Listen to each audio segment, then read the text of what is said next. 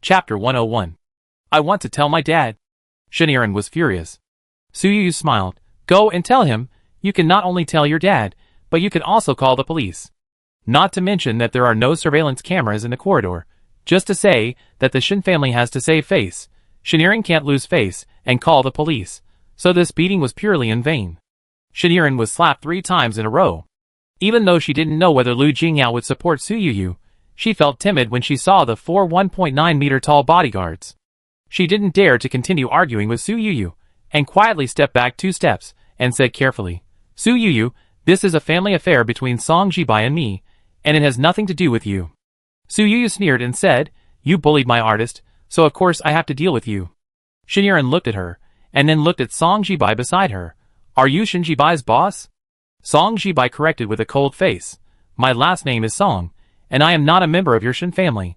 Shiniren raised her eyebrows and said, you are mixed up with Suyu. No wonder you are so confident. Aren't you afraid that Lu Jingyao will deal with you?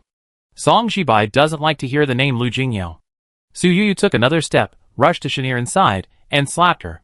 Old Mrs. Shin, who was originally blocking Shiniren, was so scared that she rolled and crawled to avoid it. She didn't bring any bodyguards with her, and she was afraid that Suyu would slap her in the face when she was in the mood. Shiniren's face was burning with pain. She couldn't understand how Suyu, who looked so thin, could have so much strength to hit someone so hard.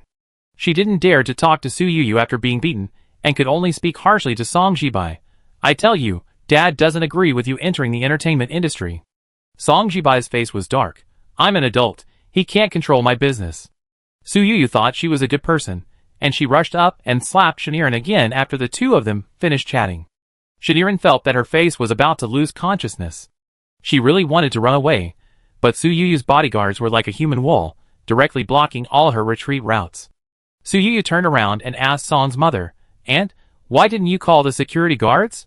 Just let them come to the door and make trouble.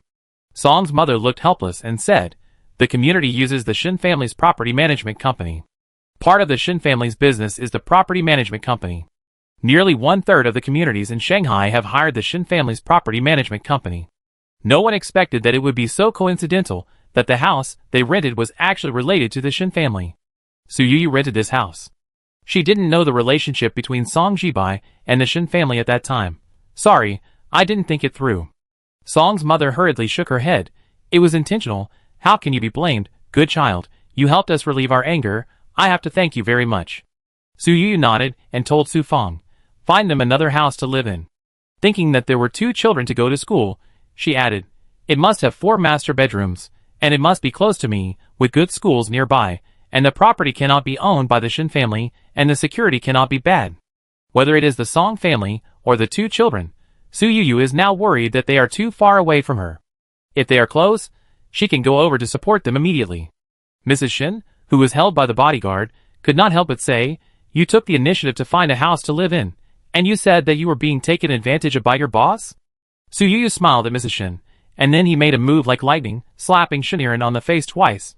The mother made a mistake, and the daughter was punished. Shiniren, your mother doesn't seem to love you. Mrs. Shin was so angry that she trembled all over, but she was controlled by the bodyguard, and had no way to fight back. Suyu said to the mother and son of the Song family, you guys clean up first, and tell me when you're done. Suyu quietly gave the bodyguard a look, and the 4 of them immediately moved and held up the 3 women of the Shin family. What do you want to do? Mrs. Shin shouted loudly. Shiniren also screamed, don't touch me. Suyu, you are breaking the law. I'm going to call the police. I'm going to call the police. The 3 members of the Shin family were immediately covered in their mouths, and then they were taken directly to the rooftop by the bodyguards through the stairs. Suyu grabbed Shiniren and brought her to the edge of the rooftop. Suyu, what are you doing? Shiniren felt the cold wind blowing against her scalp, and her voice was shaking at this time. Suyu raised a nasty smile at the corner of his mouth, and deliberately stretched out his hand to send Shiniren down. Shiniren screamed in fear. If the bodyguards had not been instructed in advance, and knew that they were just scaring people, they almost thought that Suyu was really going to kill people. This was the inspiration that Xiaoren brought to Suyu. To deal with a real villain like Shiniren, ordinary means are useless.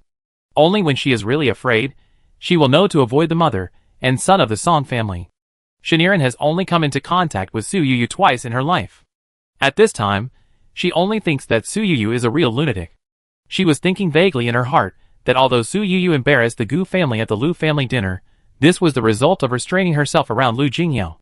If she didn't restrain herself, the Gu family would probably. Su Yu lowered her voice. After falling, will your pretty little face turn into a ball of meat paste? Shiniren's voice was floating. Su Yu, you will also go to jail for killing people. Let's talk it out. I agree to whatever you say. Su Yu showed a sinister smile on his face. Shiniren, you will only go to jail if you are caught for killing people. What are you afraid of if you are not caught? This is all thanks to your property management company. Shiniren was puzzled. Su Yu continued, they are lazy. There is no surveillance on the rooftop. If you fall down, they will only suspect that you fell down. You three did not register to enter this community, right? Shiniren did not expect that the back door opened by her own property company would become her death warrant. Her head was pressed on the edge of the rooftop, and her body was shaking like a sieve. We dare not trouble Shinji. Song Jibai again. Su Yu. I was wrong. Su Yu deliberately shook, and Shiniren was scared and her face was covered with snot and tears. You also know fear? Su Yu asked. Shiniren begged, I am afraid. I really don't dare. I want to live. Su Yu said coldly. Then when you took the lead in bullying others and locked people in the cold storage, how come you didn't know that others would be afraid? Shiniren looked at Su Yu in doubt, wondering how Su Yu knew these things. Su Yu's face darkened. She thought she was just an exception in her previous life, but she didn't expect it was just Shiniren's normal state.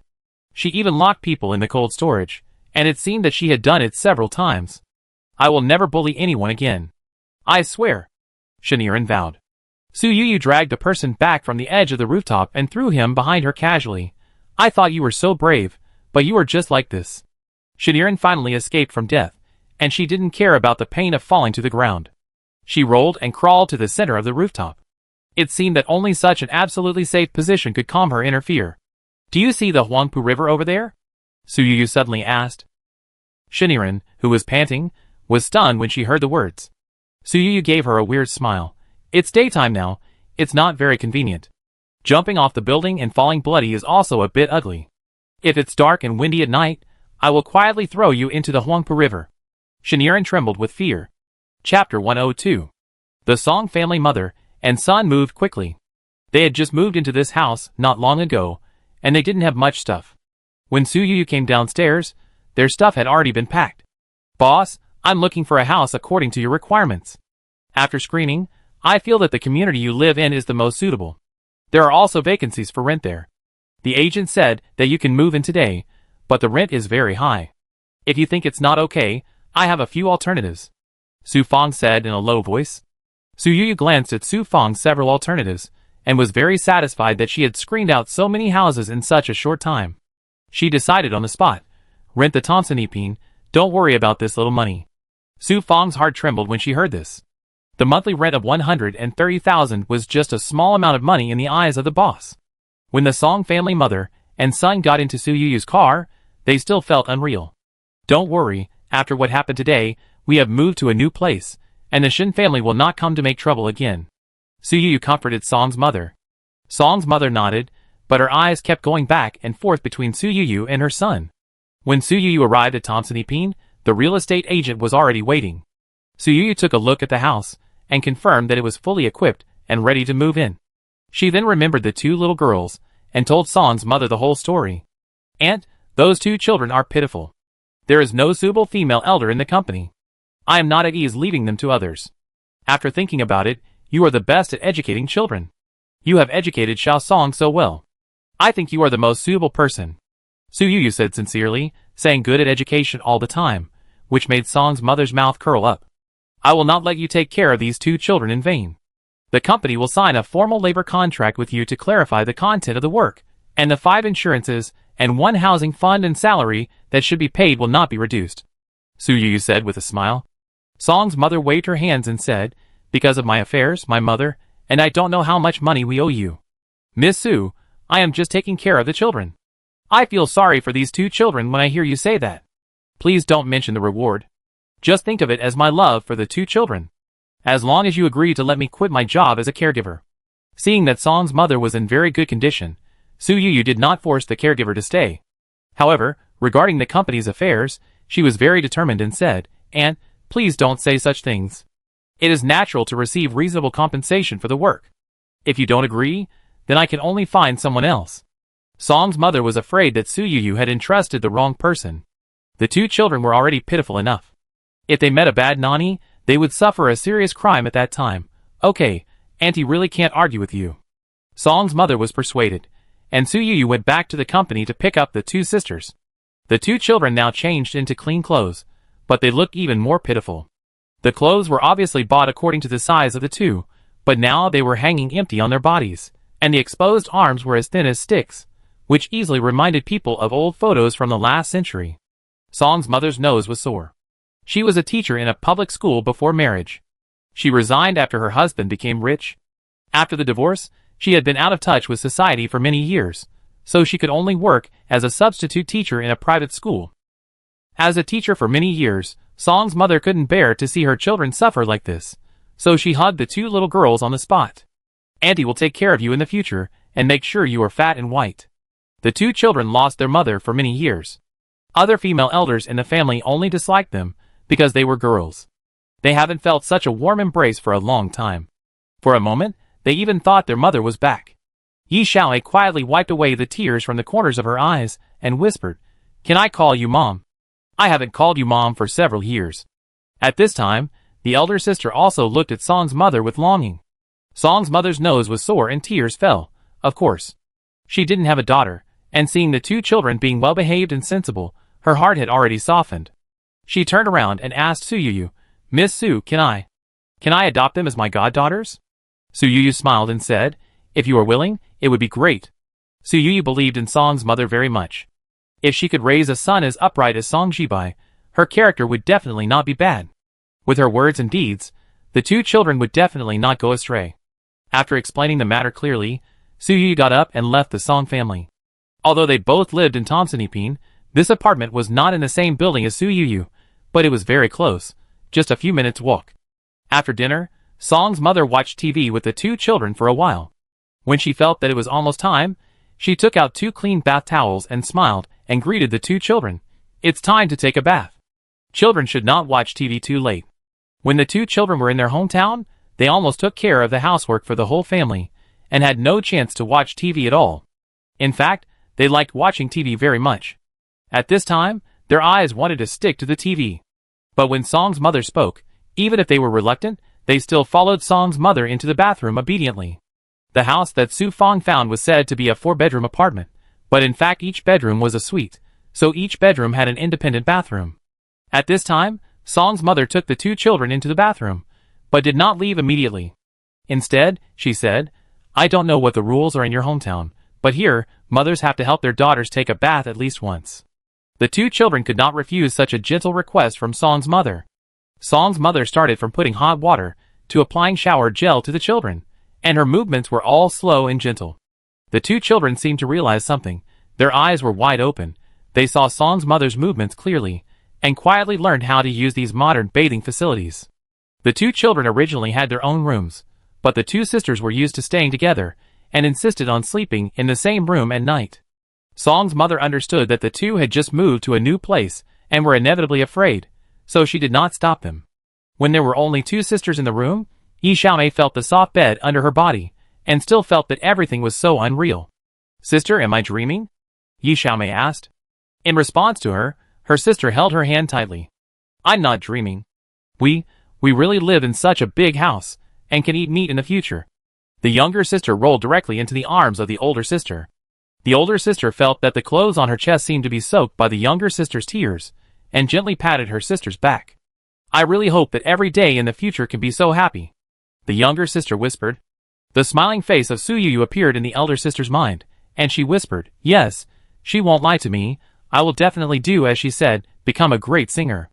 The two sisters cried together for a while, and could no longer bear the fatigue that invaded them, and fell into a sweet dream. Mother Song quietly opened the door, covered the quilt that the sisters had pushed open, closed the door quietly and left. Mother Song turned and walked towards the farthest bedroom, knocked on the door outside, and only walked in after hearing, "Come in." Song Jibai didn't sleep either. After seeing his mother, he paused the movie playing on the projector in front of him. Song's mother sat down next to her son, and asked directly without any tact, "Do you have any thoughts about Miss Su?" Chapter 103. Song Jibai was stunned when he heard this, and said helplessly, "Mom, is it obvious that I showed it?" Song Jibai put away the notebook on his knees. Even when he was on vacation at home, he did not relax at all. He was either reading books or watching movies. He also had a special notebook with many notes, all of which were the results of his understanding of the role. Mother Song nodded. Although she was happy that her son had come to his senses, she was also afraid that her son would be hurt because his favorite object was too different from him. Miss Su is a good person, but as the old saying goes, a man of the same social status is not a good match. I have suffered enough from the mismatch between the two families, and I don't want you to follow this old path. Song Jibai lowered his head slightly and said, "I know that my status is different from hers now, and I am not worthy of her, but feelings cannot be controlled just by wanting to control them. I just want to be closer to her." Song Jibai was very defensive against Su Yuyu at first, and was very afraid that she would be like those greasy ants he had met before, and was trying to take advantage of him. But Su Yuyu has done so many things for him, but she has never done anything beyond her limits. In Song Jibai's opinion, Su Yuyu is like doing charity, almost without asking for anything in return. Sending him into the entertainment industry to be a star, making him famous, and making money. Song Jibai couldn't tell who was taking advantage of this. No one is heartless. He had never been attracted to girls in the past, but after so many days, whether it was intentional or unintentional, except for his mother, no girl had ever occupied his mind like Su Yuyu. He was indeed grateful to Su Yuyu, but at some point, gratitude turned into love. When he faced Su Yuyu, he couldn't help but want to see her more, want to get along with her more, and be able to say a few more words to her, and he was also happy in his heart. Song's mother sighed, looked at her son with some heartache, and asked, "Does she know your feelings?" Song Jibai shook his head and said, "She doesn't know anything, and she also avoids me because of the contract." Song Jibai suddenly regretted signing the contract about the unspoken rules. His original intention was to protect himself, but it became a gap between the two.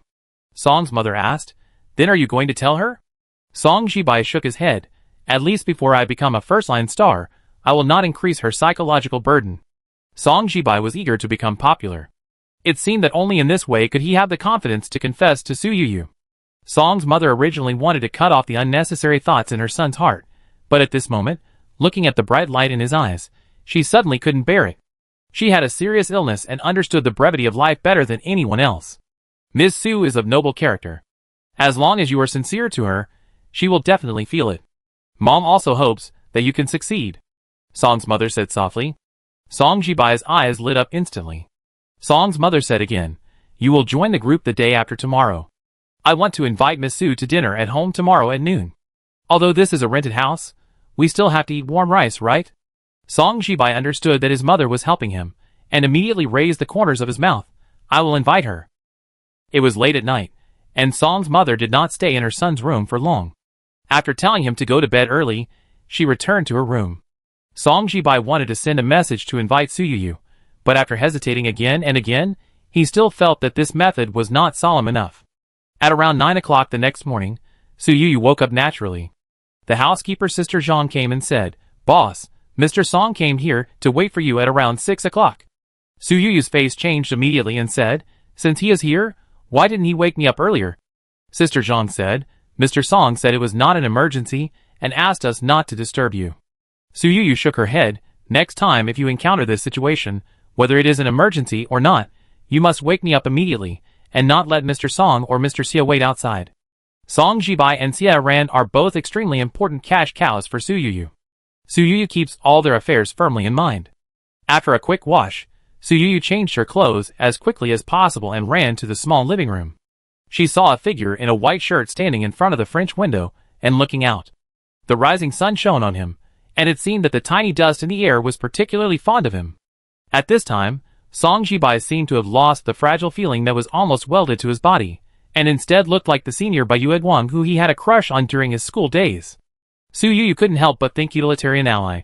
With Song Jibai's appearance, he will definitely sell well in a youth campus drama. "Is there something urgent? The two sisters of the Yi family?" Su Yuyu asked. Song Jibai shook his head. "Nothing urgent. My family is going to have a warm meal at noon today, and my mother sent me to invite you." Su Yuyu breathed a sigh of relief. Song Jibai raised his hand, wanting to wipe the white toothpaste off her lips, but he seemed to think that this action was too abrupt, so he took his hand back, and picked up a tissue from the table and handed it to Su Yu. Su Yu looked at him in confusion. Song Jibai whispered, "Toothpaste." Su Yu was embarrassed in front of the handsome guy, but she didn't feel embarrassed at all. Instead, she smiled frankly. "I was in a hurry to come out to see you, and I was in a hurry to do things. Am I ugly to your eyes?" Su Yu thought that the cash cow knew she was anxious, and would definitely work harder for her in the future. The plan worked. Song Jibai smiled lightly when he heard it, and said seriously, "It's not ugly, sloppy also has sloppy beauty." Being praised by the top handsome guy, Su Yu felt that her cheeks seemed to be a little hot, but she still said, "Even if you coax me like this, I won't give you more money." Song Jibai's eyes were full of delicate and gentle light. "I'm telling the truth." Su Yu finally understood why so many rich women like to keep gigolos. Song Jibai in front of her was like a well-behaved and beautiful cat, meowing at her as if begging for mercy. Who can stand this? Anyway, she couldn't stand it. If it happened a few more times, she might not be able to help but rush to the company to change the contract and do this, and that to Song Jibai. Su Yu felt that she couldn't let him continue to look at her like this. She coughed lightly and asked, "You came at 6 o'clock. You must not have eaten breakfast. Do you want to eat something together?" Song Jibai had other thoughts in mind, so he naturally wanted it. Su Yu never missed the food. Even in front of the handsome man, she still focused most of her attention on breakfast. "Coconut milk red bean cake, you should eat more, it's very delicious, it's Sister Lu's specialty." Su Yu hired Sister Lu because of her ability to make morning tea. She sent the coconut milk red bean cake on the table to Song Jibai. Song Jibai smiled and nodded, and secretly remembered the morning teas that Su Yu tasted more.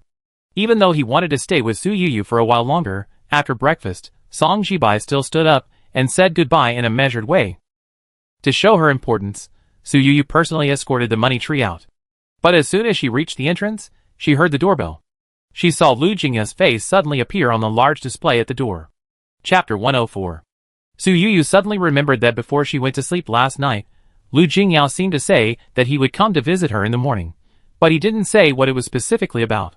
Su Yu looked at Lu Jingyao's face on the screen, and then looked at Song Jibai, who was like a pitiful cat beside her. For some reason, she felt a sense of being caught between a rock and a hard place.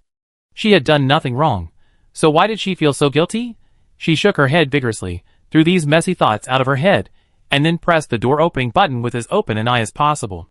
As the front door slowly opened, Lu Jingyao saw Su Yu opening the door in person and immediately laughed. But the smile didn't last more than 2 seconds, and he saw Song Jibai, who was annoying to the side. It was 10 o'clock in the morning, and Song Jibai appeared in Su Yu's house, and he was dressed so attractively. It was not a particularly good sign, no matter how you looked at it. Lu Jingyao was not nervous when facing a business worth tens of billions, but at this moment, he was worried. He tried his best to control his tone and asked calmly, "What a coincidence, Mr. Song also came to visit Miss Su? He came earlier than me. How early? Is it a night earlier?" Lu Jingyao had to hold back and didn't ask. Song Jibai hesitated for a second. He could say something ambiguous, but he chose to tell the truth. "I came after 6 o'clock and had something to do with Miss Su." Lu Jingyao immediately breathed a sigh of relief. He just came early, not to stay overnight. Thinking of Song Jibai's career, Lu Jingyao said, "Mr. Song has such a good appearance and is valued by Miss Su. Doesn't he usually have to shoot movies? If there is no suitable script for the time being, I could also ask someone to find a few good scripts for Mr. Song, and I could also introduce a few investors to Mr. Song." Song Jibai suddenly felt that he seemed to be at a disadvantage. Actors spend most of their time in the crew and cannot leave unless necessary. They are destined to spend less time with Su Yu than Lu Jingyao. "Thank you, Mr. Lu, for your kindness, but I belong to Miss Su, and Miss Su has a very clear plan for my career, so Mr. Lu, please don't worry about it." Song Jibai said neither servilely nor arrogantly. Lu Jingyao corrected immediately. "He is Miss Su's artist, not Miss Su's person." Song Jibai responded with a calm smile. His eyes were like looking at a child who was making trouble for no reason. Su Yu looked at Song Jibai like this, her eyes lit up again, and she kept saying in her heart, "Let it go, the acting range has been expanded." She didn't expect that Song Jibai, who looked broken, would also have such a moment of hidden edge. In the future, she could tailor a script for him as a domineering CEO, and he wouldn't have to play the role of a forbearing, beautiful, strong and miserable male protagonist. Lu Jingyao didn't like Su Yu staring at Song Jibai all the time, so he reminded her, "Mr. Song seemed to be in a hurry to leave just now, so we won't keep you any longer." Song Jibai stopped and said, I am not as busy as Mr. Lu, so I am not in a hurry. Lu Jingyao was really busy during this period. So busy that he hadn't seen Su Yuyu for several days, until today he took half a day to come over.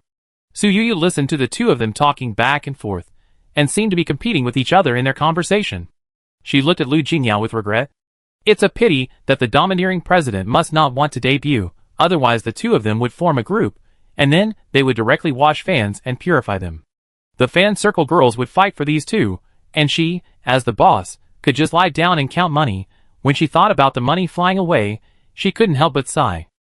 What's wrong with you? Why are you sighing suddenly? A handsome guy as cold as moonlight, a beautiful man as dazzling as the sun, staring at her with concerned eyes at the same time. Su Yuyu almost thought she was the Mary Sue heroine. Nothing, I just thought of something regrettable, Su Yuyu said casually.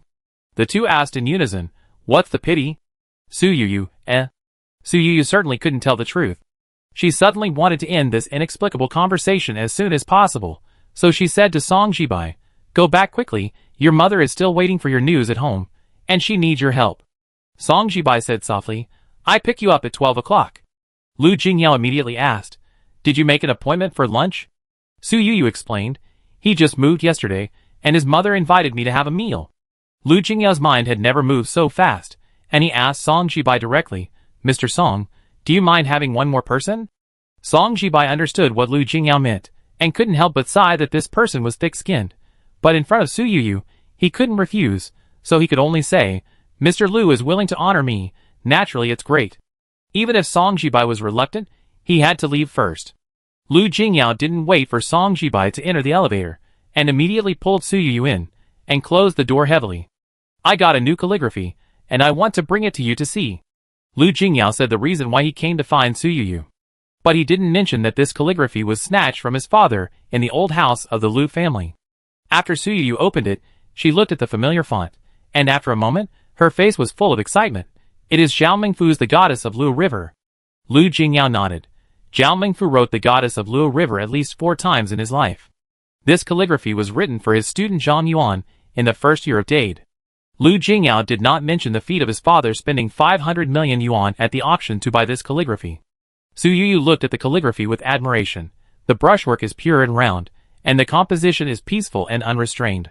No wonder Zhao Mingfu was called the first calligrapher by the Yuan people. Lu Jingyao said while the iron was hot, you are learning calligraphy now, so you can use it to learn Zhao's style. Su Yuyu couldn't help shaking her hands when she heard this. She used Zhao Mingfu's authentic works to learn calligraphy? Authentic works worth hundreds of millions? Just use them for this? Chapter 105. She didn't know the exact price of this work by Zhao Mingfu, but she estimated that it was probably higher than the Zengong family letter in her hand. Don't joke, such a precious work, if it gets bumped, I don't know where to cry. Su Yuyu said helplessly. Lu Jingyao couldn't help laughing and said, isn't the meaning of calligraphy to let future generations learn from it? It has proved its value if it helps you. Su Yuyu was indeed moved, but she forced herself to look at the calligraphy for another second. No, I won't accept the gift without merit. If you really want to learn, I will use Zengong's family calligraphy. You should quickly collect such a precious collection. Lu Jingyao didn't move, but still insisted, saying, if you want to learn, shouldn't you use the best? Besides, you are not without merit. You are my lifesaver. It's just a piece of calligraphy, which is nothing. Su Yuyu felt uneasy when she heard this. She still had the Jiaoyi star in her safe, so it was impossible for her to accept such a valuable gift. I have already thanked you for saving my life once. There is no reason to thank you again. Su Yuyu refused with a firm look in her eyes. Lu Jingyao thought that he was too simple-minded. Although Su Yuyu loved money, she always got it in a proper way. She was not a greedy person. It would be difficult for him to give this gift away. Just when Su Yuyu thought that the matter was over, Lu Jingyao suddenly said, just think of it as me lending it to you for appreciation for a while, okay? Lu Jingyao changed from giving to borrowing, and Su Yuyu was immediately crazy about it. For a moment, she couldn't find any reason to refuse. She looked at the almost perfect calligraphy, and hated herself for not living up to her expectations. Seeing her hesitation, Lu Jingyao raised his mouth slightly, and said in a gentle voice, lend it to you for 3 years, okay? Su Yuyu thought in her heart, what was the difference between borrowing for 3 years and giving, and immediately waved her hand. It's too much, just lend it to me for 1 month. She was afraid that the longer the borrowing time, the more reluctant she would be to return it to Lu Jingyao. After all, Who could resist the temptation of several 100 million? Lu Jingyao smiled and said, 1 month is too short to study, at least 3 years is needed. Su Yu almost cried. For the first time, she felt that Lu Jingyao was a unique, kind-hearted person. He really dared to lend several 100 million. 3 months, just 3 months, I won't lend it for longer. If you refuse, then I won't lend it. Although Su Yu took a step back, her attitude was extremely firm. Seeing her like this, Lu Jingyao couldn't persuade her anymore. After discussing things clearly, Su Yu could calm down and appreciate this calligraphy. Congratulations to the host, you have completed the task of picking up leaks and received the reward, primary calligraphy and painting appraisal. Su Yu's eyes lit up when she saw the task reward. She had only learned calligraphy from her teacher for a while before. With that little superficial knowledge, she got a lot of insights from this calligraphy. Now that there is a calligraphy and painting appraisal in the skill column, she looked at this calligraphy with more and more obsession. She was moved, and after concentrating for a moment, she picked up the brush and wrote the 3 words the goddess of Luo River on the rice paper spread out on the desk. Although she still couldn't catch up with Zhao Mingfu's skills by 1%, she had made great progress compared to her previous calligraphy. Lu Jingyao praised her. I lent you this calligraphy, and it's really the right person to lend it to.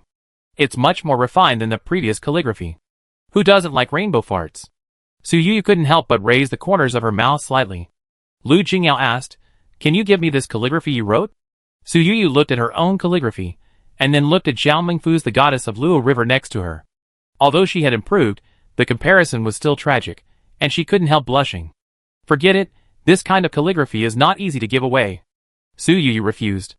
Lu Jingyao sighed and said, speaking of which, my house in this community is empty, there is no artwork, I don't have any other friends, and no one has given me calligraphy or paintings.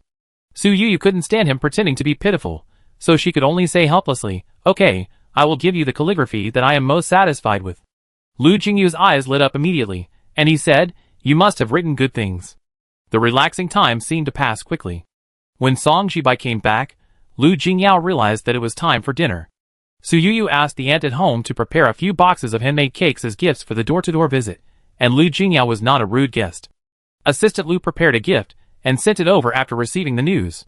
It took only 7 minutes to get from Su Yu's house to Song Jibai's residence.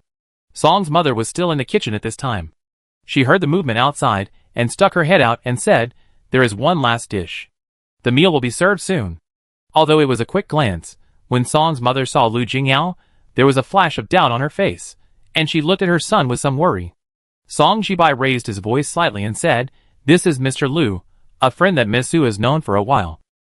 Su Yu thought the introduction was a bit strange. But Lu Jingyao immediately said proudly, Miss Su and I are not only friends, she is also my savior and my important partner. Su Yu felt even weirder. She didn't know what Lu Jingyao was proud of at all. Is it a special thing to fall into the trash can? Song's mother's eyes were more worried when she heard this. After all, the relationship between men and women is mostly promoted by these little interactions. Just listening to what Lu Jingyao said, she felt that there seemed to be a lot of past between the two. Song Jibai obviously thought of this, but he was not willing to be outdone. He raised his voice slightly and said, Miss Su has saved too many people, and Mr. Xie has also been saved by Miss Su. The implication is that the past that Lu Jingyao is proud of is not so special. The two big men are secretly competing against each other, but they didn't hurt each other, but hurt innocent people. The two sisters of the Yi family were scared, and huddled together on the sofa. The corners of Yi Xiaomei's mouth drooped down, and she looked like she was about to cry in the next second. Su Yu hurriedly comforted them. Don't be afraid, the two uncles are just chatting, not arguing. Yi Xiaomei shook her head gently. When my mother was still alive, every time my father raised his voice, my mother would be beaten. Su Yu immediately hugged Yi Xiaomei distressfully, and looked at Lu Jingyao and Song Jibai disapprovingly. The two men stopped chatting very tacitly. Song Jibai grabbed a handful of snacks on the fruit plate on the coffee table, and handed them to the two children. The two children's eyes lit up, and happily took the snacks. Thank you, brother. The two little girls thanked him softly. Lu Jingyao watched the two children treat snacks as treasures, and said casually, Why are the two little girls so thin? Is it because they usually eat snacks as meals? Mr. Song, this is your fault. You must set rules when raising children. You must not spoil them too much. Chapter 106. The Yi sisters looked at him with some fear. Su Yu frowned slightly. Song Jibai looked at Lu Jingyao with an ambiguous look and said, the children's happiness is the most important thing. Lu Jingyao's heart skipped a beat. He guessed that he must have said something wrong based on his rival's reaction. Lu Jingyao wanted to say something to make amends, but Su Yuyu stood up and took him to the viewing balcony. If Su Yuyu didn't know what kind of person Lu Jingyao was, she would have scolded him for being a father and preaching. Some things were not convenient to say directly in front of the two little girls. Su Yuyu whispered to explain the origins of the two little girls. After listening to the tragic past of the two sisters, Lu Jingyao thought of what he had just said, and a rare sense of guilt rose in his heart. The two sisters didn't even have enough food in the past, and he actually said that they ate snacks as meals. I preconceived, and I will apologize to the two children later. Lu Jingyao did not shirk responsibility. Su Yuyu looked at him in surprise. She thought that Lu Jingyao, a boss who seemed to be somewhat chauvinistic, would never bow his head and apologize. Lu Jingyao added, "This is not the first time I have preconceived ideas. I have misunderstood you before when I was abroad. I'm sorry." Lu Jingyao had been holding back these words for a long time. When he was abroad, he thought Su Yuyu was a vain woman and was afraid that she would get close to him. Now he saw that he was not only too self-indulgent, but also took many detours because of it. Su Yuyu had long since stopped holding a grudge against that little thing. After all, Jiaoyi Star was really expensive, and he really paid for the subsequent 10 billion transactions. Who would make things difficult for a big customer? A gentleman judges deeds, not hearts. You don't actually need to apologize to me. But Lu Jingyao insisted, "I hope I can get you a formal apology." Su Yuyu raised her eyebrows slightly. Although she didn't care about this, it was always a pleasant thing to be respected by others. "Then I accept your apology, and I forgive you."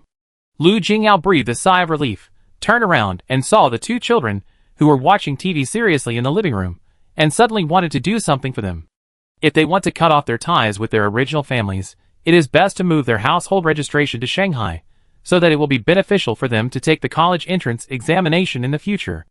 Lu Jingyao said. The capital and Shanghai are relatively advantageous cities in the country for college entrance examinations. Su Yuyu sighed and said, "It is not easy to get a household registration in Shanghai, let alone them. Even I am still a non-local household registration. There are only a few ways to get naturalized in Shanghai, and there are more ways for adults. But for children, the household registration can only follow the parents." Lu Jingyao thought of a solution in a short time and said, "Conventional methods will definitely not work, but if unconventional methods are used, it can work." Su Yuyu's eyes lit up and asked, "Do you have a way?" Lu Jingyao nodded. Su Yuyu was very curious, but hesitated whether to ask him for help. She felt sorry for the two children and wanted to give them the best conditions, but she didn't want to owe Lu Jingyao too much. Lu Jingyao took the initiative to say, "Has your people not gone to their hometown yet? I let Assistant Lu go with us and promised to help you get this done." Su Yuyu asked, "What method is it?" Lu Jingyao did not hide it, adoption. Su Yuyu widened her eyes. "Where can I find a suitable adopter in a short time?" Lu Jingyu's eyes raised a faint smile and said, "Things in this world are really so coincidental. I know a couple without children. They are both born and raised in Shanghai and meet the adoption conditions." Su Yuyu asked, "Are they willing to adopt? But the father of the two sisters is still alive. Can they be adopted?" Lu Jingyao said calmly, "This couple owes me a favor and is most likely willing to help. As for the father of the child, it is easier to solve. As long as you give him money, I believe he will work hard to prove that he has no ability to raise his daughter." Su Yuyu carefully thought about Lu Jingyu's solution. If everything went well, it seemed feasible. "I don't want to waste your favor because of my affairs." As soon as Su Yuyu said this, Lu Jingyao immediately said, "I'm not doing it all for you. I feel sorry for the two children and want to do my best. After careful calculation, I want to thank you for giving me a chance to do charity." Su Yuyu was moved. Since returning to China, Lu Jingyao seemed to be more and more approachable, and he was not as cold as he was abroad. "I thank you on behalf of the two children." Su Yuyu accepted Lu Jingyu's kindness. Song Jibai saw them returning from the observation deck. Seeing that the two seemed to have reached some kind of tacit understanding in their conversation, he felt extremely disappointed, as if he had already lost the competition. "It's time for dinner," Mother Song shouted with a smile. Song Jibai and the two sisters went into the kitchen to help serve the dishes. Su Yuyu wanted to help, but was stopped by Song's mother. She smiled and said, "There are so many people at home, there is no reason to ask guests to help." Because the two children were there, Song Jibai and Lu Jingyao were relatively well-behaved when eating. Although Lu Jingyao regarded Song Jibai as a rival in love, he respected Song's mother very much. When he really wanted to please someone, It was difficult to offend people. For a while, both the host and the guests were happy. After dinner, Su Yu called the two sisters to the viewing balcony. Lu Jingyao fulfilled his promise and apologized to the two sisters solemnly. The two sisters looked at each other, and finally the elder sister spoke. Mr. Lu, actually you don't have to apologize to us. It doesn't matter if you scold us a few times. We are used to it. Lu Jingyao had mixed feelings for a while. He didn't know what to say, and guilt surged in his heart again. Su Yu, on the other hand, looked serious. Don't say that about yourself. You are no different from other people. You should be respected and not accept insults from others. Su Yu looked at the two children and felt like she was looking in a mirror. In her previous life, she didn't understand the importance of self-respect until she died. She lacked love too much, and was blinded by the so-called family affection of the Gu family, becoming a person without self-esteem. She didn't want the two children to follow her old path. Sister, I said something wrong, I'm sorry. The two children looked at Su Yu timidly at this time. Su Yu took a deep breath and said, You don't have to apologize to me, you didn't do anything wrong. The eyes of the two children were full of incomprehension. Su Yu softened her voice and said, You are all very good and well-behaved children. When you were at home in the past, your father and grandmother beat and scolded you. It was not because you did something wrong, but because they were sick. The two children opened their mouths slightly. When tears welled up in her elder sister's eyes, she asked, Is it really not because we are not good enough? Did we not do the housework well? Su Yu nodded vigorously. You did nothing wrong. If someone attacks you for some inexplicable reasons in the future, you must remember that it is someone else's fault. Those people are mentally ill. Su Yu felt sorry for the two sisters. If they were born in a normal family, they would definitely be the treasures in their parents' hands, instead of being cautious, sensitive, and lacking love like they are now. Sister, will we really have new names? Facing the expectant eyes of the two children, Su Yu nodded vigorously again. The elder sister said, I want to name myself after the sun, and protect Sister Su like the sun in the future. The younger sister said, Can I be called Baofu? There was a girl named this in my previous study class, and her parents loved her very much. Su Yu's nose was sour, and she said, Okay, Yongyong, Baoshu, I remember everything, you can name them like this. Chapter 107. Su Yu's house was only a few minutes away from the Song family, and it was broad daylight, but both Song Jibai and Lu Jingyao insisted on sending Su Yu home in person. I really don't need anyone to send me home. Su Yu couldn't count how many times she said this. She came to the Song family as a guest today. Because she didn't plan to go out in the community, she gave her bodyguard and Su Fong a day off, so she looked like she was alone compared to usual. Lu Jingyao said confidently, There are a lot of naughty kids in the community, I'm afraid they will bump into you. Song Jibai also tried his best to find an excuse. There are a lot of dogs in the community, and some people don't tie them up, which is quite dangerous. After saying this, the two grown men looked at each other, and there were faint sparks in the air. Su Yu was so upset that she almost thought she lived in a restricted area, and there were dangers every few hundred meters. First, I'm not afraid of naughty kids, and second, I'm not afraid of dogs. Su Yu said. Lu Jingyao seemed to be reminded and said, I remember you seem to have a dog. People who keep dogs are not afraid of dogs. Su Yu nodded. She thought that since she said so, the two temporary bodyguards could go home. But Lu Jingyao, who was not good at dealing with girls, was inspired by these words and instantly found a common topic. I also kept a dog, but unfortunately, the person who took care of it was negligent for a while, and the dog disappeared. Su Yu said, You don't look like someone who would keep a dog. Lu Jingyao has mysophobia, which has always been quite obvious. Su Yu can hardly imagine him playing crazy with the dog. Lu Jingyao smiled bitterly and said, My grandmother gave it to me. She listened to the fortune teller and said that I had bad luck this year and raising a pet could help me change my luck. So she looked everywhere and gave me a puppy. I had been raising it in my house in Gusu, but it suddenly disappeared one day. I couldn't find it no matter how hard I looked. I don't know if it is still doing well now. What Lu Jingyao didn't say was that the fortune teller also said that this dog could help him find his true love. Although the dog is gone now, he has turned danger into safety abroad and met a girl he really likes. He doesn't know whether this credit can be attributed to the dog. Su Yu thought of the cute and well-behaved Guai Guai. If Guai Guai was missing, she would definitely be very anxious. She immediately felt more sympathetic towards him. It may not be a bad thing to lose it. Maybe it is lucky to meet a kind owner and live well. Lu Jingyao nodded. I hope so. Song Jibai has never raised a dog. At this time, he felt a subtle sense of being excluded, but he quickly found his own rhythm, lowered his head slightly, and said, "That's great. I wanted to raise a dog when I was a child, but they didn't agree." Song Jibai looked like a fragile beauty bottle. At this time, pretending to be pitiful was particularly distressing. Su Yu thought that Song's mother was a very open-minded mother, so the people who disagreed with him raising a dog were most likely Mrs. Shin or Father Shin. The family I just met yesterday, Mrs. Shin was old-fashioned and difficult to deal with, and Shiniren was also arrogant. Su Yu could imagine how much grievances Song Jibai, a fragile person, had suffered in the Shin family in the past. "You can make your own decision now. If you want to raise a dog, raise it," Su Yu comforted. Song Jibai's eyes lit up, but he quickly shook his head and said, "Forget it. Raising a dog is like raising a child. If you can't accompany it for a long time, it will be wronged." Su Yu suddenly felt guilty. She had been running around all this time, and really didn't accompany Guai Guai much. It was the housekeeper who walked the dog every day. "I want to see your dog, can I?" Song Jibai asked. Lu Jingyao's heart jumped, and he instinctively felt that Song Jibai was pretending, but Su Yu really fell for it. Of course, although Guai Guai is an ordinary little dog, not a precious breed, it is really very cute and fun. Su Yu talked a lot about her dog. Lu Jingyao watched Song Jibai and Su Yu chat more and more happily, and he did not sit still and wait for death. He tried to join them, and lowered his head like Song Jibai. "Since I lost Ah Huang, I dare not keep other pets." Su Yu's expression was indeed moved.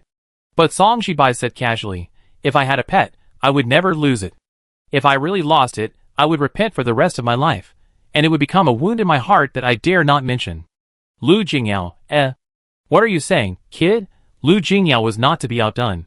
"If I were a grown man, I would never be sad and heartbroken because of such a small matter as not being able to keep a pet."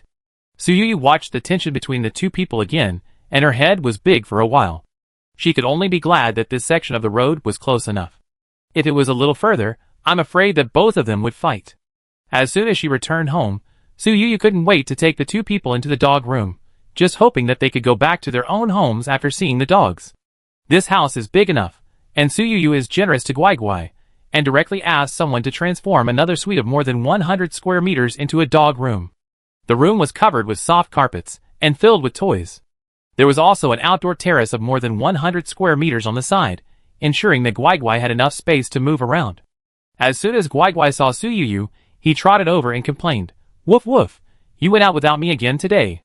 When Guai Guai first followed Su Yu, he was skinny as a bag of bones.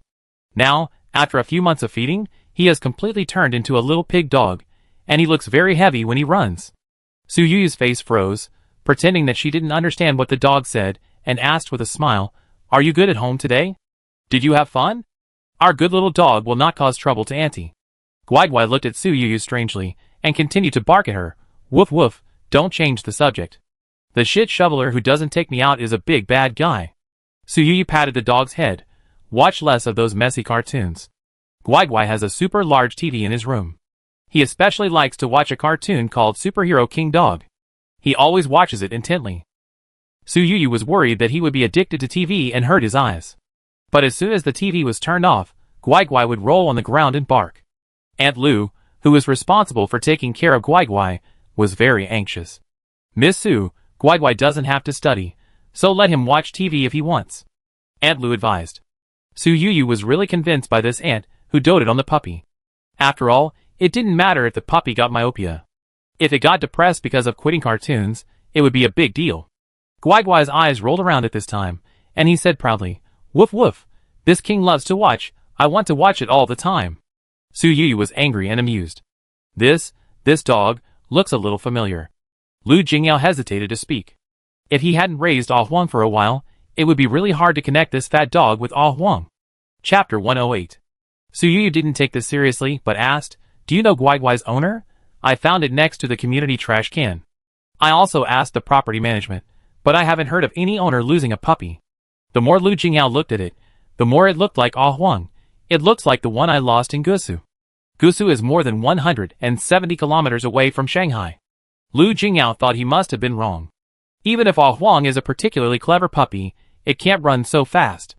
But Guai Guai also noticed Lu Jingyao, and the puppy tilted its head and barked twice. "Woof, it looks familiar. It seems to be the shit shoveler who abandoned me. Not sure, let me take a look.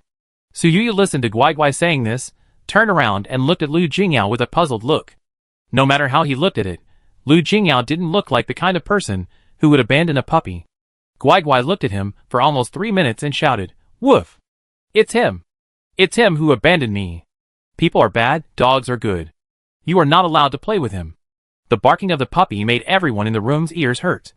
Su Yu reached out and patted Guai Guai's furry head, saying, "King, please stop barking." Guai Guai stopped barking violently and instead made a pitiful whimpering sound. "Woof! This person abandoned me, help me beat him." Su Yu said, "Did you misunderstand?" "Woof! Choose me or him?" Guai Guai questioned. Su Yu looked at Guai Guai with an embarrassed face, with the puppy on the left and the god of wealth on the right. She refused to answer this question. Seeing Su Yu didn't speak, Guai Guai looked at her pitifully with wet eyes. "Guai, let's talk it out," Su Yu begged. Guai Guai looked at her with disappointment, then twisted his fat butt and turned around, pretending that he didn't want to pay attention to her. Song Jibai had never seen other puppies before, so he asked in a low voice, "It seems angry? Why is it suddenly angry with you? Does it understand what you say to it?" Su Yu smiled awkwardly. "It has a bit of a bad temper, but it is usually very well behaved and can understand human words." Song Jibai wanted to touch Guai Guai's head, but Guai Guai turned his head away. "Woof woof. You play with annoying people? I don't like you either." Song Jibai felt that Guai Guai's expression seemed to be scolding. Su Yu patted the puppy's head. "We should be polite puppies, and don't bark at guests randomly." Guai Guai tilted his head, and pretended not to understand. Lu Jingyao didn't understand dog language, but after observing for so long, he saw Guai Guai showing the same behavior as a child throwing a tantrum, and he was very sure at this time, "This is Ah Huang. Ah Huang, come here." In response to him, Guai Guai barked at him loudly. When Ah Huang is angry, he is like this, always barking at adults. Lu Jingyao added, "Ah Huang likes salmon slices very much. Is Guai Guai the same?" Su Yu did not deny. It is indeed the case. Su Yu was sure that Guai Guai was Ah Huang earlier than Lu Jingyao. She did not want the puppy to be sad, so she asked Lu Jingyao, "Why did you leave the dog in Gusu and not bring it to Shanghai?" Guai Guai turned around and faced the crowd. When he heard Su Yu ask this, his little ears moved and his body quietly leaned towards the few people. Lu Jingyao touched his nose and said, "I left Gusu that time because I had urgent official business to deal with. I thought I would pick up the dog in person next time and bring it to Shanghai." Who knew that the dog disappeared in just one day? Guai Guai turned around immediately after hearing this and yelled at Lu Jingyao. "Woof woof, you lied. You threw me to a bad woman. She even deducted dog snacks. She beat me and scolded me. She said you didn't want me anymore." Su Yu immediately patted Guai Guai's head to comfort him. "Don't feel bad. Guai Guai is a good baby. Guai Guai is the best little dog in the world." With Su Yu's gentle coaxing, Guai Guai gradually calmed down, even forgetting that he was still throwing a tantrum, and leaned in Su Yu's arms very dependently. Lu Jingyao thought it was strange. He had never seen a furry child so well behaved in Gusu before. Su Yu suddenly gave Lu Jingyao a look. Lu Jingyao didn't understand why, but he saw Su Yu suddenly took out her phone and sent him a message. Lu Jingyao looked at the message and slightly widened his eyes. After a psychological struggle, he took the initiative to walk to Guai Guai, squatted down, and whispered, "Ah Huang, I'm sorry, I didn't take good care of you." Su Yu covered her mouth and chuckled. Lu Jingyao apologized 3 times a day.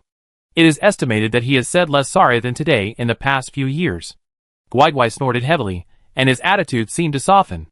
Lu Jingyao didn't expect that this move would actually work. At least now Guai Guai didn't continue to bark at him. Su Yu took the initiative to say, "On the day I just moved into this community, I picked up Guai Guai next to the trash can.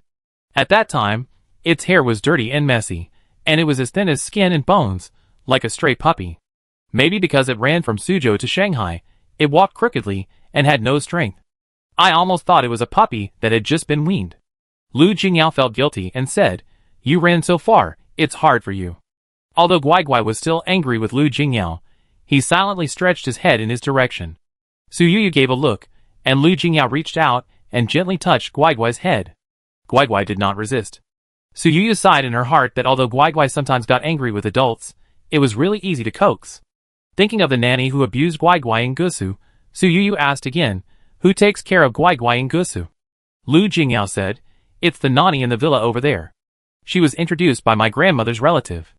She is said to be a hard-working person. Su Yu couldn't tell Lu Jingyao directly that she could understand dog talk, so she said tactfully, Guai Guai is taken care of by Aunt Lu most of the time. Aunt Lu said that Guai Guai is very well behaved. Not only can he understand instructions, but he also never runs around. Lu Jingyao is also a smart person.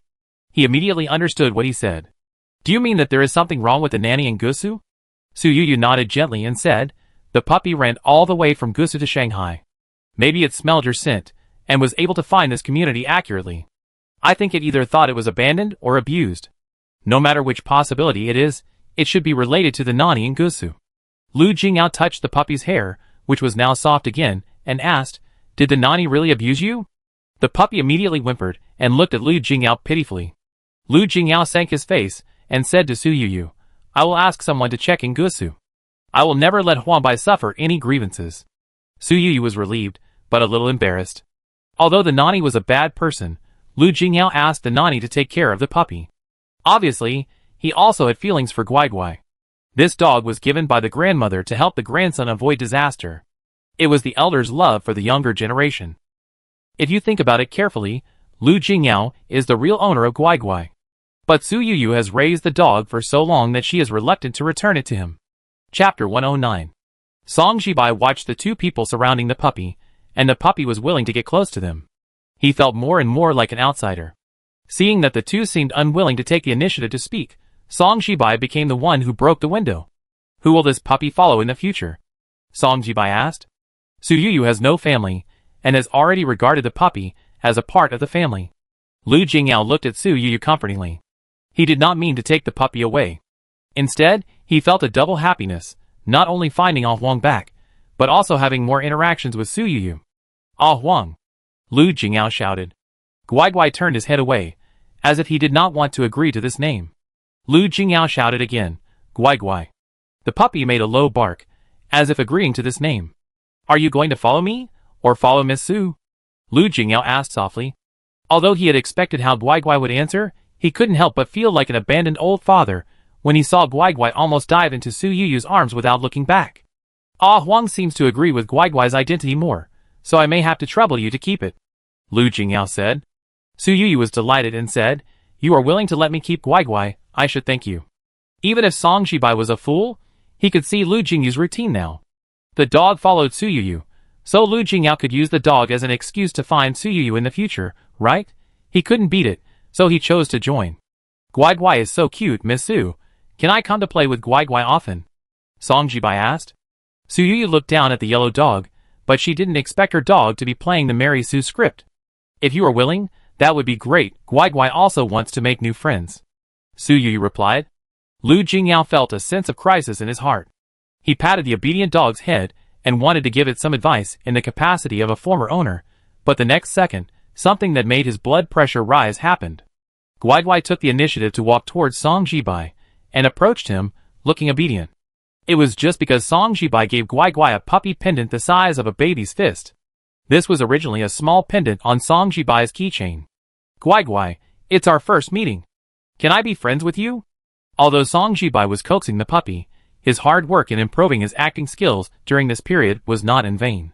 He didn't seem to be facing a puppy at this time, but rather an adult friend of the same status as himself. Just like a child wants to be respected like an adult, Guai Guai also likes this very much. The puppy felt a different attitude from Song Jibai, and felt it was very fresh. Woof woof, he is a good person, he wants to be friends with me, I like him because he looks good, I really want him to be my shit shoveler too. Guai Guai barked at Su Yu a few times. Su Yu couldn't help but complain, you really love everyone you meet. I don't know who just put his butt against someone. Woof woof, it's all because of my generosity that I gave you the opportunity to please me. Guai Guai's eyes showed a smug look. Su Yu, Song Jibai took the lead in rolling inward, and Lu Jingyao followed closely after a few seconds of emo. It's my fault. I almost forgot to buy you a gift after not seeing you for so long. I'm not a good master.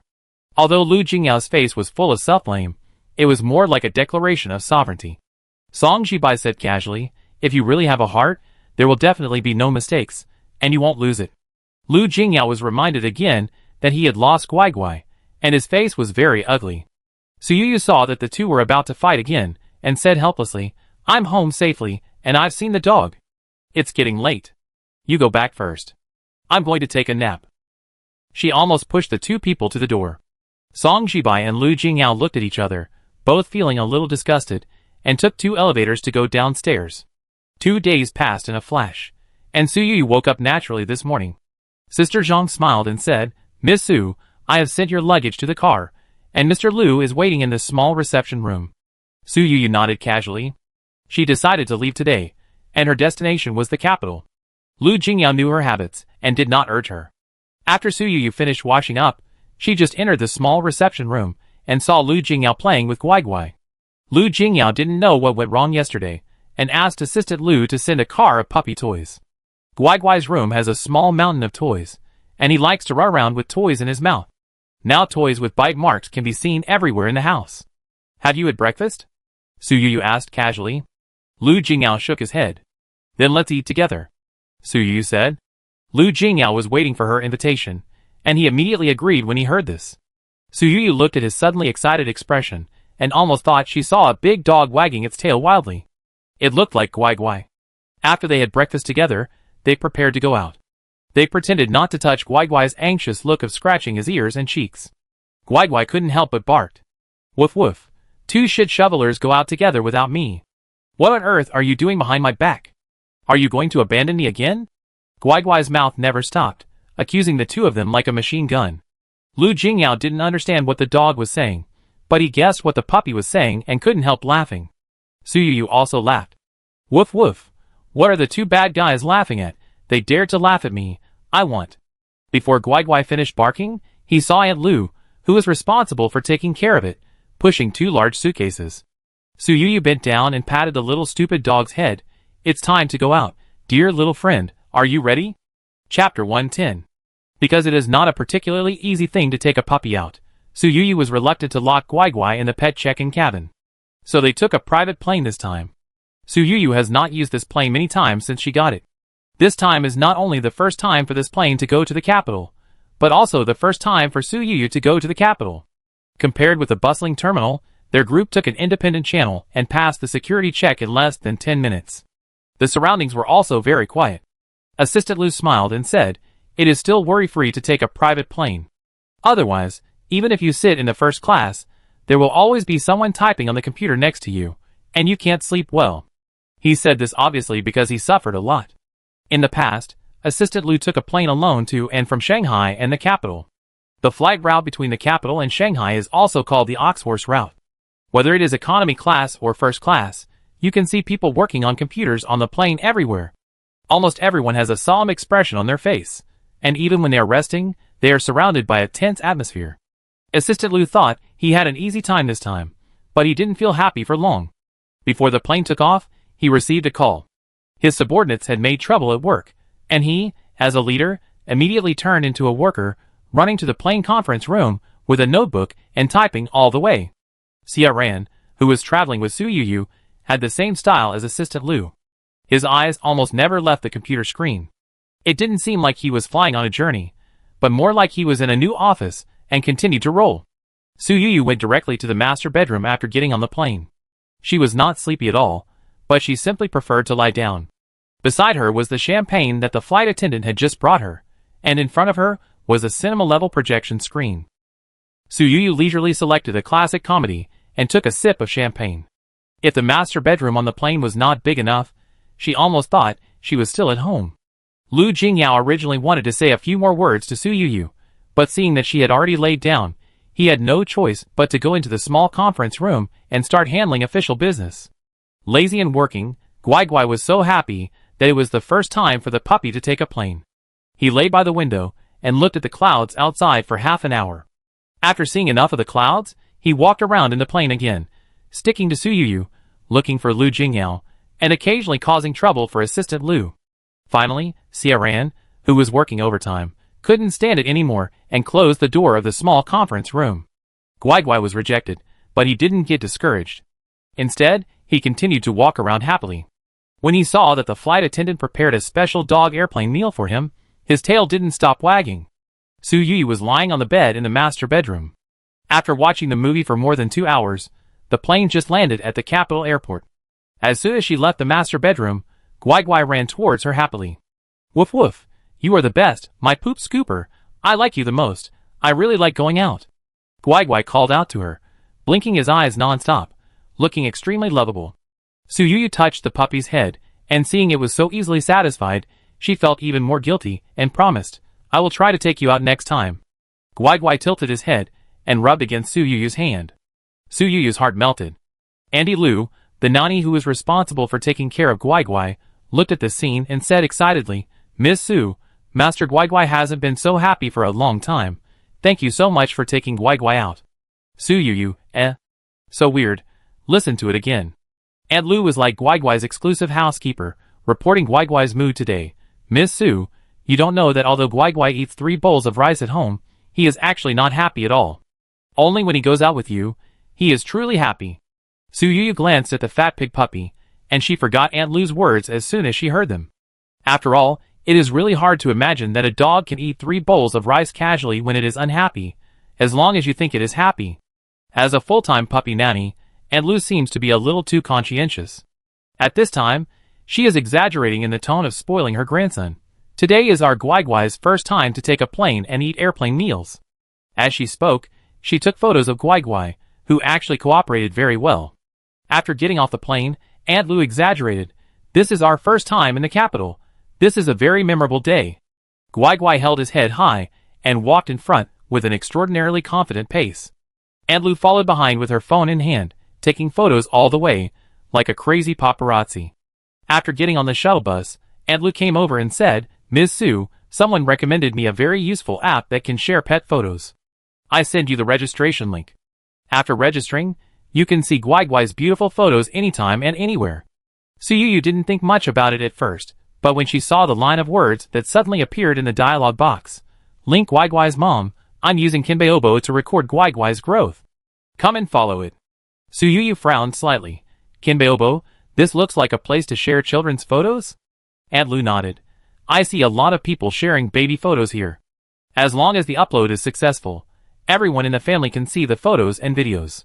How convenient it is. In the future, if you want to take Guai Guai when you go out, you can check the photos I took of it at any time. Every one of them is very cute. Su Yu felt even weirder. She tried her best to comfort herself. Furry children are also children. Rounding off, Aunt Lu's actions seem, maybe, probably, nothing wrong.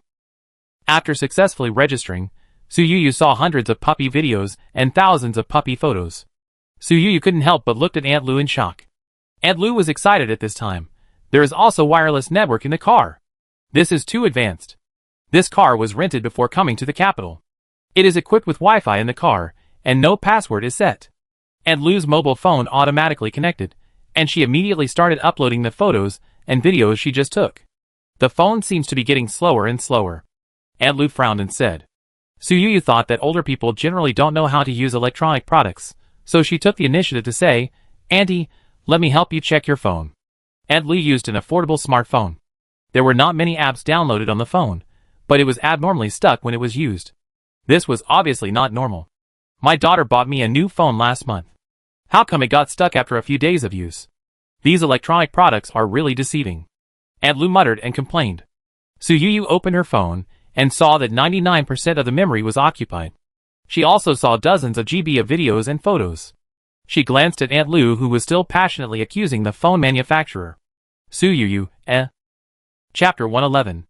Aunt Lu, there are too many videos and photos on your phone, delete some of them. Su Yu said. Aunt Lu immediately shook her head. You can't delete them, they are all photos of Guai Guai. Su Yu felt that it was as expected, and advised, Aunt, didn't you upload all the photos? There is no need to keep the ones on your phone, just delete them directly. Aunt Lu was still reluctant, saying, Not every place can connect to the wireless network. I don't want to go out. I want to see Guai Guai's photos and use data. It costs money.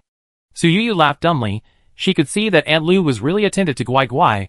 She turned around and said to Su Feng, You count the phone numbers of the aunts at home, and each person will charge 200 yuan a month. Su Yu said. This treatment is available to everyone in Su Yu's company. She was negligent for a while, and even forgot about the housekeeping aunts. Aunt, you don't have to worry about the phone bill every month in the future. Su Yu said. Aunt Lu didn't expect that her casual words could actually win such benefits for herself, and her old face wrinkled with laughter. Su Yu took another look at Aunt Lu's mobile phone and said to Su Fong, "In the future, the housekeeping aunts will be given a new mobile phone every 2 years, just like you." Su Fong and the bodyguards are equipped with new mobile phones that cost more than 7,000 yuan each. Su Yu said this to make the housekeeping aunts also configure them according to this standard in the future. Su Fong said again, "Boss, when I return to Shanghai, I will immediately start to equip the aunts with new mobile phones." Su Yu nodded, and she looked at Su Fong more. For some reason, she felt that Su Fong's current behavior was a little familiar, as if she was deliberately imitating Assistant Lu. But Su Yu didn't stop him. After all, Assistant Lu was a top assistant, a pure hexagonal warrior. When he was abroad before, Lu Jingyao was safe and sound, but when he left, Lu Jingyao immediately got into trouble, which shows how important he is. "My dear, your mother is going to buy me a new mobile phone, and the photos she takes of you in the future will definitely be more beautiful," Aunt Lu said to Guai happily. Guai was also very happy. "Woof woof. How can an ordinary mobile phone capture 1/10 of my beauty?" Su Yu held the puppy in her arms, rubbed it hard, and said, "You are a small local dog, but you are quite conceited." Guai snorted coldly and said, "Confident dogs are the most beautiful." Su Yu listened to this, and guessed that it was probably the poison of the King Dog cartoon again, otherwise Guai would not know such words. "Woof woof, you are my mother? Then who is my father?" Guai suddenly asked. Su Yu's first reaction was Lu Jingyao, but she immediately shook her head and said to Guai, "I'm not your mother, I'm your master." Guai refused this title and said, "Forget it, don't be my mother, just continue to be a shit shoveler." Su Yu was reminded by Guai. After she registered for Kinbaobo, she also sent a link to Lu Jingyao, but when she sent the link to select the identity on the app, she paused for 2 seconds on the word dad, and then silently chose to jump away. Lu Jingyao has another residence in the capital, and he also invited Su Yu to stay in the Lu family villa, but Su Yu refused. After leaving the airport, the two went their separate ways. At this time, Lu Jingyao was sitting in the Lu family's car, handling official business seriously. He heard the sound of the mobile phone message and glanced at it casually. When he saw the obvious dog photo on the icon, he was stunned. This app is simple and easy to understand. After he clicked on the link and registered his mobile phone number, he took a look at the 2 people who had registered when choosing their identities. One was marked as housekeeper grandma, and the other as mom. He suddenly had the urge to choose the identity of dad. After struggling for a long time, he silently chose the identity of godfather. Su Yu didn't know how hard Lu Jingyao struggled. Thinking that Mary Su Guai had another fan, she casually sent a link to Song Jibai. Song Jibai, who was far away in Shanghai, had just finished filming a scene when he saw the link sent by Su Yu. After registering his number, he saw 3 people in the list of relatives. He only had to guess that the other person was Lu Jingyao. Seeing that Lu Jingyao did not choose the identity of Guai's father, Song Jibai was not so shameless and edited himself the identity of adoptive father. Su Yu looked at the information prompt on the app. The 2 of them were like a fight. They both used Guai's photo as their avatar and chose the same photo at the same time. For a while, Su Yu couldn't tell who was who. Along the way, the phone rang with notification sounds one after another. The 2 of them were like a competition, madly liking Guai's photos and videos on Kinbaobo, as if they were competing to see who had the most likes, as if they thought that this was the only way to prove that they cared about Guai the most. Su Yu couldn't understand the man's inexplicable desire to win or lose. She simply turned off the message notification sound and let it go. The car that picked us up drove for more than an hour in the capital before arriving at the hotel. Su Yu chose the capital hotel this time. She was lucky. Now it was the off-season for tourism, and she successfully booked the hotel's presidential suite. This 888 square meter presidential suite is said to be the most luxurious presidential suite in China. After checking in, Xiaoran immediately put down his luggage. He had no intention of resting at all. He left a sentence saying that he was going to find his classmates and disappeared in an instant. Su Yu sighed in her heart that Xiaoran was a good curl queen, and silently encouraged him to curl more and help his boss become the richest man as soon as possible. She herself had no intention of working hard at all, but collapsed on the soft bed. After a good sleep, the private tour guide team she had booked also arrived. Accompanied by the other party, Su Yu went to a restaurant that was said to be the favorite of locals. This restaurant not only has the flavor of the capital, but also seems to have improved the taste according to the habits of outsiders. Su Yu was prepared to make a mistake, but she didn't expect that the meal was surprisingly comfortable. The tour guide team Su Yu invited is called a tour guide, but in fact it is a top-level companion. Some people in this team do makeup, some take photos, some are responsible for explanations, and there are after-sales photo editing. It can be said that they are all-rounders. Of course, the price is also very attractive, with a single-day price of 100,000. Su Yu has no schedule to rush, and even playing is slow. The tour guide team likes her as a sponsor the most, and several companions are all trying their best to make her happy. Miss Su, you are too good at posing. Anywhere you stand, it's a big picture. Miss Su is not only good at taking pictures, but also has very good skin. She doesn't even need to apply powder. I really don't know how she maintains it. Listening to the flattery one after another, Su Yu almost lost herself. After touring the Forbidden City, she couldn't help but sigh in her heart. No wonder the ancient emperors all liked flatterers. This group of tour guides coaxed her for a whole day, and she almost wanted to bring these little flatterers back to Shanghai. Chapter 112. Su Yu thought about it, and finally gave up the idea. After all, although she also liked beautiful photos, she had no intention of becoming an internet celebrity or a star, so there was no need to support such a team. In sharp contrast to Su Yu's slow stroll, Guai was like a wild horse that had run away from its reins. Aunt Lu was old and couldn't hold Guai at all. If it hadn't been equipped with a locator, Guai would have been almost lost several times. Aunt Lu accompanied Guai for a day and a half, and she looked visibly haggard. But the old lady was stubborn and loved Guai very much. Even though her legs were shaking, she had no intention of backing down. Even when Su Yu asked her to take a break, she was unwilling to do so. Guai is used to my care. If I take care of her, she will be unhappy. Su Yu glanced at Guai who was clinging to Aunt Lu, and whispered, Guai, let's give Grandma Lu a day off, okay? Grandma is old, we can't tire her out, understand? Guai looked at Su Yu, then at Aunt Lu, and silently walked to Su Fang's feet and squatted down. Su Yu immediately said, Aunt Lu, you see, Guai can accept Sister Su now. You can rest assured that she will take care of Guai. Su Fang also said, yes, Aunt Lu, don't you trust me when I do things? Aunt Lu agreed, but she said, Miss Su, you are kind-hearted. You originally brought me to the capital to take care of Guai. Now you let me rest, and I want to see my old sisters in the capital. This trip was not originally in Aunt Lu's plan. Now that Su Yu gave her a holiday, Aunt Lu wanted to see her old friends in the capital and mustered up the courage to talk to Su Yu about it. Su Yu saw how dedicated Aunt Lu was to Guai. She would not trouble Aunt Lu for these trivial matters. She immediately waved her hand and said with a smile, Aunt Lu, I gave you a holiday just to let you rest. I can't control what you do. Although Su Yu said she didn't care, she asked Su Fang to call a car for Aunt Lu.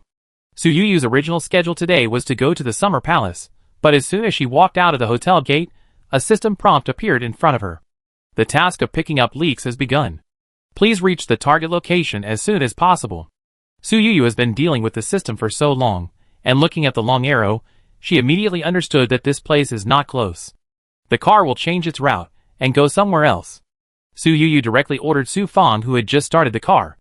Su Fang was stunned when she heard it. She was also used to Su Yu's impromptu ideas and immediately responded. The tour guide in the car was stunned and asked, Miss Su, where are we going? Su Yu didn't like to have outsiders present when performing the task of picking up leaks. She said to the tour guide neatly, I won't reduce the tour guide fee. I give you a day off today and find you tomorrow. Su Fang drove the car out for dozens of meters and stopped again. The tour guide got off the car with a confused look on his face, and the rest of the tour guide team also got off the car behind him. Although they didn't understand what Su Yu was making a fuss about, the money they earned was real. The work hasn't been done yet, but the 100,000 yuan for today has been in hand. The tour guide can only grin and sigh. Rich people are so willful. Su Yu was directing in the car. Turn left at the intersection ahead. Go straight. Take the middle road. Su Yu felt like a German map.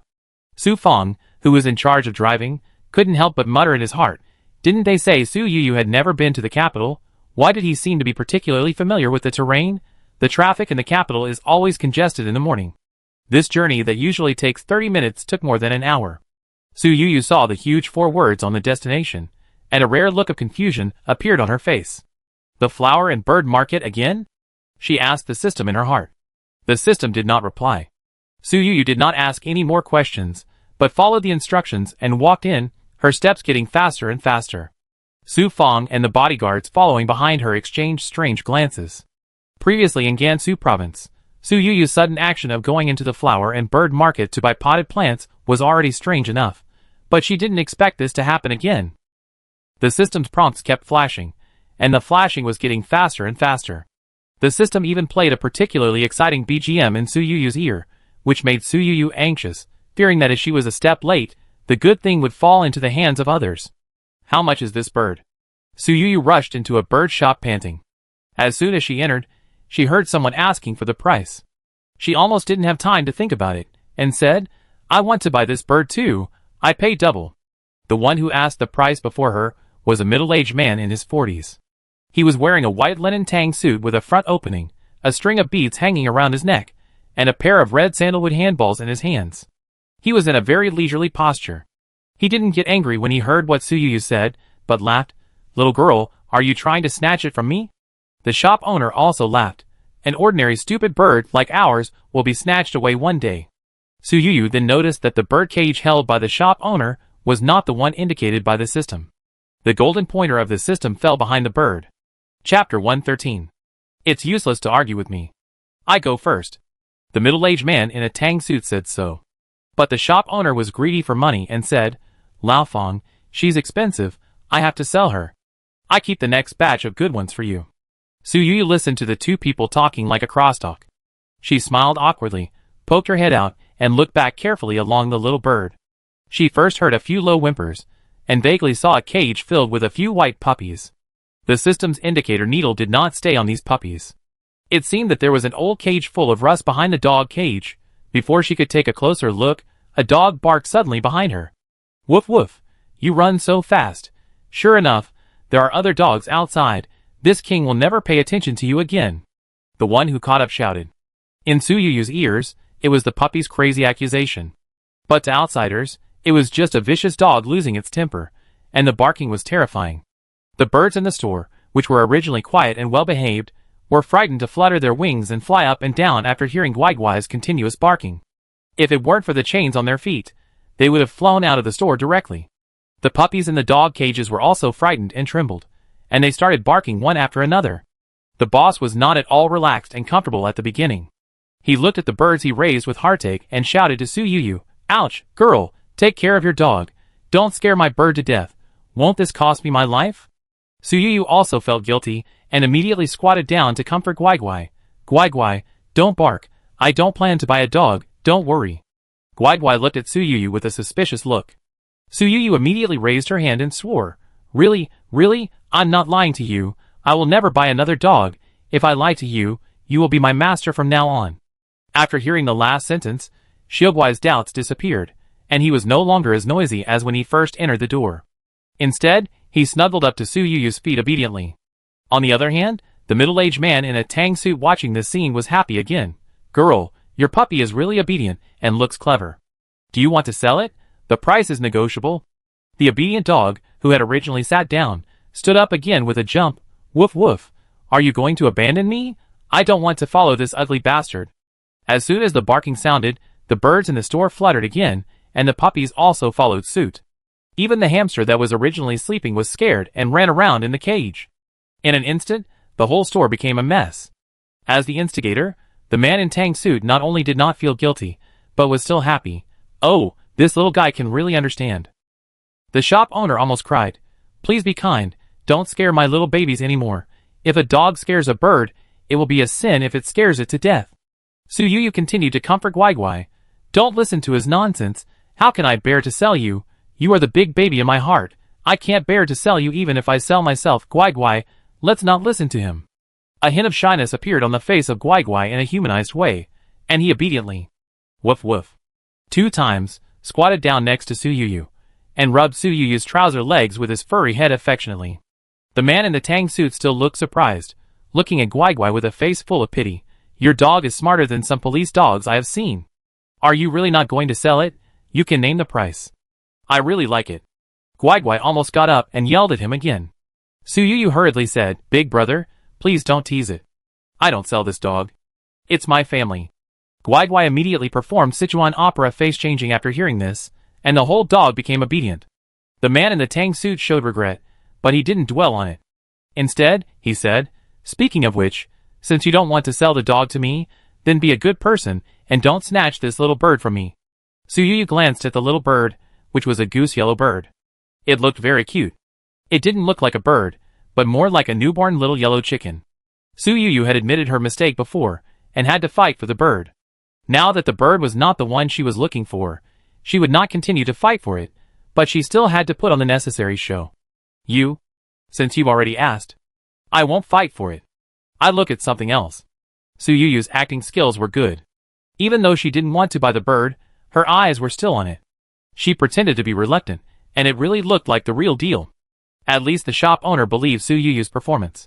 When he saw that the two people stopped fighting, he was more anxious than anyone else. Don't, girl, when you meet a favorite, you should sell it. The highest bidder wins. Don't be polite. I will only sell it to you at double the price. The man in the tang suit looked at him helplessly and said, in order to make money, you really don't follow any rules. We have been friends for more than 10 years, and are still your big customers. You have to follow me. The boss seemed to be very familiar with him. After hearing this, he directly exposed his past. Don't bother. If I sell you a bird, it will either run away or die. Even the long-lived Amazon parrot can be drowned by you. You should stop harming these birds. Otherwise, you can raise a turtle instead. This one can live longer than you. The man in the tang suit was unhappy. I just like this little bird. Suyuyu didn't listen carefully to the two people's verbal canon. She tilted her head slightly to look at the old cage indicated by the system. But she tilted her head and met a pair of small black bean eyes. When she moved, the goose yellow bird that was being fought over also moved, and there was pure curiosity in the bird's eyes. The man in the tang suit said, "Look, what a clever canary. I will definitely raise it strong this time." Suyuyu thought the little canary was really cute, but she was also afraid that the dispute between the two would affect her chance of getting a bargain, so she said directly to the boss, "I really won't fight with him. I look at other birds." The boss's face was full of surprise when he heard this. The man in the tang suit didn't bargain, and he paid for the little bird without hesitation. He turned around and set his eyes on the rusty birdcage in the corner not far away. "Lao Zhang, give me your broken birdcage." The man in the tang suit asked for something directly. Hearing this, the shop owner hurriedly shook his head, picked up another birdcage, and stuffed it to the man in tang suit. "This is for you. Stop staring at my birdcage." The man in tang suit looked at the birdcage with disdain and said, "I don't want this, I want that. This broken thing has been placed in your shop for a long time. I have long been annoyed. I will help you deal with it." The shop owner shook his head like a rattle. "No, this is my treasure. Maybe one day I will sell it for a high price." The man in tang suit sneered and said, "Do you really think this birdcage is a treasure? People are lying to you. It's better to give it to me, so that you can get a favor." Chapter 114. Suyuyu listened to the two people talking back and forth. Her heart was in her throat. The rusty bird cage that they mentioned repeatedly was the target of the system prompt. The man in tang suit used his trump card directly. "I have also spent hundreds of thousands in your store. If you don't give me a bird, I will go to another store to buy a bird in the future." Suyuyu looked sideways when she heard this. How did this man raise birds? How could he spend so much money? Consume one in a few days? A bird-raising killer? The boss looked entangled, as if he was really persuaded by the man in tang suit, and said, "How about you buy a few more birds? Didn't you want a puppy just now? You can also take a look at the puppies in the store. How about this, you spend another 5,000. No, 10,000 yuan, and this bird cage is yours." The man in tang suit raised his eyebrows. "Lao Zhang, even if you want to fleece the wool, you can't catch me alone? Still want to buy? What are the hundreds of thousands I spent in your past?"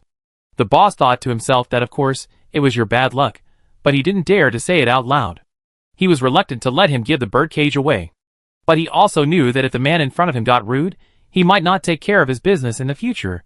At the critical moment, Suyuyu seized the opportunity and said, "Boss, my dog made a big fuss in the store today, and I feel bad. I see you keep talking about bird cages, and I feel it suits my taste. It just so happens that I will buy this bird cage, which can be regarded as an apology to the boss. How about it?" The man in tang suit raised his eyebrows and asked, "Girl, do you really want to buy this bird cage? Why do you want this broken bird cage as a little girl?" Suyuyu said, "I have a little parrot at home, and I think it matches this bird cage." The boss was delighted and said to the man in tang suit proudly, "Don't worry about why people buy cages. Let me see. I have said that my bird cage is a treasure, and will welcome its owner sooner or later. You still don't believe it, and it's sold now? The man in the tang suit said, you haven't quoted yet. If you call out the price, they will run away immediately. So you asked how much? 10,000. The boss said. The man in the tang suit's eyebrows jumped, and he looked at the shop owner in surprise, but he still held back and didn't say anything. Both of them were prepared for Su Yu to bargain, but they didn't expect Su Yu to agree on the spot. Okay. She even asked one more question. How much are these birds? The birds she pointed at were all trembling in the cage and looking at Guai Guai. They were the ones that were most scared by Guai Guai before. The boss rolled his eyes and hardened his heart and said, 20,000. The man in the tang suit looked at him in surprise again. Su Yu nodded and said, I give you 30,000 for these birds in this cage, but I don't want the birds. I'm afraid it would be a sin if they died. The boss was delighted, knowing that he had met a big customer, and said enthusiastically, Girl, you are really kind-hearted. It's rare to meet young people as kind-hearted as you. Su Yu pretended to be shy and said, My family believes in Buddhism. The shop owner followed up and said, That's right. No wonder your dog is so smart. It turns out that you learned it from your surroundings. Girl, if you really like to raise animals, you can. Look at the parrots and mynah birds here, and you can also look at the hamsters. In addition to kittens, my store has all the common small animals on the market. Su Yu was a little curious and asked, Why don't you keep cats? Before the boss spoke, the man in a tang suit next to him said, A few years ago, he spent a lot of money to buy several expensive cats. He was busy and neglected. When the cages were opened, all the cats ran away. He also caught and killed several expensive birds. He lost everything. The store owner quickly explained, It's not my negligence. It's those cats who are smart and escape by themselves. The man in the tang suit, All right, right. Cats are smart. People are stupid. The shop owner glared at him. If Su Yu hadn't been there, he would have jumped on him and bit him. Su Yu thought about how eager she was to rush in to buy a bird. For the sake of her animal-loving personality, she took the initiative to say, I wanted to buy a sparrow, but I didn't expect that birds are so easily frightened. How about I buy a hamster? The man in the tang suit suddenly squatted down and said to Guai Guai with a smile, Your master is going to buy another pet. You are going to fall out of favor. Guai Guai didn't yell as expected when he heard this. He just snorted coldly from his nose and turned his head away, looking like he didn't want to pay attention to him. Su Yu gently stroked Guai Guai's furry head and praised him in his heart. Although Guai Guai is easily jealous, he is still very reasonable. He only gets jealous of other puppies. For small creatures like birds or hamsters, he thinks he can kill them with one step, and they can't pose any threat to their status at all. The shop owner thought Su Yu was the best customer in the world. She would buy almost anything he recommended. He sold her things at almost several times the price, but she didn't even ask the price. When Su Yu left the shop, 40,000 yuan was missing from her bank card, and the bodyguard had a bird cage and a hamster, as well as a lot of hamster feed and dog food that Guai Guai loved to eat. She didn't know that the man in the tang suit spoke not long after she left the shop. Lao Zhang, you are doing business more and more unscrupulously. The girl was kind enough to cover for you, and was willing to spend money to buy your broken bird cage, but you cheated her. The boss's face flashed with a guilty look, but then he became righteous. I didn't cheat her. I bought this bird cage in 1999. It cost me 50 yuan at that time. I don't know how many times the price has increased since then. What's wrong with charging her 10,000 yuan? The man in tang suit frowned slightly. Don't talk about how much 50 yuan in 1999 is worth. Your broken bird cage is as dirty as a piece of shit. You haven't cleaned it for more than 20 years. You have the nerve to sell it at such a high price. The shop owner said, Good things don't need to be cleaned. People who know will naturally know. That girl is really knowledgeable. The man in tang suit was amused and scolded. He said, You are not knowledgeable at all. You are just taking advantage of her because she is young and ignorant. Just last month, someone asked for the price, and you asked for 5,000 yuan. You raised the price for the hamsters and dog food, but why did you raise the price for these frightened birds? You are the best at raising birds. They look listless now. Maybe they will be alive and kicking in a few days. You are so shameless that you can eat more with one fish and still ask for more. You are so shameless. The boss was a little angry and said, If the girl doesn't want to, she should just refuse directly. Besides, she has so many bodyguards around her. She is not short of money. I only charged her 40,000 yuan, and I didn't cheat her out of 100,000 or 80,000 yuan. She didn't feel that she was at a disadvantage. She was so happy when she left. She even thanked me. Chapter 115. The man in the tang suit still frowned and said, "You are cheating people. Sooner or later, you will meet someone with a bad temper who will smash your store. Then you will know how to cry." The boss still said stubbornly, "I didn't cheat people. Although my birdcage is rusty, it is really an antique. Maybe she can sell it for millions. I am at a loss." The man in the tang suit laughed out loud when he heard this. "Antique? You are just bragging. Do you think I don't know? You sneaked to the antique street to ask, and people said antiques." The dealer Dong refused to take it, saying that it was worthless. The boss was exposed on the spot, but he still said with his neck stiff, "That's because they don't know the goods. The man who sold me the bird cage at the beginning, his surname was Aixinjueluo, and he said that his ancestors were princes, he was an Orthodox emperor, and he was the younger brother of Emperor Qianlong. This bird cage must be a real thing." The man in the tang suit couldn't listen to it anymore, and he shook his sleeves and said, "I'm really bored, so I'm here to listen to your bragging." After saying this, he took the bird cage and walked away. Su Yu didn't stay in the flower and bird market, but told Su Fong to drive back to the hotel.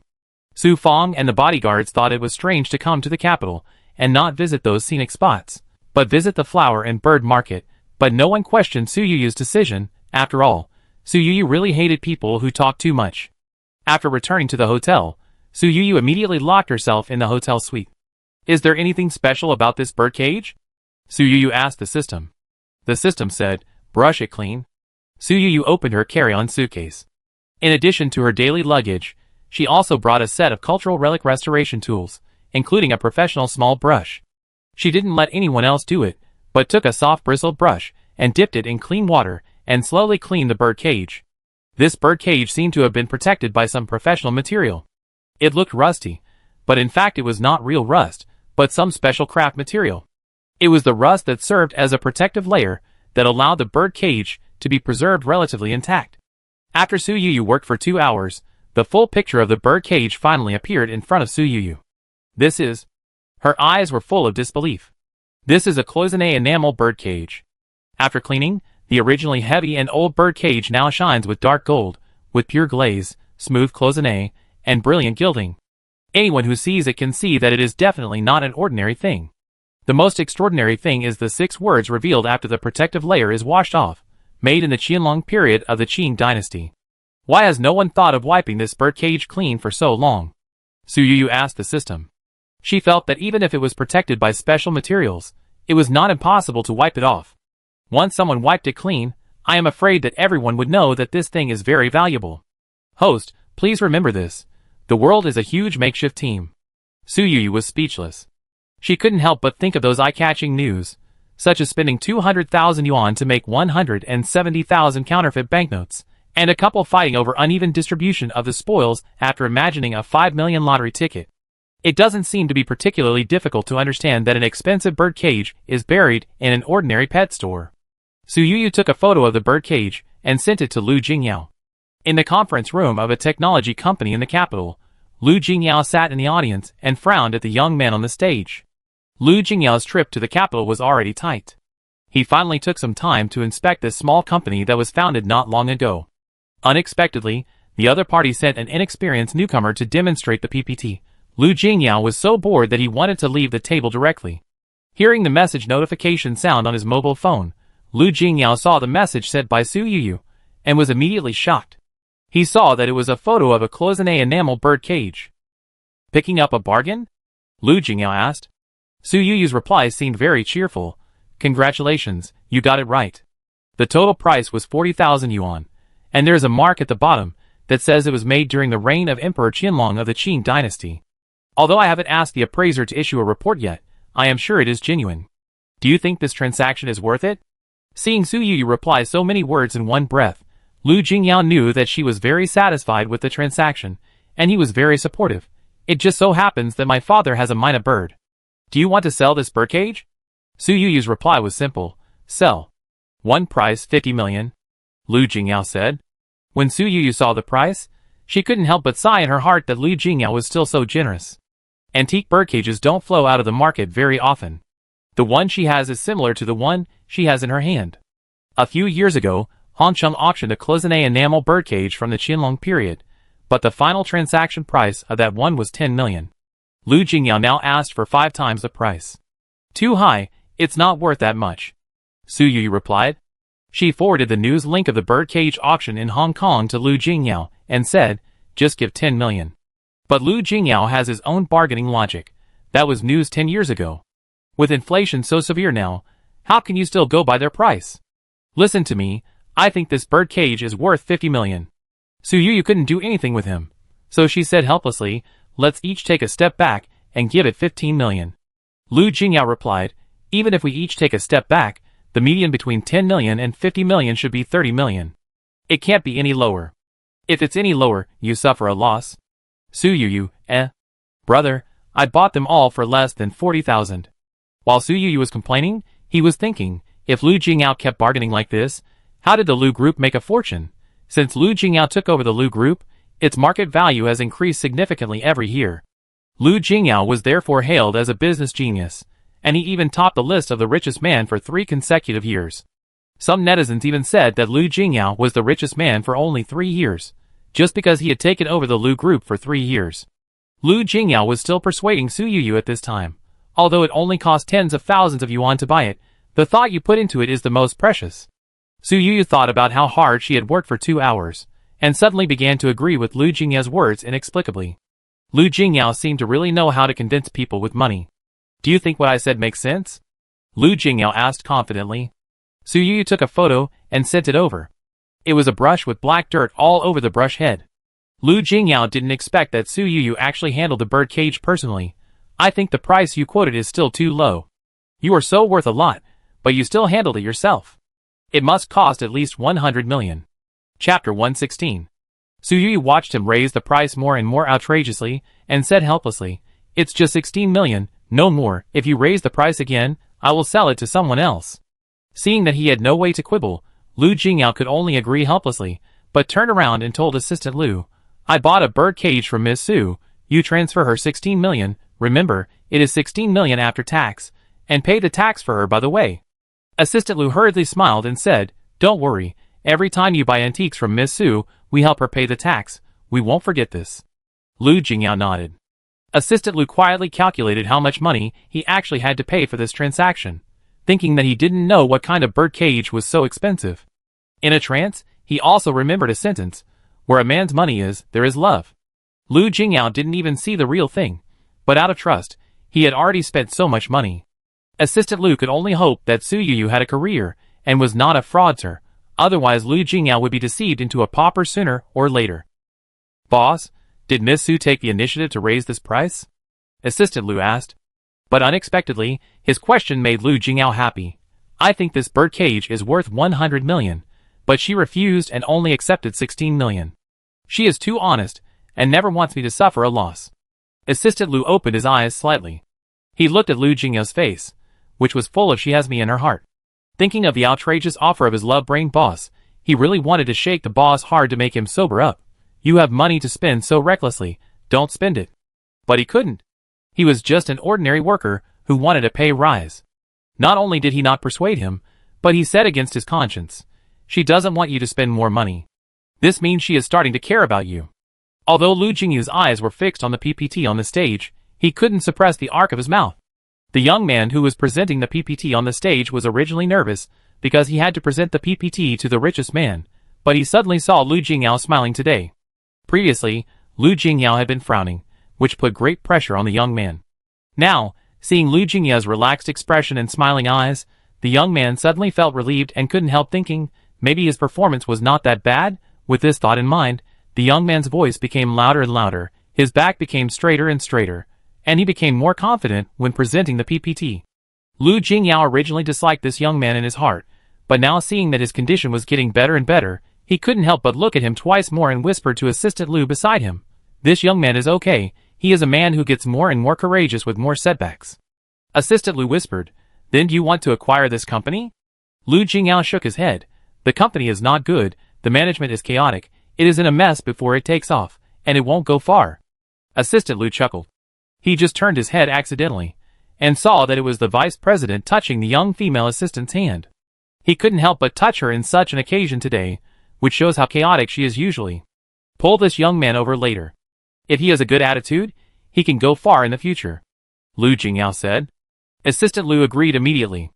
In fact, before coming to this company, they had already conducted a detailed investigation of this company. The technology that this company is currently researching is what Lu Jingyao is interested in, but they are not the only one doing research in this area. The most important technical personnel in the company is the young man who is demonstrating the PPT at this time. Lu Jingyao always pays attention to the other party's spiritual core when judging people. People with unstable cores, no matter how talented they are, may suddenly explode at any time.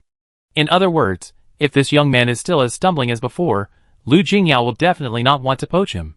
Su Yu didn't know that she had changed other people's lives without knowing it. She took a few more glances at the now cleaned cloisonné enamel birdcage. Although she admired the beauty of the birdcage, it was useless for her to keep it, so she would feel more at ease if she exchanged it for money. Su Yu had been busy for so long that she had already missed the mealtime. Su Fang had been preparing for it. Seeing that Su Yu was finally willing to leave the room, she immediately asked, "Boss, do you want to have lunch now?" Su Yu nodded gently. 3 minutes later, the hotel housekeeping department set a table of food. Su Yu almost never mentioned her dietary restrictions, but there was no dish she didn't like on the table. Su Fang might remember her preferences better than she did. She didn't eat ginger, but almost every dish on the Gu family's table was mixed with chopped ginger. And at this time, there was no trace of ginger on the table in front of her. Su Fang also said, "Boss, I told you in advance that if you want to remove the fishy smell, use something else, not ginger, and you are also using your favorite peony oil for cooking." Su Yu nodded and gave a look of approval, thinking in her heart that she didn't have the love of her parents and relatives, but her subordinates could be more attentive to you than to her parents and children. After finishing this late lunch, before she had time to clear the dishes on the table, she heard the cheerful barking of the puppy outside. "Woof woof, is it really for me? Is it a gift for me?" Guai Guai barked. Aunt Lu didn't understand Guai Guai's words, and asked with a smile, "Guai Guai, you are so happy to see me back? I missed you when I was away. Did you have fun playing outside with Miss Su today?" "Woof woof. Happy. The shit shoveler is very obedient. Grandma Lu, you are a good person. Grandma's friend is also good." The puppy's words were upside down. Aunt Lu touched its head. "Don't worry, Guai Guai. Grandma will give it to you to eat. It's all yours. Don't worry. Grandma won't run away with it." Su Yu guessed that Aunt Lu must have brought dog food back to Guai Guai when she went out to visit friends, so Guai Guai was so excited. When she thought of Guai Guai's eagerness to see the food, Su Yu couldn't help laughing. Ding! The task of picking up leeks has been started. Please arrive at the target location as soon as possible. Su Yu didn't expect the system task to come so quickly this time. The reward for the previous task hadn't been settled yet, and the new task came so quickly. She told Su Fang, "Prepare the car." Su Fang immediately started to move.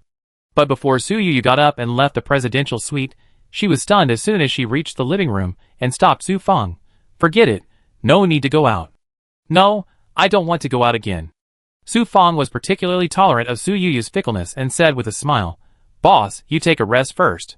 If you want to go out, tell me at any time. I'm always on standby." Su Yu nodded, and she looked straight at Aunt Lu and Guai Guai at this time. It's not that she was not in a hurry to pick up the bargain, but the final destination of this bargain was in this room. Chapter 117. Su Yu's eyes fell directly on Aunt Lu's hand and asked, "Aunt Lu, what's in your hand?" Aunt Lu explained, "These are teething sticks made by my friend. They are air-dried lamb's feet with milk flavor.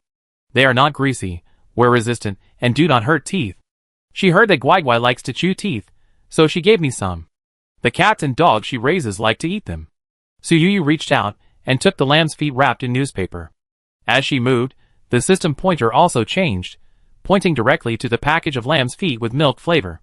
Su Yu lowered her head and looked at the lamb's feet with milk flavor carefully. The meat smelled fragrant and was very clean. It can be seen that the person who made the snack is not only skilled, but also very attentive. Su Yu was tempted to try it for a while, but she still held back. After all, people should not compete with dogs for food. Su Yu's first reaction was, could it be that there was a huge business opportunity hidden in this dog snack?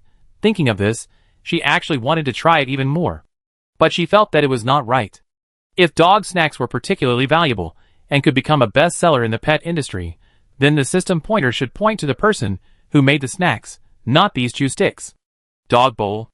As soon as Su Yu opened her mouth, Su Fang immediately moved, her figure as fast as an afterimage, picking up the dog bowl on the ground and handing it to Su Yu.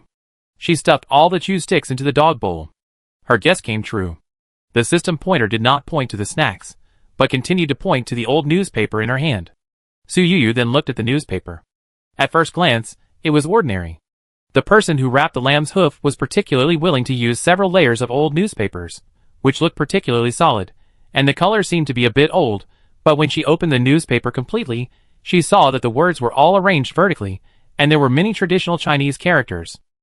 Guangming Daily. Number 1. This. Su Yu felt it was magical. Anyone who took a closer look at this newspaper would know it was not an ordinary newspaper. But the person who held it not only did not read it, but actually used it to wrap food. We even have to be thankful that the wrapped food is air-dried lamb's feet, which really has little grease and does not leave too many marks on the newspaper, so it can be preserved relatively intact. Woof woof.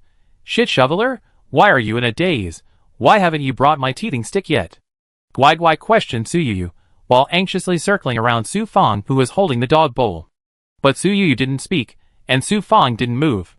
Su Yu hurriedly said, "Give it to Guai." Su Fang immediately squatted down and sent the teething stick to Guai. Guai was very honest when eating. He took a lamb's foot and didn't touch the other lamb's feet. After getting it, he trotted and jumped into the doghouse next to the living room. Not long after, everyone heard the sound of grinding teeth. "Aunt Lu, what does your friend do?" Su Yu asked. Aunt Lu looked at Guai lovingly. When she heard Su Yu's question, she didn't think much about it, and said casually, "She occasionally takes on some cleaning work and usually collects waste." Su Yu asked again, "The newspapers used to wrap snacks were collected from the waste?" Aunt Lu turned around and explained seriously, "Miss Su, don't worry, these newspapers are all clean. I saw her take them out from a pile of newspapers. Although my friend collects waste, she is very concerned about cats and dogs. She will never use dirty things to wrap snacks for Guai." Su Yu knew that she had misunderstood, and quickly said, "Aunt Lu, I don't think of her that way, don't worry." Aunt Lu mentioned her old friend, and her expression was more worried. She said, "Many people have misunderstood her over the years, but she is really a good person. She will never harm the puppy even if she harms anyone." Su Yu thought that Aunt Lu's friend probably didn't read the newspaper carefully, so she didn't hide it and directly returned the newspaper to Aunt Lu. "Auntie, please return this newspaper to your friend and remember to tell her that it is very valuable and ask her to keep it carefully," Su Yu said. Aunt Lu was shocked. "Ah, what kind of newspaper can be valuable? Miss Su, are you serious?" After Aunt Lu took it, she squinted her eyes and looked at it for a while, then hurriedly ran to her room to find her reading glasses. Su Yu held her and explained, "This is the first issue of Guangming Daily. I don't know the market situation. It may be difficult to sell it for millions, but it should be no problem to sell it for hundreds of thousands. As one of the 4 major official media, Guangming Daily has a very important status. Ordinary newspapers are not valuable, but the first issue is always different." When Aunt Lu heard this, she was so scared that her hands holding the newspaper were shaking. "Just this newspaper? It's not garbage. It's so valuable. Miss Su, I haven't seen the world, I tell her now." Aunt Lu hurried to call her old friend. Su Yu turned her head and looked at Guai, who was happily grinding his teeth in the doghouse, and a line of words appeared in front of her. "Host, getting high-priced items at low prices is the original intention of our bargain hunting system. It is difficult for you to get the bargain hunting reward this time if you do the task like this," Su Yu said. "Some money can be earned easily, and some money I don't want to earn."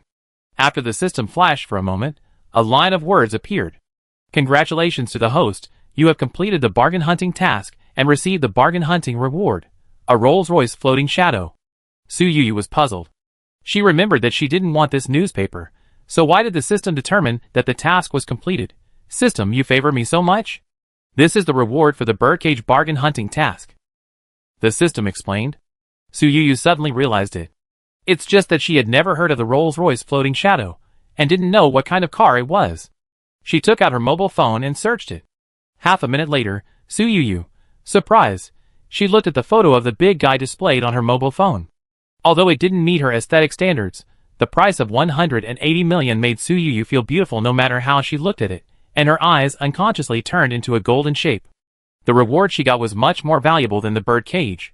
She had complained before that she was driving a rented luxury car when she came to the capital, which was not her usual car at all. She was not used to it. She did not expect that the system would reward her with a car now. Her car in Shanghai was a Rolls-Royce Phantom. Forgive her for being a poor ghost in the past. She thought that a car worth tens of millions was luxurious enough, but she did not expect that the price of Phantom and Floating Shadow, which was only one word different, would increase by more than 10 times. System, you are really my good system. You are the big baby in my heart. I like you the most. Suyu said happily. The system interface flickered for a moment. You said this morning that Guai was the big baby in your heart. Suyu said without blushing, my heart is a durian, and my heart is full of you. The system flickered again. Chapter 118. Just when Suyu thought the system ignored her, the system's reply appeared in front of her. Guess, which reward is more valuable, the newspaper or the birdcage? Suyu. Shock.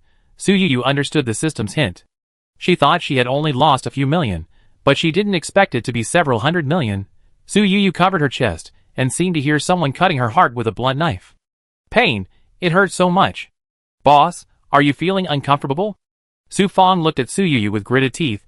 She was more anxious than anyone else. Suyu held her heart and said, It's okay, I just felt a pang of conscience. Su Fong didn't know how to answer for a moment. She didn't know whether to smile to show that she was amused by the boss's joke, or to continue to worry about the boss's health. It was Aunt Lu who came back after making a phone call at this time. Suyu asked, Aunt Lu, what did your friend say? Aunt Lu frowned and said, My friend doesn't know that this newspaper is so valuable. Those old newspapers have been piled up at her place for many days, and she doesn't remember where they came from. Suyu raised her eyebrows and asked in disbelief, Does your friend plan to return the newspaper to its original owner? Aunt Lu nodded.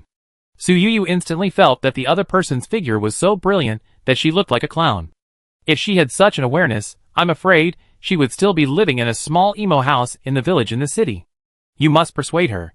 If she thinks so, will those businessmen stop making money? Do they have to sell things at cost price? This newspaper is not stolen by her. Whoever has the thing, it belongs to him. Don't be confused. Suyu said. Aunt Lu said helplessly, I also advised her about this, but she said that according to this calculation, the newspaper and the teething stick should be given to Guai. No matter how valuable it is, she can't take it back because it belongs to Guai now. Suyu. Huh? This person's logic is really invincible. Anyway, anyone can take the newspaper. She doesn't want it. Suyu has found bargains so many times and has seen all kinds of sellers, some greedy, some shrewd, but this is the first time she has seen such a moral radiance, with a high level of ideology and morality that makes others ashamed. She couldn't help but become curious about Aunt Lu's friend and really wanted to meet this admirable lady. Guai, what do you know? Please persuade your friend quickly. Money matters can't be calculated like this. Taking the newspaper back and exchanging it for money can also improve life. At least you don't have to collect waste every day like now. Suyu advised. Aunt Lu shook her head. Miss Su, I have persuaded her, but my friend is stubborn. Since she said so, there is no room for maneuver. She will never take the newspaper. She will be obedient. Suyu said helplessly, If she really doesn't want to take it, you can take it. Aunt Lu immediately shook her head like a rattle. The things are for the obedient. How can I, an adult, snatch things from a puppy? What kind of words are these? Miss Su, don't mention this. Suyu didn't expect that everyone would refuse something worth hundreds of thousands of dollars. Something she didn't expect happened. A line of words suddenly appeared in front of Suyu. Congratulations to the host for completing the task reward and receiving the reward. A set of Iha original A-type villas. Suyu. Shock. System Tutsao. The dog owner is useless, but the dog is useful. Suyu ignored the system's weird tone and screamed in her heart, Dogs are man's best friends. She repeated the previous action, opened her phone, and started searching for Iha original. She didn't know where the house was at all. 10 seconds later, Suyu. Surprise. She took another look at the house that the system rewarded her Type A.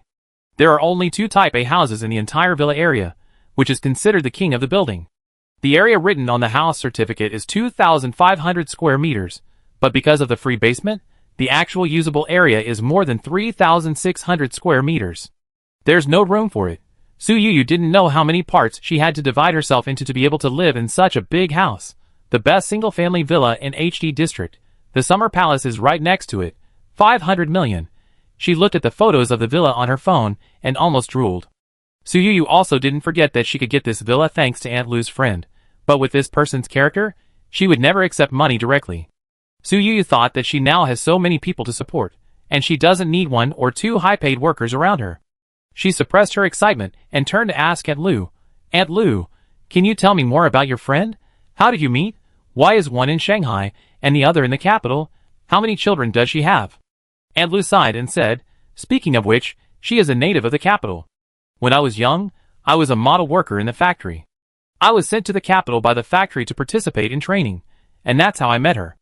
I like puppies, and she likes them too, but she likes both cats and dogs, and she especially loves to take care of small animals. We lived in the same dormitory during the training. We got along better and better as we talked. We had similar interests and kept in touch for so many years. Su Yu sighed with a sense of fate and said, maybe God wanted you to meet her when you came to the capital for training a year, so we have a friendship of several decades. Aunt Lu agreed with this. I didn't learn anything from the training. The factory closed down 2 years after the training, and I was laid off. Although Aunt Lu is a laid-off worker, she has not lived a bad life in recent years. After all, she did not forget to pay Social Security after buying out her seniority, and her family conditions are not particularly bad. Now that she is old, she receives a salary from Su Yu and another pension from the state.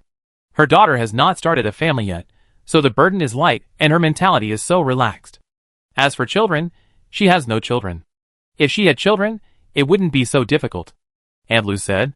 Su Yu felt that her words seemed to be attentive, so she asked, has your friend had a particularly bad life in recent years because she has no children? Aunt Lu sighed heavily. She didn't have a good life, but it wasn't entirely because she had no children. At the beginning, like me, the factory where she worked also went bankrupt, but the money she got from buying out her seniority was squandered by her dead husband. Her husband borrowed money everywhere in those years. His debts should have been settled after his death, but she was a strong-willed person. Even if she had to eat coarse food, she gritted her teeth and paid off the IOUs one by one. She finally paid off the money, but she was old and had no pension. She could only rely on cleaning and picking up waste. She had no children, so she raised a yard of stray cats and dogs, all of whom had to eat meat and bones, so her life was naturally tight. Su Yu could imagine the pitiful look of the old lady guarding a house full of waste. Fortunately, she still has a house to live in, Su Yu said. But Aunt Lu's face became even uglier, and she choked up as she said, we're going to lose our house soon, and we're going to end up on the streets. Chapter 119. Su Yu was puzzled. Aunt Lu explained, in order to pay off the debt, the couple sold their house, and now live in the house that belonged to her mother's family more than 10 years ago, but her parents did not transfer the house to her. They only told her to live there forever, and did not make a will before they died. My elder brother and sister-in-law from my mother's family have been arguing with her about this for more than 10 years. She was afraid of trouble, and gave her a few thousand yuan every year as rent. Now her elder brother's grandson is getting married, and urging her to vacate the house. In the end, they still bully her because she is a poor family, and has no children to support her. Su Yu couldn't help but sigh in her heart. This person's situation is so urgent, and he can just say he doesn't want the valuable newspaper. I don't know whether to praise him for being conscious and principled, or say that he is too stubborn. Since this person has no children, Su Yu can't provide her children with high-paying jobs. Aunt Lu, is your friend particularly good at taking care of cats and dogs? Su Yu asked. Aunt Lu said, she has no other hobbies, she just likes to raise these little guys. Every month, she spends almost all the money she earns from odd jobs and picking up waste on these little guys. She can't bear to let the little guys go hungry even if she has to eat coarse food herself. She doesn't buy those pet cats and dogs either. She only raises stray cats and dogs. She always says that the little guys are pitiful and have no home, so she will try her best to take care of them. Su Yu understood almost everything, and knew that even if she spent hundreds of thousands to buy this newspaper and forced the other party to accept the money, she was afraid that it would be spent on cats and dogs in the end. Aunt Lu, I also like cats and dogs, and I also want to give stray cats and dogs a home, but you also know that I usually stay in Shanghai, not in the capital, so I want to hire someone to help me take care of stray cats and dogs in the capital. I think your friend is particularly suitable, and I want to ask her to work for me. What do you think? Aunt Lu understood what Su Yu meant, and slightly widened her eyes. Miss Su, you can raise stray cats and dogs in Shanghai. Su Yu made up an excuse. The capital is the place where dragons rise. I am a businessman, so I am inevitably a little superstitious. I always feel that doing charity in the capital may be more effective than other places, and can bring me better luck. Aunt Lu seemed to just want to ask Su Yu for an excuse to persuade her friend. After getting this excuse from Su Yu, she did not continue to ask. I will call her and tell her about it. I will persuade her to agree. Su Yu smiled and said, Aunt Lu, I plan to go there in person tomorrow. When asking for help, you should be polite and have the right attitude. Su Yu respected the other party from the bottom of her heart, so she wanted to go there in person. Aunt Lu felt Su Yu's sincerity and agreed. The next morning, Su Yu did not continue to wear casual clothes, but changed into more official clothes. Her hair was also tied up solemnly, and the whole person looked neat and tidy. Mrs. Li lived not far away, close to the airport, and less than 30 miles away from the hotel where Su Yu stayed. Although the trip was delayed by the morning rush hour, it still took nearly an hour to reach Pai Village. Although Pai Village is also located in Chaoyang District, it is very surprising once you enter it. After all, no one expected that there would be such a place in the capital. It looks like a small county town without any of the prosperity of a big city. Ms. Li's home is in an old alley, and the car can't drive in. Su Fong stopped the car at the entrance of the alley. Su Yu, accompanied by Aunt Lu, walked slowly towards the depths of the alley with 4 bodyguards carrying some health products and high-end pet snacks. Su Yu's 4 bodyguards were all wearing black suits, and they were all tall and looked quite intimidating. The neighbors in the alley stretched their necks to look out. Whose relative is this? He looks so rich. It looks like he is going to Mrs. Li's house. It's impossible. Mrs. Li is just a rag collector. Who would come to her for nothing? I'm looking for Old Lady Li. I've seen that woman before. She came yesterday. Old Lady Li didn't go out to pick up trash yesterday. The 2 old ladies were chatting happily together. There are no secrets in the alley. Neighbors can guess Su Yu's destination in a few words. Old Lady Li lives in the smallest yard at the end of the alley. Aunt Lu told her in advance last night that Su Yu was visiting. When Old Lady Li heard the knock on the door, she trotted to open the door. Hello, Aunt Li, I'm Su Yu. Sorry to bother you. Su Yu greeted Old Lady Li like a junior. When Mrs. Li saw her, she immediately smiled warmly. Miss Su, your presence really makes my humble home shine. I'm not afraid of you laughing at me, but I haven't had any new friends in my yard for several years. Su Yu also laughed. Mrs. Li was exactly as she imagined, gentle and kind, but also very tough, and very good at speaking. At this time, the old lady's silver hair was tied up, and her clothes were old but not dirty at all. It's just that Mrs. Li and Aunt Lu are obviously the same age, and neither of them stopped working, but time has not favored her. She looks at least 10 years older than Aunt Lu. Her yard is also the same as Aunt Lu said. In addition to the neatly stacked waste, there are cats and dogs basking in the sun everywhere. They are all ordinary breeds. Some walk with a limp, and some even have no eyes, but these cats and dogs are all relaxed without exception. Obviously, they are well taken care of by Mrs. Li. Guai also made a few calls besides Su Yu. Shit shoveler, I like this old lady, she smells warm. Su Yu touched Guai's furry head. Sure enough, animals are all clear-headed, and they are better at distinguishing good from bad than adults. Miss Su, a ping called me last night to talk about your matter. It's just a newspaper. I didn't notice that it was valuable. I missed it myself. You don't have to hire me for this. I'm old and I'm afraid of delaying your business. Old Lady Li took the initiative to speak. Su Yu shook her head. Andy, I want to do something good, but it just happens that you are the most suitable candidate. Don't think too much and don't feel pressured because of this. Old Lady Li's doubts were obviously not dispelled by Su Yu's words. The old lady never asked for help in her life, and now she will not violate her principles of life just because she is about to live on the streets. Su Yu continued to persuade, Aunt Li, if I don't hire you, I will hire someone else. I want to give stray cats and dogs a home. If I hire someone else, I am afraid that I will meet the kind of black-hearted people who abuse cats and dogs. Instead of accumulating blessings, I will commit sins. Old Lady Li has loved small animals all her life. When she heard this, she was really worried. Su Yu patted Guai's head and said, This little guy is the stray dog I picked up. It originally had a home, but the nanny who took care of it abused it. The little guy ran all the way from Suzhou to Shanghai. I don't know how much suffering it has suffered. I am also afraid that other cats and dogs will experience it again. When Old Lady Li heard this, she stopped refusing immediately. Miss Su, I will take this job, but you don't have to pay me a salary. Just provide food and accommodation. Su Yu couldn't let her work for free. But a shrill voice suddenly came from outside the door. No salary? Who doesn't pay a salary? I don't agree to let my sister work for free. Chapter 120. Everyone in the courtyard looked over following the sound. They saw an old man and woman coming, who seemed to be about the same age as Mrs. Lee. Mrs. Lee looked a little ugly. Brother and sister-in-law, why are you here? Su Yu and Aunt Lu looked at each other and immediately realized that the old man and woman should be Mrs. Lee's brother and sister-in-law from her mother's family, and they were also the ones who wanted to drive Mrs. Lee out of the house. The man had a pair of triangular eyes, a thin face, and treacherous eyes, while the woman had a shrewd and fierce face, with the corners of her mouth always drooping down. It was obvious that they were not easy to mess with. If we hadn't come, how would we know you were doing something stupid? You just make us angry, Mrs. Lee said loudly. Old Lady Lee frowned slightly.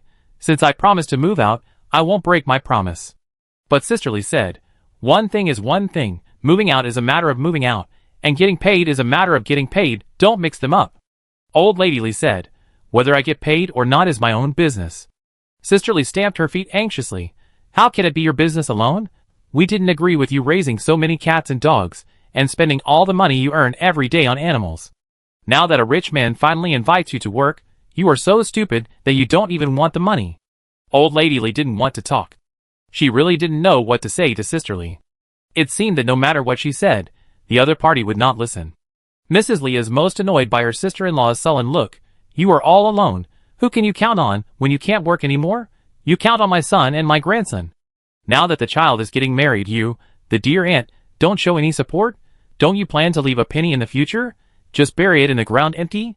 Everyone present understood that the eldest brother and sister-in-law of the Lee family were calculating the old lady's coffin money, or in other words, they had long regarded the money earned by the old lady as their own. If the old Lady Lee spent too much, they would feel extremely painful. Old Lady Lee thought that the brother and sister-in-law's calculating look was ugly, and she looked at them seriously and said, I won't bother you with my affairs after death. Mrs. Lee retorted sharply, aren't we worried about you? Then who is worried about you? Do we have to watch your body rot and stink? Mrs. Lee said, people know nothing when they die, so let it stink. People in the community will send me to the crematorium, and there is no need to bury me in the cemetery. I don't care where I am. Such a bachelor's attitude made Mrs. Lee very angry. Brother Lee, who had been silent, suddenly said, don't be confused. No one is collecting the body of your sister. How can your sister-in-law and I live as human beings? The neighbors are watching and pointing fingers at us. Isn't this embarrassing for us? Su Yu watched for a long time and suddenly said, if you are afraid of what people say, why do you want to rob my sister's house and drive her out? Aren't you afraid of being talked about when your sister is living on the streets? Sister Lee was furious when she heard this, but she saw that the person who spoke was Su Yu. Sister Lee saw Su Yu and his group as soon as they entered the alley. They got out of 2 luxury cars. Su Yu was obviously rich because of his clothes, and was sitting in the main seat with everyone treating him like a star. Mrs. Lee dared to bully her sister-in-law, but she didn't dare to bully Su Yu, who was accompanied by 4 fierce bodyguards. She retorted in a muffled voice, who said I drove her out? Isn't it true that people can't live in my living room? We will make a good place for her when the time comes. Mrs. Lee didn't mention that her living room was small, and because several people lived together, the living room was full of things and there was no place to step. Mrs. Lee felt more and more that she was a kind sister-in-law, and said more confidently, this house is not hers, it belongs to my parents-in-law. I have never heard of a married daughter running back to her parents' home to fight for the family property with her brother and nephew. No matter what, we are right in this matter. And Lu only has 1 daughter. She was very angry when she heard this and said, this is not the old society. There is no reason why the family property cannot be given to the daughter. Besides, your parents-in-law had already explained that this house was for the daughter to live in. Why are you chasing her away? Sister Lee was so anxious that she almost jumped up. That's not the case. My parents-in-law never said this. If they really wanted to give it to her, why didn't they transfer the house to her? It's because she refused to leave. Her eldest brother and I are kind-hearted and willing to take her in. And Lu opened her mouth to refute. This matter is not up to you. There must be people in the neighborhood who know about it. Let them come and judge it. A guilty look flashed in Sister Lee's eyes. Her father-in-law loved his daughter, and did tell many neighbors that the small courtyard would be left to his daughter. If there were really neighbors who came out to testify, their situation would be bad. Aunt Lu thought more and more that it was feasible. She was impatient, and turned to Old Lady Lee and said, hurry up and find the neighbors to come and testify. If you don't want to, you must suffer this loss. I will no longer recognize you as my friend. Aunt Lu was afraid that her friend would suffer. Old Lady Lee smiled and glanced at her, nodded, and said, "Okay, I will listen to you." Aunt Lou was relieved and turned to the neighbors at the door and said, "Neighbors, you have to judge. We can't let this big family bully the poor old lady. If you know about the old things, please help to judge justice." The neighbors loved to join in the fun. Since Su Yu and his group came in, this small courtyard has been the focus of the neighbors in the alley. There is already a circle of people outside the door looking in. But when they heard that they had to testify, the neighbors' eyes immediately dodged, and some even took a step back in fear. Brother Lee and his wife, who were originally feeling guilty, did not expect that the neighbors would stand on their side. They immediately became complacent. Sister Lee even said directly, "I told you that this is not the case. My father-in-law would never give the house to his daughter.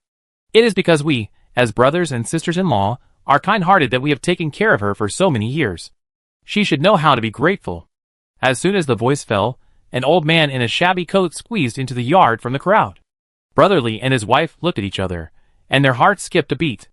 This old man was also an old neighbor and a waste collector, but he was very annoying and the neighbors did not like him.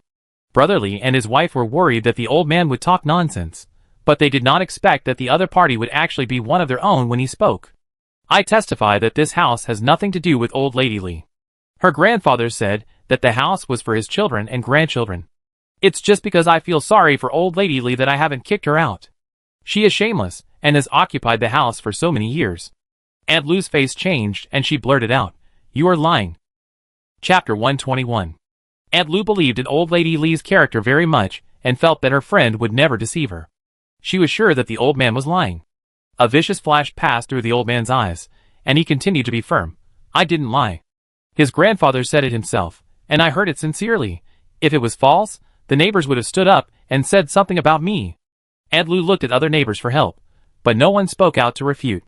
There were even a few men who nodded in agreement after hearing this. Yes, how could something as important as a house be passed on to a daughter? This old lady has lived in the house for so many years, and is still unwilling to give up. Now that her grandson is getting married and has no place to live, she has the nerve to stay. Hearing such discussions, Aunt Lou's eyes turned red with anger, but old Lady Lee was surprisingly calm, without any anger on her face, as if she had long been accustomed to this kind of thing. "You are so bad that you even bully an old widow," Aunt Lou accused. Old Lady Lee gently held Aunt Lou's hand and comforted her. "Ping, I'm fine, don't cry." Aunt Lou choked and asked, "Why is there no one with a conscience? What about the people you helped before? Didn't they help you?" Old Lady Lee heard this and glanced at the neighbors who were watching. She had helped several of them before, but now they were busy retreating. "The world is fickle, it's just like that," Old Lady Lee said without sadness or joy. Su Yu followed her line of sight and understood what these people were thinking at a glance. They just wanted to offend old Lady Lee because she had no children and was a family without a family, but Brother Lee's family was different. There were many people and many children. They would continue to be neighbors in the future and didn't want to offend them easily. Mrs. Lee said proudly, "Everyone is on my side, the house is ours, don't even think about getting involved." Su Yu laughed when she heard this and said, "Since no one has a will and the house has not been transferred, it is actually very simple to distribute it." Mrs. Lee's heart skipped a beat and asked, "What do you want to do?" Su Yu smiled and said, "Don't worry, it's nothing serious. I just think that your property is not clearly divided. It's better to go to court to settle it clearly." Mrs. Lee stiffened her neck and said, "It has never made sense to give a house to a daughter who married out. The court will not accept it." Su Yu still had a faint smile on her face. The court only looks at the evidence when accepting a case. If there is no will, the property will naturally be divided into several parts according to the number of children. My family is the eldest son and grandson. The money should be divided among us," Mrs. Lee shouted fiercely. Su Yu shook her head gently and said, "The court will not listen to your reasoning. I am Ms. Lee's boss, and I have the obligation to support her. Don't worry, I will hire the best lawyer for her and make sure that this lawsuit is clear. As for you." Su Yu looked at the old man who jumped out to lie again. "Perjury will also be punished. You are old and you are not afraid of going to jail, but if you have to pay, you can sell your house if you don't have money to pay. Are you afraid?" The old man immediately took a step back and said, "I'm joking. I don't care about your shit. I have something to do at home and I leave first." Brother Lee and sister-in-law Lee panicked when they saw this scene. In their eyes, Su Yu is a rich man, and rich people have connections everywhere. Maybe the lawsuit will be reversed, and the house will be awarded to old Lady Lee instead. "Sister, Say something. Do you really want to sue your brother and sister-in-law? Sister-in-law Lee grabbed old lady Lee at this time, and didn't face the fierceness of her sister-in-law at the beginning. Even brother Lee softened his attitude. Sister, have you forgotten how good your brother was to you when you were a child? Do you have to go to court with your family, and let outsiders laugh at you to be happy? Or do you have to fight with your nephew for the house? Hearing this, Mrs. Lee sighed and said, Brother and sister-in-law, you are the ones who made things difficult for me first. What does it have to do with you whether I get paid or not? Compared to losing this house, Brother Lee and Sister Lee immediately felt that the salary of the sister-in-law was not important. Sister, you keep the money for yourself. It's up to you whether you want the salary or not. But since you have a job with food and accommodation, don't fight with your nephew for the house, okay? Brother Lee begged. Old lady Lee nodded happily. I will move out. Let's contact less in the future. Having lived for most of her life, she has long understood what kind of people her brother and sister-in-law are. Instead of asking for so-called family, it is better to put all her energy on cats and dogs. At least small animals will not lie. Su Yu just frightened Brother Lee's family casually, and she knew very well that old lady Lee would not sue her brother and sister-in-law. When she heard the old lady say this, she was relieved. Mrs. Lee no longer had to worry about losing her house, and she turned back to her previous mean and shrewd look. She looked at the cats and dogs in the house with disdain. You have to drive these things out. I won't keep them. Brother Lee looked at the dogs in the yard with a dark look in his eyes, and he didn't know what he was thinking. Mrs. Lee quickly blocked her brother's sight and said, Brother, don't think about eating dog meat again. Brother Lee smiled awkwardly and said, Sister, you are too suspicious. I just said it casually last time. Woof woof. You big bad guy. You actually want to eat dog meat. Guai Guai shouted at Brother Lee. As soon as it opened its mouth, the other dogs in the yard stopped basking in the sun and followed Guai Guai to form a dog team, barking at Brother Lee together. Sister, keep your dog under control. Guai Guai pretended to pounce and bite people. Woof woof. Woof woof. Don't bite people, stinky dog. You keep it under control. Brother Lee and Sister Lee were so scared that they rolled and crawled out of the yard. Aunt Lu burst into laughter and said, Guai Guai should really bite them. Chapter 122. Old Lady Lee smiled and shook her head, took 2 steps, and closed the courtyard door, blocking the neighbor's sight outside the door. Aunt Lee, your elder brother and sister-in-law are wrong in other things, but there is one thing they are not wrong. Since you have worked hard, how can you not want wages? Su Yu said. Old Lady Lee still wanted to refuse. In her opinion, being able to take care of the little ones is enough. Aunt Lu also persuaded her, if you don't think about others, you should think about yourself. You have to save some money for the coffin. Old Lady Lee shook her head. When people die, their thoughts disappear. They can't take care of things in their lifetime, so how can they take care of things after death? Let it go. Aunt Lu's particularly open-minded attitude made Su Yu admire her, but the more the other party didn't want it, the more she couldn't refuse to give it. Aunt Lee, I'm not a capitalist. If I don't even pay you, wouldn't that be exploiting my employees? Besides, you can spend your salary however you want. I won't stop you from spending it. You can save more cats and dogs by then. That would be great, right? Aunt Lee's expression softened. Thinking of those cute little guys, her refusal was not so firm. Su Yu came with a drafted labor contract. She was afraid that the night would be long and dreams would be many, so she urged Mrs. Lee to sign the contract on the spot. Aunt Lee, I hired a moving company. They will come to help with the move in about 2 hours. If you have anything to pack, everyone is here. We can help you pack together. Su Yu took the initiative to say. Old Lady Lee hurriedly said, Miss Su, I really don't know how to thank you. You have considered all aspects of this, but I can pack up the things myself. You sit down and rest for a while. Although Old Lady Lee's house was full of things, most of them were waste, and she didn't plan to take them away. After making a phone call, 10 minutes later, a young man on an electric tricycle came to her door and packed up the waste and took it away in one go. Su Yu took a look and saw that so many wastes were only sold for more than 100 yuan. The moving company's car didn't come, and Su Yu didn't need to help packing. She was sitting leisurely in Mrs. Lee's yard at this time, and a big fat orange cat jumped directly into her arms. Su Yu looked around, and was obediently led by Aunt Lu to run around in the alley. Without the sight of the jealous spirit, Su Yu took the initiative to reach out and touch the big fat orange cat's furry chin. Its fur was kept smooth by Mrs. Lee, and felt very comfortable. Miss Su, Fu Yatu likes you very much, Mrs. Lee said with a smile. Fu Yatu? The chubby girl is a good match for this name. She is a beautiful girl. Su Yu said with a relaxed look. Mrs. Li said, every time Fu Yata runs into someone's arms, she can bring good luck to people. Last night she stayed in my arms, and refused to leave. Today I have a good job with free food and accommodation. Su Yu raised her eyebrows when she heard it, and was about to ask if it was so effective. A system prompt suddenly popped up in front of her. The task of picking up leaks has been started. Please arrive at the target location as soon as possible. Su Yu rubbed Fu Yata's cat head hard. You are really a lucky little bag. Fu Yata looked at her with disdain, jumped out of her arms, and trotted to another position to continue sleeping in. Su Yu said something to Mrs. Li casually, got up and walked outside, and the bodyguards, who were helping to sweep the floor, immediately put down their tools and followed. Just 2 people will do, and the others will stay to help, Su Yu said. Su Yu thought she had to drive there, but she didn't expect that she had arrived at the destination before she walked out of the alley. In the middle of the alley, the door of a family was open, and a fierce dispute came from inside. Money, I want money, old thing, there must be money at home. Where did you hide it? A young voice questioned. Another old voice said, I'm really out of money. You've sucked all the money out of my coffin. I'm kneeling down to beg you. Please stop sucking and turn back.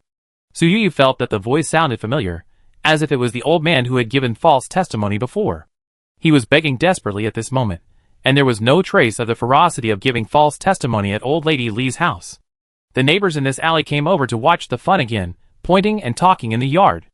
Old Lu is miserable. He got a son in his old age, and he got a debt collector. He started smoking again, just a few days after being released from that place. I heard that once you get addicted to this stuff, you can't quit it for the rest of your life. Old Lu was right not to give him money. It's better to save more money for your coffin. Old Lu is also asking for trouble. He was a conscienceless person when he was young. He just gave false testimony at Sister Li's house. It was just because of the scavenging incident. He thought Sister Li was fighting with him for garbage, so he turned black and white to hurt her. It's really retribution for raising such a son. Su Yu listened to everything with her ears perked up. The knocking and banging in the house did not stop. After a loud noise, the voice of a young man came from inside. Old man, you lied again. You still say you have no money? What is this? You also hid a bag of silver dollars, waiting for yourself to spend it secretly. You can't take this. This is the last of our family's assets, I beg you. Old man Lu begged. But in response, his son kicked it away with force. Old man nosy. The young man rushed out with a palm-sized cloth bag in a menacing manner. Su Yu only took a glance and her heart skipped a beat. This man had a sunken face, dull eyes, and was as thin as a skeleton. Although the 2 sisters of the Yi family were also thin, they still smelled like living people. The man in front of him did not have the spirit of a living person, but more like a walking corpse. Seeing a circle of people outside, Lu Xiaobao glared at everyone fiercely. Get out of the way. The crowd immediately parted a path, and everyone was trying to avoid him. Lu Xiaobao didn't care about other people's opinions, and wanted to run away with the things. Is the thing in your hand a silver dollar? Sell it? Hearing the crisp female voice, Lu Xiaobao looked back. He looked Su Yu up and down, and said in a muffled voice, Sell it. What kind of silver dollar is it? Let me take a look at the goods first, Su Yu said. Lu Xiaobao opened the cloth bag, and revealed a few yuan data coins. There are 7 in total. Do you want them all? Lu Xiaobao asked. Su Yu nodded, and glanced at them roughly. She didn't see any difference between these yuan data coins. Lu Xiaobao opened his mouth. 5,000 for one. The neighbors who were watching suddenly exclaimed. How can a yuan data be so expensive? Isn't it more than 1,000 yuan per coin? A neighbor said. Lu Xiaobao immediately glared at the neighbor who was talking, and the neighbor closed his mouth in fear. Okay, I want them all, Su Yu said with a smile. Chapter 123. Lu Xiaobao seemed to be in a hurry to use the money, and urged, Give me the money now, quickly, I want cash. Now there are various restrictions on withdrawing money from banks. Lu Xiaobao's request can be said to be unreasonable, but it happened that Su Yu had cash on her. She was in the antique business, and she carried a sum of cash with her to avoid emergency needs. Su Yu ordered the bodyguard to get the money from the car on the spot. A thick stack of red bills was handed over, and Lu Xiaobao rushed to grab it. After counting them clearly, he handed the bag of silver dollars to Su Yu. Su Yu deliberately put on gloves before daring to take the bag of silver dollars. Faced with such obvious disdain, Lu Xiaobao didn't care. He took the money and ran away in a hurry. Old Lu finally limped out behind him, but he only saw his son's back leaving. He was so anxious that he slapped his thigh and cried. He wanted to go crazy at Su Yu. I'm going to call the police. This is my silver dollar. Give it back to me. But the two ferocious bodyguards stepped forward, and the old man Lu's roar was immediately drowned in his throat. He was so scared that he took a few steps back. In the end, he could only sit in the yard and shout, "Misfortune for my family, misfortune for my family. Those are all treasures I got with great difficulty." On the way back to Li's house with the silver dollar, Su Yu asked the bodyguard, who is willing to report Lu Xiaobao for taking drugs. The locals may be afraid of retaliation from the drug dog, but Su Yu's bodyguards are all upright, and the two of them started fighting for it. Su Yu had no choice but to point to one and said, "This time you report it, I will give you an extra 5,000 yuan reward for reporting it." The one who didn't get the chance to report it was so angry that he slapped his thigh, thinking that he had missed the opportunity to be brave and lost money. Another person who got the chance was also very generous and said, "I treat you guys to a meal later." Su Fang was sent by Su Yu to find a good restaurant nearby and have a table of food delivered to the Li family. The group of people could barely make ends meet. She is very careful in doing things now. Even if Su Yu forgets to tell her, she will take the initiative to order some meat without salt to feed the cats and dogs. After lunch, the moving company also came. Mrs. Li's things are not as many as the cats and dogs' things. Su Yu brought more people with her, and the people who helped the moving company loaded the things into the car in a few seconds. It was not until then that Aunt Lu remembered a question. Su Yu is still living in a hotel. Does she need to rent a house temporarily? "Miss Su, where are you going to move so many things?" Su Yu smiled and said, "Aunt Lu, don't worry, I also have a place to stay in the capital." Everyone was stunned when they heard this. Su Yu said that it was her first time to come to the capital, and everyone believed it. They also watched her check into the hotel. No one would have thought that she had never been to the capital, but had a house here. The house was bought by someone else. After buying it, I forgot about it and never came to see it. If I had remembered it earlier, I wouldn't have to stay in the hotel. Su Yu said casually. It's not that Su Yu wanted to lie, but it's really inconvenient to tell outsiders about the system's reward. When the others heard this, their faces froze. They forgot about the house in the capital after buying it, and they didn't even come to see it. The life of the rich is really simple and unpretentious. As the car drove into the HD area, they saw the big words on the door of the villa area from a distance. Some ignorant people began to search for house prices secretly. The car was gently stopped by the security guard at the entrance of the villa area. The security guard looked at the two luxury cars in front and a moving truck in the back and asked very politely, "Hello, guest, do you have an appointment?" Su Yu shook his head. "I'm not a guest, I'm the owner." The security guard looked at Su Yu twice more, but still felt unfamiliar. After Su Yu gave the specific information, the security guard immediately said respectfully, "Miss Su, you have not been here since you bought this house, and our property management office does not have much information about you. I wonder if you are free today. The property management office will send someone to your house to personally register for you and give you a check and gift. There are only 2 top-floor villas in this villa area. Su Yu's top-floor villa is more expensive than the other one. Since the house was bought, although people were sent to decorate it, the owner has never come once. The property staff are very curious about what kind of rich person would leave such a good house empty here." Su Yu nodded casually. The railing at the entrance rose. Su Yu's car drove in, and the property staff immediately sent a car to follow behind. When she saw the house rewarded by the system with her own eyes, not to mention others, even Su Yu herself was shocked. She must have saved the system's life in her previous life, otherwise how could such a beautiful house be given to her so casually? The system never stings when it comes to making moves. This house is not only the top-floor villa, but also well decorated inside, ready to move in. Even the decoration style is what Su Yu likes. Like the rewarded real estate of Thompson Epine, any furniture in this house is made by a master and is expensive. It looks simple, but when combined together, it gives people an indescribable sense of luxury. Su Yu took a quick look and estimated that such decoration would require at least a small goal as a foundation.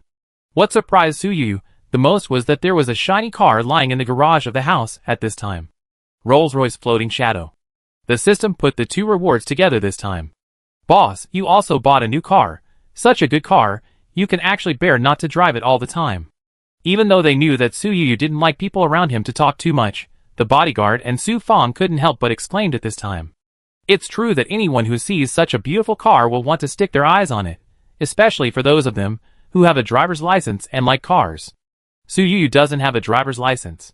She only thinks that the car has a beautiful appearance, luxurious interior, and a particularly touching price. Apart from that, she has no other ideas. If it wasn't a gift from the system, Su Yu would have wanted to sell it directly, but in order to prevent the system from getting angry, Su Yu put this idea to rest. Boss, it's a waste to leave such a good car in the garage. Let's take it out and drive it. Su Fong took the initiative to suggest that she couldn't wait to touch the steering wheel, and even wanted to take Su Yu for a ride in the community. Su Yu said casually, okay. Su Fong was so happy that she wanted to fly. The bodyguards behind her were envious. The top luxury car in front of them was simply the dream car of all men. They only hated that they were not women, and could not be Su Yu's exclusive driver. Old Lady Li and Aunt Lu didn't care much about the car, and they were also very happy at this time. There were yards of more than 1,000 square meters in front and behind the villa, and cats and dogs could have fun in them. Guai Guai has now become a real dog king, leading a group of stray dogs running around in the backyard. Woof woof, long live the dog king. The puppies barked together. Chapter 124. Guai Guai was so proud that he said to the puppies, woof woof, you stay here from now on, follow my shit shoveler, and you will have meat every day. Guai Guai did not allow Yu to keep other pet dogs, but he did not object to these stray dogs, because he always felt that these were Mrs. Li's dogs, and Su Yu only provided them with food. Guai Guai was the treasurer of the shit shoveler. After the property registered the household information of the permanent population and the accompanying personnel, it also asked Su Yu to send someone to bring back the housewarming gifts that were stranded at the property. Su Yu thought that it would be like other communities, giving small household appliances or small gifts such as pots and pans. But when the bodyguard came back in a car, everyone was surprised. The housewarming gift for the villa is a cullinan worth several million. Su Fong asked. The bodyguard who was driving touched his head and said, the property people said that when this community was first launched, they gave you a car for free if you bought a house. Our boss entrusted someone else to buy it, and never went to pick up the car. The property people were very nice, and kept the car at the property. I also checked the odometer, and no one had driven it secretly. It was a new car. Although Su Yu didn't care about these details, she felt a little relieved knowing that no one had touched her things. Although this car was only a basic version, it was worth several million. However, compared with the almost top-of-the-line villa housing prices, this car seemed to be nothing. This villa is good in everything. The only bad thing is that compared with the building area, the front and back yards are small, and the location is a bit far from the central city. But such shortcomings are nothing in front of its area. The 888 square meter hotel presidential suite is very large, and the more than 1,000 square meter Thompson Epine large flat is also not small, but compared with this house, with a usable area of 3,600 square meters, it is quite a bit of a small, which compared to a big which. Su Yu felt that entering this house was like entering a maze, so she simply asked someone to cancel the hotel room. The decoration of this villa was more pleasing to the eye than that of the hotel, and there were enough guest rooms, so it was easy for this group of people to live in. Mrs. Li is old, and Su Yu will not live in the capital permanently. It is not convenient and lonely for an old lady to guard this big villa.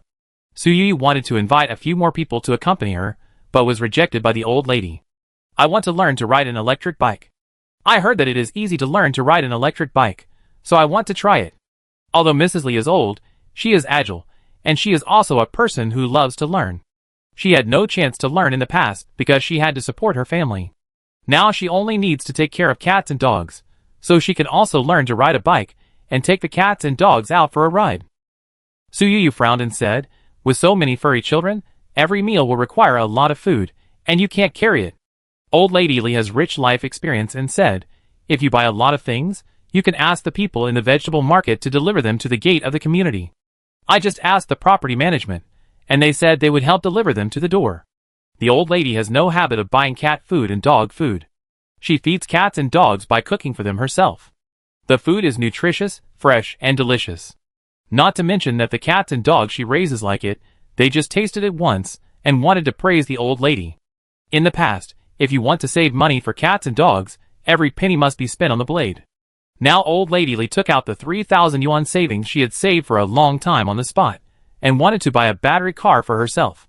How could Su Yu let her pay for it herself? She directly asked Su Fong to order a battery car suitable for the old lady to ride. The system had arranged for people to clean the villa regularly before. Now Su Yu still hired that group of people and asked them to clean the villa once a week, so Mrs. Lee didn't need to worry about it. Just focus on taking care of these cats and dogs. If there are new members, just recruit them directly. But there is one thing, we must not save what we shouldn't save. Whether it's cats or dogs, we must not miss the regular checkups and vaccinations. Su Yu reminded. Mrs. Lee smiled and narrowed her eyes when she heard it, and said, Miss Su, don't worry, I've made a note. We can keep cats and dogs, but they must not hurt people. I know it all. Su Yu felt that the old lady had a plan in mind, so she asked the bodyguard to drive the Cullinan and take Mrs. Lee around the villa to help her find her way. After finishing all this, Su Yu lay on the sofa, feeling as if she had forgotten something. After a while, Lu Jingyao called. I'm almost at your hotel now, are you back? Lu Jingyao asked. Su Yu slapped her forehead and remembered that Lu Jingyao had made an appointment for dinner yesterday. She thought that Lu Jingyao would not be done until 5 or 6 in the afternoon. Unexpectedly, he came at 3 o'clock.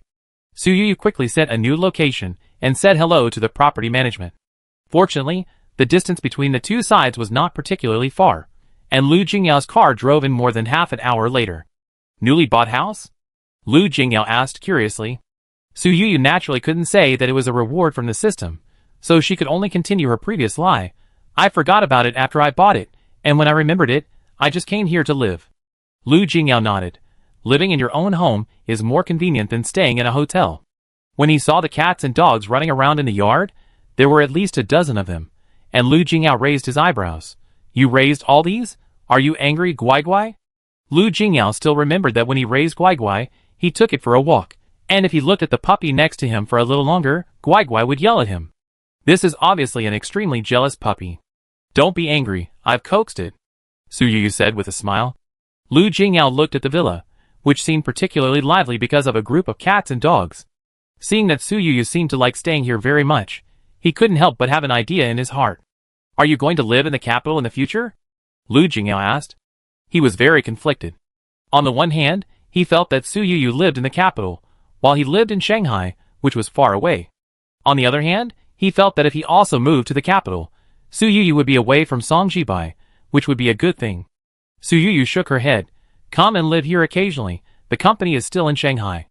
Lu Jingyao breathed a sigh of relief and asked, Why do you suddenly want to raise so many cats and dogs? They all look like stray dogs. Su Yu said, It has something to do with Guai Guai, Aunt Lu who takes care of Guai Guai. Su Yu didn't finish her words, and finally remembered what she had forgotten. $7 silver. She told Lu Jingyao about the causes and consequences of raising stray cats and dogs, and she didn't have time to listen to his sighs, so she said, I show you something good. Chapter 125. After Su Yu bought the silver dollar, she didn't have time to look at it carefully, and handed it to Su Fong for safekeeping. At this time, Su Fong received the order and immediately put the $7 silver on a tray and sent them to the two of them, and also placed a few pairs of white gloves beside them. After Su Yu put on the gloves, she said to Lu Jingyao, I bought it from the poisonous dog. Although it is valuable, I always feel uncomfortable. Lu Jingyao knew the transmission routes of some infectious diseases and understood that even if he reached out and touched the silver dollar, he would not be infected with the disease. But he also put on the gloves honestly, for the same reason as Su Yu, it was really uncomfortable. Speaking of silver dollars, Assistant Lu knows this very well. Lu Jingyao took the initiative to say. Su Yu looked at Assistant Lu in surprise. Assistant Lu smiled shyly and said, Mr. Lu, you are too kind. I only know a little bit. Su Yu happened to be not very knowledgeable about this aspect, so she took the initiative to say, Then I don't need to bother others today, so I will ask Assistant Lu to help me look at it.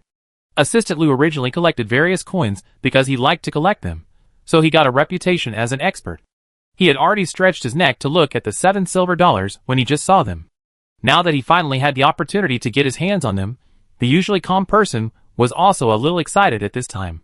Miss Su has a high vision, and the things you collected must be good things. Assistant Lu praised casually, and when he reached out to pick up one of them, he immediately raised his eyebrows. Yuan is like a flying dragon, the first one to open the door like this. This one is worth 300,000 yuan. Miss Su, you have made a direct return on your investment. Su Yu smiled but said nothing when she heard this. If it was just 35,000 yuan turning into 300,000 yuan, it would not be considered a bargain in the eyes of the system. Assistant Lu continued to look down, and said one by one, Oh Soviet. This is worth more than 2 million. Su Yu raised his chin slightly, indicating that he should continue to look. Gansu sign version, this is also valuable. Su Yu was actually quite surprised. He looked at 3 pieces in a row, and they were all worth a lot. It seems that the people who first collected this silver dollar probably knew the price of this thing. Unfortunately, I don't know if they forgot, or they didn't have time to tell their descendants, or maybe the Lu family was not the real owner, so the people who handled them didn't know their true value at all. Ouch! Assistant Lu suddenly shouted. Su Yu and Lu Jingyao looked at him at the same time. Assistant Lu touched the back of his head awkwardly and said, "It's rare to come across an ordinary yuan datu." I lost my composure. Sorry. Neither of them had the intention to argue with him. Assistant Lu saw 2 more yuan data coins in succession, and the whole person was like an eggplant hit by frost, muttering, how could it collapse? When he touched the last one, he took a closer look and was stunned. It's a Ministry of Revenue tale. And it's a Ministry of Revenue tale that is so well preserved. Assistant Lu took a breath. Su Yu took a look and didn't see anything special. Assistant Lu explained, this is a 1 liang silver coin of the Ministry of Revenue in the 29th year of the Guangxi period. You can see that the dragon shape is very peculiar. It was commissioned to be minted by the Osaka Mint. Su Yu was not interested in the history of this silver coin and only asked one question, how much is it worth? The last auction house sold it for more than 23 million. Su Yu felt that it was right. Sure enough, the system would multiply it many times. Assistant Lu looked at this silver coin and couldn't let it go. His eyes were full of enthusiasm for his favorite things. Su Yu said, if you like it, I sell it to you at a lower price of 20 million. Wipe out the difference of 3 million in one go. Su Yu felt that he was very generous. Although Assistant Lu liked it, he still had his sanity and shook his head with tears in his eyes. I can't play with this kind of coin. Su Yu didn't force it anymore and asked Lu Jingyao, can you find a buyer for this silver dollar at the exchange meeting tomorrow? Lu Jingyao nodded. Don't worry, there will definitely be people who like to collect silver dollars among the people attending the exchange meeting. Lu Jingyao was not very interested in silver dollars, and he didn't like it to be handled by a poisonous dog, so he had no intention of buying it. Tomorrow's exchange meeting will start at 10 a.m. The rules are that you are not allowed to take photos or spread the news. If you meet someone there in the future, you should pretend that you don't know them. Lu Jingyao took the initiative to talk to Su Yu about the rules of the exchange meeting. Su Yu looked surprised. Lu Jingyao explained, this is an antique exchange meeting organized by the Lin family. It is held every 3 years. This rule has existed for many years. Su Yu asked, a member of the Lin family? Are they related to the Shin family? The Shin family where Shinjuan is? Lu Jingyao frowned slightly. I seem to have heard that a daughter of the Lin family married a member of the Shin family, but I don't know if she is Shinjuan's mother. Su Yu felt that she couldn't escape.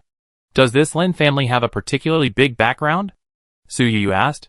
The Lin family is a family of antiques. They made their fortune by picking up bargains, and are extremely good at antique appraisal. Almost every child in the family will work in the antique industry. I don't know more. Lu Jingyao said so. Su Yu asked again, what if someone violates the rules of the exchange meeting? Lu Jingyao hurriedly said, don't do this, don't challenge the bottom line of the Lin family. Su Yu was surprised. Does the Lin family have such great power? Lu Jingyao shook his head. It's not the Lin family, but the guests who come here, who don't like to show off. Su Yu seemed to understand. The next morning, before 9 o'clock, Lu Jingyao was already waiting. When he saw the Rolls-Royce Phantom that Su Yu was riding in, Lu Jingyao hadn't said anything yet, but Assistant Lu was not calm again and couldn't help but say wow.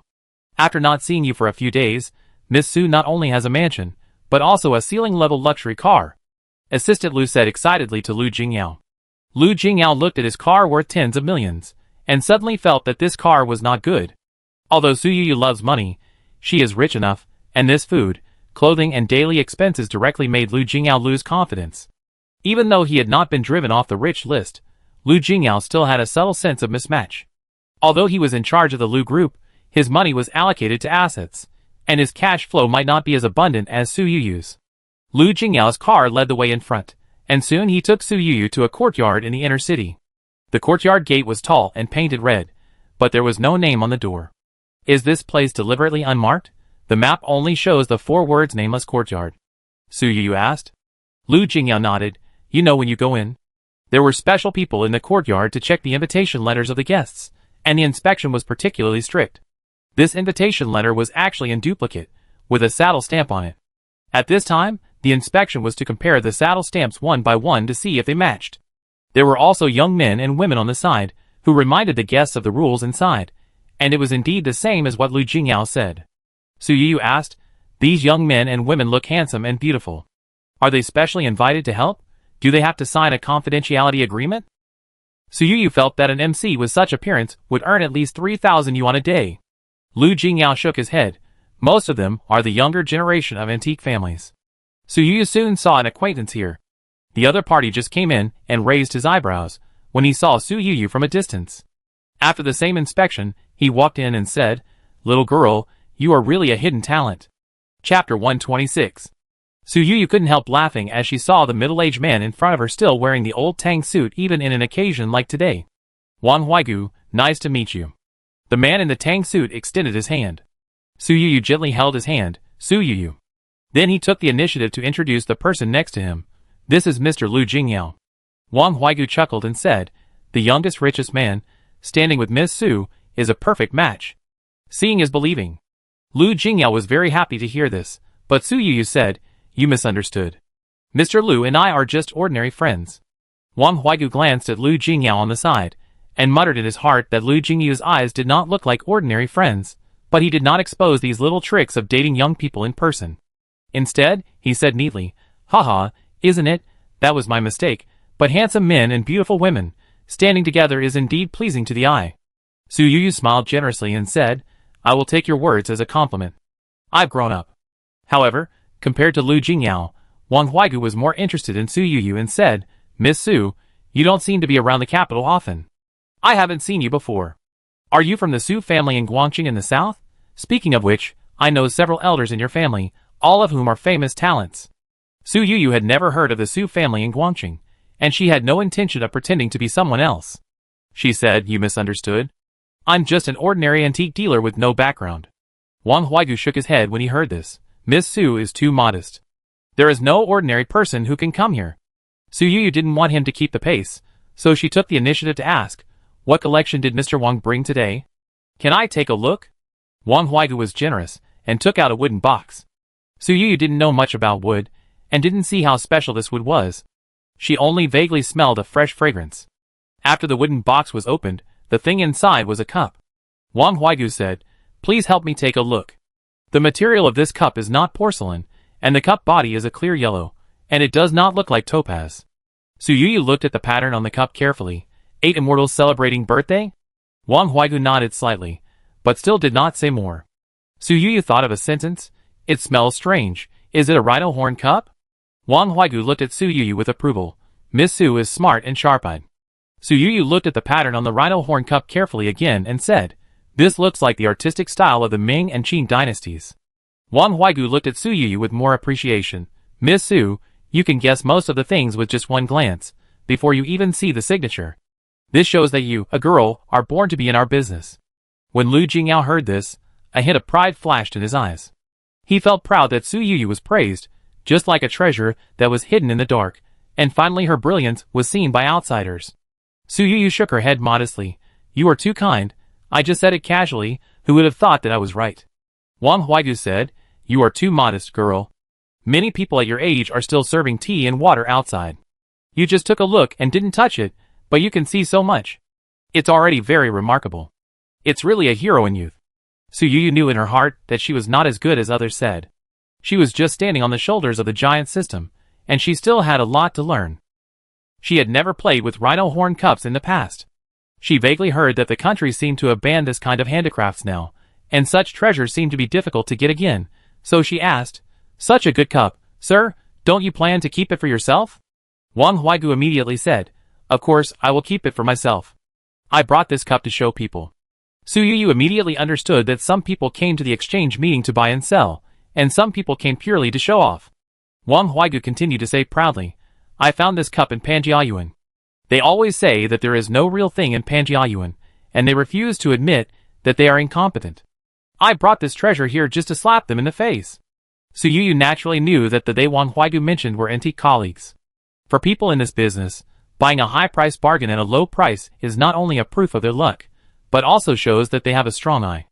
If this happens once, they will want it twice. It will be addictive. Su Yuyu has been in the industry for a short time. Now that she hasn't found a bargain for a while, she will feel itchy. Spending money is no longer a problem for her. Instead, she enjoys the excitement of finding a bargain. Wang Huaigu was proud of the Rhino Horn Cup and wanted to test Su Yuyu, so he asked, "Little girl, guess how much I spent on this cup?" Su Yuyu was helpless. "How can I tell you clearly? If you really want me to guess, it's 300. Wang Huaigu's face immediately wrinkled, as if he was constipated. Su Yuyu was surprised. "Did I guess right?" Wang Huaigu nodded with a wooden face. Young people's brains are useful. "Miss Su, you guessed it casually, and it was not wrong by a penny. It's really the Yangtze River behind the waves pushing the old waves." Su Yuyu was a little embarrassed by his praise, and said casually, "I was also guessing blindly." Wang Huaigu said, "You can guess so accurately, which shows that you have a good grasp of the value of the item." Wang Huaigu suddenly paused when he said this. Su Yuyu immediately had a bad feeling in her heart. Sure enough, the man asked the next second, "Miss Su, you have to tell me the truth. Since you are not someone who can be fooled, we were in Lao Zhang's store that day. Lao Zhang sold the things to you at double the price, but you accepted them all. There must be something I don't know. Is that birdcage really a treasure?" Su Yuyu nodded gently. She didn't expect this man to be so perceptive. Wang Huaigu slapped his thigh hard. "I knew it. I felt that something was wrong with you, little girl, but I couldn't tell what was wrong." Zhang treated the birdcage as a treasure, but he was actually eager to get rid of it as soon as possible. "Who knew it was really a treasure? Tell me in detail." Su Yuyu explained. It was a bird cage made by the Imperial Household Department during the Qianlong period of the Qing dynasty. Wang Huaigu nodded vigorously. "That's right," Zhang said, that this thing was sold to him by the descendants of Prince Hiqin. Emperor Qianlong loved his younger brother, Prince Hongzhu, very much. This ridiculous prince was famous for his love of playing. It's not surprising that his descendants kept a bird cage. Su Yuyu didn't expect that this thing actually had an accurate origin. It's a pity that because there was a layer of paint on it to isolate and protect it, even the descendants were skeptical about its origin. As for why a layer of paint was used for protection, not only did it hide it from outsiders, but also deceived its own family. The reason, everyone present didn't need any verbal explanation. Wang Huaigu asked again, "Miss Su, has the birdcage been sold? Can I see the photo?" Chapter 127. Su Yuyu generously handed him the photos she had taken with her mobile phone, and then looked at Lu Jingyao and said, "Mr. Lu paid for this bird cage." Wang Huaigu looked at the photos and said, "Looking at the quality, it is estimated to be more than 10 million. Su Yuyu nodded gently, 16 million after tax. Wang Huaigu's face was filled with regret again. After all, he was almost able to own the bird cage at that time. As long as he spent 10,000 yuan more, he could rely on Lao Zhang to give him the bird cage. You young men are still sharp-eyed. You could tell that this was a treasure in the store at that time. After Wang Huaigu sighed, he couldn't help laughing and said, "I will talk to Lao Zhang about this matter later, and let him be black-hearted and want to cheat people's money. I didn't expect that he would be the one who suffered a big loss. Mr. Wang, there is something here, and I would like to ask you to take a look." Suddenly someone ran over to invite Wang Huaigu. Wang Huaigu wanted to talk to Su Yuyu, but after looking at the person who invited him, he could only apologize to Su Yuyu. "Miss Su, let's talk in detail later." Su Yuyu nodded gently. Wang Huaigu was pulled into a room. Looking at the increasing number of people coming into the yard, Lu Jingyao took the initiative to say, "You like porcelain, and porcelain is usually in hall number 1. The nameless courtyard is divided into small halls according to the types of antiques. Lu Jingyao is very familiar with this place, and took her straight to the open hall at the front. From a distance, there were already people walking inside. Su Yuyu looked up at the plaque on the door, which read, "Surpassing Snow. Your family's white bowls are better than frost and snow, and it's pitiful to send them to the thatched cottage in a hurry." It's a poem by Du Fu. Su Yuyu said. Lu Jingyao nodded. This plaque will be changed every time there is an exchange meeting, but every time there is porcelain in Hall 1. Su Yuyu asked, "Do the Lin family admire porcelain?" Lu Jingyao said, "The Lin family has a long history of learning. It is said that his great-grandfather made his fortune by finding a root kiln piece on a street stall. Root kiln is the first of the 5 kilns in the Song dynasty. There is a saying that even if you have a fortune of 10,000, it is not as good as a piece of root kiln, which shows how precious root kiln is." As soon as Su Yuyu entered the hall, she immediately saw a group of people surrounding a place. She went over to take a look and found that it was a glass isolation similar to that of a museum. in which a piece of porcelain was placed alone. The whole body was azure blue, so beautiful that people lost all words to describe it. This is the ice crack root kiln azure glaze washbasin of the Lin family. They made their fortune with it, and later when the Lin family became rich, they bought it back with a huge sum of money. Lu Jingyao explained. The exhibition of this precious collection is also a reserved program of the previous antique exchange meetings. It's so beautiful, no one wants to buy it. Su Yu asked. Lu Jingyao said, some people also offered a sky-high price, but the old master of the Lin family had instructions before his death. The Lin family dared not disobey, and refused to sell it no matter what. Someone nearby heard the two talking about this and took the initiative to say, every antique family has its own treasures that are passed down, all of which are worshipped.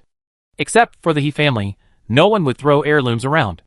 Su Yu couldn't help but get curious and asked, throwing heirlooms around? Why? Why else? They are sick. The He family is like this, always talking nonsense and crazy. The man said. Su Yu saw that he was unwilling to elaborate, so he looked at Lu Jingyao for help.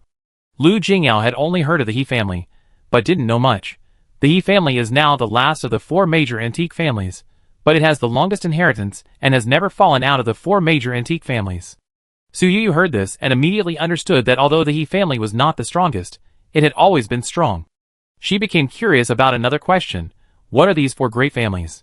Have they been changing? Lu Jingyao nodded. These titles are self-proclaimed. Whoever is stronger gets the title. Before, there was a small family that was not in the mainstream and clamored to create 10 great families. Su Yu, The top 10 aristocratic families somehow feel low. Apricot Forest Spring Swallows, Qianlong Imperial Enamel, this is too beautiful. Su Yu rarely heard noises in the quiet exhibition hall. No matter how beautiful the root kiln is, it can only be seen from a distance every year, and the newly delivered porcelain may be put on the auction table, and someone may buy it and hide it, so everyone is naturally more interested in the new treasure. Su Yu and Lu Jingyao inevitably turned their heads, and when they got closer, they saw that the star was a small white bowl. The shape is elegant, the body is fine, and the bowl is painted with apricot forest spring scenery, and a pair of swallows flying side by side, which looks very interesting. There are 2 lines of poetry on the other side.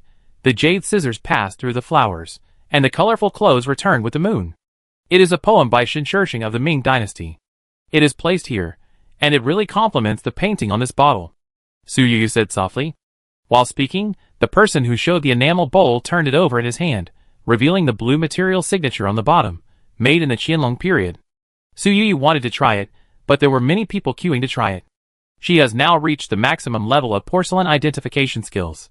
If she gets closer and takes a few more glances, she will know that such a fun and lively pattern cannot be imitated by imitations. A treasure handed down from generation to generation. Su Yu made a conclusion. Lu Jingyao nodded. If you think it is good, then it must be right. Su Yu asked, do you want to buy it? Lu Jingyao shook his head and pointed to the middle-aged man, who was taking a closer look at the porcelain at this time. With this gentleman here, the porcelain of the Qianlong period will not fall into the hands of others. Su Yu asked, a porcelain expert? Lu Jingyao shook his head. He personally likes to collect Qianlong antiques very much. Su Yu thought of Qianlong's farmhouse aesthetics. Although the porcelain skills of the Qianlong period had reached perfection, they were mostly based on showmanship, and aesthetics were a matter of opinion. And the middle-aged man in front of him, who was obsessed with collecting Qianlong antiques, had a handsome face, elegant temperament, and plain clothes. He looked like the handsome uncle, who was once popular. Su Yu really couldn't imagine that such a person actually resonated wildly with Qianlong. After all, from the outside, he looked like the kind of person who loved Yongzheng porcelain. This piece of porcelain from the Qianlong period is particularly simple and elegant, and it is very worth collecting. Su Yu said. Lu Jingyao nodded in agreement. Su Yu continued to look at the collections brought by others, but she finished them quickly. In addition to the Qianlong enameled small bowl, there was also a Yongla blue and white jade pot spring vase. Apart from that, there were no other porcelains in the small hall. Su Yu looked at Lu Jingyao with a puzzled look. Such a large hall, with only a few porcelains, was quite deserted. Lu Jingyao explained, it is better to have less than too much. Every year, the porcelains brought by guests usually do not exceed 5 pieces. If they are not top-grade porcelains, collectors will not bring them at all. Chapter 128. Su Yu was just about to go to other antique halls to take a look, when she suddenly heard a noise coming from outside. Yongjung colored powder longevity olive bottle, brought back from abroad. The national treasure is returning. Mr. Wu is righteous. Su Yuyu and Lu Jingyao looked at each other, and when they heard the name of the bottle, they both recalled what happened abroad. What happened to the bottle that fooled you? Su Yuyu asked. That bottle belonged to Dinar's youngest son. Someone secretly replaced it with a fake bottle before delivering it. Dinard should not have known about it at first, but even if he knew about it, he would probably just help his son cover it up and blame it. I have to thank you for it. Lu Jingyao lowered his voice to explain to Su Yuyu the truth about the bottle auction abroad. Su Yuyu shook her head and said, Why thank me? I got nearly 100 million for nothing. It was too easy to make money. Lu Jingyao chuckled and said with some fear, I lost so much money. Fortunately, although the Dinar family hated me afterwards, they only blamed me and didn't look for you. Su Yuyu was stunned when she heard this. Dinar family's revenge? Lu Jingyao nodded. The time you saved me abroad, it was the Dinar family who took the lead and the Shirel family assisted. Su Yuyu heard that it was two top foreign families who joined forces. She thought to herself that it was no wonder. She said that with Lu Jingyu's caution, it would not be so easy to fall into danger. It turned out that the enemies joined forces, which was hard to guard against. Su Yuyu was actually retaliated against. After leaving the warehouse auction, she encountered a gunfight, but she saved her life with the help of the system. She had no intention of mentioning the gunfight at this time. Lu Jingyao was beaten up by the group of people and lay in the trash can. If it weren't for Su Yuyu, Lu Jingyu's subordinates would have racked their brains and never imagined that their boss was hiding in a stinky trash can waiting to die. In contrast, although Su Yuyu was also attacked, she just dodged it lightly. She was afraid that Lu Jingyao would be embarrassed if she told him about it. Su Yuyu suddenly felt something was wrong. She thought of the girl who brought gasoline on the plane back to China. Could this also be a part of the other party's revenge? But Anshin, an important scientific research talent on the plane, seemed to be very important. Su Yuyu thought about it, and couldn't sort out her thoughts for a while. She simply stopped thinking about it, and said, These foreigners are really not worth playing with. Lu Jingyao said helplessly, There is no way. The cost of crime abroad is too low. If they can't solve the problem, they will choose to solve the person. While the two were talking, the people chatting outside the door had already surrounded a man in his 50s with more than half of his hair white and walked in. This man had a weathered face, and a touch of sadness between his eyebrows. He looked like a businessman. Such a good treasure, Mr. Wu is willing to bring it to the exchange meeting? Someone asked the owner of the bottle. There was a little problem with the business, and I need money urgently. Otherwise, how could I bear to sell such a treasure? Wu Xuanyi said. He was so generous, and others also had good intentions. Don't worry, Mr. Wu, such a good porcelain must be wanted by someone. Fortunately, Mr. Lu is here. He loves Yongjung porcelain very much. Maybe he will buy it. Mr. Lu. Wu Xuanyi was very excited to see Lu Jingyao. Lu Jingyao nodded slightly at him, and glanced at Wu Xuanyi's porcelain without leaving a trace, but looked at Su Yuyu. Su Yuyu shook her head without leaving a trace. Lu Jingyao had a bottom line in his heart. He didn't make a fool of himself at the beginning, but Wu Xuanyi did. Mr. Lu, I heard that you are very interested in this Yongjung Famille Rose Olive bottle. Wu Xuanyi took the initiative to say. Lu Jingyao shook his head and said apologetically, Please forgive me, Mr. Wu. I came here today for other collections. Wu Xuanyi's face froze. He didn't expect this result. This time he brought the Yongjung powder bottle to participate in the exchange meeting. His most valued potential customer was Lu Jingyao. Su Yuyu looked at Wu Xuanyi sympathetically, but she didn't know if he knew the bottle was fake. There's nothing particularly interesting here. I want to see something else. Su Yuyu took the initiative to say. Lu Jingyao nodded and said, I go with you. The other people in the room were also confused when they saw this scene. Lu Jingyao had a cold temper, and they never thought he would be so gentle to a young girl. Or to Su Yuyu, a young girl who had never been famous in this circle. For a while, curiosity about Su Yuyu almost overshadowed the attention to porcelain. Su Yuyu didn't know these whispers behind her. As soon as she stepped out of the door of the porcelain hall, she saw a familiar young man and woman walking in the yard from a distance. It looked bright. The woman had cherry lips, and a beautiful nose, and a delicate face. The man had superior bones, a cold look, and a bit of indifference. Su Yuyu frowned in confusion. Why did Gu Shuang and Gu Yuji appear here? Shouldn't Gu Shuang be having a hot affair with Lu Xiaoyan at this time, and then get engaged at the speed of light? Before Su Yuyu figured out the reason, she watched the young waitress, who was responsible for serving tea on the side, who seemed to be mumbling something in her mouth, walking without paying attention, and accidentally bumped into Gu Yuji. Sorry, sorry, the waitress whispered. Gu Yuji looked at the waitress with a sinister look, then turned around, took out a handkerchief, and carefully wiped the dust off her body, as if the waitress was something dirty. Put away these little tricks. I'm not interested in you, Gu Yuji said coldly. The waitress blushed on the spot. You, what nonsense are you talking about? The little girl was so angry that she couldn't speak clearly.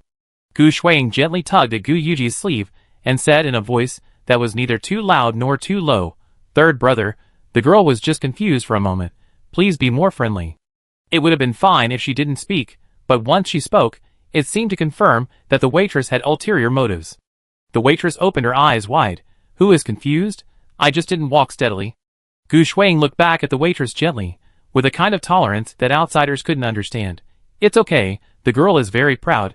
How can you admit that you created an accident to attract attention, but don't do it again in the future? It will really cause trouble to others. You go down first, don't worry. We won't bother you. Gu Shuang seemed to be speaking for the waitress, but in fact, every word she said made the waitress completely embarrassed. Su Yuyu looked at the waitress, who was so anxious that she almost jumped up. She felt the pain of being like a headless fly, not knowing how to explain, and being embarrassed to the point of digging her toes into the ground, because of the strange looks from people around her. Su Yuyu felt the same way. Gu Shuang seemed to be as good at playing this game as always. But Su Yuyu was not the Su Yuyu in her previous life. She immediately said, Gu Shuang, it was just a bump. Do you think you are filming an idol drama? Chapter 129. 1 minute before Su Yuyu spoke, she asked Lu Jingyao, I remember that today's service staff are all young people from various families? Lu Jingyao nodded. In such an occasion, the Lin family will not let people who don't know their background come in casually. Su Yuyu frowned. Don't let people come in casually? Didn't these two sneak in? Lu Jingyao was speechless.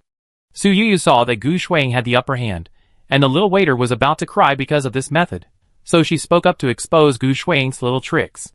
If anyone bumps into her, you will think she is interested in Gu Yuji. Speaking of which, Gu Shuang, you look like a younger sister when you protect your food, but more like the wife of Gu Yuji. Su Yuyu joked loudly. It was just a casual remark, but Su Yuyu saw Gu Shuang's eyes evading. Are you feeling guilty? Gu Shuang stiffened her neck and said, My third brother is young and promising. We are not willing to make a fuss about this.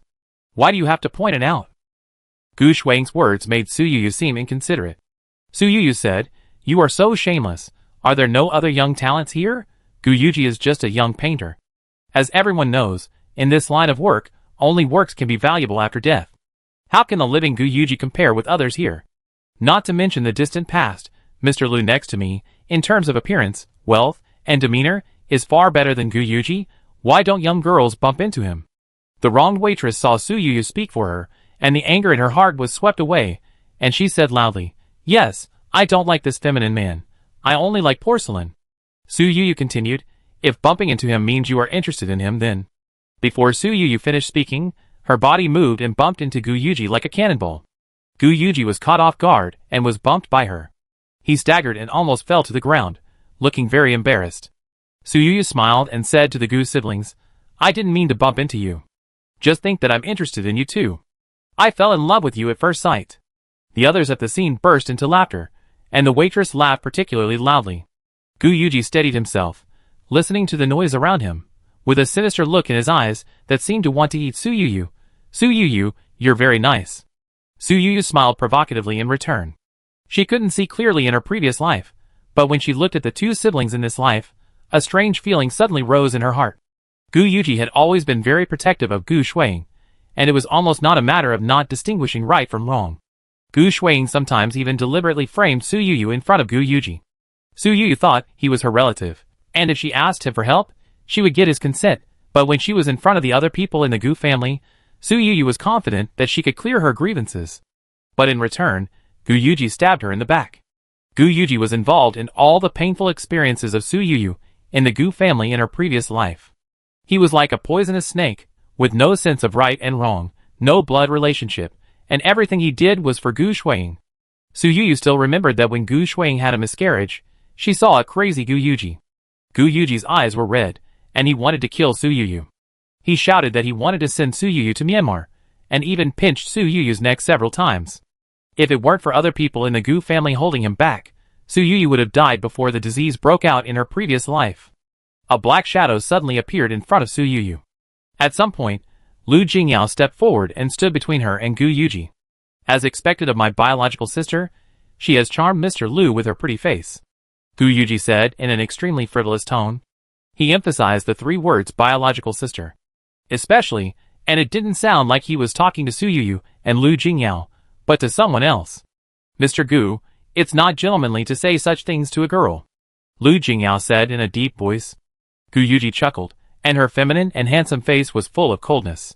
Lu Jingyao, the waist that the Gu family doesn't want, you treat it as a treasure. Su Yuyu didn't get angry when she heard this. Is the Gu family something great? I need the recognition of the Gu family? Gu Shuang treats the identity I don't want as a treasure. Gu Shuang looked embarrassed, but the incident just now had made them lose face. She couldn't please Lu Jingyao, nor did she dare to offend Lu Jingyao. At this time, she tried her best to hold Gu Yuji and said in a low voice, "Brother, we have something to do in the capital. Gu Yuji is a mad dog, and Gu Shuang is the rope that holds him." At this time, he restrained his expression, looked at Su Yuyu coldly, and said nothing more, and entered the porcelain hall. Su Yuyu did not leave immediately, but paused at the door for a moment. When she saw that the brother and sister's target was the Yongzheng Famille rose vase, she could not help but look surprised. They want to buy this bottle? They seem to want to buy the high-priced porcelain? Su Yuyu whispered. Since the last auction, Su Yuyu noticed that the Gu family was buying high-priced porcelain. Could it be that they failed to compete with Lu Jingyao for the colorful cup and turned to the Yongzheng Famille rose vase? Lu Jingyao probably understood what she was thinking, and said in a low voice, "They can't compete with Mr. Chung for the Qianlong enamel bowl, they can only compete for this bottle. If such precious porcelain is to be sold, it will be the highlight of today, and it will be sold at least in the afternoon or evening." Su Yuyu nodded. She also brought things to sell, so she should have time to see the excitement of the Gu family. She turned around and pulled Lu Jingyao into hall number 2. This room seemed to be a special session for calligraphy and painting. "Look at my fan. I got it with great difficulty." A man in a Zhongshan suit said this to the people around him proudly. Su Yuyu leaned over to take a look. He was holding a brocade box in his hand, and a fan was spread out in the brocade box. Su Yuyu now has basic calligraphy and painting appraisal techniques, and she can see some clues at a glance. The calligraphy of Wen Zhengming, one of the 4 masters of Ming dynasty, Su Yuyu said. The middle-aged man turned his head and looked at her, saying, "The little girl has sharp eyes." Su Yuyu looked at the fan and felt a little moved. After all, the price of this kind of calligraphy and painting would not be particularly high, about 1 million, which was within her affordability. She could buy one and take it back to study. "Mr. Lu, what treasure did you bring this time?" Someone recognized Lu Jingyao and asked. Lu Jingyao shook his head. "I came here with a friend." Everyone else present looked at Su Yuyu with curiosity.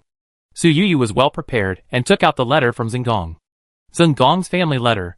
Oh my god, the last time it appeared was at an auction in Hong Kong? Is it real? This handwriting and this seal cannot be fake. Mr. Tang? Where is Mr. Tang? Hurry up and ask him to come and have a look. Not long after, an old man with white hair and a cane, who looked to be in his 70s, walked in with the help of someone. "I heard that a kid brought a rare treasure here. Can I take a look?" Mr. Tang asked with a smile. Chapter 130. The crowd automatically made way for him. Mr. Tang saw Su Yuyu surrounded by the crowd, and the letter from Zengong. He couldn't help but speed up his movements with his cane. After Mr. Tang approached, he immediately put on his reading glasses, and carefully read the letter from Zengong for a long time. His face was even more surprised. "This is a letter from Zengong to his brother. Am I right?" The old man asked Su Yuyu. Su Yuyu nodded and said, "Your eyes are sharp, and you can see clearly." Mr. Tang lowered his head, and read it carefully for a long time. Under the eager gaze of many people around him, he said his judgment. This letter is indeed a letter from Zengong. Mr. Tang is a master of antiques in calligraphy and painting, and he loves Zengong very much. His words are the final word.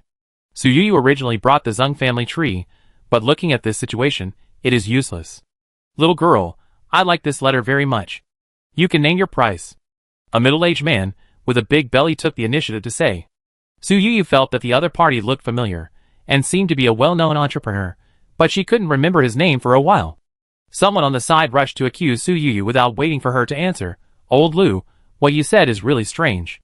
Once a collection of this level comes out, it will be auctioned by several parties. Why do you make it seem like you are the only buyer?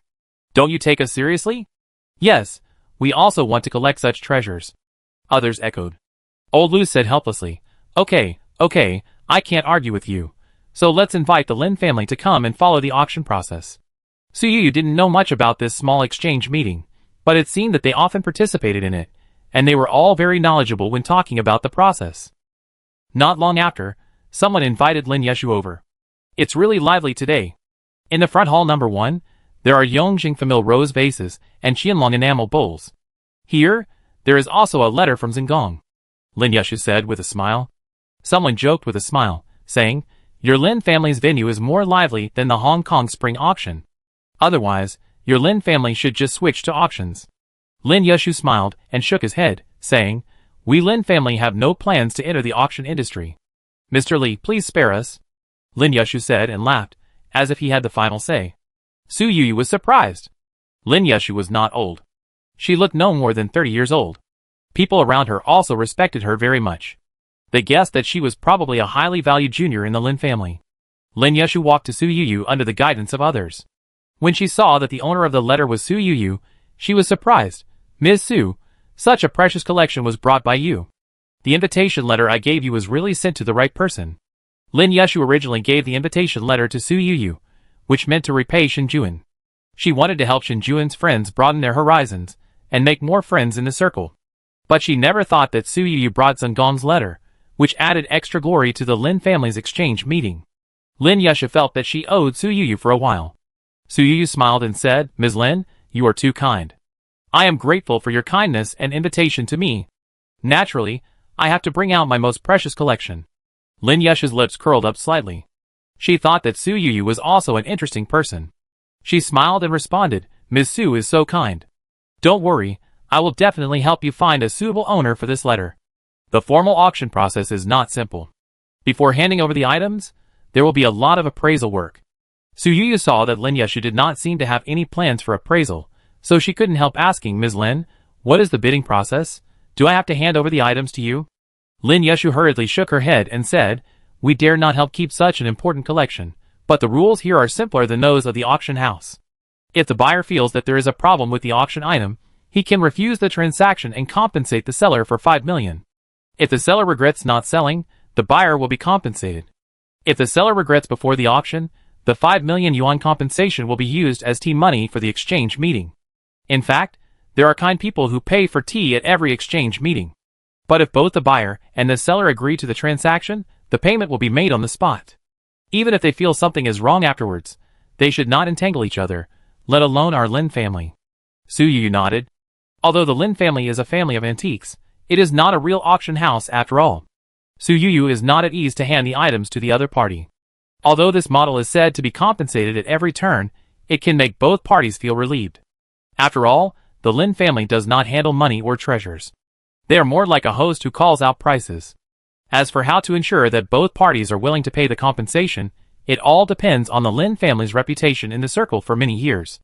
In other words, the Lin family dares to do this because they are sure that none of the people on the scene are willing to become a laughing stock in the circle for 5 million yuan. Ms. Su, if you are willing to let your collection participate in the auction, I can register it for you first. Is that okay? Lin Yeshu asked with a smile. Su Yu nodded. Starting price? Su Yu said casually, 100 million. Lin Yeshu paused slightly, and then said with a smile, Zengong's family letter is indeed priced at this price. Su Yu just took a closer look at the familiar faces she met here. She didn't know these people in her previous life. It seemed that she occasionally saw them on TV or magazines. With these people around, the price of this collection can't be low, so she has the confidence to set the starting price high. Anyway, even if this group of people don't buy it, considering how much Lu Jingyao values this Zengong family letter, he will most likely pay a high price to buy it. After Lin Yeshu finished the registration, she said, Ms. Su, someone will inform you of the auction order of your collections after all the collections are registered. Lin Yeshu was about to say goodbye and leave, but Su Yu asked, Can I register other types of collections with you? Lin Yeshu stopped. Su Yu took out a cloth bag and said, I want to sell these silver dollars too. Although most of the works displayed in this room are calligraphy and painting works, there are also many people who like to collect silver dollars. When they heard this, they immediately came over with interest. At a glance, they saw the silver dollar on the top. "Oh, it's still one tael of the Ministry of Revenue, little girl. You have a lot of collections on hand." Su Yu smiled but said nothing. Lin Yushu said tactfully, "Miss Su, are you selling these silver dollars individually or in packages? If you sell them individually, I can only register this one for one tael of the Ministry of Revenue." Chapter 131. Su Yu raised her eyebrows when she heard this. In addition to this hubu 1 liang, she also had silver coins worth millions. Lin Yushu seemed to think that she didn't think much of other silver coins. Su Yu thought that the compensation here was 5 million, and she had a guess in her mind that the collections that could participate in the auction should be worth more than 5 million. Su Yu didn't want to use the package method to morally blackmail the buyer, so she said, "Then sell it separately, you just need to register this hubu 1 liang. What is the starting price you want?" 15 million. Su Yu said. Lin Yushu looked at her more when she heard this. The price Su Yu set was high for the starting price, but it was low compared to the transaction price. The result of this pricing has obvious benefits. That is, the transaction price will most likely be higher than the expected price. Lin Yushu thought that Su Yu's pricing was obviously because she had a good idea of the actual value of the treasure. If the price is set at a regular auction, there may be a risk of failure to sell, but it happens that most of the buyers who come to the exchange meeting are not short of money and can afford a relatively high price. After registering the silver dollar auction information, Lin Yushu politely asked, "Miss Su, do you have any other collections?" She didn't expect Su Yu to answer, but unexpectedly Su Yu nodded again and took out a seal. Lin Yushu looked at the seal with inscriptions on all 6 sides, and her eyes revealed confusion. Although she was in the antique business, she was mainly engaged in porcelain, and obviously didn't know much about seals. On the contrary, Mr. Tang, who was standing aside, said after a skilled and focused look, "It seems to be the work of Mr. Wu Rongji." Wu Rongji. This name is relatively unfamiliar to a small number of people present. But most people love calligraphy and painting works. They have more or less heard of this name. At this time, someone has already spoken out to explain the origin of Wu Rongji. Lin Yushu smiled and said, "Miss Su, you have really broadened my horizons today. I still have a lot to learn in the future." Su Yu felt guilty after hearing this. If it weren't for the system's help, how could she know about Wu Rongji? She definitely didn't know more about the antique business than Lin Yushu. Mr. Tang on the side made the same request as the old man at the antique morning market before. Su Yu still agreed, and she even prepared it early in the morning, asking Su Fang to take out a few pieces of paper with 6 seals on them. Mr. Tang took one of them, and was immediately satisfied. He said, "Miss Su, thank you. I haven't met a young person as considerate as you for a long time." Lin Yushu also got a piece of paper. She put it away with great care and asked Su Yu in a gentle voice, "What is the starting price of this seal, Miss Su?" Su Yu frowned and thought for a moment. Although Wu Rongji was very famous, he was only famous in a fixed circle after all, and could not compare with Zengong, who almost shone for an era. 6 million. Lin Yushu smiled and wrote it down. She thought Su Yu took out 3 collections at once, so she should have emptied the money. She stood up and was about to leave. But Su Yu said, "Ms. Lin, I haven't finished registering yet." Lin Yushu's beautiful almond eyes widened slightly, looking at Su Yu in disbelief. "There's more?" Su Yu chuckled, and then Su Fang behind her put the things in her arms on a table in front of her. After spreading it out, everyone looked at the contents on the camel's skin and exclaimed immediately. Portrait of Emperor Gaozong. Map of the Qing dynasty. Su Yu turned her head to look at the person, who recognized the portrait of Emperor Qianlong on the spot, and saw that the man had gray hair and tears in his eyes. Someone around him said to him, "Mr. Jin, you must buy this painting. It should be very important to your family." Jin Shanhe nodded vigorously when he heard this. He didn't think the other party was being sarcastic at all. He said with red eyes, "God his eyes. He actually let me see the portrait of Emperor Gaozong Chun in my lifetime." Su Yu heard someone muttering quietly. The old man of the Qing dynasty happened to come across the portrait of Emperor Gaozong of the Qing dynasty. It's like a mouse falling into a rice jar. After taking the picture, he will probably worship it, and burn incense and pray for blessings every day. Su Yu didn't care what the buyer did after buying the camel's skin. She was just happy that there was one more buyer with extremely strong intentions. Lin Yushu approached Su Yu and said, "Miss Su, you sent this treasure here today. It's really the right thing to do. There is no better place to buy and sell than here. What is the starting price you plan to set?" Su Yu opened her red lips slightly, with a hint of lion's mouth. 150 million. Lin Yushu felt that the price was a bit high, but Jin Shanhe beside him kept nodding, That's right. It's worth spending any money to welcome back the holy face of Emperor Chun. After Lin Yushu completed the registration, she asked for insurance. Miss Su, do you have any treasures to bid for? Su Yuyu looked hesitant. She actually had another treasure. The statue of Guan Gong brought back from abroad. But for some reason, Su Yuyu regretted it before she said it. Maybe the Chinese have different feelings for Guan Gong. Compared with bidding, Su Yuyu wanted to keep this statue of Guan Gong, put it on the table, and worship it every day. No more for now, Su Yuyu said. When Lin Yushu heard this, for some reason, she suddenly breathed a sigh of relief. Su Yuyu took out treasures one after another, which made people feel that she had dug up a nest of antiques, which made them look particularly incompetent.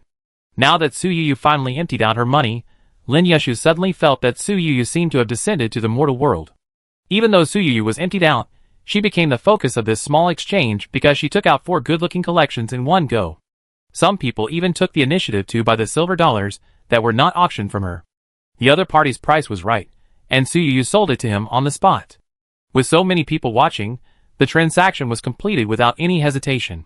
Su Yuyu felt a little regretful. No matter who she did business with, it was not as straightforward as doing business with Lu Jingyao. After all, Lu Jingyao always included taxes. For transactions with other people, she had to go to the tax bureau to declare and pay taxes herself. Old Chun, congratulations, you got your favorite thing. Because they were not in competition, the other customers sincerely congratulated those who bought a few silver dollars. Old Chun smiled shyly and asked Su Yuyu, Miss Su, you took out so many silver dollars at once. Are you mainly engaged in the silver dollar business? Do you have other good things? Su Yuyu was stunned when she heard this. She had picked up all kinds of bargains for so long. If she really wanted to talk about her main business. No, I mainly trade in porcelain. Chapter 132. Su Yuyu felt that she had handled several porcelain transactions, so it should be okay to say so. When the people around heard this, they were immediately surprised. Lao Chen said directly, Miss Su, you just collected 4 pieces, but there is no porcelain. Su Yuyu said helplessly, I originally brought one, but when the time came, I couldn't bear to give it up. After she said this, everyone else present was interested. Miss Su, what kind of porcelain is it? Let us open our eyes. Even Lu Jingyao looked at Su Yuyu in surprise. After all, he didn't know that Su Yuyu was going to bring a piece of porcelain. A group of people surrounded Su Yuyu and asked her, but Su Yuyu finally resisted the urge to take out the Guan Gong statue, and just showed the photos in her mobile phone to everyone. A young boy in a uniform came up to the side, and I don't know how he adjusted it. After a while, the photos on Su Yuyu's mobile phone were projected onto the screen beside him. Master Guan. Miss Su, give me this treasure, the price is negotiable. Master Guan can suppress evil spirits from all directions. Let me take this treasure back. Almost everyone present was interested in this porcelain. Even the Gu family brothers and sisters, who had just entered this exchange hall, came up to take a look at the porcelain. Gu Yuji sneered and said sinisterly, Su Yuyu found this treasure from somewhere. If that person knew, I'm afraid he would force our family to find it for him again. Gu Shuiying thought of the person Gu Yuji mentioned, and the smile on her face suddenly withdrew. Although they came in a step late, they also heard about the glory of Su Yuyu taking out 4 collections in one go. Gu Shuiying looked at Su Yuyu, who was held in the center by everyone, and couldn't help thinking, why didn't she find these treasures? The starting price of the 4 collections was already 200 million. She still remembered that Su Yuyu had opened 2 top-quality jades in the Jade Museum. After all these calculations, Su Yuyu's net worth is at least more than 2 billion. Gu Shuiying couldn't help but wonder, if she hadn't been switched, would she be the one with a net worth of 2 billion now? Even more, is she the one who is in close contact with Lu Jingyao now? With Lu Jingyu's support, why should she be so embarrassed like now? What are you thinking about? Gu Yuji's voice was like a thunder, exploding in Gu Shuiying's ears. Gu Shuiying hurriedly shook her head, no. I didn't think about anything. But Gu Yuji's cold eyes, as if he understood everything, lowered his voice, and whispered to his sister's ear, you look at Su Yuyu, as if you want to eat her. Gu Shuiying's face froze. She was close to Gu Yuji, but also afraid of him. She was happy that he looked at her differently, but also terrified of his mood swings. Madmen's actions are always unpredictable. Gu Yuji suddenly pulled her to the lounge nearby. I'm not tired. Gu Shuiying refused to enter the lounge. But Gu Yuji said, my dear sister, have you forgotten that you don't have the freedom to choose? Gu Shuiying bit her lower lip in frustration. Surrounded by the crowd, Su Yuyu looked at the pleading eyes around her and said helplessly, Everyone, I really don't want to sell this Guandi statue. I want to keep it for myself. Everyone immediately expressed regret. Those with smart minds have begun to look forward to Su Yuyu's business going bankrupt like Wu Shuani, and having to sell her beloved porcelain. But he also knew how to speak tactfully, pretending to be friendly, and said, although Miss Su is young, she has found a lot of treasures. Why don't you add your contact information? If you come across a treasure you want to sell in the future, you can also tell us in advance. Someone took the lead, and others immediately followed. For a moment, Su Yuyu felt like a recruitment manager in a talent market, and everyone was vying to send her resumes. She was busy for nearly half an hour before the crowd gradually dispersed. Lu Jingyao looked at her worriedly and said, if the news about the Guandi statue gets out, I'm afraid you won't be able to have peace around you in the future. Su Yuyu said, if the enemy comes, the general will stop the water and the earth will cover it. I don't want to sell it. Can they still rob it openly? Su Yuyu now understands Wang Huaigu's thoughts. If you just hide it at home to enjoy it yourself, what's the difference between this and walking at night in brocade clothes? Sister, it was this Miss Su who helped me, otherwise, I would have a reputation as a nymphomaniac. Huh? Where did the strange brother and sister go? I really want to settle accounts with them. The girl's crisp voice suddenly rang. Su Yuyu and Lu Jingyao looked back together, first seeing the young waitress, who had knocked down Gu Yuji before, and then saw a woman in her 30s standing next to her. The woman was wearing a black long skirt, and her hair was tied up with a jade hairpin. She looked gentle and soft, but her whole body gave people a sharp feeling, as if a sword had not been unsheathed. She didn't look like a rich lady, but more like an heir carefully cultivated by a noble family. Miss Su, I am Hejilan, and this is my younger sister Hejiding. Nice to meet you. After Hejilan introduced himself, he handed Su Yuyu a business card. Su Yuyu took it with both hands and took a look at the business card. I don't know what material the paper was made of, but it felt very delicate and had a faint jasmine fragrance. The identity of Hejilan on the business card was just the manager of a certain art business company. Su Yuyu. Su Yuyu handed her business card to the other party. Hejilan raised his eyebrows and glanced at the Yuyu Film and Entertainment Company above, and said with a smile, so Miss Su is also doing business in the entertainment industry. Su Yuyu came here today. In fact, what she saw most was not antiques, but handsome men and beautiful women. She saw many dazzling young people, although they were not as beautiful as Song Jibai, but they were also good enough to debut. It's a pity that the handsome men and beautiful women here seem to be only interested in antiques. Hejiding came over and said, entertainment companies are good. Anyway, I can't tell the real and fake antiques in the antique business. Sister, why don't I become a star? Hejilan glared at his sister and said, nonsense. The more Hejiding thought about it, the more he felt it was right, and said, anyway, you just fight for the heir of the He family. I have no hope. Can't you let me do something I like? Hejilan frowned. Su Yuyu was eager for the little girl to say a few more words. She wished she could sign Hejiding as soon as she got out of this door. Although Hejiding is petite and not very pretty, her round face is very cute and friendly. Such appearance reminds Su Yuyu of the top actresses in the entertainment industry, who have managed to stand out from the crowd of V-shaped faces with their round faces. Su Yuyu thinks that even if Hejiding cannot become a top star, she can still make a living in the entertainment industry by competing with differentiation. The third-tier stars in the entertainment industry may not sound impressive, but there are only a few of them, which can support an entertainment company. If you really want to have such an idea, go and tell your grandfather yourself. Hejilan frowned and said. When Hejiding heard this, he immediately became as dejected as an eggplant hit by frost. Su Yuyu suddenly asked, Miss He, do you have a prejudice against the entertainment industry? Chapter 133. Hejilan shook his head after hearing this. I have no prejudice in my heart, but it is not easy for a young girl who has not experienced much of the world to enter this circle. She said it in an obscure way, but Su Yuyu understood that she did not agree with her sister entering the entertainment circle because she was afraid that her sister would encounter those bad things in the circle. Hejilan did not continue this topic, but said, Miss Su, I came to thank you. My little sister is young and easy to get into trouble. Thank you for helping her just now to prevent her from ruining her reputation. Su Yuyu was also very polite and said, You are really too polite. It's just a small favor. Anyone who sees a little girl being bullied will help her. Hejilan's sister, Hejiding, was sent by the He family to the Lin family exchange meeting. As a junior in the antique circle, she helped to serve tea and water. She was not a real waiter. When she was bullied, her family naturally came to support her. Hejilan shook his head. Miss Su, you are too modest. There are so many people here today, and you are the only one who can help. If you need us sisters in the future, just ask. Su Yu said casually, I think little sister Jiding is very suitable for entering the entertainment industry. He Jilan's smile froze on her face immediately. She didn't expect Su Yu to ask for a reward so soon. But it was about her own sister, and He Jilan was reluctant to let her enter the big dive vat of the entertainment industry. Seeing that the promise of using the He family's favor was useless, He Jilan turned and said, Miss Su, my little sister has always been naughty, and her family has spoiled her to death.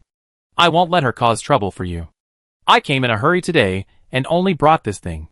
If Miss Su likes it, you might as well keep it for fun. He Jilan gave Su Yu a small red seal. The seal is made of red agate, with bright colors, a round carved vermilion bird button on the top, and the characters Songyun in relief. If Su Yu didn't have the basic seal identification skills, she probably wouldn't have been able to recognize who used the seal. If the gentleman in front knew about the Songyun seal, I'm afraid he would spend all his money to buy it. Su Yu joked. He Jilan said helplessly, It's true that nothing can be hidden from Miss Su. I didn't believe them before when they said you had a fascinating look. Now I know that I was shallow-minded. Miss Su is really well informed, and can even recognize this thing. Su Yu naturally couldn't say that the system was cheating, so she could only shirk. I also happened to read some old files, and then I knew the origin of this item. The original owner of this small seal was not someone else, but Emperor Qianlong, whom Su Yu had heard countless times that day. He was nicknamed Zhang Zong because he liked to stamp randomly. He had countless seals in his life, and this small seal happened to be recorded in the book. It was precisely because of their acquaintance that Su Yu returned the seal to He Jilan. Miss He, I just said it casually, and I didn't mean to force Miss Jiding to enter the entertainment industry. He Jilan breathed a sigh of relief, but a trace of regret flashed in He Jiding's eyes. Seeing that Su Yu really didn't want this small seal, He Jilan had no choice but to take it back. Su Yu thought with some amusement in her heart, there was a collector obsessed with Qianlong's old things in front, and there was a Qin dynasty old man behind, and she didn't know if the two would fight each other when the 3 Qianlong collections were auctioned. He Jilan felt guilty, and didn't know how to repay Su Yu's favor for a while. She glanced casually, but suddenly stopped, looking straight at the jade pendant hanging on Su Yu's small bag. Miss Su, is this jade pendant yours? He Jilan asked softly. Su Yu nodded. Miss He, is there something wrong with this jade pendant?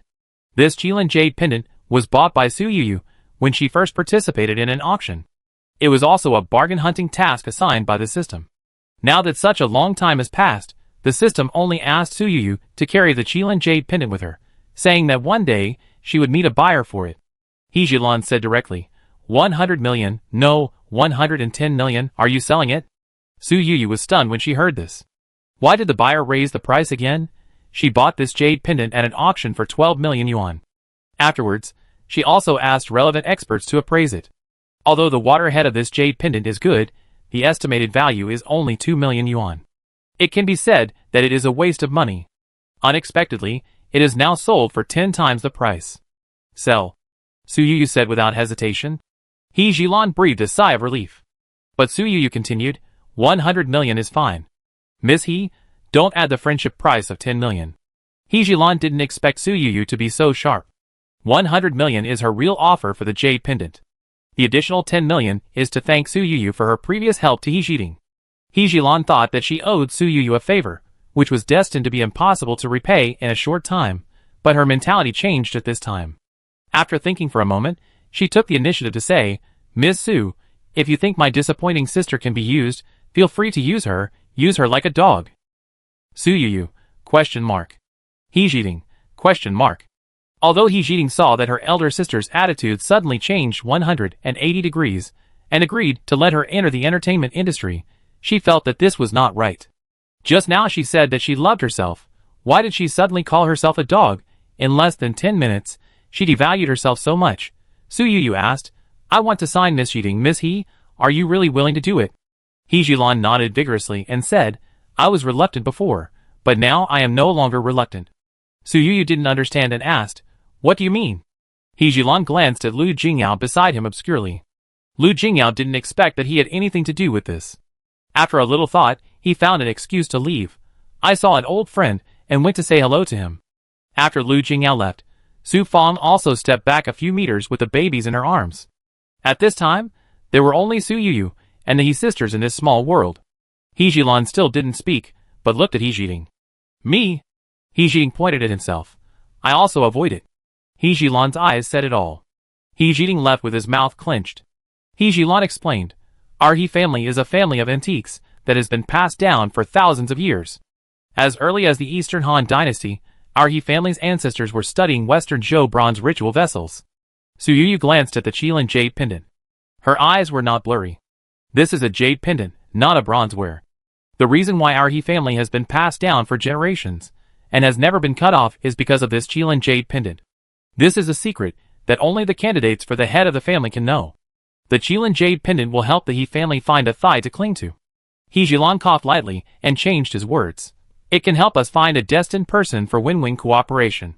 Su Yuyu, He Jilan's calm face rarely showed some mischievousness of a girl, and said, it's a new society now. We don't talk about clinging to thighs anymore. We are all partners. It's just that the destined people found by our He family always do things smoothly, just like the lucky ones in the novels. He Jiting will never suffer any loss if he follows the destined person of the He family. She took advantage. Chapter 134. Su Yuyu really didn't know where her confidence came from, and she couldn't understand why He Jilan, who had a smart face, would believe these weird words. The Qilin jade pendant in her mouth was not an ordinary ancient jade pendant, but more like a magic weapon that gave birth to a spirit in a fantasy novel. Are you overthinking it? Is it so effective? Don't do stupid things. Su Yuyu said helplessly. He Jilan explained. Miss Su, you should have heard us saying, after eliminating all impossibilities, the remaining guess, no matter how outrageous it is, must be the truth. Su Yuyu nodded gently, and this sentence seemed to be from a detective TV series.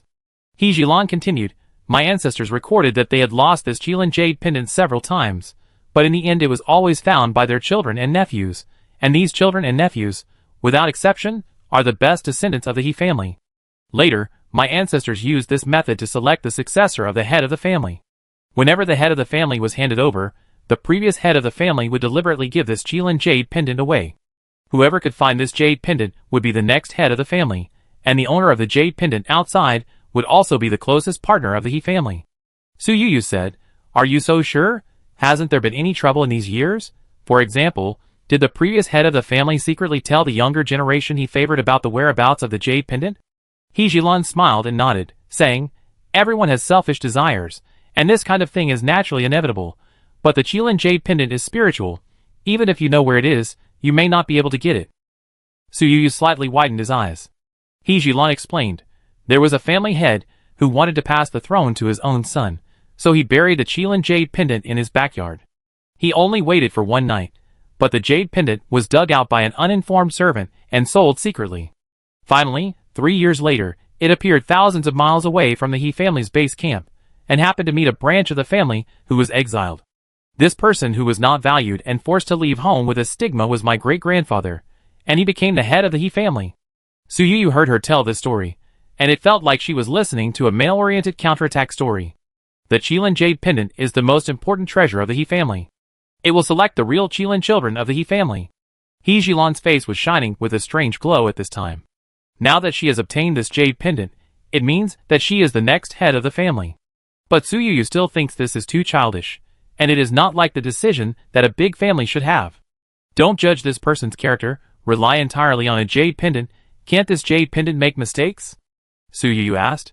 He Jilan lowered his voice and said, people's judgment is sometimes not as good as this jade pendant.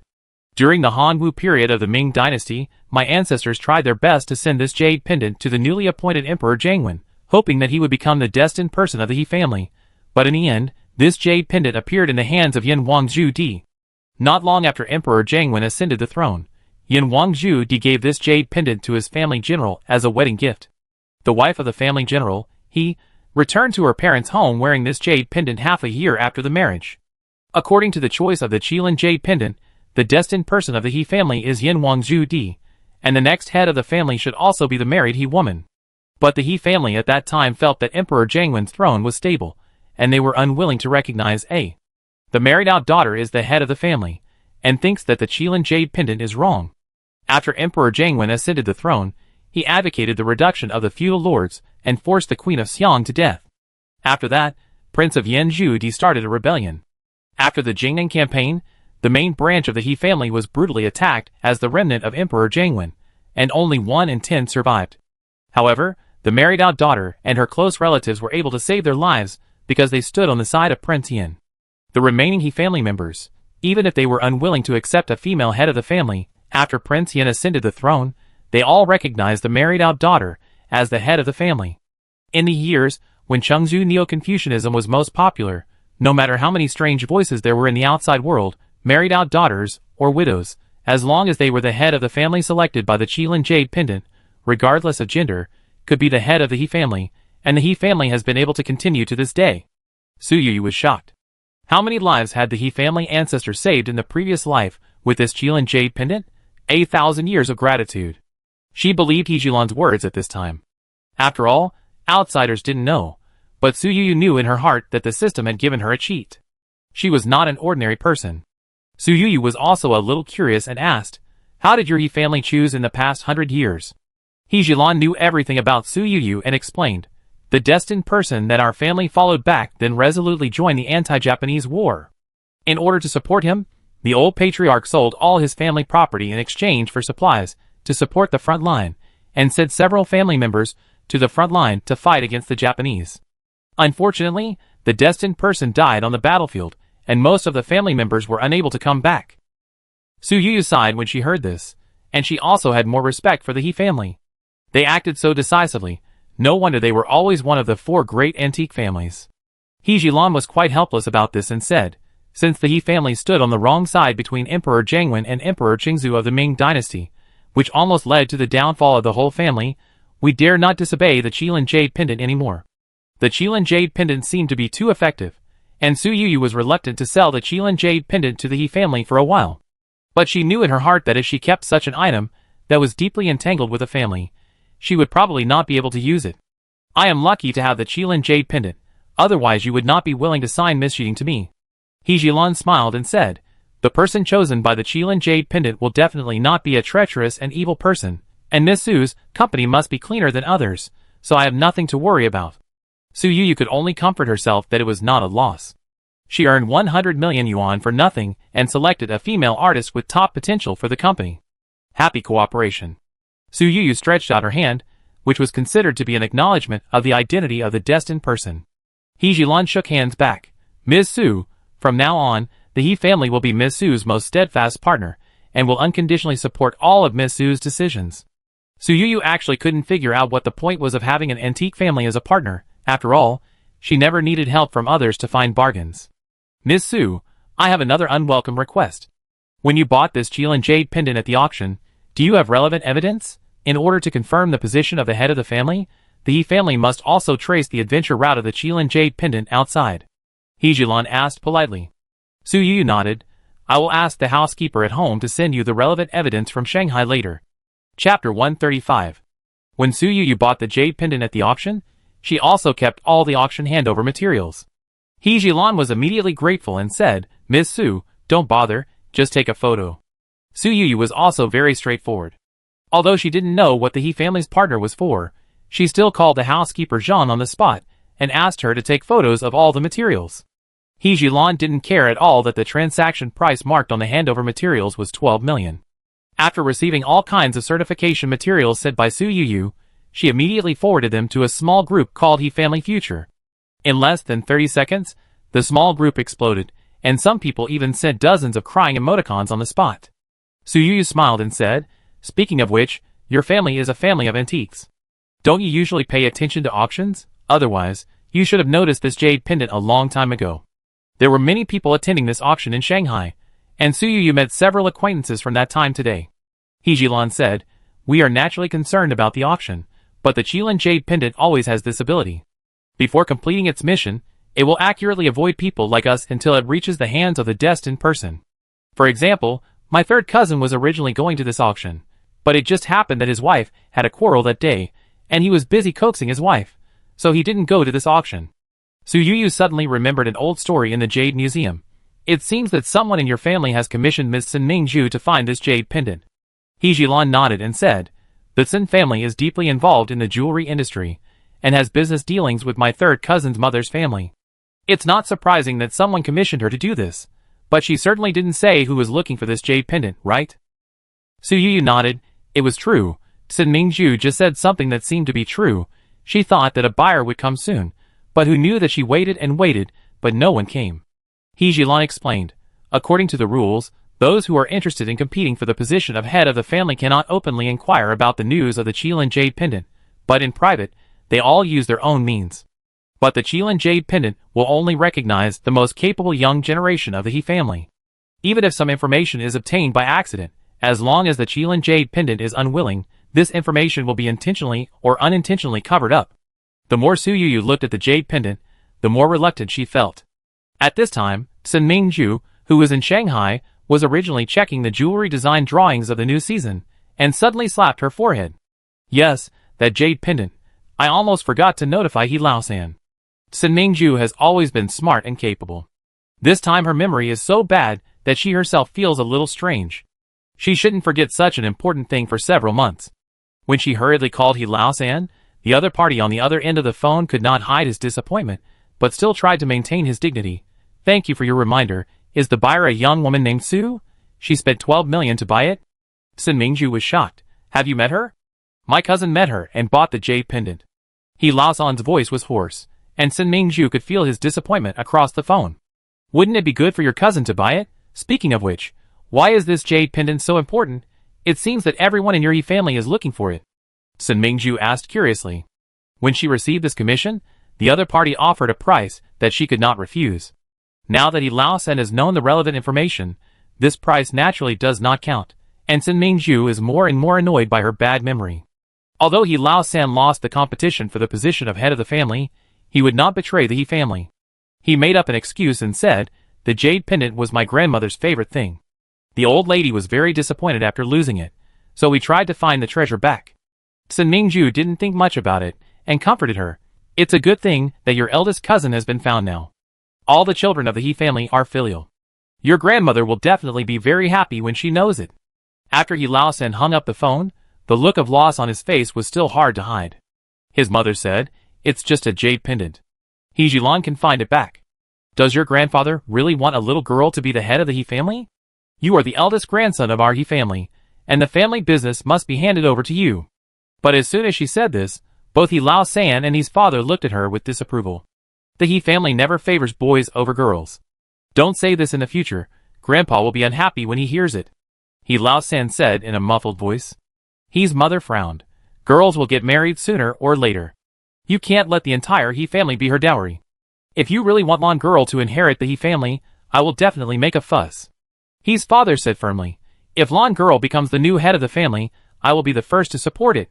If you make a fuss, I will divorce you. His mother widened her eyes, and looked at her husband in disbelief, as if she had seen a monster.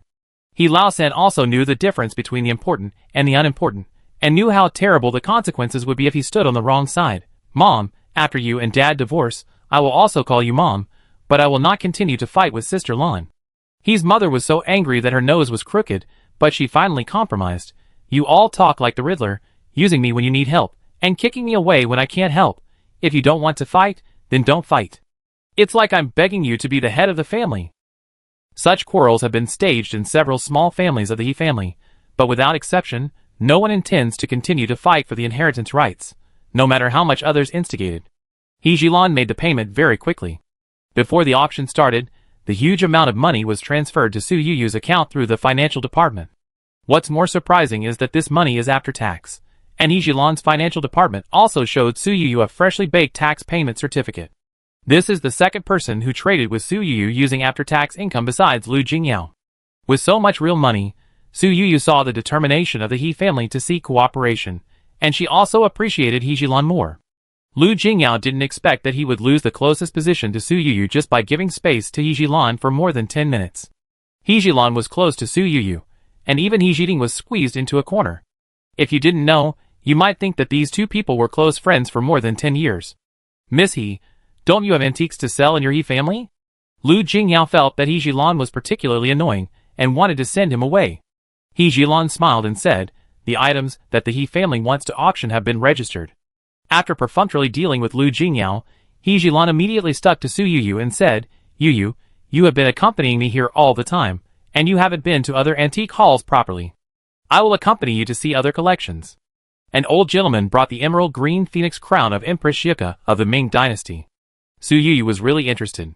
Lu Jingyao couldn't help but frown. He was not from an antique family, and this kind of information was always inferior to that of people in the circle. He Jilan looked at him proudly and firmly occupied the position on Su Yu's right. But they had just taken a few steps when they ran into the Gu family siblings coming out of the lounge. Gu Yuji looked lazy, with a satisfied look in the corners of his eyes. Gu Shuiying's eyes were red, and her eyes were evasive, looking like she had been crying. He Jilan squinted slightly, and looked at the brother and sister. When He Jing saw his enemy, he was extremely jealous.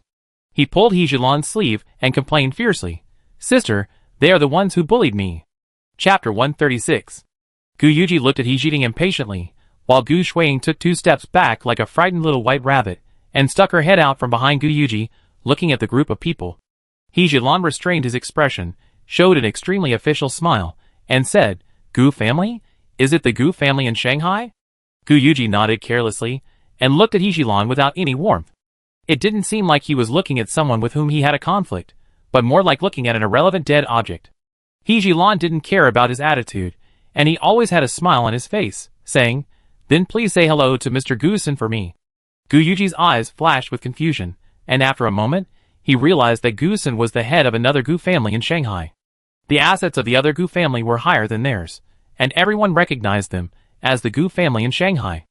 After a little thought, Gu Yuji realized that He Jilan was embarrassing him, and said with a little annoyance, "We are another Gu family, and people with eyes should not admit their mistakes." He Jilan smiled and said, "So you can also be annoyed. If you don't know, you might think there are cameras around you so that you can shoot idle dramas anytime and anywhere, or that you don't have problems with your eyes, but with your brains, thinking that you are so popular that everyone likes you." The Gu brothers and sisters looked unhappy. Bullying a waiter is one thing, but bullying a young lady of the same status is another. He Jilan said directly in a cold voice, "Apologize to my sister for your rudeness." Gu Yuji frowned. "Do you have to make it so embarrassing? Our Gu family is not a shameless family." He Jilan chuckled and said, "It's up to you whether to apologize or not. It's also up to you whether your Gu family will participate in activities in the circle in the future." Gu Yuji frowned and looked at He Jilan. "Can you speak for the He family?" He Jilan smiled even more when he heard this and said, "Of course. No matter how the 4 great antique families fight in private, at least they are united in appearance." The He family's words not only mean that the Gu family will not be able to participate in the Lin family's small exchange meetings in the future, but also exclude the Gu family from other family exchange activities. Gu Shuiying felt bad and said to He Jing, "Sister, I'm sorry. I misunderstood you as someone who clings to the rich." Gu Yuji grabbed his sister and said, "Why do you need to apologize? You can represent the Gu family, but she may not represent the He family." Gu Shuiying was forbearing and shook her head with tears in her eyes. "Brother, what does it matter if I suffer a little for the Gu family?" Gu Yuji was very tough and said, "The Gu family does not need to be so tolerant." Even though he said so, Gu Shuiying shook her head and said to He Jilan and her sister, "I misunderstood before. Yesterday, a waiter threw himself into the arms of my 3rd brother. I can't help but be nervous today. It's all my fault for causing this. I hope you don't take it out on the Gu family." Gu Shuiying was so tolerant that He Jilan really didn't care about it. After looking at Gu Shuiying coldly, he didn't say anything more. However, He Jilan instinctively disliked Gu Shuiying. From the previous few words, it can be seen that the Gu family has offended Su Yu. He Jilan knew very well that people who were favored by the Qilin Jade pendant would be particularly smooth in everything they did, and people who went against her would also have troubles. The Gu family had already offended Su Yu. I am afraid that in another 3 years, the Gu family may not exist. When Su Yu and his group left, Gu Yuji suddenly said, "You still look down on me like that." Gu Shuiying's heart jumped, and she turned her head with a pleading look in her eyes. "Third brother, you misunderstood me. I did it all for the Gu family." She understood better than anyone that the Gu family was her foundation. Only if the Gu family was good could she have a better future. The current Gu family still looks like a flourishing family, but Gu Shuiying has already seen the crisis hidden under the ice. But the Gu family members in the situation are still singing and dancing. How can she not be anxious? Gu Yuji chuckled. "You have the ability to provoke the He family, but you don't have the ability to stick to the end. You always kneel so quickly." Gu Shuiying heard this. She just felt her head buzzing. Gu Shuiying always felt that Gu Yuji was mean to others, but it was different to herself. But now when the other party's poisonous mouth faced her, she realized that she didn't want to bear it. Kneel if you want to. I know what kind of person you are, vain, hypocritical, and petty. Gu Yuji easily said something to crush Gu Shuiying. Gu Shuiying's face was pale, her lips were trembling, and she couldn't say a word for a long time. It was a clear sky, but she felt as if she was isolated in a dark corner. Countless past events that she didn't want to recall all appeared in front of her at this moment. Gu Yuji seemed to be waiting for her to collapse in despair. The more desperate she was, the happier Gu Yuji laughed, and even took the initiative to reach out and touch her hair intimately. But none of this matters. What matters is that you are mine. Gu Shuiying's heart was pounding. Even though she knew that the man in front of her was her brother, some feelings that shouldn't have grown still inevitably grew wildly. Accompanied by Hejilan, Su Yuyu saw the phoenix crown that the empress of the Ming dynasty had worn. She looked at the beautiful phoenix crown that allowed future generations to glimpse a corner of the past even after a long time, and suddenly realized it. The concubines in the harem are really not fighting for men. Anyone who sees these beautiful jewelry will want to own them. Su Yuyu sighed. Hejilan said with a smile. In the ancient palace, the hierarchy was strict, and there was a strict distinction between the jewelry that concubines of different ranks could wear. People all love beauty. From this perspective, it is really difficult to say what their palace fight is for. Lu Jingyao on the side did not speak, but looked at the phoenix crown with a thoughtful look. In a blink of an eye, it was time for the auction. Although Lu Jingyao had participated in 2 small exchange meetings, his understanding of the exchange meeting was still not as good as that of the more experienced Hejilan. As soon as Lin Yeshu stood on the stage, Hejilan said, according to the custom of the Lin family, the first auction item should be provided by them, and most of them are porcelain. As soon as the voice fell, the curtain behind Lin Yeshu on the stage suddenly appeared a pattern of a blue and white porcelain vase. The first auction item comes from the Lin family, a large jar with blue and white peony patterns from the Yuan dynasty, with a starting price of 10 million. Lin Yeshu said with a smile. The large jar with peony pattern was carefully carried up by 2 young men from the Lin family, and placed directly in the middle of the bidders. This look of allowing people to look at it also shows the extraordinary confidence of the Lin family in their collection. There were also people who knew the business at the scene, and they shouted the price on the spot, 11 million. Chapter 137. Hejilan leaned close to Su Yuyu's ear and whispered, a large blue and white jar from the Yuan dynasty, with this quality, has a market price of more than 40 million. The Lin family's move can be regarded as warming up the scene in advance. Su Yuyu just followed the crowd to take a look. This is indeed a genuine large blue and white jar from the Yuan dynasty. If it can be bought at a price lower than 40 million, it is almost a sure win. The Lin family is willing to spend a lot of money. Su Yuyu sighed. Hejilan said, Miss Su, you can rest assured. The Lin family may make mistakes in other antique businesses, but they will never make mistakes in porcelain, let alone suffer losses. Su Yuyu was a little curious when she heard this. She didn't know whether the Lin family had noticed the problem with the Yongzheng Fusho olive bottle brought by Wu Shuani. The excitement at the scene also proved what Hejilan said. The Lin family can be said to have a good reputation in porcelain. Because it was the first collection to be auctioned, the big guys present believed in the Lin family. Even though the starting price was set very low, after rounds of bidding, the price of this blue and white jar was soon raised to 40 million. Above 40 million, the big guys gradually became cautious in their bids. Su Yuyu thought Lu Jingyao would also participate in the auction. But he just shook his head. There are several similar collections at home. Hearing this, Su Yuyu could only sigh in his heart that it was good to have money, and such expensive things were bought one after another. In the end, this blue and white jar was sold for 52 million. Su Yuyu couldn't remember the name of the person who bought it for a while, but it could be seen that he was also a frequent visitor to financial magazines and looked very familiar. The blue and white jar was considered to have heated up the scene. After it, the next collection on display was a 6-sided seal. Mr. Wu Rongzi's seal, this product comes from Miss Su Yuyu. Lin Yeshu said with a smile. Su Yuyu knew the process early on, and she placed the seal on the display stand with confidence. Many big men gave the people around them a look, and the appraisers who came with them immediately gathered around Su Yuyu. At this time, the projection screen behind Lin Yeshu was also constantly showing the detailed photos of the seals taken earlier. 7 million. Someone who loved seals very much couldn't wait to bid. But before Lin Yeshu could bid, someone cut in. 8 million. 9 million. 15 million. I like this thing very much, please give me some face. The auction hall immediately became quiet after hearing this. Su Yuyu looked at the person who was speaking. He looked about 50 years old, with black hair and bright eyes, and there was no sign of fatigue of an old man at all. She didn't know this person, nor did she feel familiar with him, but other magazine or TV regulars on the scene gave him face. As soon as he opened his mouth, others stopped competing. 15 million once, 15 million twice, 15 million 3 times. Deal. Congratulations, Mr. Wuming, are we going to trade now? Lin Yeshu asked with a smile. The man she called Mr. Wuming was staring at the small seal in Su Yuyu's hand. Deal now.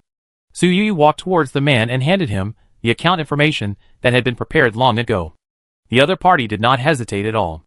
After taking a photo, it seemed to be sent to his financial staff. Su Yuyu did not wait too long before receiving the information that the money had been deposited into the account.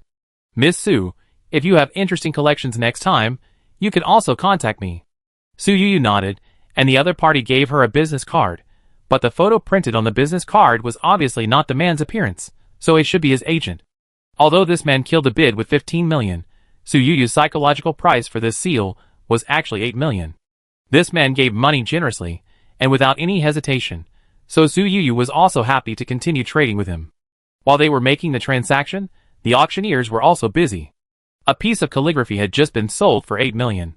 Su Yuyu was a little surprised, because Lin Yeshu on the stage was smiling and saying, "Congratulations to another Mr. Wuming for buying his beloved collection at a price of 8 million. He Jilan saw Su Yuyu's doubts, and explained in a low voice, "Not everyone is willing to name names, and some people are even unwilling to show their faces. This is also the old rule of the Lin family exchange meeting." Su Yuyu's eyes circled around the auction hall, and indeed saw several people wearing hats and masks. For those who don't want to show their faces, there will be a special passage when they enter this small courtyard. He Jilan explained. Su Yuyu was a little unhappy. "I don't want to show my face either. Why doesn't anyone ask me if I am willing?" He Jilan said helplessly, "Miss Su, those who don't want to show their faces are all important partners of the Lin family, and such authority will not be given easily." Su Yuyu thought to herself, it turned out to be Krypton gold, that is indeed incomparable.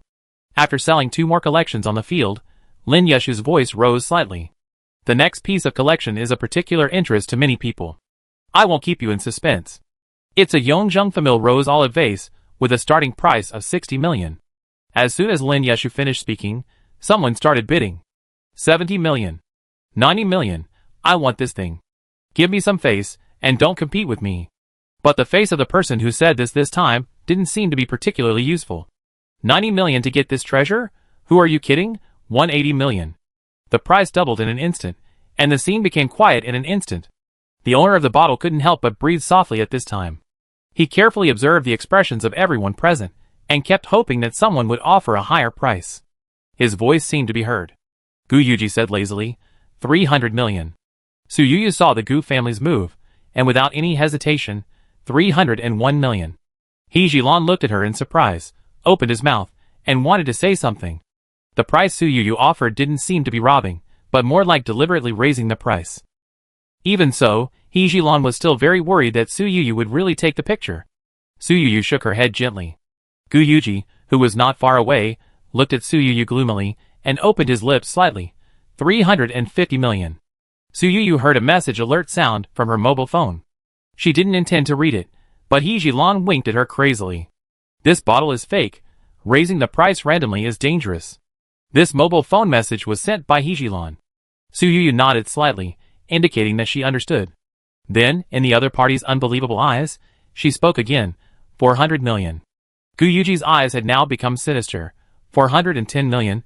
Do you still want to follow? Su Yuyu's eyes did not avoid it all, and smiled and said, 499 million. Do you dare not follow? Chapter 138.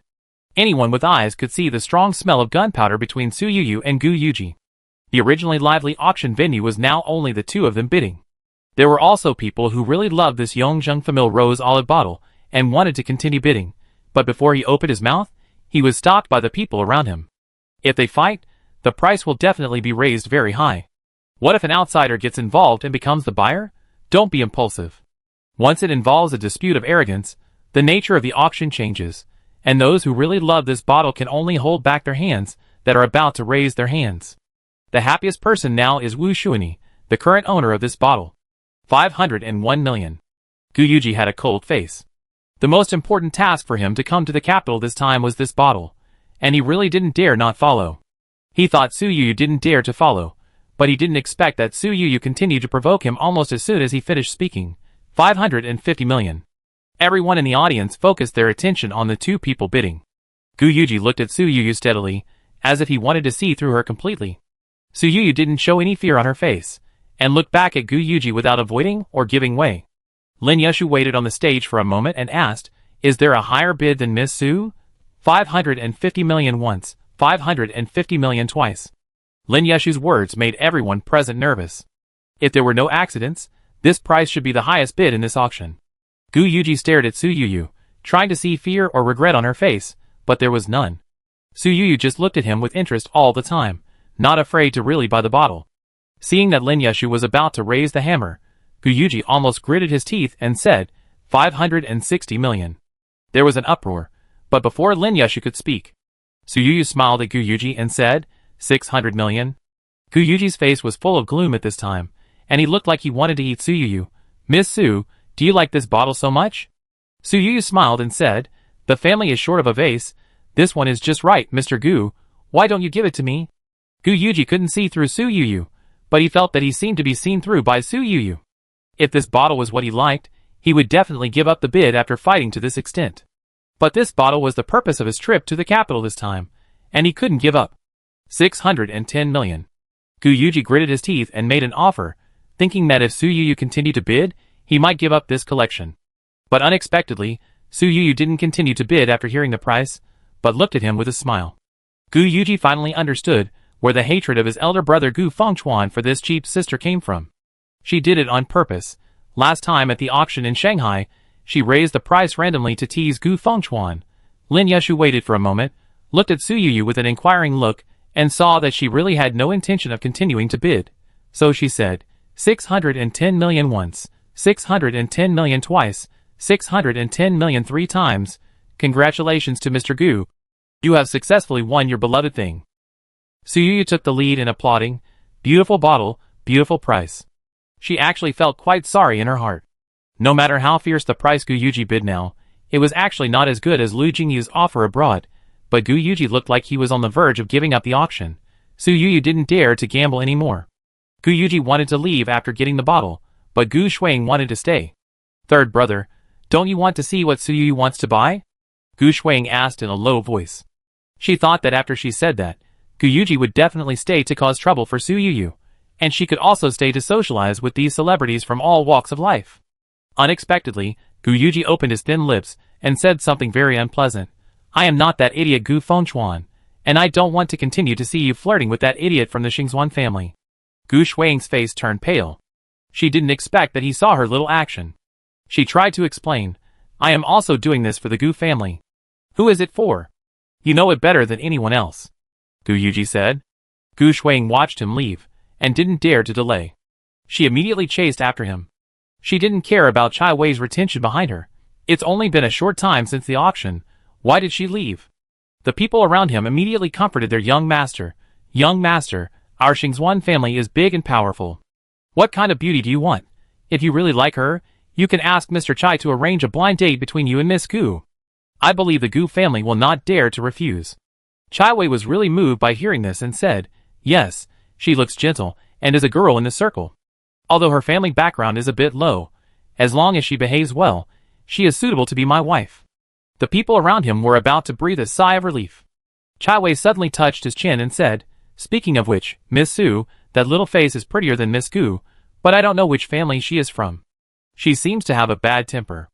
It's not suitable to marry her back home as a wife, but if she is kept outside." The person next to him immediately said, "Master, Miss Su seems to be close to Lu Jingyao." Chai Wei immediately looked unhappy and said, "Forget it, I let Lu Jingyao take care of such a bad-tempered girl." Su Yu didn't know that she had been coveted by others. She was focused on her collections. The price of the Ministry of Revenue was 26 million, which was about the same as her expectation. Now it's the turn of Xingdong's family letter to be auctioned. Lin Yushu just shouted out the starting price, and the people below immediately moved. 200 million.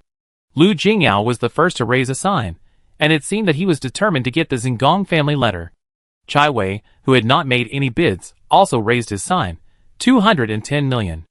After he reported the price, He gave Su Yu a greasy smile. Su Yu was so greasy that she wanted to cancel the auction on the spot. Lu Jingyao raised his sign with a dark face. 250 million.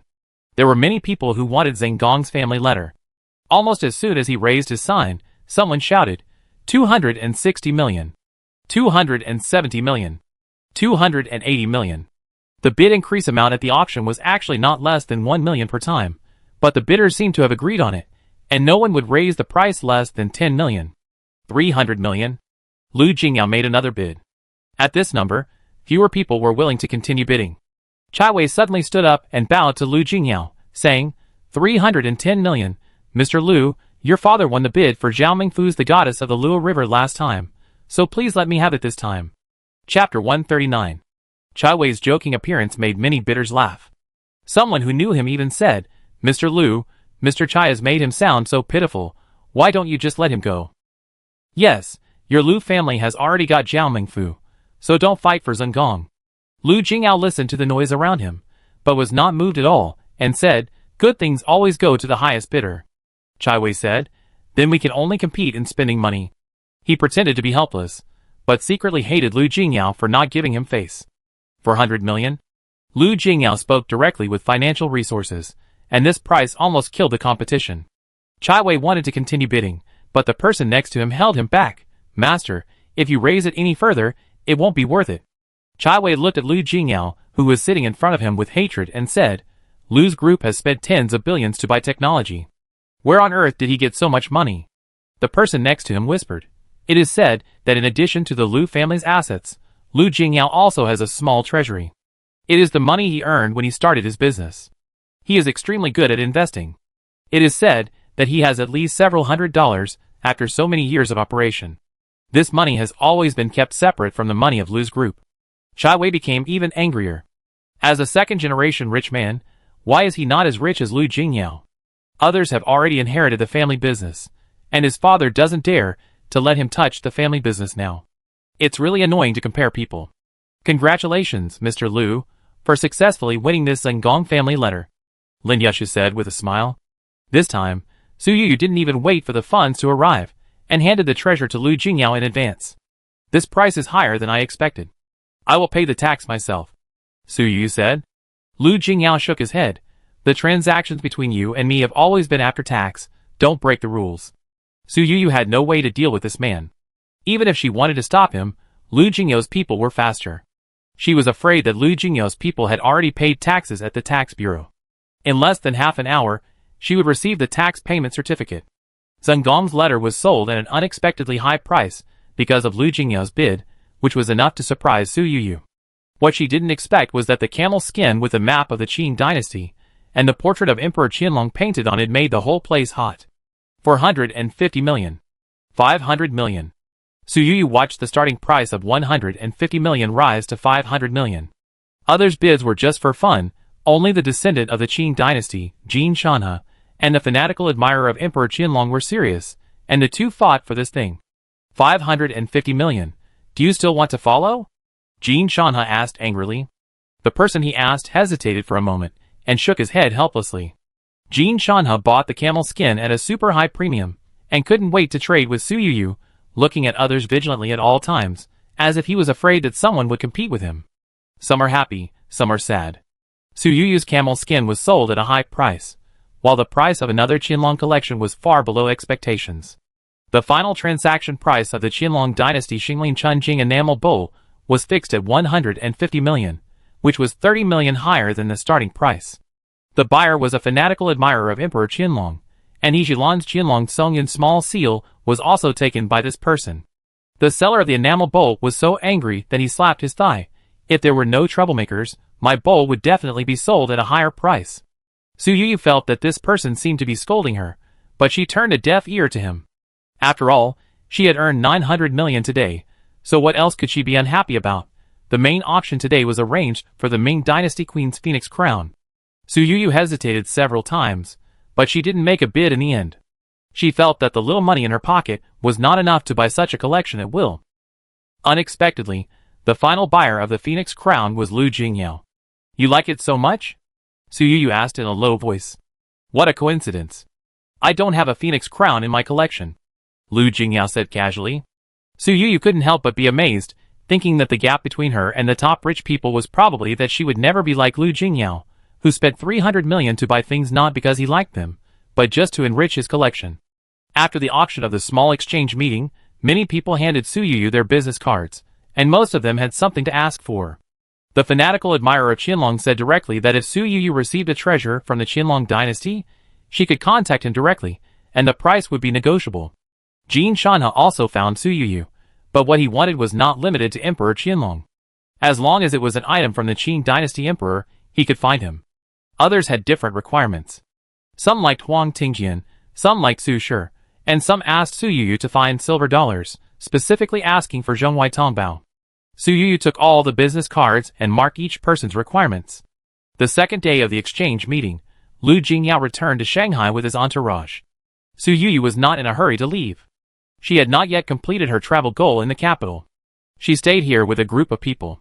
However, when she was playing, she always felt that she seemed to have forgotten something. Su Yu simply stopped thinking about it when she couldn't remember it, thinking that it shouldn't be an important thing. Until Su Yu finished visiting all the famous attractions in the capital, the thing she had forgotten came to her. "Boss, have you returned to Shanghai?" Xia Ran asked. Su Yu slapped her forehead and remembered that it seemed that she had not heard from Xia Ran for a long time. When she lived in the hotel before, this person always went out early and came back late, and she forgot that he was also her entourage. No, I also signed an artist. If you are in the capital, you can meet him, Su Yu said.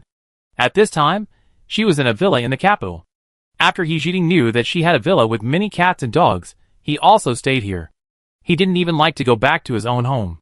Now, he was holding a cat in his hand and stroking its fur crazily. Xia Ran came very quickly. He entered the villa in less than half an hour. He saw cats and dogs running around everywhere. He looked carefully for a long time. Su Yu asked, "Are you allergic to cats and dogs?" Xia Ran shook his head. "When I was wandering, I often fought with stray dogs for food. How could I be allergic?" Su Yu was relieved. Xia Ran immediately started reporting work and reported to Su Yu everything he had done in the past 10 days in the capital. Su Yu was glad that she was the boss.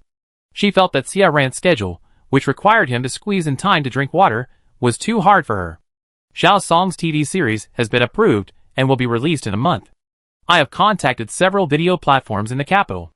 Although Xiao Song is a newcomer in the TV series circle, the quality of the series is here, and Xiao Song has also had successful short dramas, so they are all happy to buy this TV series, but the price is very low. Su Yu immediately said, "I won't agree if the price is low. I have high hopes for Xiao Song's TV series. If it really can't be sold at a high price, then sell it to several video platforms at a time." Xia Ran also understood Su Yu's meaning. The TV series may be distributed by several video platforms at a low price, but the widespread of the series is very beneficial to Song Jibai's development. As long as the quality of the series is good, he can rise to the top in the shortest time. The benefits of a top streamer are far from that of a TV series. "Boss, I have almost finished the negotiation with the 2 websites. What I signed is a distribution contract, and the profit-sharing model is adopted, not a buyout," Xia Ran said. Su Yu thought that he was indeed a professional who thought more long-term than she did. She also performed her job, like a ruthless boasting machine. "I can trust you to do things." Xia Ran talked about signing people again. Before, people said that the global aesthetics were downgraded. I didn't quite believe it, but now I feel more and more that it is true. Xia Ran continued, "This time, I went to several large film and television companies in the capital. Whether it was male or female students, the proportion of plastic surgery and microplastic surgery was very high." Su Yu frowned. "Why did you start plastic surgery when you were a student?" Xia Ran said, "The social atmosphere is not good. Once you set foot on this road, you will be exposed to all kinds of temptations. There are even students whose parents spend all their money to support their children's plastic surgery." "Then how many people did you sign? Did they all have plastic surgery?" Su Yu asked. Xia Ran said, "We signed 3 people, and 2 of them didn't have plastic surgery." Su Yu was surprised. "I thought you would not accept anyone who had plastic surgery." Xia Ran said, "This girl who had plastic surgery has a high beauty quotient and a good aesthetic level. Her appearance and temperament have improved before and after the surgery. The plastic surgeon she hired is also very good, and there are not many signs of plastic surgery. She is a girl with clear goals. Such people are more likely to succeed in their work. Su Yu saw that Xiaoran said this, and she became interested in this girl. I will meet her if I have a chance. Speaking of which, I asked you to come here today because I wanted you to meet the artist I plan to sign. Xiaoran immediately asked, Is it Mrs. Li? Boss, although the old lady is old, she has a peaceful face, and is the kind of person who is very popular with the audience. I think you have good taste. Su Yu was stunned when she heard this. With He Jieting who was so big next to her, why would Xiaoran think of an old lady? Chapter 140. He Jieting on the side was surprised. Ms. Su, it turns out that Aunt Li is also your contracted artist. I thought she was really just an aunt who took care of cats and dogs. Su Yu saw that both of them looked confident, and she also had some doubts in a trance. Xiaoran said, although Aunt Li is not suitable to be an actor, she is indeed very suitable for self-media. There is a golden rule in the advertising industry. Beauties, animals and children, these three are particularly attractive visually, so many cats and dogs are natural gimmicks. Su Yu didn't think of these things at first, purely for charity, but when she heard Xiaoran say this, she felt a sense of sudden enlightenment. It turned out that this person was not wrong. She thought to herself that it was no wonder that Xiaoran was able to make a comeback in his previous life. He was smart and had a sharp vision, and he would not be bad in any industry. Mrs. Li loves learning. She was originally making cat food. After being called in and hearing the whole story, she immediately said, I will do whatever you say, but I don't know how to do it. Is there a special teacher to learn from? Will it delay the time to take care of the little ones? Su Yu wanted to find a few videos of pet bloggers for Mrs. Li to watch. But Xiaoran shook his head and said, It is difficult to pretend in front of the screen for a lifetime. So Aunt Li, you don't need to learn anything extra, just continue to be yourself. But there may be many cameras set up in the villa, and there will be no privacy in the future. Aunt Li smiled frankly and said, I am an old lady, what can I be afraid of privacy? Anyway, your cameras will not be hung in the toilet. Everyone laughed when they heard this. After discussing with Su Yu, Xiaoran signed a new work contract with Aunt Li. Compared with the previous contract, it only added a share of the income from a self-media video. Mrs. Li didn't want any of it. I didn't shoot the video, I didn't edit the video, and the staff behind the scenes also cost money, so I won't share the money. Xiaoran and Su Yu have the same attitude on this matter. Employees should get the benefits, even if the employees don't want them. As bosses, they can't forget them. After all, money is the permanent motivation for work. In the end, it was Su Yu's rhetoric that continued to persuade Mrs. Li. You like the little guys, and you can take care of more stray animals with the money. Mrs. Li reluctantly agreed. Congratulations to the host, you have completed the task of picking up leaks on your own. Self-media expert Mrs. Li. Obtain task reward. Proficient in cat language. Su Yu's eyes suddenly stopped, and there were suddenly a lot of meow sounds in his ears. Meow, the dried fish made by Grandma is so delicious. How can I get Grandma to give me 2 more? Su Yu looked at the talking cat, which was a thin black cat that had just been recruited not long ago. At this time, its 2 glass-like eyes were staring at Mrs. Li. Su Yu said to the old lady, Auntie Li, give me a few more dried fish. I want to feed the cat. Mrs. Li agreed immediately. Black cat, meow, this shit shoveler is going to take the dried fish. I can't be too obvious. Then, Su Yu saw the black cat pretending not to care and slowly moving towards her feet. Meow, shit shoveler, look at me, dried fish, dried fish. The black cat looked up and meowed at Su Yu. Su Yu suppressed her smile and held it in her arms. Meow, you touched me, but you can't deny my dried fish. The black cat called. He Jieting was jealous and said, Miss Su, this black cat is very arrogant. I touched it just now, but it was not happy. Su Yu said, this is a snobbish kitten. It will be nice to anyone who gives it dried fish. Old Lady Li handed the dried fish to Su Yu. When she heard this, she nodded and said, Miss Su is right. Xiao Hei really likes the dried fish I make the most. He Jieting looked at Su Yu with envy. Su Yu grabbed a dried fish and handed it to He Jieting. The black cat's eyes immediately followed He Jieting.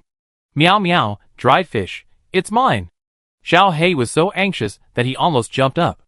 It's looking at me, Xiao Hei, come here, let me pet it. He Jieting shouted to Xiao Hei. Xiao Hei immediately jumped out of Su Yu's arms.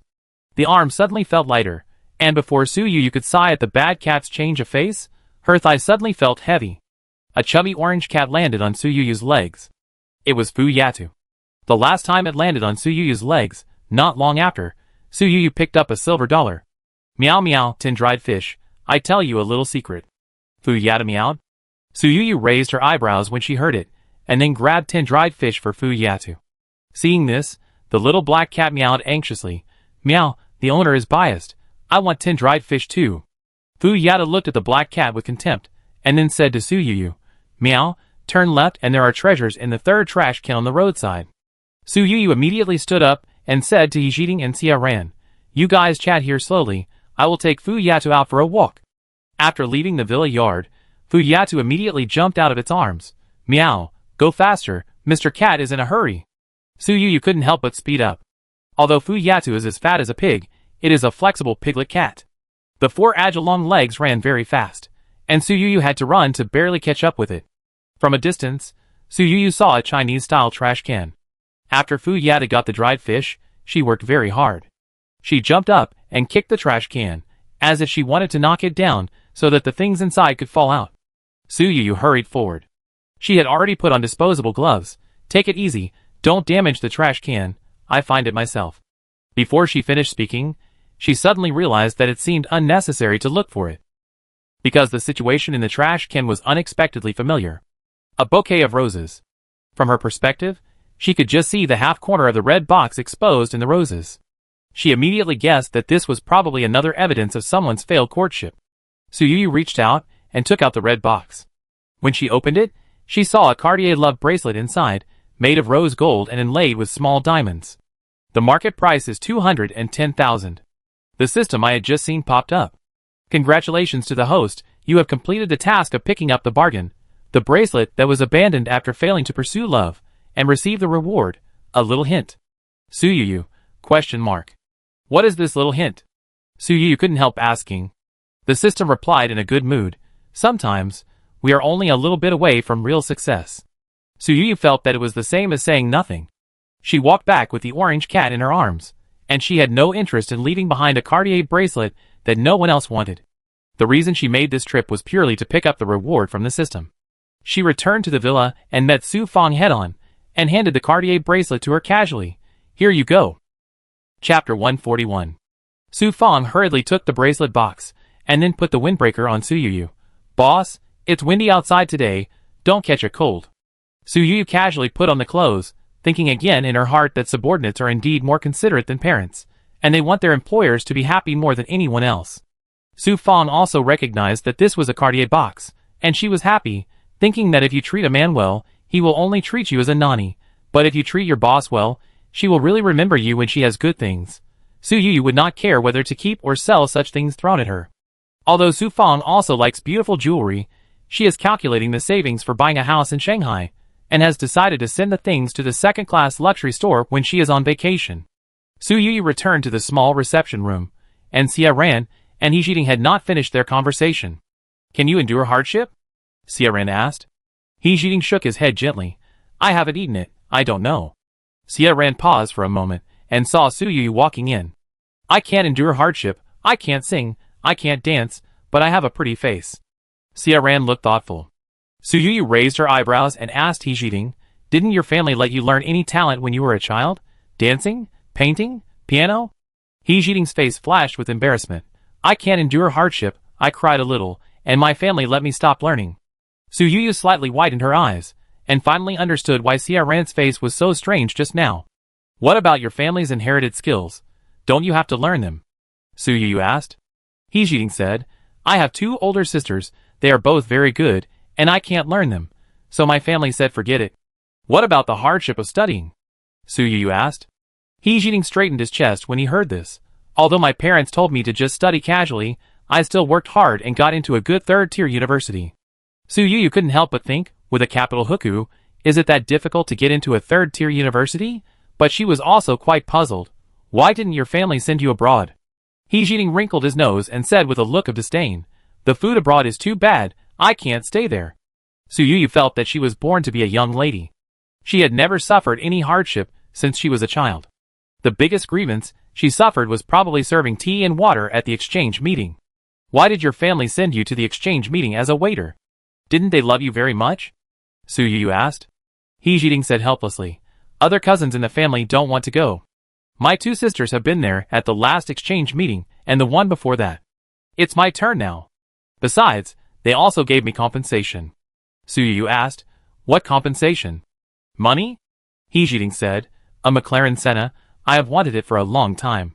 If I hadn't suffered so much this time, they wouldn't have bought it for me. Su Yu also wanted to get a 20 million car after serving tea and water. The He family really doted on He Jiting, but she didn't know how to plan for such a young lady who had no other talents except for her face. Xiaoran figured it out in a short time and said, It's not difficult, boss. Your initial idea is right. Her round face can indeed differentiate her in the entertainment industry. Since she is not a hard-working person, I will try not to find her scripts with high requirements. Su Yu asked, Will her future prospects be worse than others? Xiaoran said, You don't want to suffer, but you want a brighter future. How can there be so many good things in the world? She can play a role that is very similar to herself, such as idol dramas. Ancient idol dramas require wearing headgear, which is more difficult. Let her play modern idol dramas. I will give her another young lady's personality later, and find someone to shoot daily vlogs around her. At that time, she can attract a fixed group of fans. She may not be very popular, but it should be no problem for her to get into the third line. He Jiting said immediately, This is good. I really don't want to suffer. Being a star is the most comfortable thing to do after serving tea and water. Xiaoran's eyelids twitched when he heard this, but he just said, I know you are a young lady, but don't say things like why don't you eat meat in public in the future. He Jiting asked, What kind of words? For example. Xiaoran said, For example, actors are high-risk professions. For example, you work very hard. You can be a young lady in the entertainment industry, but don't be a young lady who is annoying. He Jiting nodded vigorously and said, I remember, I know I am lucky, so I won't complain to others. Xiaoran was already busy with his work in the capital, and now he had to deal with He Jiting and Old Lady Li. After giving a few instructions, he left in a hurry. Whether it was recruiting self-media staff or arranging an assistant for He Jiting, he had to interview in person before he could feel at ease. After the artist contract was signed, a system prompt popped up in front of Su Yu. He Jiting was also a bargain, but the reward for the bargain was 10 training hours. Su Yu secretly looked at He Jiting with disdain. The limited type of artist didn't seem to be worth much. Host, the bargain hunting mission has been started. Please reach the target location as soon as possible. Su Yu's eyelids jumped. Seeing the prompt that suddenly popped up in front of her, she greeted He Jiting, stood up directly, and told Su Fang, Get ready to go out. Su Fang and the bodyguards got up in the shortest possible time after receiving the order. He Jiting saw that the room was about to be empty. The idle young lady felt that petting the cat was meaningless, so she stood up and said, Sister Yu, where are you going? I want to go and have some fun too. Su Yu didn't like to bring outsiders with her when she was looking for bargains, so she casually said, It's a 2 or 3 hour drive to the countryside. Are you going? He Jiting collapsed back on the sofa at the speed of light, holding the cat with a peaceful look on his face. The cat needs me. I need the cat. I wish you a safe journey. After Su Yu's car left the villa area and reached the main road, she directed Su Fang as she did countless times before. Go straight. Turn left at the traffic light. Go out from the second exit of the roundabout. Su Yu just said it casually to fool He Jiting, but she didn't expect that the car really drove for more than 2 hours. All the way out of the capital city, the location became more and more remote, and even farmland gradually appeared around, and it really reached the countryside. Su Fang, who was driving, was unsure, but seeing that Su Yu looked normal, she could only calm down and drive seriously. It was almost dark, and the car's fuel gauge was about to run out of gas, and finally stopped at the door of a factory. Su Yu relied on the not-so-bright street lights to barely see the sign hanging on the factory. XX County Xiaohu to Electric Vehicle Factory. At this time, inside the factory director and the manager sat opposite each other in the office, both with bitter faces. It's over, it's all over, such important news. How could I not see it at the beginning? So many cars, all scrapped. The factory can't run anymore. The workers' wages can't be paid. The factory director couldn't help choking up. Chapter 142. Su Yu looked at the system's golden pointer, pointing straight at the factory sign hanging by the door. She had followed the system to find bargains so many times, and immediately understood what the system meant. Of course, what she wanted to find was not this sign, but to buy this factory. Su Yu gave Su Fang a look. Su Fang stepped forward and knocked on the factory door. Come on, come on. Not long after, a security guard came to open the door. The old man looked to be in his early 50s, wearing a coat that was neither new nor old, and his old face was tightly wrinkled. If you get close, you can smell the strong smell of cigarettes on him. You all dress so well, You don't look like you're here to work. Are you here to buy a battery car? Have you contacted the factory in advance? Su Fong skillfully stuffed a pack of cigarettes and handed it over. The security guard and the driver were well-informed people. If you want to find out the specific situation, finding them is the fastest way. After the security guard took the cigarette, his expression softened visibly, and he said, "Ask me anything you want to know, I tell you everything I can." Su Yu asked casually, "Who should I talk to if I want to buy a batch of electric vehicles?"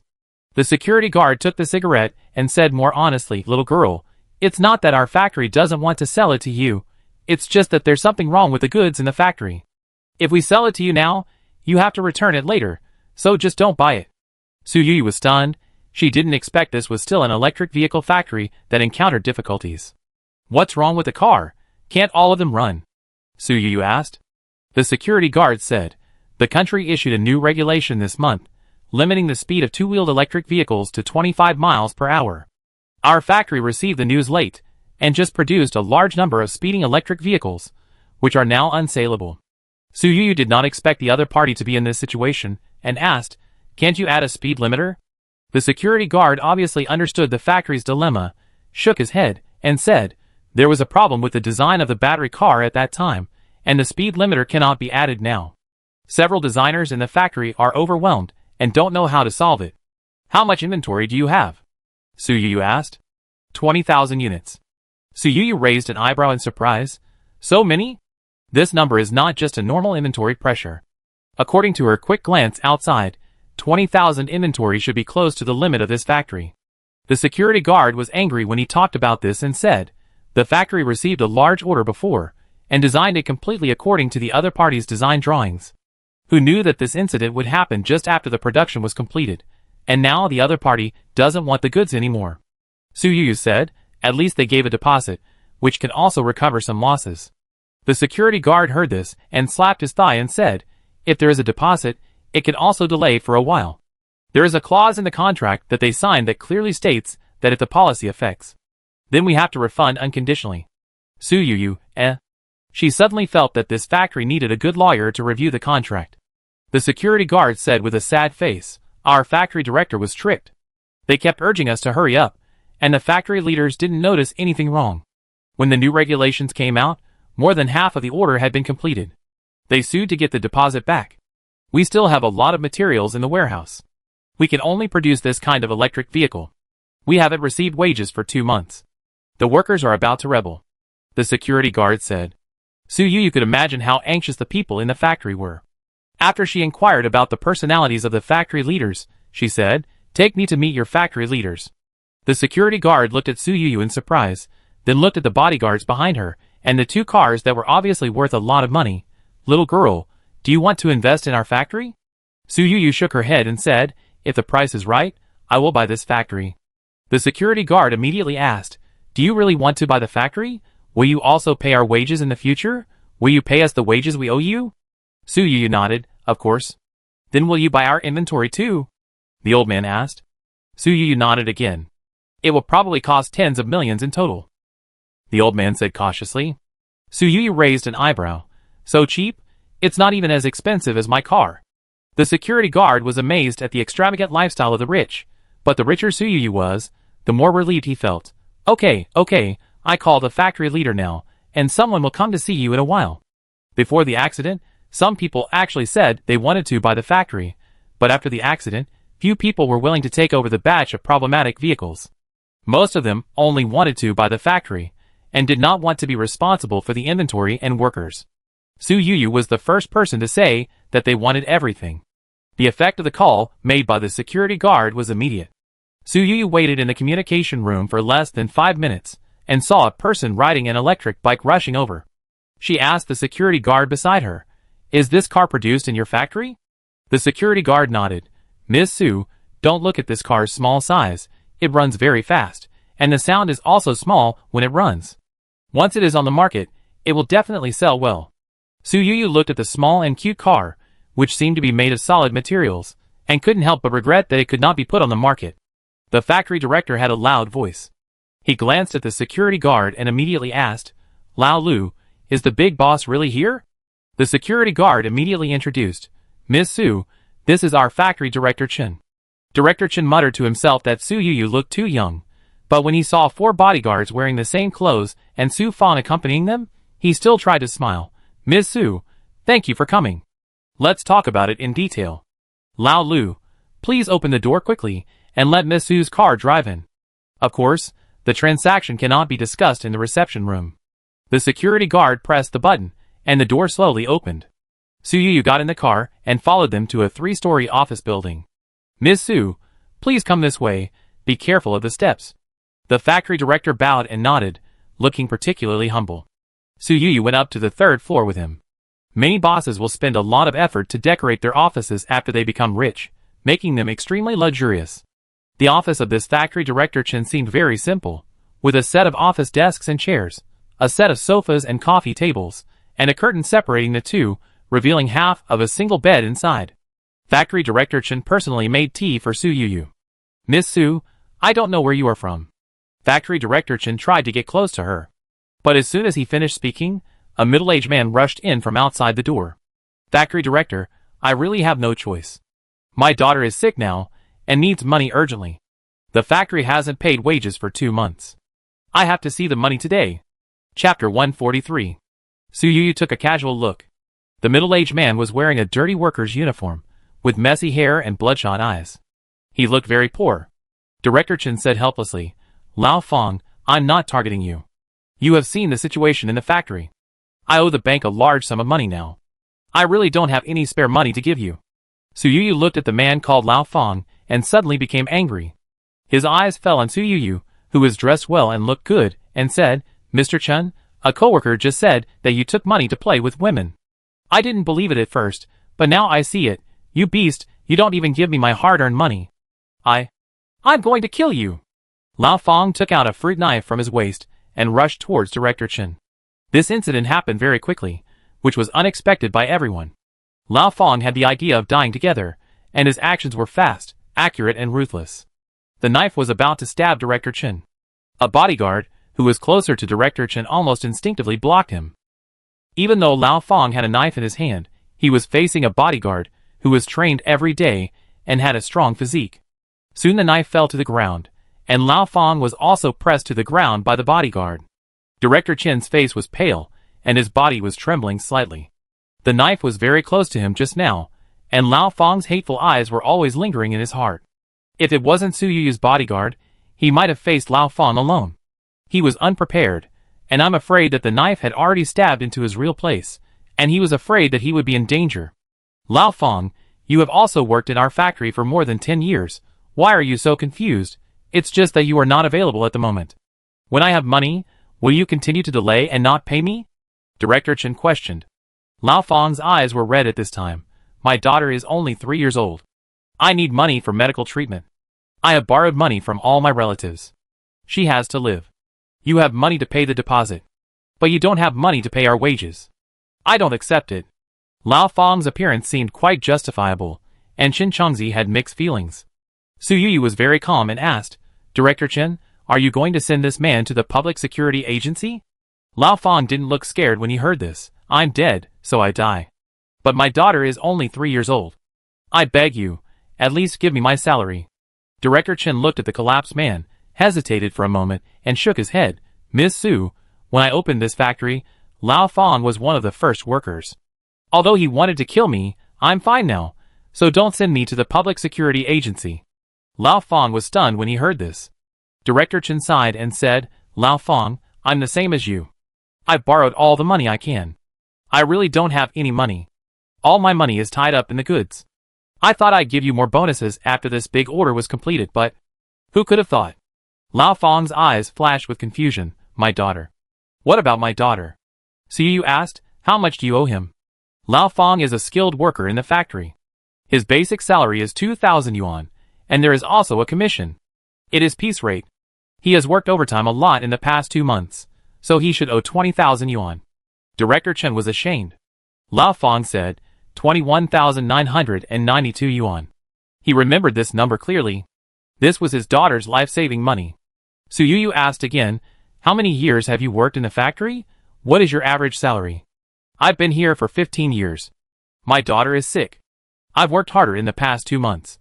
I usually make 5,000 to 6,000 yuan a month, Lao Fong said. Su Yuyu said to Director Chen, I dare not keep such a troublemaker. If I take over this factory, I will fire him.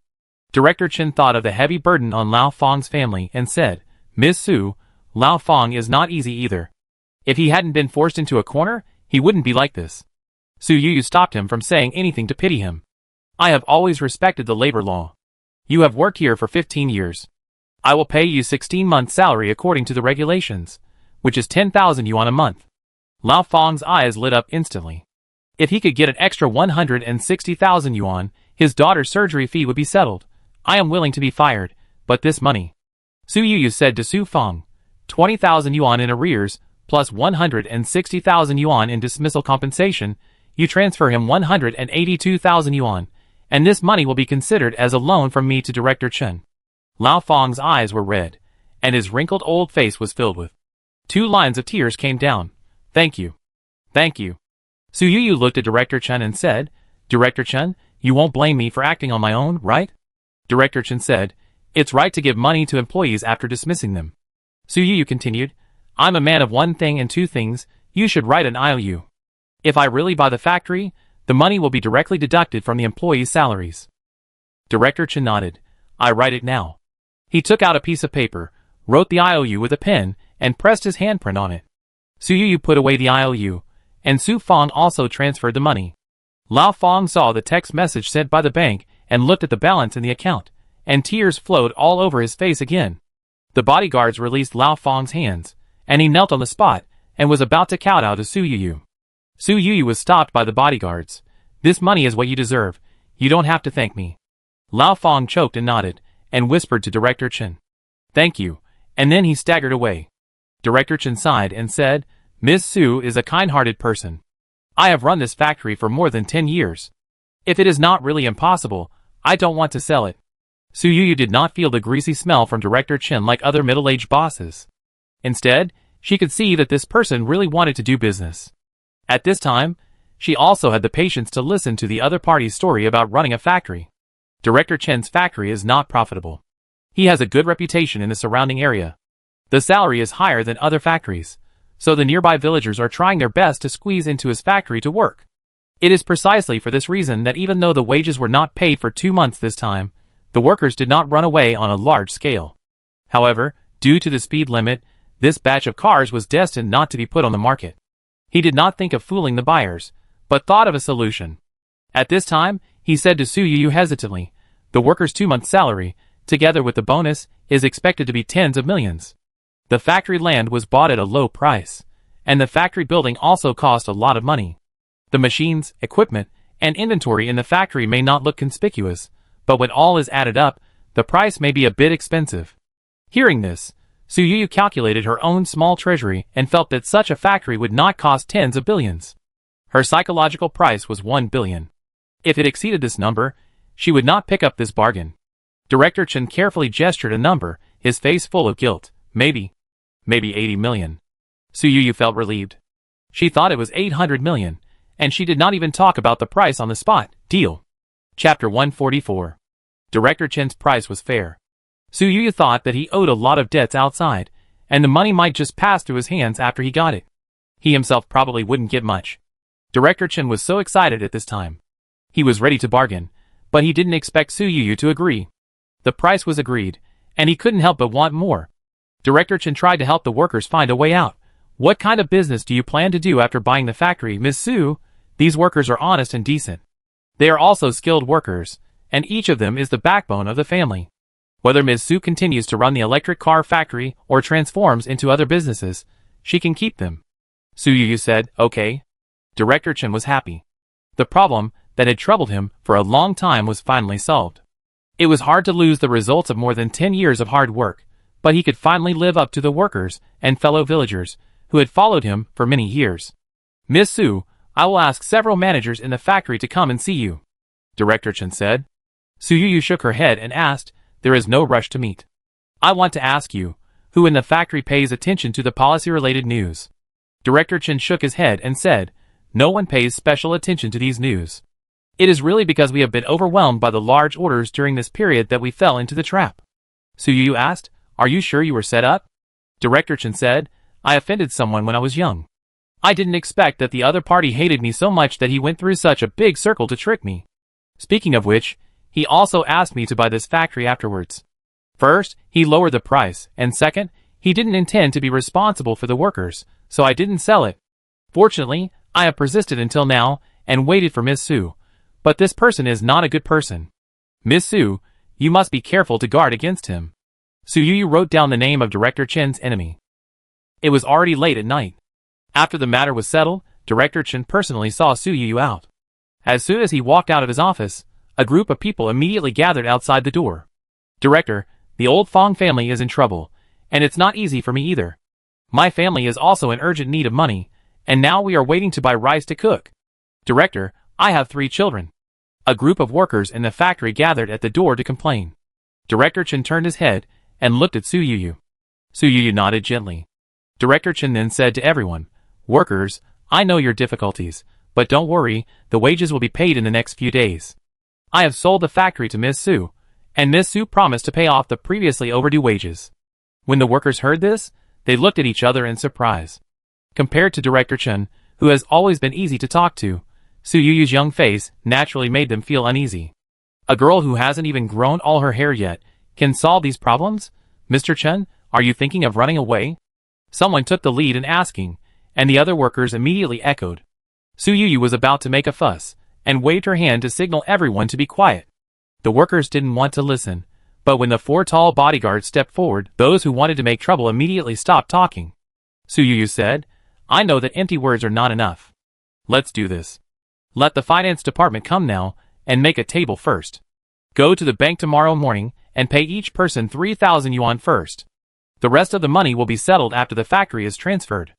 The workers haven't been paid for 2 months. This is the closest time to their wages. Although they can't help thinking that their wages for 2 months are more than 3,000 yuan, they are also afraid that if they really make trouble, they may lose all 3,000 yuan. Director Chen said on the side, "Miss Su is a big boss from Shanghai. Tomorrow her lawyer will come to help with the transfer procedures. She will never owe you wages. I promise you." Before the wages were owed, Director Chen's reputation had always been very good. The workers chose to trust him again. Su Yu's lawyer Feng Jing rushed over from Shanghai overnight. This remote place was not easy to find. When Feng Jing saw that Su Yu wanted to acquire an electric car factory, a factory with inventory problems, he couldn't help but advise Su Yu to think twice.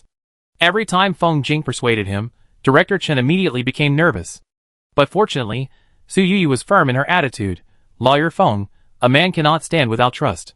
Since I have already agreed to buy it, there is no reason to regret it when the time comes."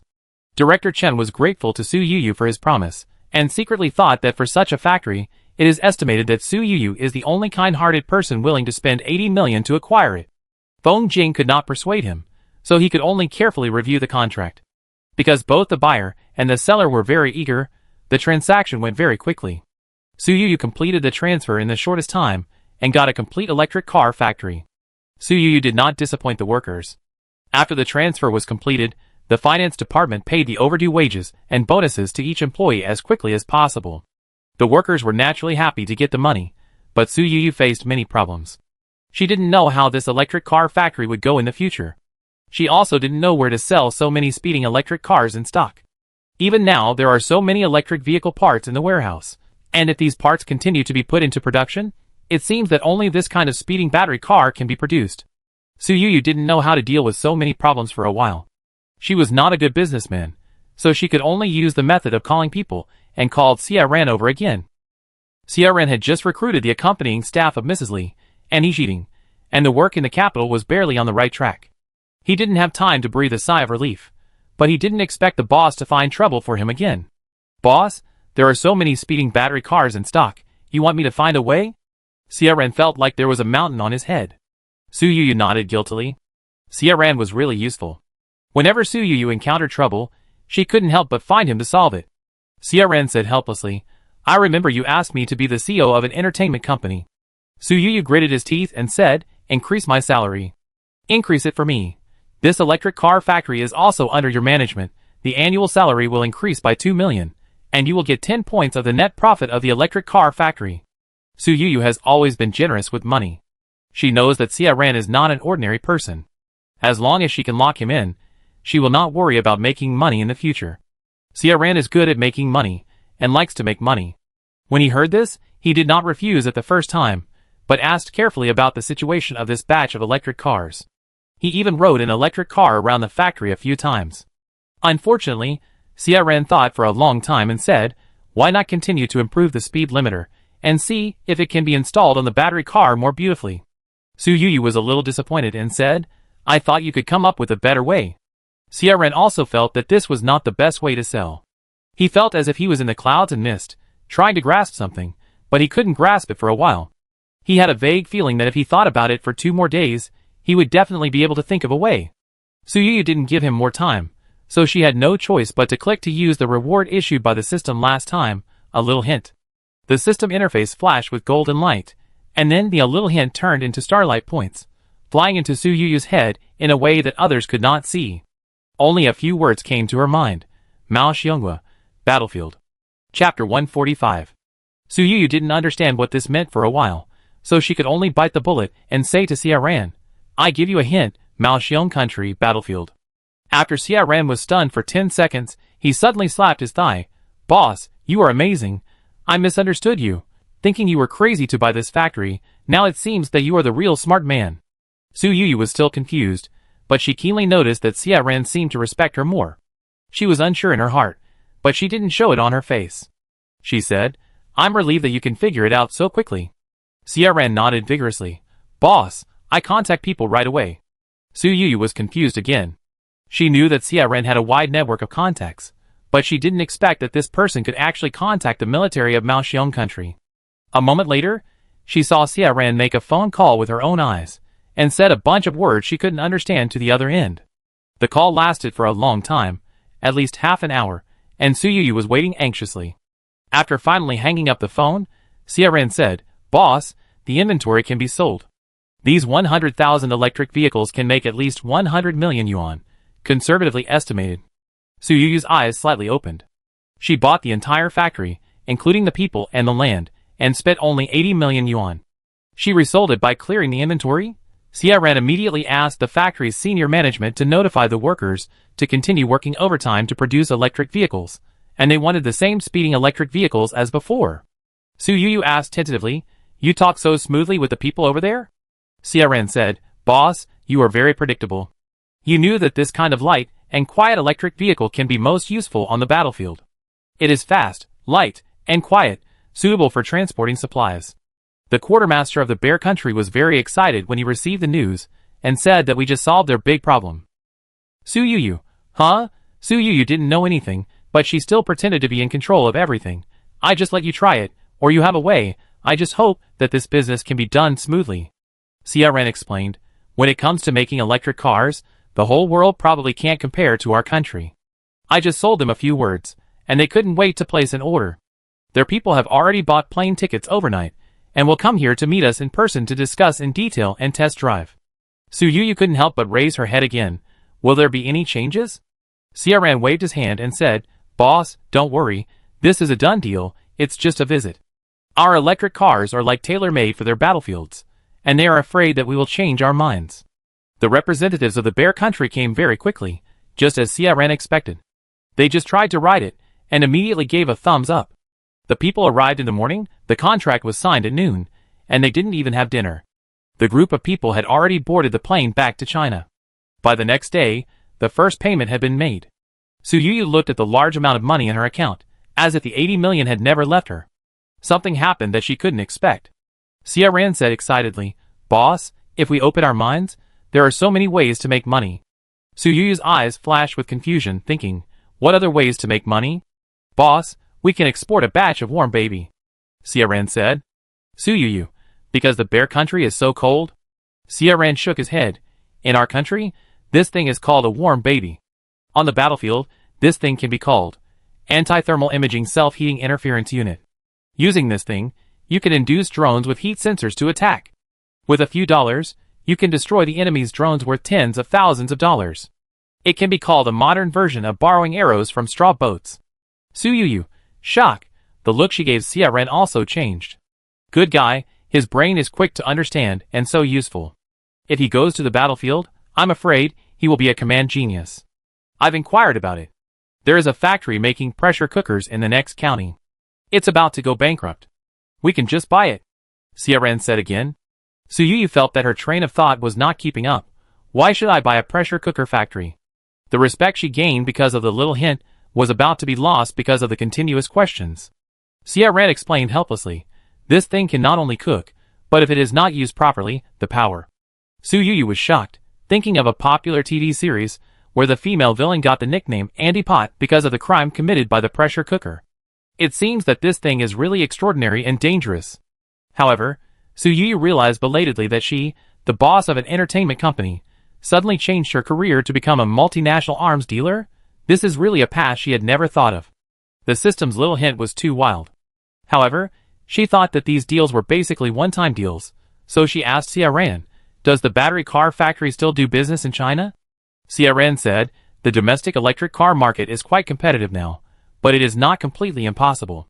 In the past 2 years, we have mainly exported to foreign countries, and we will take our time to develop domestically. If it doesn't work, we can wait until Song Jibai becomes popular and ask him to be the spokesperson. Su Yu thought that this was also a way. The influence of a top-tier brand was extraordinary, and it could directly make Cha Wu Ci Ming rise to a national brand. Such a business miracle has a precedent in China. Su Yu also thought about Song Jibai's future influence. Su Yu allocated a sum of money to Xiaoran. You can handle it yourself. These businesses were your own initiative, and I will give you 40% of the profit.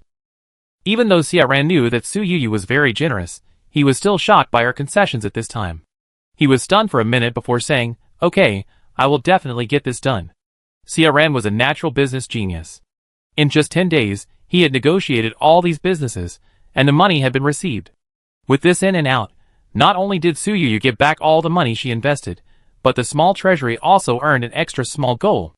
The cameras in the villa in the capital were also set up in the shortest time, and a video blogger named Grandma Li, who is responsible for raising cats and dogs, appeared on the video website. Mrs. Li may really be very suitable for the self-media route. She only uploaded 3 videos, among which the video of Fu Yata stealing dried fish became popular, with over 1 million views in just a few days. There are many sharp-eyed people on the internet, and someone immediately found out that Mrs. Li lives in the top luxury single-family villa in the capital, Yiwanzu. Even more, someone found out Mrs. Li's identity. This old lady is just a rag picker. I saw her when I lived in Pai Village before. She can't afford to live in Yiwanzu's house. There must be someone behind the scenes, working together to deceive people. Chapter 146. Xiaoran has been following the development of Li Laotai's self-media. He found out about this kind of voice at the first time and asked the self-media team to shoot a clarification video in the shortest time. I did pick up garbage in Pai Village before. According to what you young people said, I was recommended by my old sisters and got this job. Our boss is kind-hearted.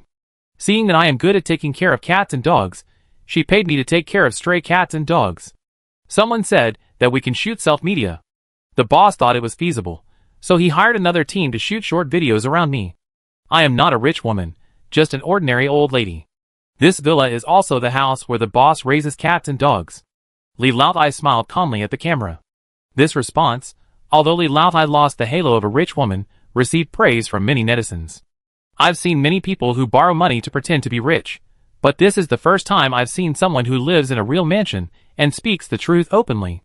The cats and dogs are well taken care of, and Grandma Li looks kind, so I'm following her. I'm a fan of the old lady because she treats the cats and dogs with such care, just like she takes care of her own grandchildren.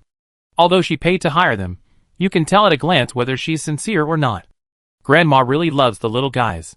Of course, with a villa worth hundreds of millions of yuan, a house full of stray cats and dogs, and the decoration of the house is all works by top designers, and any stool costs hundreds of thousands of yuan, this matter has caused some other voices on the internet. People are worse than dogs. Stray dogs live in mansions of 3,000 square meters, while I live in a small place. For a moment, I can't tell who is a human and who is a dog. Rich people's dogs live better than ordinary people. What does the owner of this house do? Investigate the source of funds. Is there corruption or bribery? Xiaoran did not ignore these unpleasant voices, but asked someone to say that the owner of the villa is a businessman, and the money comes from clean sources. However, Those who like to find faults will ignore such words. Xiaoran saw that he could not persuade him, so he simply ignored it. Anyway, Su Yuyu's money is indeed legal and clean. Su Yuyu was worried at first that Mrs. Li would be in a bad mood after reading too many comments, but she didn't expect that the old lady was very open-minded and didn't take it to heart at all. She said, "I have the time to argue with them. I might as well make more dog food and cat food for storage." Su Yuyu admired the old lady very much. After living for most of her life, the old lady was completely transparent. Mrs. Li was emotionally stable.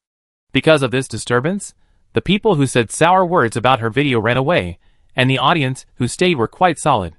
In addition to the furry lovers who purely love to watch cats and dogs, there are also a large number of strange and determined audiences. I love to watch and eat. Do you have a link? I'm not buying it for myself. We really have a 200-month-old pet at home. This cooking process looks much cleaner than the takeaway store. If cats and dogs can eat it, people can definitely eat it too. Go to the link quickly, I want to eat it. Long live pet food.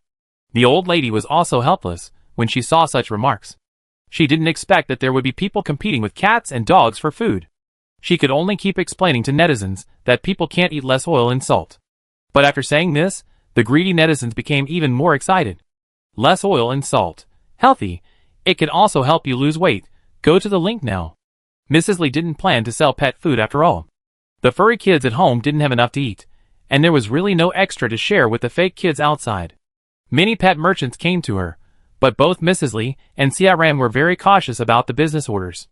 Most of the pet food was rejected. Some cat and dog beds were made by merchants. They asked the merchants to send samples first to ensure the quality before they dared to push the order. Such caution made Mrs. Li's reputation much better than those pet bloggers who were anxious to make money. He Jiding also released videos at the same time as Mrs. Li. Unlike the old lady, who had a whole team serving at the same time, He Jiding hired an all-round assistant. Her assistant was good at shooting and editing. He Jiding was still an amateur, relying on controlling 100,000 yuan a day. This gimmick has accumulated a large number of fans in a very short time. These fans' comments are also very bold and straightforward. Rich lady, I'm hungry, please feed me. Miss, do you like the same sex? Girls are also cute when they hug you softly. He Jiding had planned that no one would pay attention to her during the amateur period, but she didn't expect that the assistant could accumulate so many fans just by filming her daily life. Although most people wanted to stick to the rich lady and wait for her to forward the lottery, the number of her fans on Xiaoxu was indeed rising. Even advertisers came to her.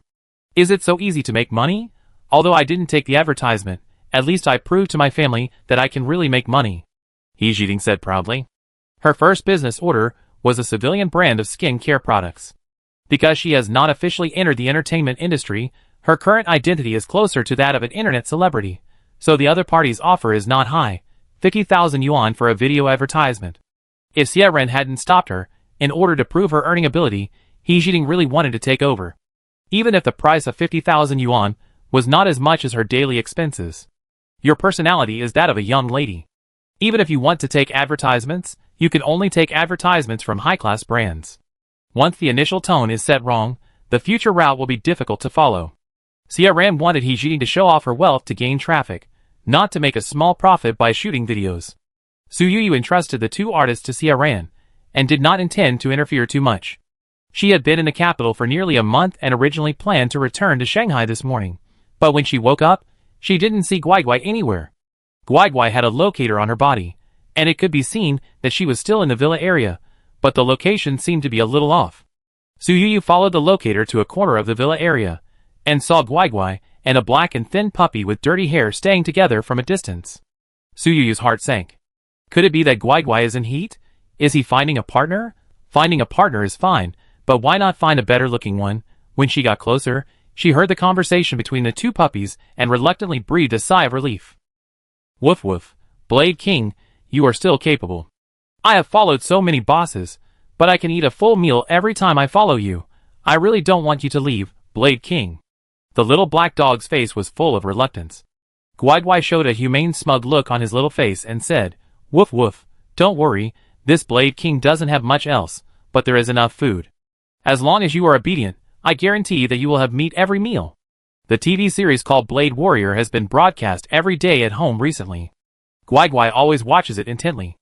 Su Yu suddenly wanted to disconnect it from the internet. For a moment, she didn't understand how it could call out such a shameful name. Guai Guai. Su Yu wanted to call her furry child back. Guai Guai, who loves his reputation, hesitated whether to agree. The little black dog beside him asked curiously, King Blade, why did that woman call you Guai Guai? Chapter 147.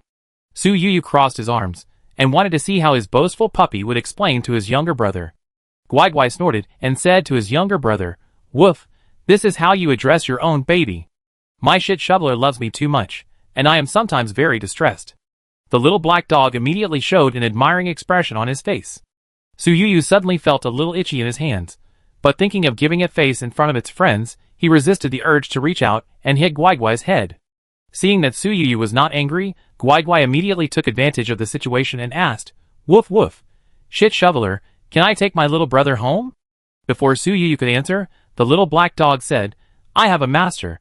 My master is also very good. I can't go home with you. Guai Guai said, your master hasn't fed you for so many days. How is he good to you? The little black dog said, the master just fell asleep. If he wakes up, he must remember to feed me. He used to be very good to me, and he left all the delicious food for me. He is the best master in the world. Guai Guai shook his head. If he really treats you well, he won't let you go hungry, you. I've been hungry for 3 days. The little black dog said sadly, it will be fine when he wakes up. Su Yu thought it was not right. Who would sleep for 3 days? She had a bad guess in her mind, squatted down and asked, Little black dog, can you take me to see your master? Guai Guai said, Woof woof. What do you want to see him for? He is a bad guy who wants to starve the puppies to death. Little black dog, don't scold my master. He is the best. Su Yu patted Guai Guai's head and said gently, we are good dogs. We can't slander other people's masters casually, right?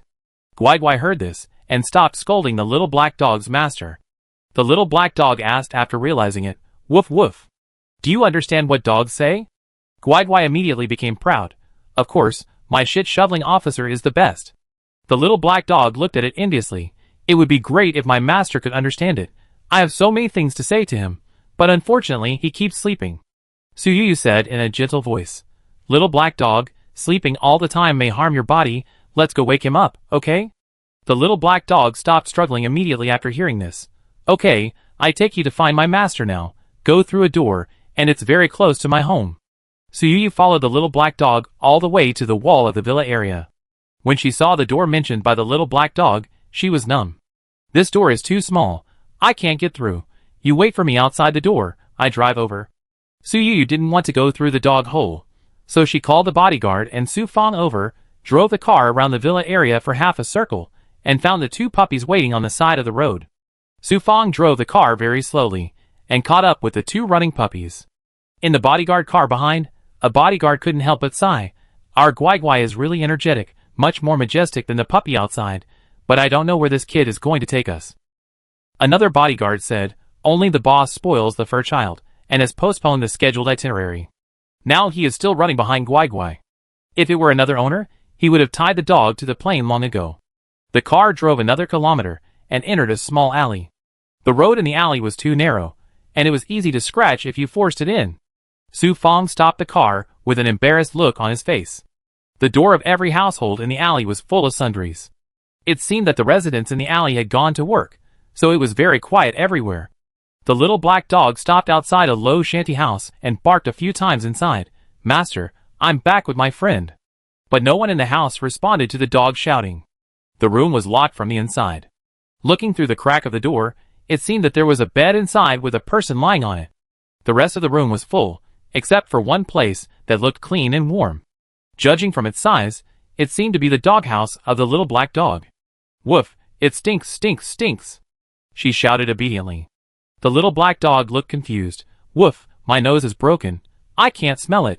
It's just that others say that the owner's house stinks, but my owner is really good. Su Yu also understood why others said that, because the owner of the little black dog was really not very particular. He seemed to be an old man who picked up rubbish, but he was not as hygienic as Mrs. Lee.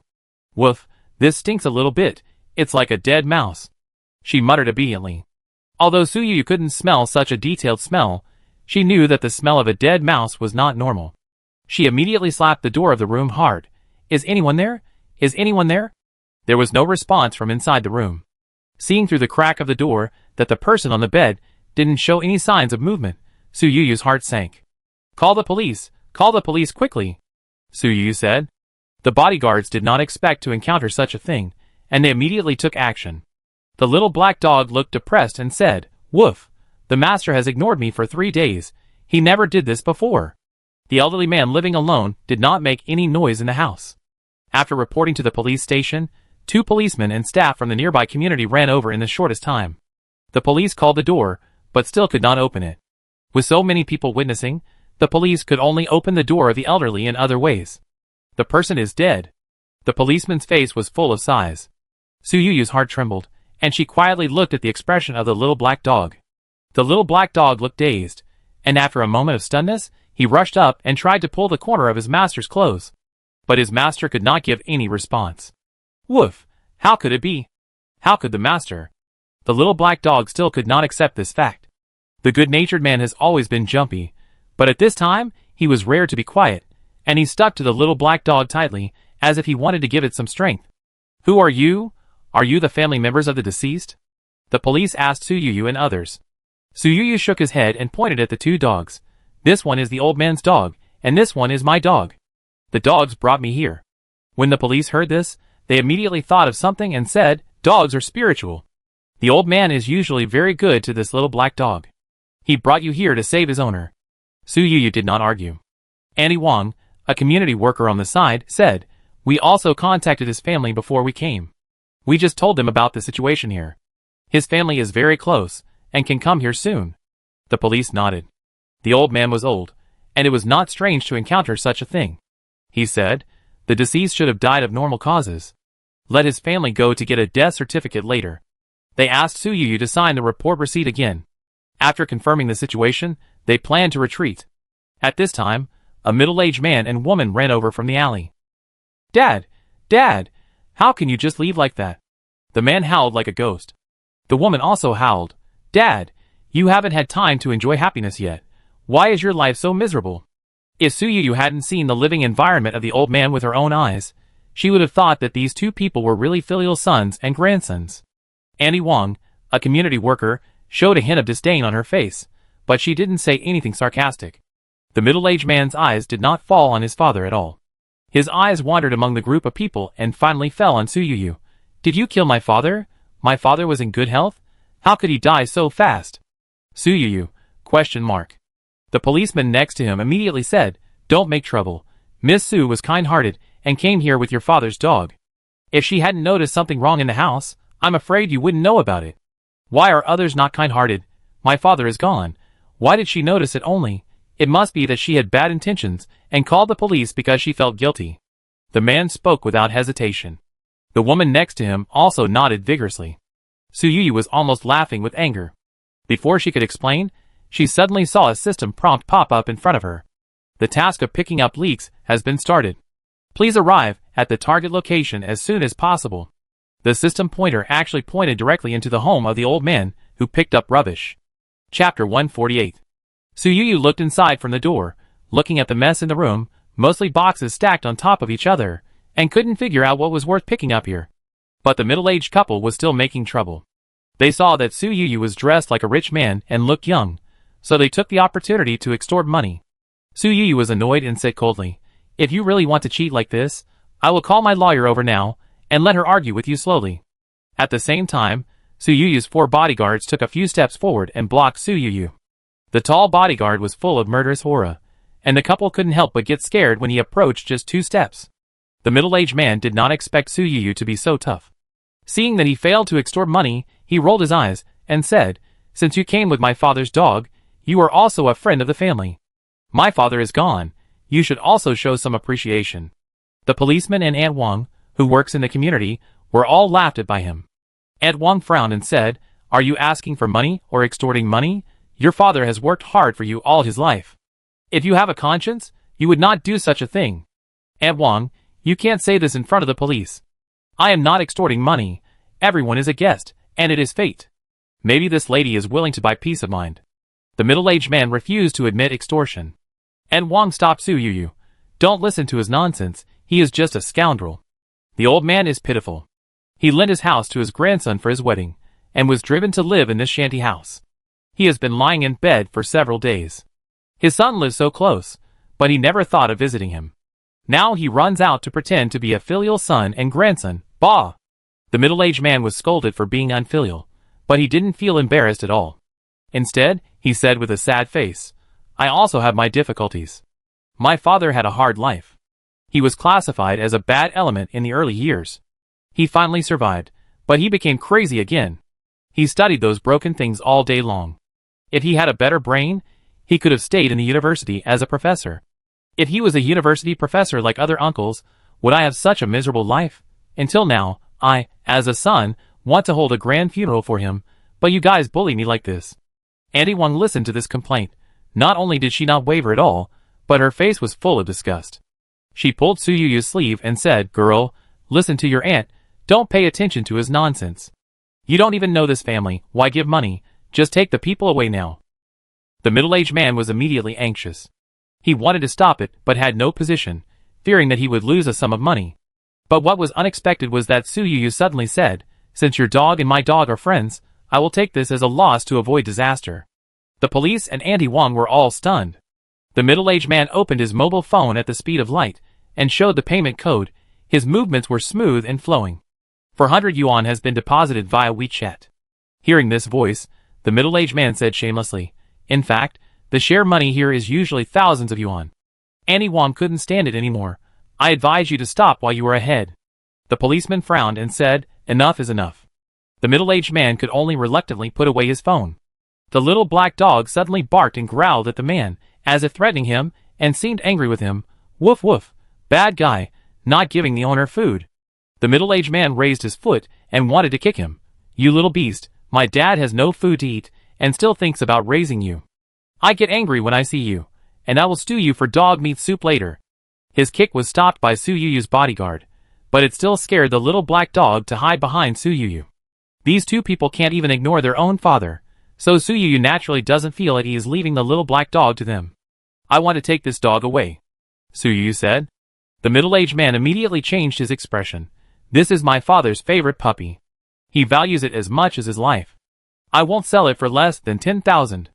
The middle-aged man saw that Su Yu was willing to pay even for the elderly strangers, and thought that although she looked difficult to talk to, she was actually soft-hearted, so she dared to ask for such a high price. Su Yu naturally understood his thoughts, and was unwilling to give such a bastard too much money, saying, 1,000 yuan. Aunt Wang was so anxious that she jumped up and down. Little girl, don't be fooled by him. He will sell such a puppy for 100 yuan. Maybe 50 will do. The middle-aged man was afraid that his way to wealth would be blocked, so he hurriedly said, Aunt Wang, don't talk nonsense.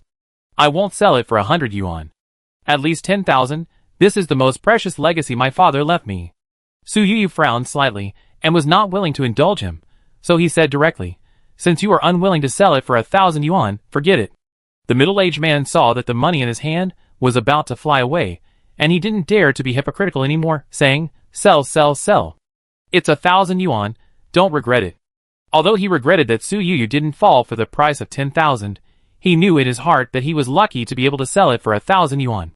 He took out his mobile phone again, on the spot to open the payment code, and looked at Su Yu expectantly. Su Yu was not in a hurry to pay, but squatted down and touched the little black dog's head, and asked gently, Little black dog, do you want to go in and accompany your master again? The little black dog's dark eyes were full of water, and it purred obediently. Woof, thank you. Su Yu took the little black dog into the messy shed. The little black dog stuck to the master's bed, and purred one after another. Woof, master, they said you were dead. Is that true? Are you really not sleeping? The master of the Blade King wants to take me away, saying that if I stay, I will become dog meat. Master, will your children sell all these books in your room? These are your favorite treasures. Su Yu felt a little sad. Although the old man was a little crazy, his heart for the little black dog was true. The old man should have realized that he was about to reach the end of his life, so he locked the little black dog outside the door. There was no food in the house. The little black dog was outside. Even if he didn't meet his next owner, he could survive by rummaging through the trash can. Su Yu's eyes swept around the house.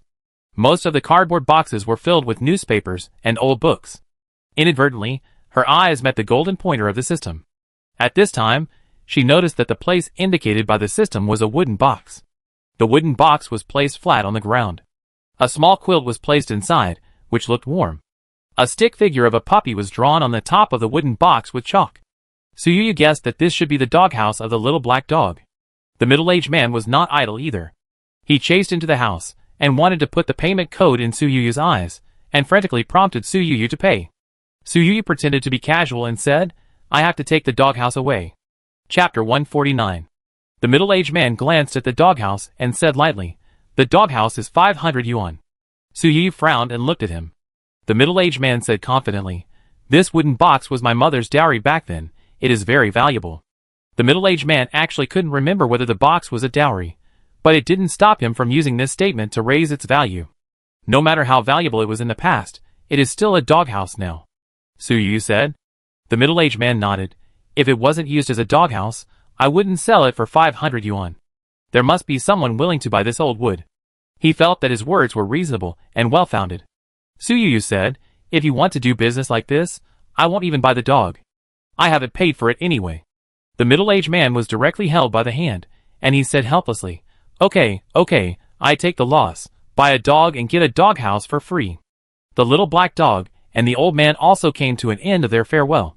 He followed Suyuyu out, looking back every few steps, but his eyes were always full of reluctance to look at the old books in the house. Woof woof.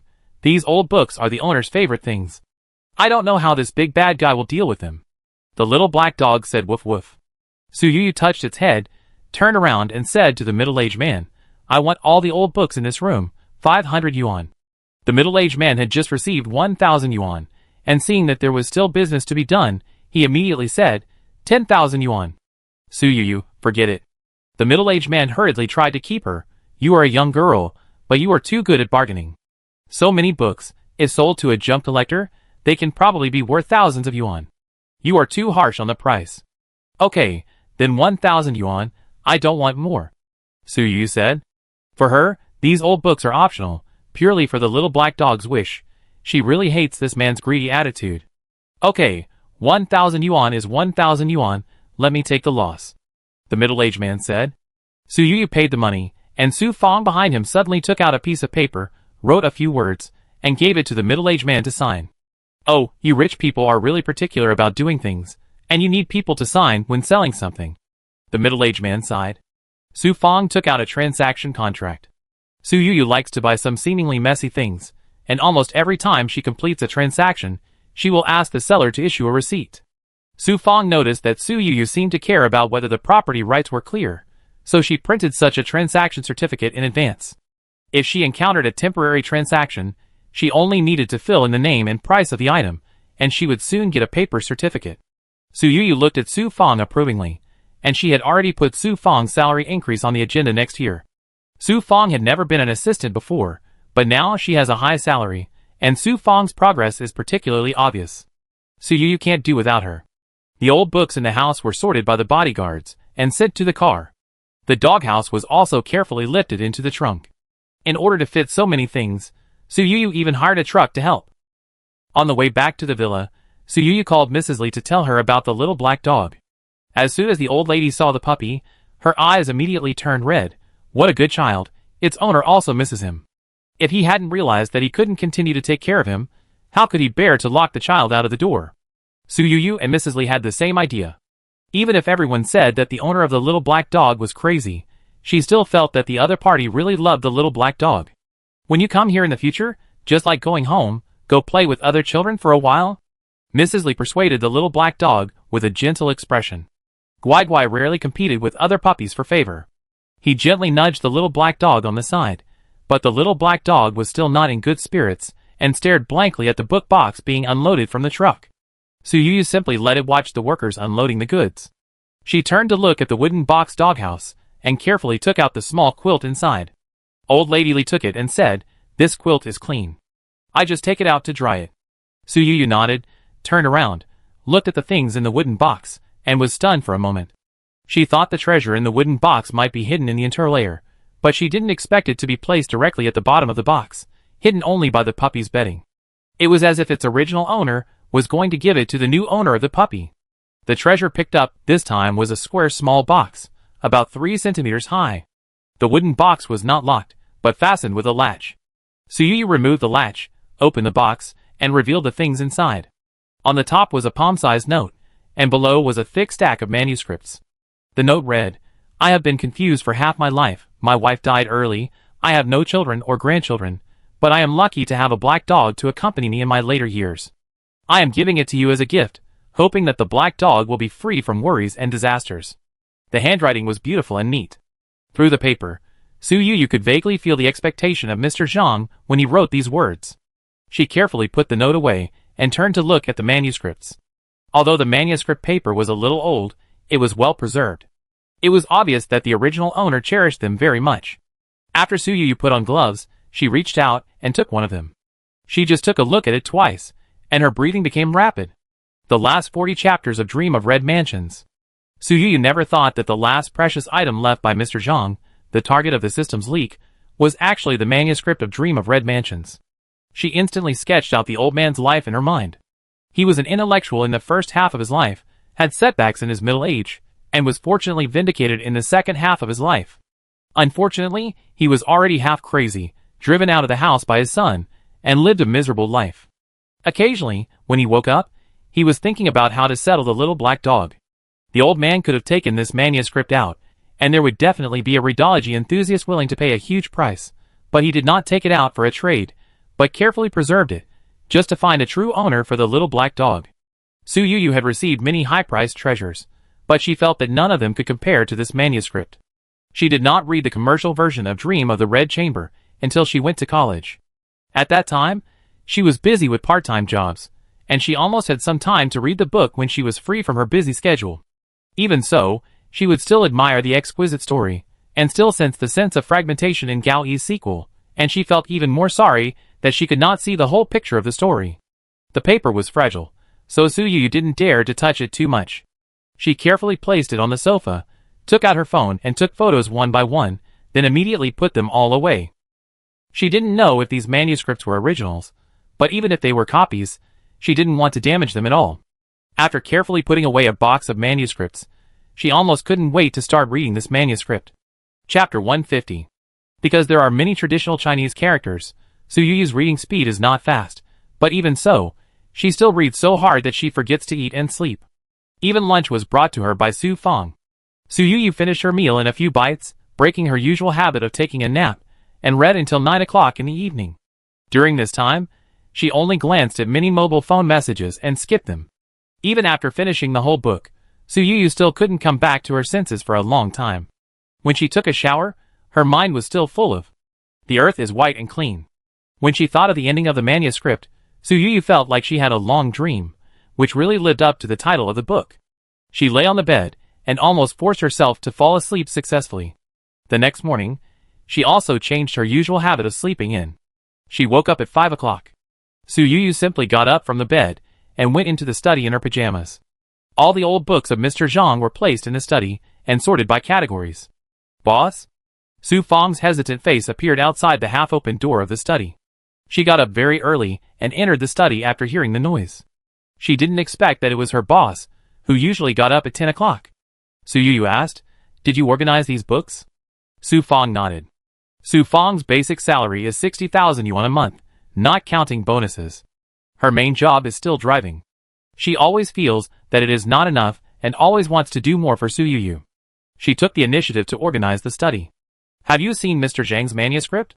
Su Yu asked. Su Fang took Su Yu directly to a row of bookcases in the corner. These are all his manuscripts, almost all of which are research manuscripts for Dream of Red Mansions. Su Yu took a look and it was true. She was so exhausted from reading the whole book of Dream of Red Mansions that she urgently wanted to read one or two other people's reading notes to relieve her inner unrest.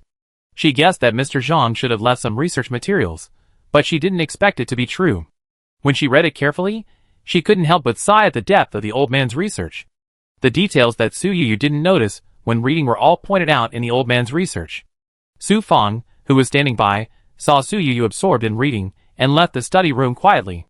A few minutes later, she brought Su Yu a coat, a simple breakfast and hot milk on a tray. "You did a good job. Starting next month, your basic salary will be raised to 100,000. Su Yu said. Su Fang's performance in the capital trip was perfect. Su Fang helped to fill in many details that Su Yuyu had not noticed. Such an assistant deserves so much money. Su Fang almost thought she was dreaming, and almost suppressed her excitement and said, "Thank you, boss." After leaving the study room, Su Fang jumped several times in a row in the carpeted corridor. Following a boss who could be seen for his efforts, she really wanted to give her life to Su Yuyu. Su Yuyu hurriedly ate a few mouthfuls of breakfast, and did not put down the old man's manuscript in her hand. When the clock in the study room pointed to 10 o'clock, the phone rang suddenly. Su Yuyu looked at the caller and found that it was Lu Jingyao. "You didn't reply to my message yesterday. I was afraid you were busy here. Did I bother you by calling now?" Lu Jingyao asked. Across the phone, Su Yuyu couldn't feel the anxiety on the other side. She was still immersed in that world. "No bother." Su Yuyu felt that her voice was a little unreal. Lu Jingyao naturally noticed that something was wrong with her at the first time, and immediately became nervous and asked, "Did something happen?" He was thinking about rushing to the capital overnight after hanging up the phone, wanting to know Su Yuyu's situation as soon as possible. Su Yuyu hesitated for a moment before saying, "There is a very famous author. Everyone thought he had stopped writing, but he actually wrote the finale, but it has never been published." Lu Jingyao felt relieved after hearing this. He thought that he was just reading a novel, and it would be fine if Su Yuyu didn't get into any trouble. He then asked, "Does the novel end in tragedy?" Su Yuyu sighed. "Everyone knows it's a tragedy, but now we know why." Lu Jingyao didn't have the habit of reading novels, but he cared about Su Yuyu, so he asked, "Which novel are you reading? It sounds like a good book." "Dream of Red Mansions." Lu Jingyao. Surprise. Su Yuyu felt Lu Jingyao's restlessness coming from the headphones. Lu Jingyao thought that Su Yuyu seemed to be particularly good at digging for treasures. "Did you get the follow-up manuscript in the capital? Is it Mr. Chao's original manuscript?" Dream of Red Mansions is different for Chinese people. It is like the most gorgeous dream of the brilliant civilization in the past. Everyone hopes that it can see the light of day again in a complete state. Su Yuyu said, "I don't know if it is the original manuscript, but the pits buried in the front have all been filled in the follow-up, which also confirms the sentence thousands of reds cry and thousands of beauties mourn together. I think it is completely in line with Zhao Gong's original intention." Lu Jingyao hesitated for a moment and asked, "Can I?" Before he finished speaking, Su Yuyu said directly, "Yes. I will send you the photos of the manuscript in a while, but I hope you can keep it secret for the time being." Lu Jingyao couldn't help thinking at this time, Su Yuyu was willing to share such an important thing with him, whether it means that his position in her heart is different now. "Thank you," Lu Jingyao said. Su Yuyu casually said, "You lent me the Zhaomengfu calligraphy just because you asked. It's just a small matter. Why should you be polite to me?" Lu Jingyao continued, "I have another unwelcome request. My parents are both fans of the Dream of the Red Chamber. Can they also take a look? I will tell them that the manuscript will never be leaked." Su Yuyu believed in Lu Jingyao, and was willing to believe the Lu family. With his pride, he would definitely not go back on his word. Even if the manuscript was leaked accidentally, Lu Jingyao would definitely find ways to compensate her. Such an important manuscript should not be transmitted over the internet. "I will let Assistant Lu pick it up in person." Lu Jingyao took the initiative to say. Seeing him making such a fuss, Su Yuyu simply said, "I will return to Shanghai in 2 days. When the time comes, you can come directly to my house to save Assistant Lu from running back and forth." Lu Jingyao naturally agreed. Su Yuyu was not the kind of girl who was easy to please. He was worried that he had no chance to interact with her more. "By the way, what did you message me about yesterday?" Su Yuyu asked. Lu Jingyao said, "I wanted to ask you when you will return to Shanghai." Su Yuyu felt very strange and asked, "I am back in Shanghai. Do you have something to talk to me about?" Lu Jingyao was a little confused by Su Yuyu's straight ball for a while, and couldn't help but glared at Assistant Lu beside him. It seemed that this way of chasing people by greeting from time to time was out of date. "Tell me when you come back. I will pick you up at the airport," Lu Jingyao said. Su Yuyu felt strange after hearing this. "My car is parked at the airport. No one needs to pick me up." Lu Jingyao, Lu Jingyao wanted to glare at Assistant Lu again.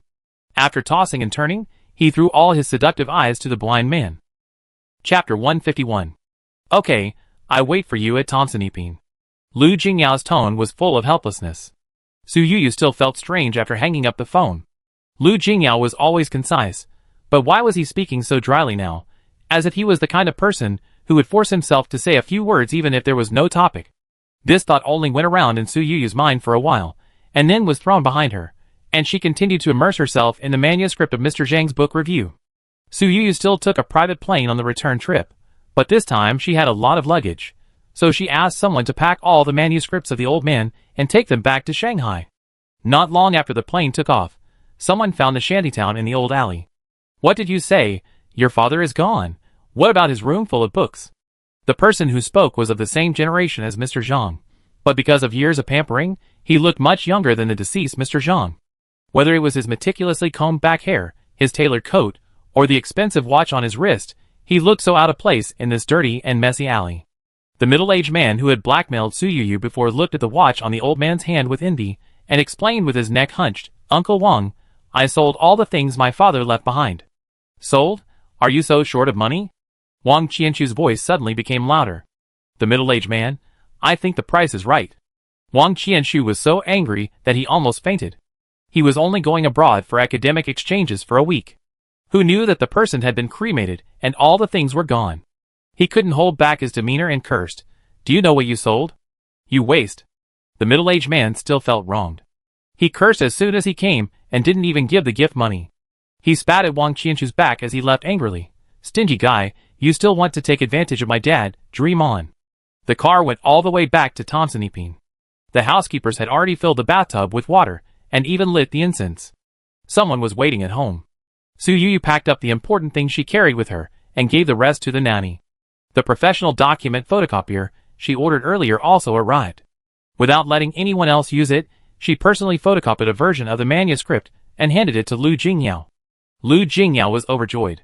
After Su Yuyu took a shower to get rid of her fatigue, Lu Jingyao was still in the small reception room of her house, staring at the photocopied manuscript intently. Lu Jingyao suddenly asked, "Has Peter contacted you recently?" Su Yuyu was stunned for a moment before she remembered who this person was. When she was abroad, she invested in a game company. In order to buy shares, she also borrowed Lu Jingyu's negotiation team. After returning to China, Peter would occasionally contact her, but he was like a son going to college. Every time he took the initiative to contact his parents, he only had one thing, to ask for money. Su Yuyu made several more payments, and her investment increased from the original $20 million to $50 million. Her shares also increased a little, but she never saw any results. If she hadn't known that Peter had succeeded in his previous life, Su Yuyu would have almost thought that she had encountered a scam. Peter's game was launched 3 days ago, Lu Jingyao said. Su Yuyu looked down at her phone and found that about 5 days ago, Peter sent her an email telling her that the game was about to be launched. Although it has just been launched, the user retention rate is very high. Now it is spreading wildly on foreign social media. The last game that achieved such results was Island Survival 3 years ago, Lu Jingyao said. Su Yuyu seemed to have heard of this game. At that time, she was busy working and studying, but the classmates around her seemed to be crazy about it. Lu Jingyao explained the popularity of this game in a more popular way. The highest monthly turnover of Island Survival is $160 million. Su Yuyu, shock, Lu Jingyao continued, "My company is preparing to strive for the exclusive domestic agency rights of this game." Su Yuyu immediately asked, "Do you want me to help you make connections?" Lu Jingyao nodded gently. "If you are willing, it would be great." He had also thought about joining the plan when he was abroad, but because Su Yuyu mentioned it first, he was afraid that both parties would join the game and Peter would take the initiative, so he did not take any action. Su Yuyu's phone suddenly, ding, made a sound. She received another email, which was actually sent by Peter. "You don't have to talk to Peter. He just sent an email asking me to be responsible for the domestic agent," Su Yuyu said. Lu Jingyao didn't expect it to be such a coincidence. "I don't understand games. You can make an offer," Su Yuyu said casually. Lu Jingyao immediately became serious and said, "Business is business, and human relations are human relations. They can't be mixed together." Su Yuyu was confused. She hadn't played many games in her 2 lives. She only knew that this game was very popular, but she really couldn't figure out the market. It seemed that it would not be easy to find professional talents in a short time. Although she had just meant to give Lu Jingyao a hand, she believed in Lu Jingyao's character and knew that he would definitely not give her a low price. Lu Jingyao suggested, "Why don't I talk to Xiaoran about this?" Su Yuyu's eyes lit up. In her eyes, Xiaoran was a hexagonal warrior, and there was nothing he couldn't handle. Xiaoran returned to Shanghai before Su Yuyu, and he lived close to her, so he came in 20 minutes. Xiaoran did not disappoint Su Yuyu's expectations. He really knew a lot about the game industry, and tried to say it in a non-subjective tone. Currently, there are two giant agents in the domestic game industry. One is Jihong Games under Lu's group, and the other is Xingye Games under Xingzuan group. Although some other small agents are backed by big companies, their promotion efforts in the game industry are not as strong as these two. Su Yuyu frowned when she heard the word Xingzuan and said, Xingzuan is not considered. As soon as she finished speaking, her cell phone rang. Hello, Miss Su. I am Li Huiran, Director of the Overseas Game Department of Xingye Games. I would like to discuss with you the domestic agency rights of the game Peak Battle. Are you in Shanghai now? Is it convenient to meet at 10 o'clock tomorrow morning? The venue is set in the conference room on the 15th floor of Xingye Building. I hope you remember to come. Su Yuyu frowned slightly. The other party's tone seemed polite, but there was a sense of refusal in his words. Not interested. Su Yuyu replied. Ms. Su, you may not have heard clearly. We are Xingye Games, backed by Xingzuan Group. In China, no one offers higher than our company. Before the man finished speaking, Su Yuyu hung up the phone directly, turned to look at Xia Ran, and said, I rejected Xingyao's people. You should talk to Mr. Lu. Xia Ran's voice was hoarse. You don't even ask the price? Su Yuyu said in a matter-of-fact tone, There is nothing to ask. I won't sell him to anyone. Xia Ran felt like a ball of wet cotton was blocking his throat. Xingyu is a giant in the domestic game industry. If it weren't for the disputes between him and Xingyao's parent company Xingzuan, Su Yuyu would definitely not refuse so straightforwardly. Thank you. Su Yuyu patted his shoulder hard and said, Why are you being polite to me? Your enemy is my enemy. Even if I lose money by giving up the agency rights, I won't sell it to Xingye. Chapter 152. Xia Ran's eyes were slightly red.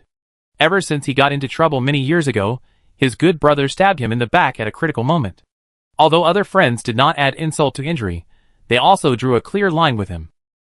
Su Yuyu was still the first person who wanted to fight against Star Diamond with him.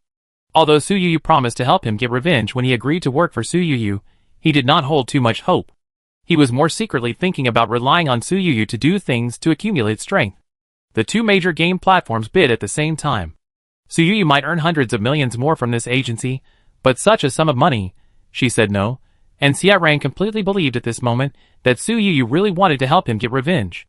The people of Star Diamond have always been vindictive. Who is the person who called you just now? Xia Ran asked. It seems to be Li.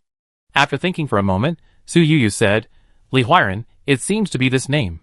Xia Ran's expression moved. Su Yuyu asked, Do you know him? Xia Ran raised a cold arc at the corner of his mouth. Yes.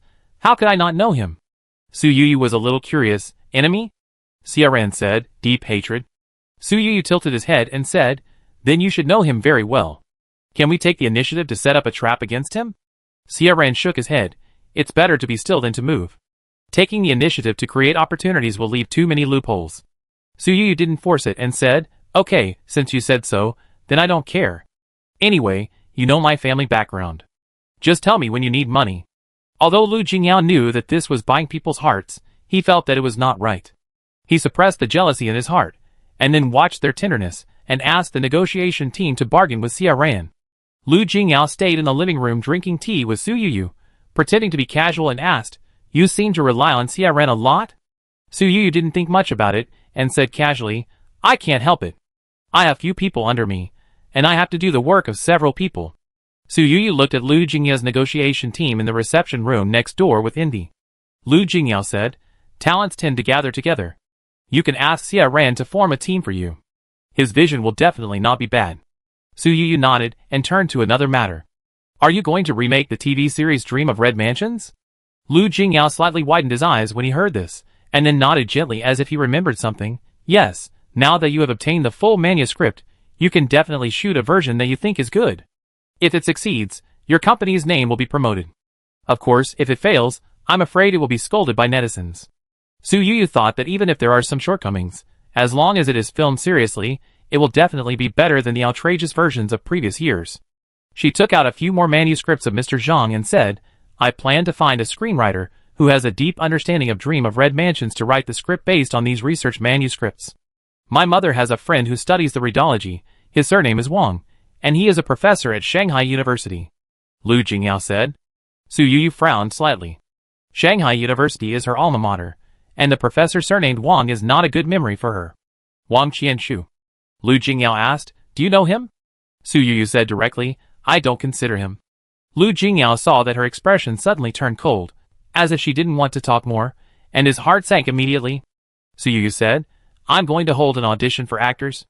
Lu Jingyao said casually, there have been several versions of Dream of Red Mansions, and auditions have been held many times, but the roles selected are always unsatisfactory. Su Yu said, don't worry, we slowly find the right candidate, and I still need you to help me with this. Lu Jingyao was puzzled, how can I help? It was Xia Ran who suggested it. Su Yu explained, isn't co-branding very popular now? Your company's signature snacks can be co-branded with Dream of Red Mansions, and you can also promote the audition through the packaging paper. At the same time, you could also do the same with your company's most popular mobile game now. Lu Jingyao raised his eyebrows slightly when he heard this. You really want to make a good TV series with such a big effort, but the cost will be too high. With such a big publicity, Lu Jingyao can see that Su Yu is determined to choose the most suitable candidate. Su Yu said, after all, this is Dream of Red Mansions. I am willing to do it even if I lose money. Lu Jingyao couldn't help but agree with him. Dream of Red Mansions is the common cultural memory of Chinese people. He was not surprised that Su Yu had such an idea. He took the initiative to say, I also want to do something for Dream of Red Mansions. The price of snacks is not easy to change casually. I can do a 50% discount promotion in the game. Su Yu was stunned and said, your investment is too large. I guess you will lose money if you discount it by 50%. Lu Jingyao smiled and said, it's not a loss. At most, I will make some money. The 50% discount on game skins is also a reward for old customers. Besides, if your TV series is popular, I will still get the advantage. Businessmen don't calculate accounts like this.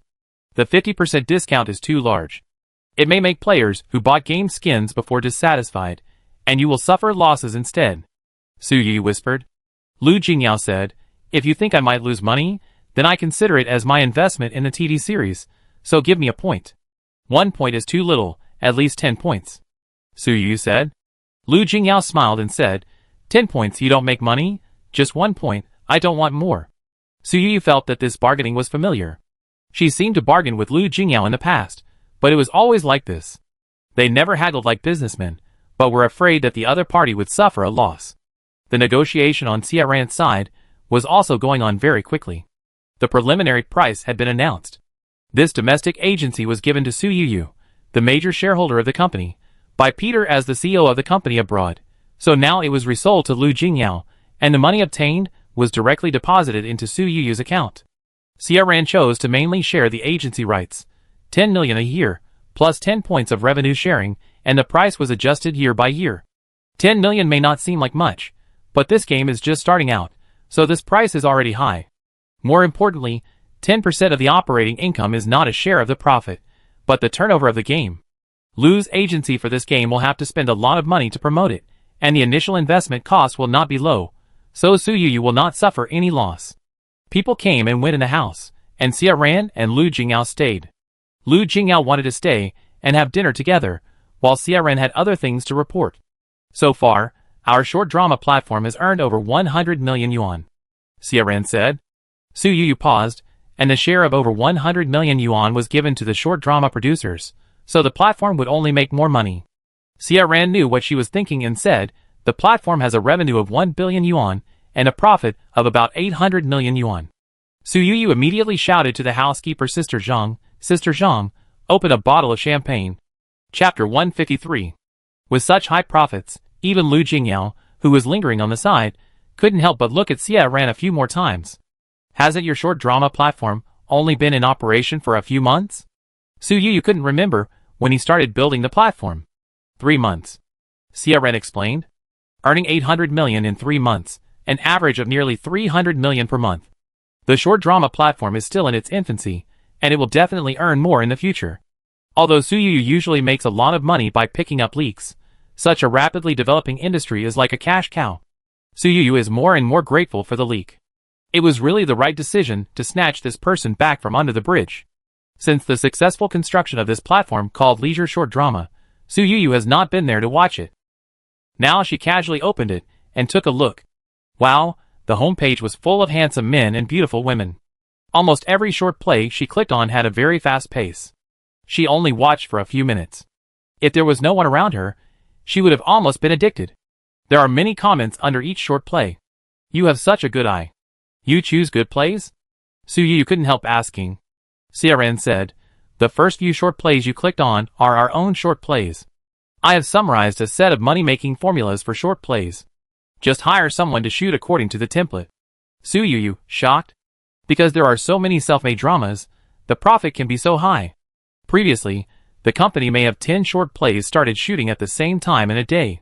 With such a high turnover, the website's video library is filled, which can attract other short play producers to send their works to our platform. The reason why we gave them 100 million is because we are a new platform, so we gave them a higher share of the broadcast. When the platform's income stabilizes next year, we will have a higher bargaining power. At that time, we can adjust the share ratio given to them, but I suggest not to lower it anymore. CRN explained. Suyu immediately said, you know how to do business better than I do. You have the final say on this matter. Congratulations to the host, you have completed the task of picking up leaks and received the reward. The comparison card of character compatibility of Dream of Red Mansions. The card can be used for 30 days, and cannot be suspended after activation. Please use it with caution. Suyu suddenly felt that the system was very considerate. The reward for picking up the leak of the sequel of Dream of Red Mansions has not been issued until now. Suyu suspected that the system was waiting to see whether the TV series would be filmed. If not, it would probably issue other rewards. Tombao, you are really the most considerate treasure in the world. Suyu's mouth was smeared with honey. The system replied with a proud and cold snort. CRN could not see the system interface in front of Suyu, and suddenly said, Boss, you don't seem to have noticed the trend of the entertainment industry in the past 2 days? Suyu has been focusing on Dream of Red Mansions these 2 days, and really hasn't played with her phone much. She asked, what happened in the circle? Is there a big melon? Whose house collapsed again? It was actually hard for her to imagine that CRN, with such a serious face, was busy eating melons. CRN said helplessly, Xiao Song's TV series was broadcast, he became popular, and his fans increased by more than 10 million in 3 days. Suyu immediately reacted. The top-tier cash cow she had been thinking about day and night finally became popular.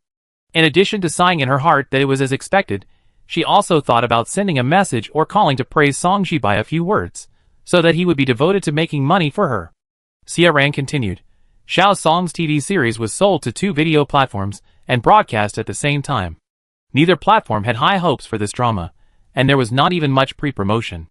The promotion focus of the 2 platforms was on their own self-made dramas, and they were not even willing to give app opening screen recommendations.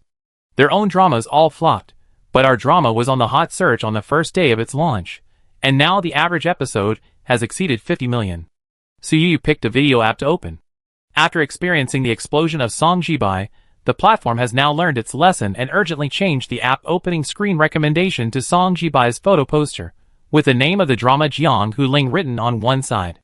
The young swordsman was dressed in white, with a few spots of blood on his face. His tenacious eyes complemented his broken look. Just standing there, he was full of stories. Both platforms regretted that they should have bought the show and broadcast it exclusively. However, even with the distribution model, both platforms made a fortune. From the first day of broadcasting without ads to now, both have 10 ads, which is hard for the audience who follow the show. CRN sighed. The more ads and duration of online dramas, the more it proves the quality of the drama. Advertisers are smart. If the broadcast effect of the drama is not good, they will run away faster than anyone else. Suyu clicked in casually, and saw the dense barrage on the screen when the drama was broadcast. So handsome, I want to give birth to a baby for him. Look at the handsome guy and wash your eyes. Such a handsome guy was actually rejected by the female supporting actor, so he is so ungrateful. In today's entertainment industry where ugly men are rampant, Song Jibai's face is already the best pass. What's more, he has acting skills and met such a TV series tailored for him, so his popularity has become expected. Although most of the traffic of the TV series is concentrated on Song Jibai, the heroine Lu Yi also got some benefits from it. Originally, she was unknown in the entertainment industry. After changing jobs, she was almost abandoned by the new company. Now she suddenly became popular and turned over to become a third-tier star. When Suyu learned about this, although she felt a little uncomfortable, most of the benefits fell on Song Jibai. To count, Song Jibai has only filmed a short play and a TV series in less than half a year since he entered the circle. He can be said to be the fastest star to become popular.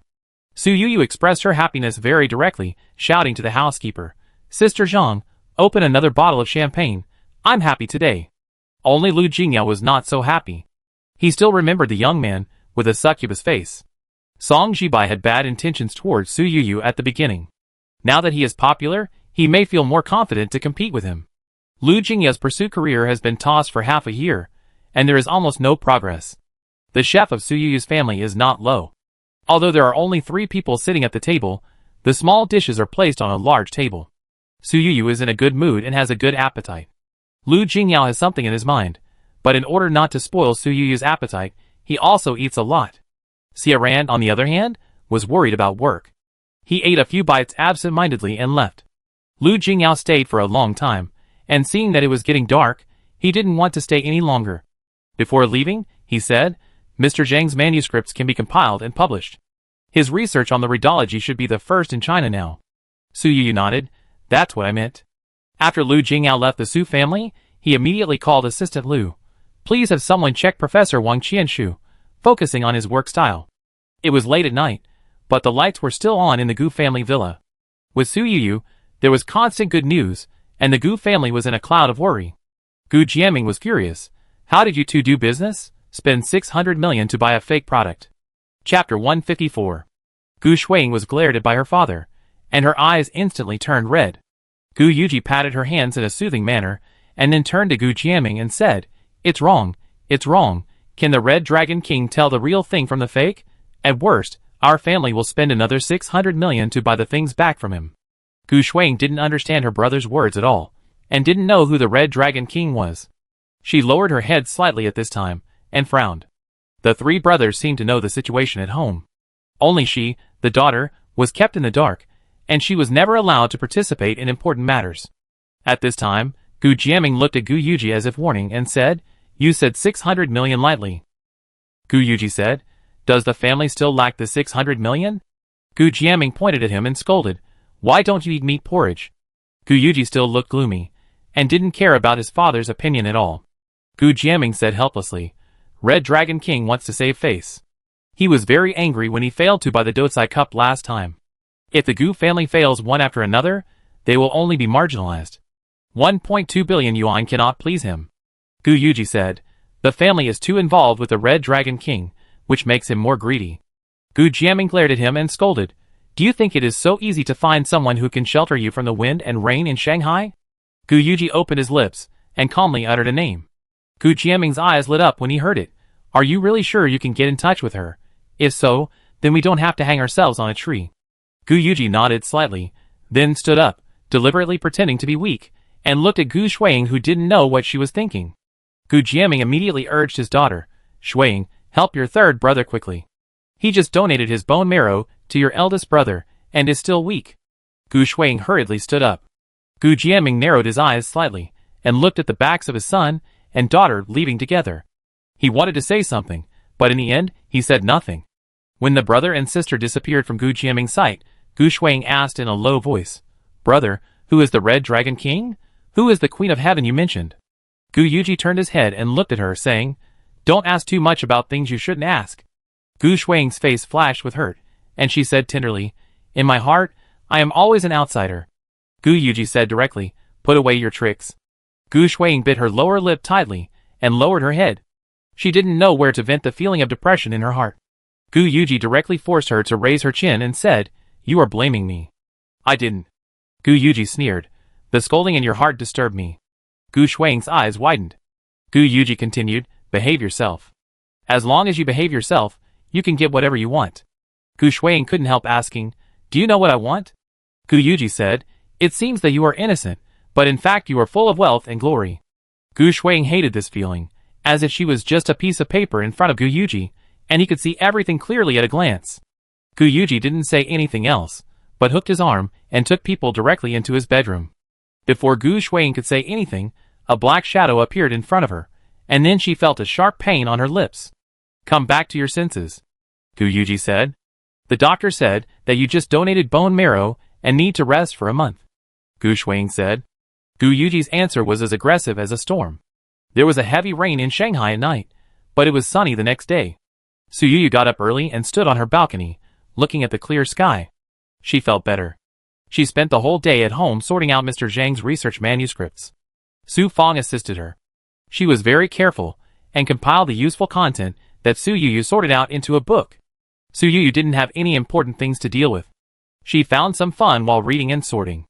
In a blink of an eye, she had been busy with this for a whole month. Su Yu did not have fun, but was fully focused on it. She sorted out the manuscripts of the old man's research and could publish them on the spot. "Boss, do you want to contact the publisher?" Su Fang asked considerately. Su Yu shook her head, no hurry. Su Yu did plan to publish the research results of Mr. Zhang's life, but not now. At least she had to wait until her TV series Dream of Red Mansions was finished, and then she could promote the TV series. The task of picking up leaks has been opened. Please arrive at the target location as soon as possible. Su Yu felt that the system was getting smarter and smarter. When she saw that she was busy, the system did not say a word, and only refreshed the task when she was done. "Let's go out," Su Yu ordered Su Fang. The bodyguards also moved. Su Yu hadn't been out for a while, and they were all bored. Su Yu was riding in the Rolls-Royce floating shadow worth 180 million today. She originally wanted to leave the car in the capital, but Su Fang and the bodyguards almost knelt down to beg Su Yu to take the car back to Shanghai. Now the car just drove to the gate of the community, and the security guards in the distance stood straight and saluted. Su Yu held the restless Guai Guai in her arms and comforted him. "Behave yourself, we will reach the destination soon, and you can run when the time comes." Guai Guai moved his body and said, "Woof woof, by a big yard, I like the big yard before." The big yard mentioned by Guai Guai is the villa in the capital. Although the house of Thompson Epine is large, most of the area is indoors, and it is not as spacious as the garden of the original Iha with a front and back of thousands of square meters. "Do you miss the big yard, or do you miss the bunch of dogs around you?" Su Yu asked with a smile. Guai Guai barked, "I want both. But the dog king still likes you the most." Su Yu patted the glib little dog. She was not short of money now, so she naturally had to satisfy the little dog's little wish, and said casually, "I remember it." Su Fang, who was driving in front, was so envious when she heard Su Yu's tone of buying a house, like buying vegetables. But after following Su Yu for so long, she also vaguely saw that Su Yu seemed to be particularly good at picking up bargains. The price of everything she bought was at least several hundred times higher. But not everyone can learn such a skill. The car turned a corner and drove into a street with falling sycamore leaves everywhere. The ground was golden, which looked particularly like a scene in an idol drama. "We're here, stop the car." Su Yu had already seen the target location. Her expression was a little strange, and she couldn't help but look down at Guai Guai. Could it be that this little dog's mouth was blessed? How could he get whatever he wanted? Chapter 155. Su Yu looked up at the locked door in front of her. This is an old house. From the outside, you can see the lush greenery in the yard. Coincidentally, at this moment, the yard door was open from the inside, and a young man in his early 20s walked out. The young man had dyed his hair white, and a diamond earring hung on his left ear. He looked lazy. When he saw Su Yu for the first time, his eyes lit up. "Beauty, do you want to go in and take pictures? There are many internet celebrities who come to my house every day to take pictures. I take you in," the young man said with a smile. Su Yu nodded gently. "I did come to see the house." The young man then noticed that there was a group of people following her. His eyes fell on the 4 bodyguards, and he was so scared that his face became serious. "Beauty, you are so arrogant when you go out." "My name is Qian Run." "What's your name?" the white-haired young man asked. "Don't mention your surname, Su," Su Yu said. "Miss Su, if you want to buy my house, then you really made the right choice. There are only 100 old houses with clear property rights in Shanghai. Old houses are treasures. No one is willing to sell them easily. Only I am selling houses." Qian Run started to brag. Su Yu didn't expect that the house would actually be sold. She was not impressed by Qian Run's price-raising rhetoric and said, "If the old house is really so good, why would you be willing to sell it?" Qian Run laughed dryly and said, "Isn't my case special? My whole family is preparing to immigrate. No one will take care of the house if I keep it, so I'm in a hurry to sell it." "Which country are you immigrating to?" Su Yu asked casually. "Of course, it's the United States," Qian Run said. "Has the immigration visa been approved?" Su Yu was curious. Qian Run's eyes flickered, and he lowered his voice and said, "My ancestral home is in Fujian. People from our place are exempt from visas worldwide." Su Yu thought he was quite humorous. Smuggling is smuggling. What's the global visa exemption? But Qian Run's words did not stand up to scrutiny. Su Yu said, "You are a Shanghai resident, how could your visa not be approved? It is very easy to get a visa with a Shanghai hukou in China. More importantly, Qian Run has a house worth hundreds of millions." Qian Run laughed dryly and said, "There is no way. I am alone, unmarried and unemployed. I am the group that the embassy is least willing to get a visa for." Su Yu felt that he was not telling the truth, but the system's target of picking up bargains was this house. Even if Qian Run had many problems, she must get the house. As they were talking, the group had already walked into the villa. Su Yu looked at the moldy wallpaper around and frowned slightly. Su Fang hurriedly took a mask and handed it to Su Yu. After Su Yu put on the mask, she finally felt that the musty smell was isolated. "How old is this house?" Qian Run said immediately, "It's quite old, at least 150 years old. It was originally called Song Mansion. The owner is a descendant of the Song family, one of the 4 major families in the Republic of China. His ancestors were very rich." Su Yu's eyes fell on the dirty European-style sofa. "The decoration in the house is too outdated." Qian Run said immediately, "Miss Su, the decoration is outdated, which is just right for you. It's just right to knock down the decoration and decorate it according to your wishes." Su Yu did not comment. Accompanied by this person, she walked up and down the stairs, and walked all the way to the basement downstairs. "In the past, I didn't know what this basement was used for, but now it is full of miscellaneous items. If you think these things are annoying, I will have them all removed," Qian Run promised solemnly. Su Yu's eyes fell on the wooden floor in the basement. "Did you lay this floor?" Su Yu asked. Qian Run immediately said, "How is this possible? But it is not clear whether it is the previous owner or the previous owner. There are too many people who have owned this house, so it is impossible to count clearly. But you can see that this floor is pure solid wood and the material used is good, so it has not deteriorated much over the years." Su Yu nodded slightly. After walking around for so long, she had seen enough. The house smelled strong, so several people moved into the small pavilion in the yard and sat down. Qian Run was busy preparing to boil water for tea, but Su Yu stopped him. "Name a price." Qian Run's eyes lit up, and he immediately said, "This house has 3 floors above ground and 1 floor underground, with a usable area of up to 500 square meters. Miss Su should know better than me what the housing prices in Shanghai are now. I won't play tricks with you on this house. The price is 120 million yuan." Before Su Yu agreed, a voice suddenly appeared on the side. "Little girl, you dare to buy a house with problems?" Qian Run saw this person and his face immediately became ugly. "Lu Daji, what nonsense are you talking about? If you make trouble again, we be finished together." The man was wearing a black Ming Dynasty hanfu and a crown on his head. He looked like a jinui. Behind him were 2 young men in black tang suits, who looked like accompanying thugs. Su Yu has seen many girls wearing hanfu, but this is the first time she has met a man wearing hanfu in real life. This hanfu lover has a big black mole on the left side of his forehead, which is as big as a broad bean. He also has a pair of diagonal eyes, and he doesn't look very smart. "Qian Run, you owe Mr. Hong so much money, and he clearly asked you to use this house to compensate. How dare you exchange someone else's house for money?" Lu Daji asked coldly. Qian Run said impatiently, "I will pay the money back after I sell it. You all wear a set of hanfu, and you really treat him as your master?" Lu Daji said, "Red Dragon King said that he wants a house." Qian Run rolled his eyes and said, "If he wants it, I have to give it to him? I only owe him 30 million, and he wants my house worth over 100 million. Why doesn't he rob it? Red Dragon King's debt, do you think it's so easy to pay it off?" Lu Daji threatened. As he spoke, he walked over quickly and grabbed Qian Run's collar. "What are you doing, in broad daylight? Do you still want to beat people up?" Qian Run questioned. Su Yu gave a look, and the 4 bodyguards immediately stepped forward and took a little effort to separate the two. Lu Daji didn't hesitate, turned to look at Su Yu, and said, "Little girl, this house has an owner, you can decide for yourself." After that, he left. Without outsiders, Su Yu said directly, "Since there is a dispute over this house, I will think about it again." Qian Run was in a hurry to run away, and he immediately became anxious when he heard this. "No, Miss Su, this house property certificate is mine. If you don't believe me, I will show you the property certificate." He almost crawled up to the 3rd floor and took out the house certificate hidden in the safe. "Miss Su, you see, there is only my name on it, and there is no mortgage stamp from the bank.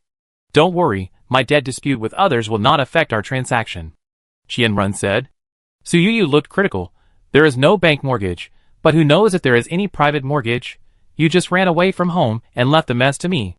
Chapter 156. Qianrun's eyes flashed with guilt, and he immediately said, Miss Su, you have to believe me, I will not coax you no matter who I coax. Su Yuyu is not a child, and will not be fooled by these two dry words. She just looked at him leisurely and asked, What did you do to owe someone 50 million? Qianrun hesitated for a moment and said, It's just speculating in futures. Su Yuyu's eyes flashed with understanding. She has heard many stories of futures liquidation. Greedy to make money, but in the end it was ruined. How much private debt do you have outside? Su Yuyu asked. Qianrun's eyes wandered, and he said, Not much, I only owed the Red Dragon King 30 million. Su Yuyu chuckled. Sell the house, sneak out of the country, and only owe 30 million? His house can be sold for a conservative estimate of 100 million. Minus 30 million, there is still 70 million left, enough for him to live a very rich life in China. There is no reason to go abroad. Qianrun smiled awkwardly and said, I have had an immigration dream since I was a child. Su Yuyu stood up. Go back, I'm not interested in listening to your nonsense. Qianrun was anxious and said, Miss Su, we can talk it out. I promise that my personal debts have nothing to do with this house. Su Yuyu said, If it weren't for this house, would the Red Dragon King lend you 30 million? You are just playing with a child. Qianrun didn't expect that Su Yuyu looked like a lady who didn't care about the world, but she was not easy to fool. But because of the Red Dragon King, several buyers came before, even if they wanted to buy this house, but under the threat of the Red Dragon King, they all gave up the idea. It was not easy to meet Su Yuyu, a new buyer, who seemed to be very powerful, and he dared not miss it again. Miss Su, if you have any doubts, we can sit down and talk slowly, and the price can be negotiated. Qianrun said. Su Yuyu lowered her head and pretended to play with her phone, but actually sent a message to Su Fong. Su Fong quietly left the yard. Miss Su, I take a loss. 115 million, and this house will be yours, okay? Qianrun pretended to be generous. Su Yuyu didn't leave, but she was not active in negotiating the price, and said, Is your house sale money enough to fill your private mortgage? Don't let a bunch of creditors jump out when I buy the house, and everyone says that you mortgage the house to them. Miss Su, even if there is a mortgage, it is a private mortgage. I was already abroad at that time, so you can just deny it. Qianrun advised. Su Yuyu glanced at him with a smile. Go and tell the court so, and see if the court recognizes it. Even if it is a private mortgage, as long as it is real and valid, even if the house has been transferred, the real estate mortgage relationship still exists, but the person who pays the money has changed from the original owner to the unlucky new owner. Qianrun said, Miss Su, you are too worried. It's just some small debts. How can you go to court? Su Yuyu said, Wait until your debts are settled, then we can talk about the house. Qianrun was anxious. The Red Dragon King's people were chasing him closely. If Su Yuyu ran away, where would he find a new buyer? Miss Su, I will tell you how many private mortgages there are. We can transfer the property after we agree on the price today. Don't worry, I will pay off the previous debts immediately after I take the money for the house, and I will make sure that you will not be involved. Qianrun said. Su Yuyu raised her chin slightly, looking like she was listening attentively. I owe the Red Dragon King 30 million, and I also owe my eldest aunt 10 million, and another 5 million. Apart from that, I have nothing. Su Yuyu's phone suddenly dinged, and she looked down. It was a message from Su Fong. Boss, Qianrun is unmarried and has no children. His parents have passed away. All other relatives have cut off contact with him because he borrowed money and didn't pay it back. He used this house as a private mortgage to borrow a lot of money, at least 60 million. Su Yuyu asked Su Fong to find out about Qianrun's situation, and she went directly to the community. The people in the community looked ordinary, but in fact, they knew most of the local information. Turning around, Su Yuyu found it funny to see Qianrun still swearing. Qianrun, you clearly owe 300 million yuan in private mortgage. How dare you lie to me like this? Qianrun's eyes widened immediately upon hearing this, and he said without thinking, How can there be 300 million yuan? I clearly only owe 80 million yuan. After saying this, he immediately looked annoyed. Miss Su, you can't cheat like this. Su Yuyu raised her eyebrows. You cheated me first. Qianrun said helplessly, Miss Su, you are really too smart. You can listen to me for so long. Obviously you really want to buy this house. If it doesn't work, we can just pay off the money when we trade, okay? Su Yu was indeed considering this matter. Qianrun was about to go abroad, and if she wanted to get this house safely, she could only use this method to solve the private mortgage. I call everyone over now. Others are fine, but the Red Dragon King wants to take over the house. I can deduct his money, and you can return it to him later. How about that? Qianrun said. Su Yu nodded in agreement, but she felt that everything was going too smoothly. But she was also afraid that something might go wrong with the bargain, so she ignored the details. IOU. Su Yu said. Qianrun said, the IOUs are in the bedroom. If you don't trust me, you can ask any big brother to go up with me to get them. Su Yu pointed at a bodyguard casually. 10 minutes later, her bodyguard came down with a small box. After the box was opened, there was a stack of notes inside, including the mortgage IOU of the Red Dragon King. The total amount of the debt on all the notes was 81 million. Su Fang also came back. She also brought back a written real estate transaction contract, just waiting to fill in the numbers on it. Su Yu did not intervene again, and Su Fang bargained hard with Qianrun. In the end, the transaction price of the property was set at 110 million yuan. Because there was still 30 million yuan owed by the Red Dragon King to be paid by Su Yu in the future, the price on the property contract was 80 million yuan. But Qianrun also asked to complete the transaction today, and complete the property transfer with full payment. Su Yu was also very straightforward. Call all the creditors here, I will keep an eye on you paying them back. Qianrun called on the spot, and called several creditors on the IOU. When it comes to money, no one dares to delay. Even those who are out of town don't care about being on a business trip at this time. They bought tickets on the spot and rushed back. When the group set off for the real estate bureau, only half of the creditors came. Miss Su, this is all thanks to you, otherwise, I really don't know when I can get this money back. Some older creditors' eyes were red on the spot. Chapter 157. Most of the creditors are Qianrun's relatives. At this time, they all stared at Qianrun with eyes full of regret. You little brat, we are so unlucky that we have to lend you money. Qianrun, however, looked like a dead pig that was not afraid of boiling water, and said, when I made a fortune by speculating in futures, you rushed to lend me money. If I hadn't blown up my position, you would still call me little baby now. A group of creditors were disgusted by him. The market valuation of this house in the housing authority is 130 million. Even though the current transaction price is obviously lower than the market price, the housing authority did not investigate it and directly calculated the relevant taxes and fees according to the appraisal price.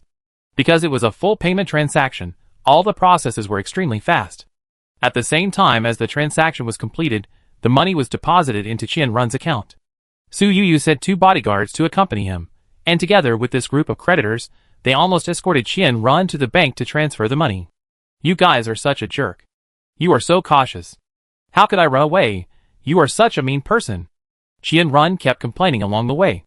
But his relatives, young and old, were all unmoved. A group of people surrounded him tightly.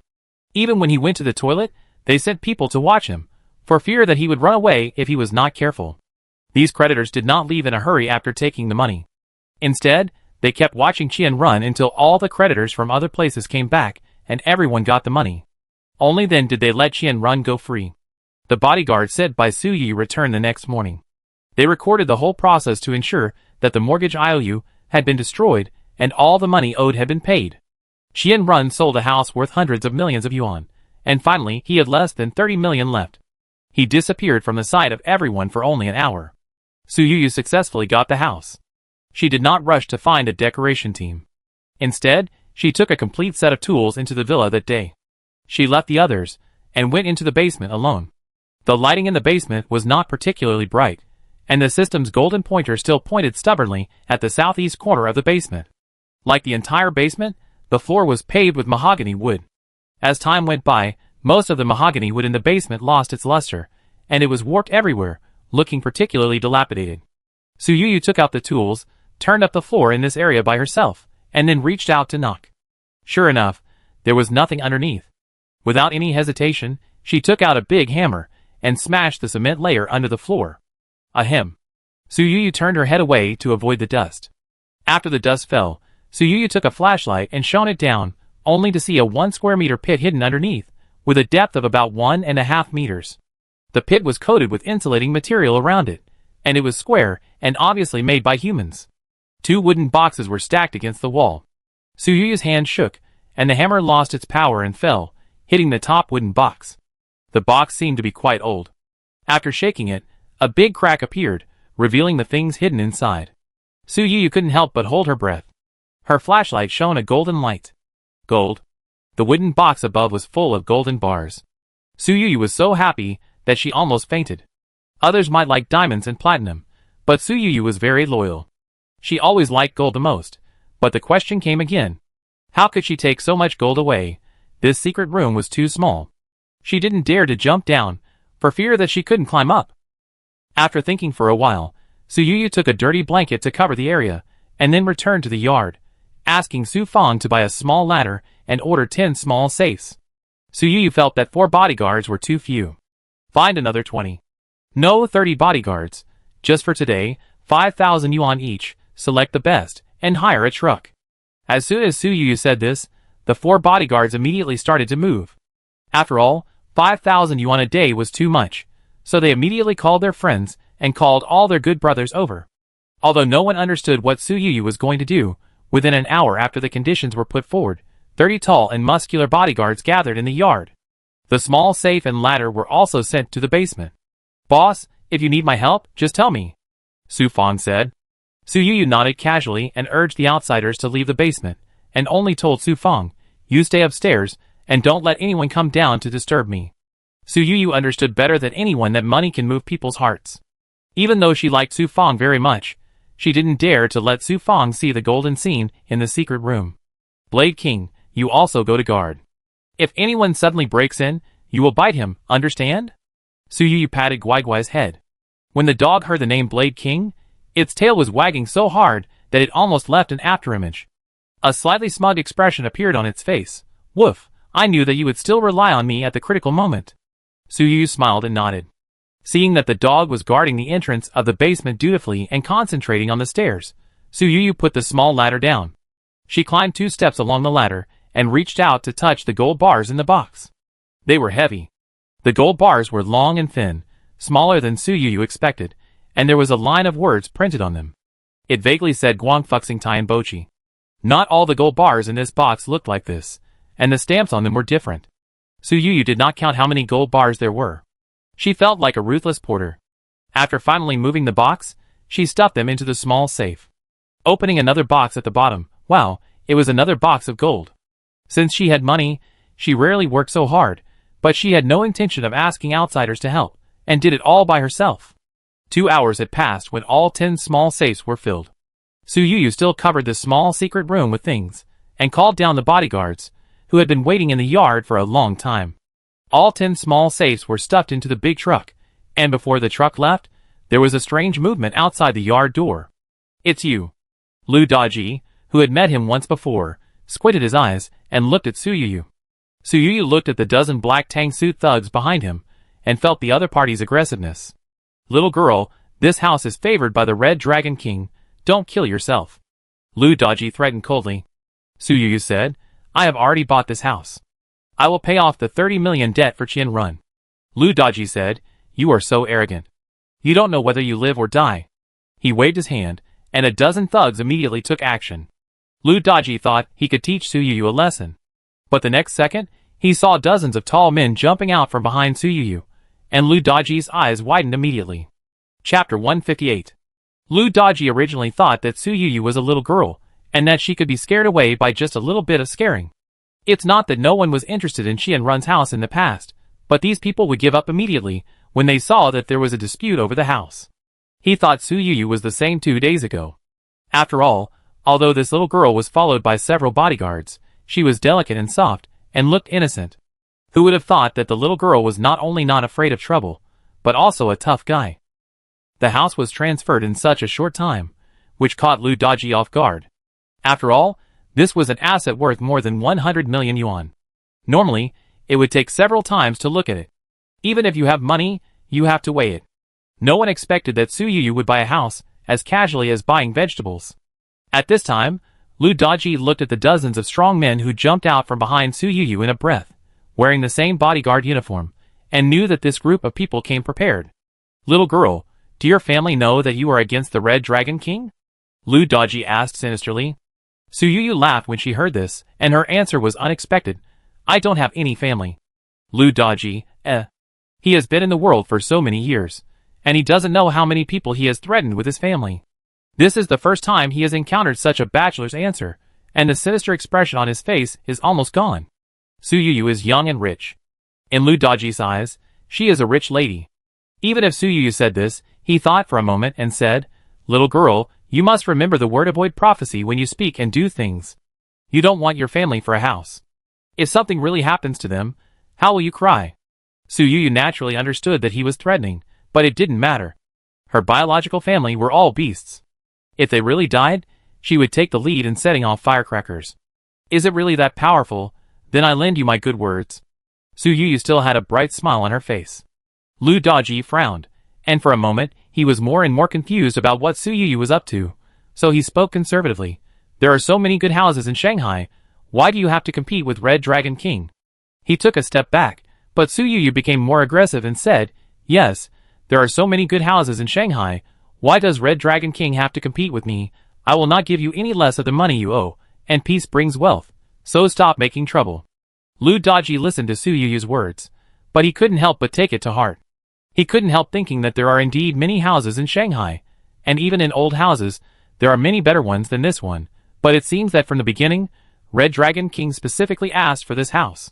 Red Dragon King even made a special trip to a people spend a lot of effort to frame Qianrun, otherwise this house would not have entered the market.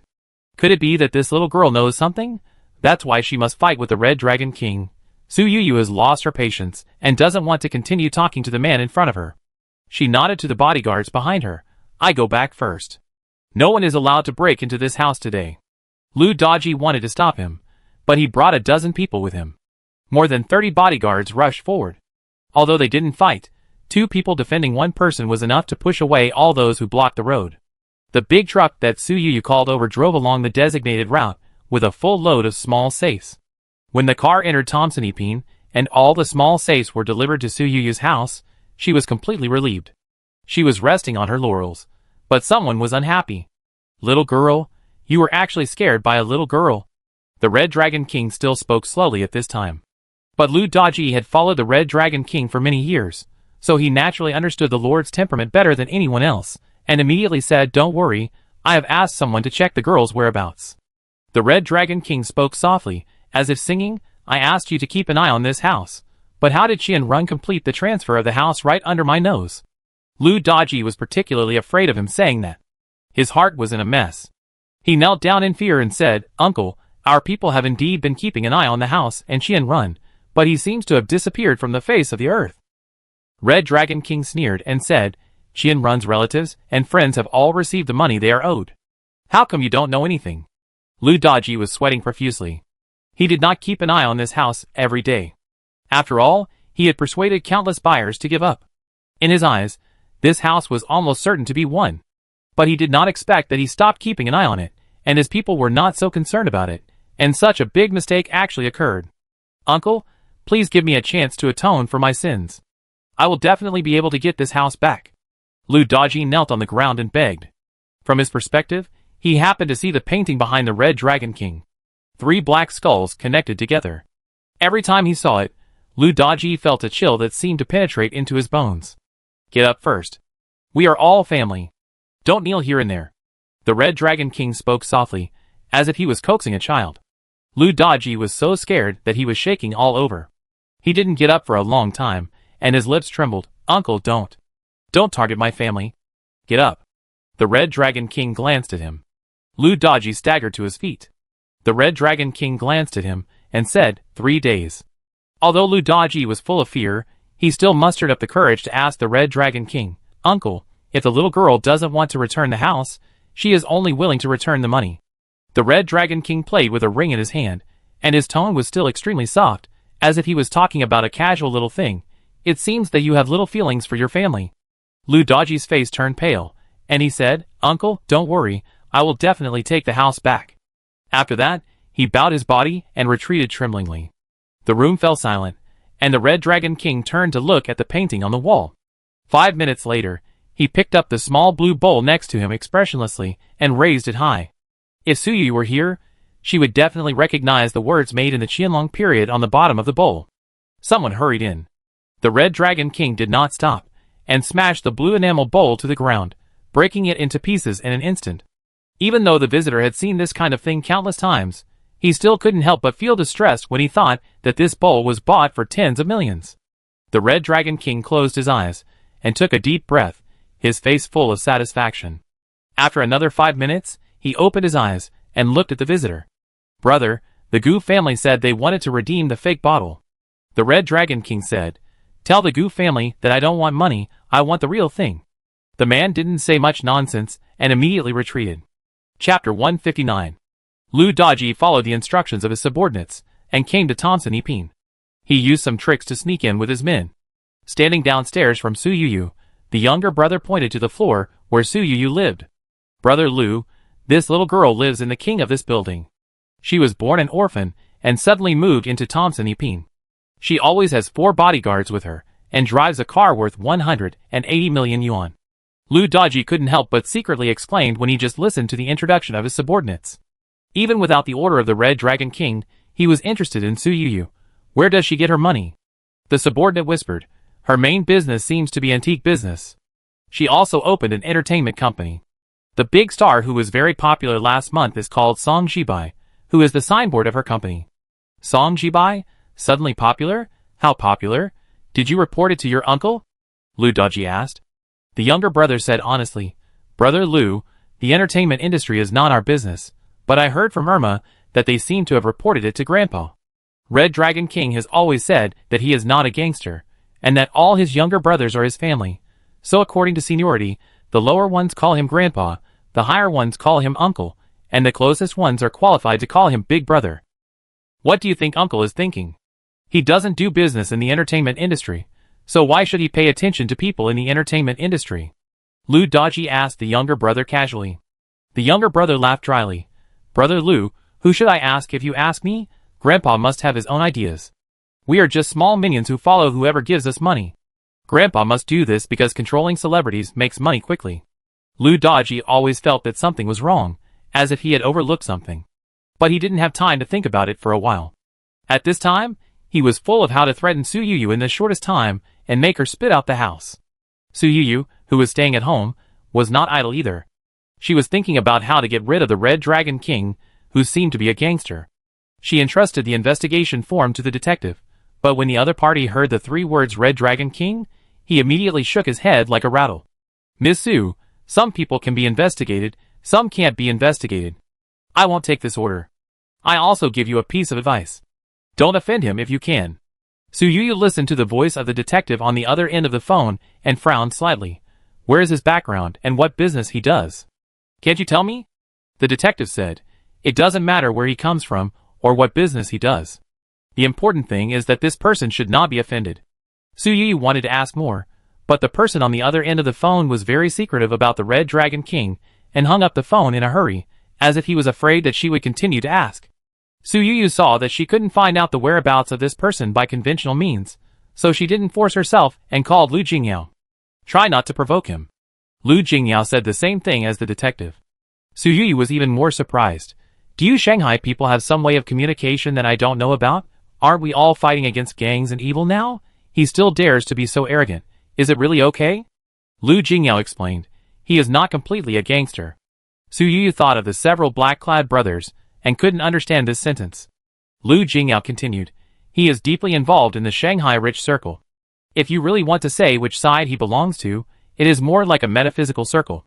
Su Yuyu, Su Yuyu thought that if he was really in the metaphysical circle, it would not be fighting against gangs and evil, but breaking feudal superstition?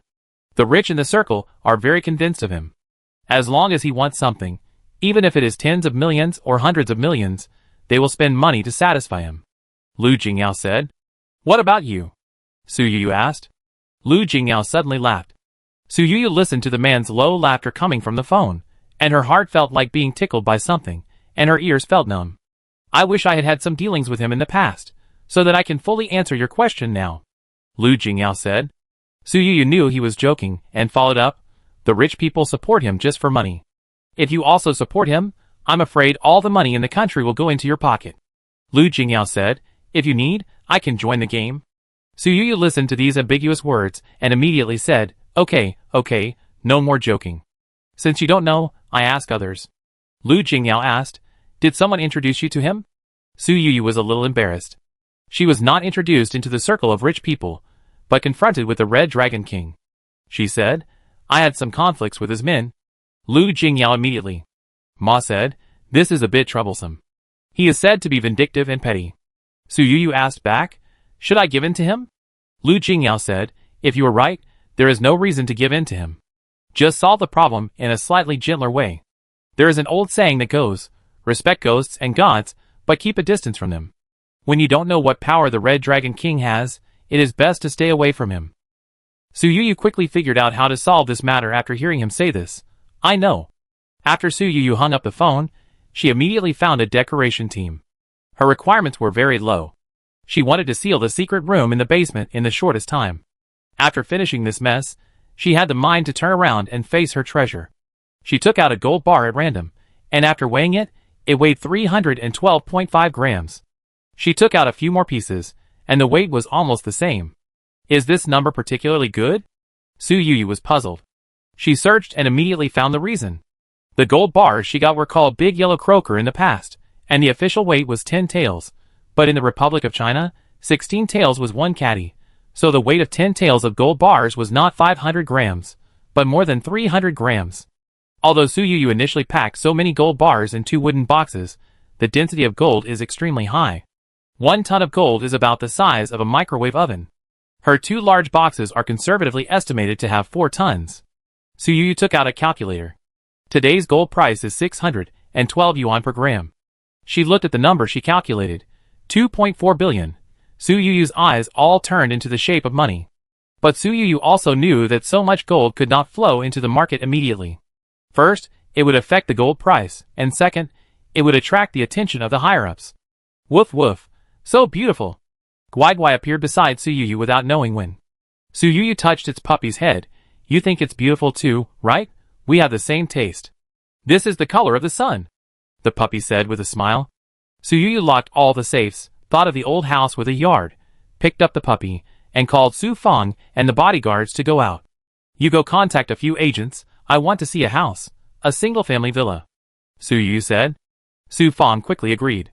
Congratulations to the host, the task of picking up leaks has been completed, and the task reward is obtained. Dangerous mirror, passively activated, can alert the host to super danger 3 times. Chapter 160. Su Yu looked at the system reward and was immediately delighted. Now that she had money, she felt that there were good people around her, and the world had become particularly beautiful. She also cherished her life very much. She felt that this thing came at the right time. When Su Yu's car left Thompson Epine, Lu Daji immediately came out from the cover next to him with his younger brother. Where is she going in the middle of the day? Lu Daji couldn't help muttering. After following her, he saw several men in suits and leather shoes accompanying Su Yu. Lu Daji's younger brother looked at the familiar figure and said, Brother Lu, that's the people from Anning Real Estate on the street next to us. Isn't the leader Wang Bo? That's my good brother. Lu Daji was puzzled. Why did she buy a house again? The younger brother said, I just asked, and they said this girl. The younger brother changed his words abruptly. This rich woman is their big customer. This time she wants to buy a single-family villa. When checking the funds, I saw that she couldn't count the zeros in her account. Lu Daji felt a little sour. How can an orphan make so much money? I am also an orphan. Why do I still owe a mortgage? The younger brother didn't know whether he should continue talking. Lu Daji saw that he looked strange and asked, What else did you find out? The younger brother said with a stiff face, My brother said that the rich woman's current house has no lawn, and the dog at home likes to frolic on the lawn, so he wants to buy a single-family villa for the dog. Lu Daji was immediately defeated when he heard this. Damn, rich people's dogs live better than us. The younger brother nodded tremblingly and said, Brother Lu, do you know how much the middle-aged woman next to the rich woman earns? How much? Lu Daji felt that it should be a number he could not afford. The younger brother said, You know, my brother Wang Bo is very good at asking questions. The aunt said that she is the rich woman's assistant and driver. It seems that she also plans to buy a house in Shanghai. It is said that the basic salary is 100,000 yuan a month. Lu Daji's whole body suddenly cracked. Basic salary? Is there 5 insurances and 1 housing fund? The younger brother nodded with a heavy face. Not only that, it is said that the rich woman will give out bonuses of tens of thousands of yuan if they disagree with each other. Lu Daji's nose was crooked with jealousy. He had only heard of people finding faults if they disagreed with each other, but he had never heard of people giving out money if they disagreed with each other. People who follow rich women have full 5 insurances and 1 housing fund. And what about him? He has been in the wind and rain, and he has never even touched the edge of the 5 insurances and 1 housing fund. He took the risk of cracking down on gangs and eliminating evil. Not only is his salary lower than Su Fenggao, who drives a car, but his master also deducts bonuses for incompetence. From time to time, he even threatens him with his family. At this moment, Lu Daji's desire to change jobs has reached its peak.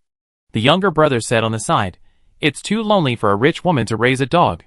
If she wants, I'm willing to pretend to be a dog." Lu Daji slapped the younger brother on the forehead and said, "You are the one who deserves such a good thing?" The younger brother covered his head with a face full of grievance.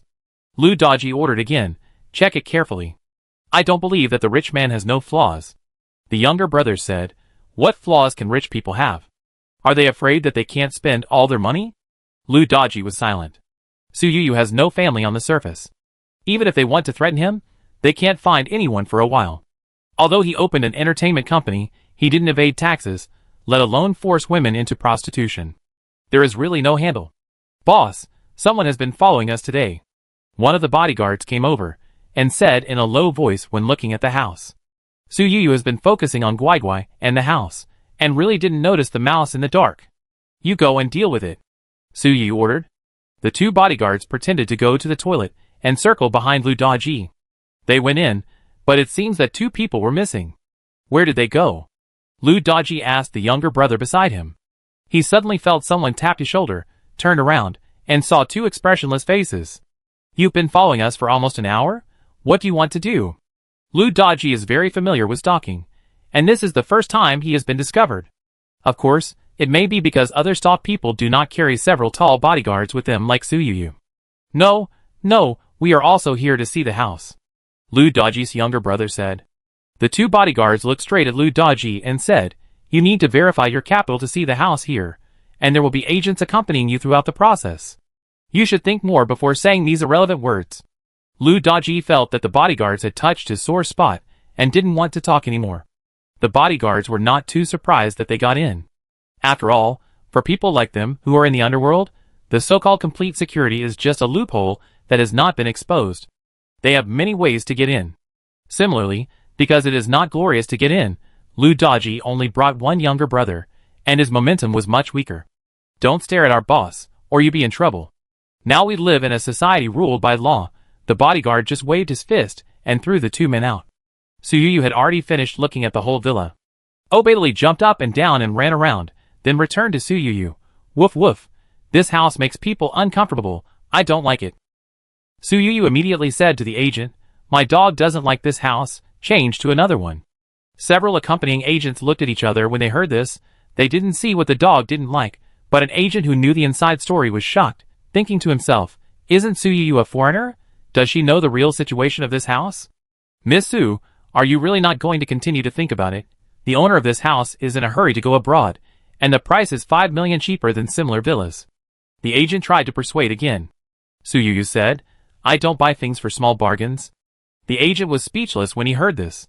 But before the group had time to leave, there was movement at the entrance of the villa again, and it seemed that the agent brought someone over again. It is very normal to find several agents for a house, but for such a luxury house, there is usually a single agent. Su Yuyu has been used to the quietness during this period, and suddenly saw such a noisy scene, and couldn't help frowning. "Mrs. Gu, Miss Gu, this villa is the most cost-effective one among the houses listed now. You really made the right choice by choosing this one." Mrs. Gu was holding an Hermes Himalaya in her hand, and looked around the house. The living room was 8 meters high, and the sun was blowing in. Everything was so beautiful. Gu Shuang was also very happy at this time. Although her marriage had not been completely settled, this house would become her dowry after it was bought. Until the mother and daughter saw Su Yuyu and his group coming towards them, their faces suddenly became ugly. Chapter 161. Ever since Su Yuyu made such a scene at the dinner party, Mrs. Gu knew very well that she would never recognize her daughter again. Since Su Yuyu had no relationship with her family, she couldn't find a way to embarrass her for a while. Mrs. Gu simply treated the people and things that made her uncomfortable as if they didn't exist, just like she had done countless times in the past. Now they met face to face. Before Mrs. Gu could speak, Gu Shuang asked with a smile, "Sister, do you want to buy this villa too?" Su Yu didn't answer, but Guai Guai beside her suddenly barked. "Woof woof, there's a weird smell in this house. Who knows what happened? Shit shoveler, let these two annoying guys buy it. I don't like the smell on them." Su Yu patted the puppy's head, thinking that great minds think alike, and was about to take them away. But unexpectedly, a young man with dyed white hair beside Gu Shuang suddenly asked angrily, "Are you deaf? Sister Shui asked you a question. Why didn't you say it?" Su Yu glanced at the young man, and it was another acquaintance from the previous life. This was the son of Mrs. Gu's sister, who had always been chasing Gu Shuang. "If someone asks you a question, you must answer it. If I ask you to die, will you do it?" Su Yu asked back. The white-haired young man said, "No quality, no manners." Su Yu said, "You are a little follower, so don't care about adults' affairs." Gu Shuang suddenly felt sad. "Sister, why do you have to make such a fuss with your family? Are you unhappy because my parents want to buy me this villa?" Su Yu didn't know about this shit at all. Gu Shuang took the initiative to bring it up at this time. Su Yu naturally understood that she was itching again, and was rushing to act like a bitch. "Your mother is so good to you, but she only bought you a villa? The Gu family has hundreds of billions of assets. I thought they would give you tens of billions? That's it?" Su Yu said casually. Although Gu Shuang got a single-family villa as a dowry, all this was based on the fact that she was currently dating the Prince of Xingzhuan. If she couldn't find a husband with richer assets or higher class than the Gu family, this house might not be given to her. Gu Shuang had no doubt that the Gu family couple were ruthless. They cared about her more than their own daughter, just because she had a good reputation and many suitors in the circle of wealthy families. Hearing Su Yu say this, Gu Shuang resisted the urge to agree and said gently, "Sister, Dad and Mom's money should be managed by them. As the younger generation, we should not think about it casually." Su Yu said casually, "I didn't say you were thinking about it. Why are you so anxious to explain? Are you guilty?" Gu Shuang didn't expect Su Yu to directly expose her thoughts, and carefully looked at Mrs. Gu's face. On the other hand, the white-haired young man on the side saw the goddess being bullied, and immediately jumped up and down. "Sister Shui didn't offend you, but you are so sarcastic and uneducated." Su Yu nodded. "I am uneducated because I am an orphan with dead parents." Mrs. Gu, who had not spoken a word, turned pale. "Enough." Su Yu smiled and said, "Mrs. Gu, this is just the beginning. Why are you in such a hurry?"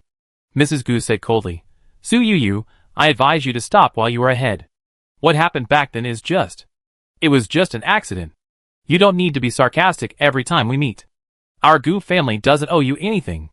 Faced with such questioning, Su Yu didn't panic at all. Instead, she smiled and said, "Mrs. Gu takes herself too seriously. Are you afraid that I will settle the score with you because you feel guilty? That's why you have been following me. Otherwise, why would you chase me when I was looking at a house?" In her previous life in the Gu family, Su Yu seemed to always prove that she had no bad intentions. Everyone in the Gu family seemed to always put her in the dock. At that time, she even thought she was a sinner. After living a new life and jumping out of the vicious circle of the Gu family, she suddenly felt that these people were nothing special. For example, now, Mrs. Gu, who has always been proud of her elegant manners, heard this like a pot of boiling water, and the lid of the pot was about to jump out in a hurry. "Who will follow you, a wild girl?" Su Yu spoke even faster. "Everything has a first come first served. Where I go you go. When I go to the capital, Gu Shuang follows. When I go to the Jade Museum, Gu Shuang is still haunting me. I know that your Gu family is calculating my property. You should stop thinking about it. I will not do a paternity test with you. Once a formal paternity test is done, there will be an officially endorsed kinship. Su Yu is eligible to inherit the Gu family's property, and similarly, the Gu family is also eligible to inherit Su Yu's money." Last time at the dinner, Su Yu also used similar rhetoric to hit the Gu family couple, and this time, it also broke Mrs. Gu's defense. "Who cares about your little things?" Mrs. Gu's voice was a little sharp. Su Yu seemed to be waiting for her to say this, and said directly, "You don't care about my money? Are you really going to buy this house today? If you don't buy it, it means you are following me." Mrs. Gu was so angry that she didn't have time to think about it, and said directly, "The Gu family has plenty of money. I will buy it now, and let you know what you missed." Su Yu naturally understood what she meant. Isn't it just hoping that she would regret not accepting the recognition of the Gu family, and let herself see the real treatment of the Gu family's daughter. She smiled and said, "I don't believe it." The lethality of these 3 words seems to be surprisingly large. Mrs. Gu was also particularly concerned about others thinking that she had no money, and she said to the agent who brought her here on the spot, "Sign the contract now, I will buy it now." Her agent was so happy. Okay, don't worry, I will contact the owner now." And the agents serving Su Yu all had bitter faces. It was not enough that their house was not sold, but the sky-high price transaction of this luxury house was sold to a colleague under their noses, and it was even promoted by their clients. Gu Shuang didn't care about Su Yu's sarcastic words just now. She just hoped that her mother would move faster. Su Yu didn't rush to leave, but found a seat to sit down casually, still fanning the flames. If the Gu family is really a rich family, they should treat their children equally. Gu Shuang dare not be less of what Gu Fengchuan has. Gu Shuang no longer disliked Su Yu, and just hoped that this person would say more so that she could give more. Mrs. Gu heard this. It's not that she didn't fall for it, but the Gu family's money was too much for her to control. "No matter how much I give to my children, it's not your turn. This villa is the dowry I bought for my daughter, and the cats and dogs on the street can only envy it." Mrs. Gu said this deliberately. She thought she would see Su Yu regret it, but she didn't expect Su Yu to still look calm and indifferent. How come the owner of the house came in less than half an hour? The owner of the house was a middle-aged man wearing a pair of black-framed glasses. He seemed to have heard about the dispute here and raised the price on the spot, 400 million. Su Yu raised her eyebrows when she heard this. The agent had previously quoted her 370 million yuan, saying that it was urgent to sell it abroad. Why did the price suddenly increase? Chapter 162. Mrs. Gu obviously knew the initial offer. Her pretty face was gloomy at this time. She looked at the owner, who was raising the price with a bit of hostility. A person who looked like a female assistant came out from behind her. She was not very old, but looked very capable. She directly bargained, 300 million. The owner pushed the glasses on his nose with his hand. His eyes were full of displeasure, but he didn't say anything. A woman in a yellow dress with heavy makeup came out from behind him, and said unhappily, "If you don't want to buy it next time, don't call us over. It's a waste of time." Su Yu was a little curious about the relationship between the two. It seemed that they were not close enough to say they were husband and wife. But if they were not husband and wife, the woman looked at the man with love. "Mr. Sun, Ms. Huang, drink some water first to calm down." The agent hurried to comfort the two. 2 months ago, a villa was sold in this villa area. The area was nearly 100 square meters smaller than this one, but it was also sold for 370 million. The housing price has not fluctuated much during this period. No wonder these two people are unhappy. Su Yu asked the agent she brought with her, "Are they a couple?" The agent lowered his voice and said, "This man's wife has been gone for half a year, and the one accompanying him now is probably his lover." Su Yu immediately felt that it made sense, and guessed that the man didn't want people to think he was too cold, so he deliberately avoided suspicion with his lover in front of outsiders. The real estate agent of the Gu family mother and daughter was still trying to mediate. "Mr. Sun and Miss Huang, Mrs. Gu really wants to buy this house. Let's sit down and talk slowly." Seeing that the matter was just getting by, how could Su Yu let the Gu family get what they wanted, and saw the opportunity to speak. "Mrs. Gu, why are you showing off if you don't have money? It's only 400 million. Is it difficult for you?" Mrs. Gu glared at Su Yu and said to her real estate agent, "Buying a house is a big deal, and outsiders should not stay here." Su Yu immediately retorted, "What's the big deal about buying a house? Isn't it as casual as buying vegetables?" Mrs. Gu felt that Su Yu spoke too much like a nouveau riche, and on the other hand, she couldn't help but murmur in her heart, wondering whether Su Yu was really rich or just pretending to be rich, and guess where this cheap daughter's money came from. "You are young, but you are very arrogant. If you have the ability, buy this house. If you don't plan to buy it, leave quickly, and don't make trouble here," Mrs. Gu said. Su Yu smiled and said, 400 million, I think it's okay. You are the ones who really have no money, running here to pretend to be rich." The real estate agents brought by Su Yu heard this, and were immediately refreshed. Whether this house can be sold is related to tens of millions of agency fees. They all cheered up and said to the owner, "Good things are won by the highest price. Since our customers are also interested, you can't drive them away." The owner smiled when he heard this, and he glanced at several people and said, "In this case, you can bid on the spot." Su Yu said, "I have already made an offer. If Mrs. Gu has no money, she can leave now." Mrs. Gu cursed Su Yu for being uncultured 1,000 times in her heart, but the simpler and more straightforward her words were, the more they stimulated her. 410 million. Mrs. Gu raised her offer with a cold face. Su Yu smiled and said, "You are still raising the price too slowly. I am not the kind of rich person who pretends to be rich." 450 million. Mrs. Gu was shocked when she heard this. Su Yu's price increase was too outrageous.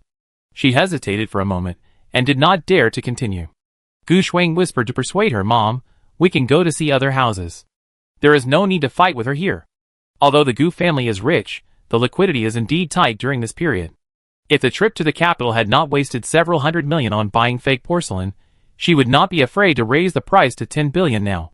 Forget it." Mrs. Gu was interrupted by Su Yu as soon as she said it.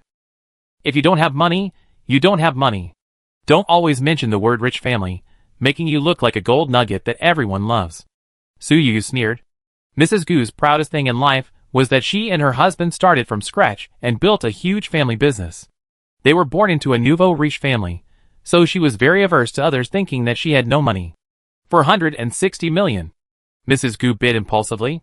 Su Yu was waiting for her to get ahead of him, and immediately said lightly, "Only you, Mrs. Gu, would be willing to pay such a high premium to buy a house." Mrs. Gu immediately felt that she had been deceived, but now she was in a difficult situation. Su Yu blocked her retreat again and said to the owner, "The price is so high, I'm afraid some people will just bid in vain and won't be willing to pay when the time comes." The owner thought so now, and his eyes were almost locked on the mother and daughter of the Gu family, saying, "I'm free today, I can go to handle the transfer." Mrs. Gu said, "Give me a few days to raise cash for so much money." Su Yu, Mrs. Gu's words are a bit timid. Which real rich family doesn't have hundreds of millions of idle funds in their accounts? Mrs. Gu glared at Su Yu hatefully. If it weren't for this ungrateful person, who kept fanning the flames, she wouldn't have been roasted on the fire like now. The current transaction price is 90 million more than she expected, and she didn't know how to go home and explain to her husband. The homeowner naturally knew Su Yu's role and said to her, "Miss Su, if you have nothing to do, can you accompany us to handle the transfer? I will feel at ease if there are more people watching." Su Yu said, "I am not in a hurry, so I can help. But why are you standing here now? Hasn't the agent drafted the contract yet?" Okay. The real estate agent brought by Mrs. Gu filled in the numbers on the standard contract very quickly, and then almost shoved the contract in Mrs. Gu's face. Mrs. Gu looked at the penalty figure on it, and her eyebrows twitched. She reached out to take the pen, but she didn't want to write it for a long time. When she looked up, Mrs. Gu saw Su Yu looking at her with a look that said, "I knew you couldn't afford it." She immediately seemed to be out of control, picked up the pen and put it down. The agent pushed the red ink forward again. She pressed her handprint heavily, thinking in her heart that it was just an extra 90 million yuan, and the family didn't need this little money at all. Su Yu accompanied her to the housing authority again to watch the fun.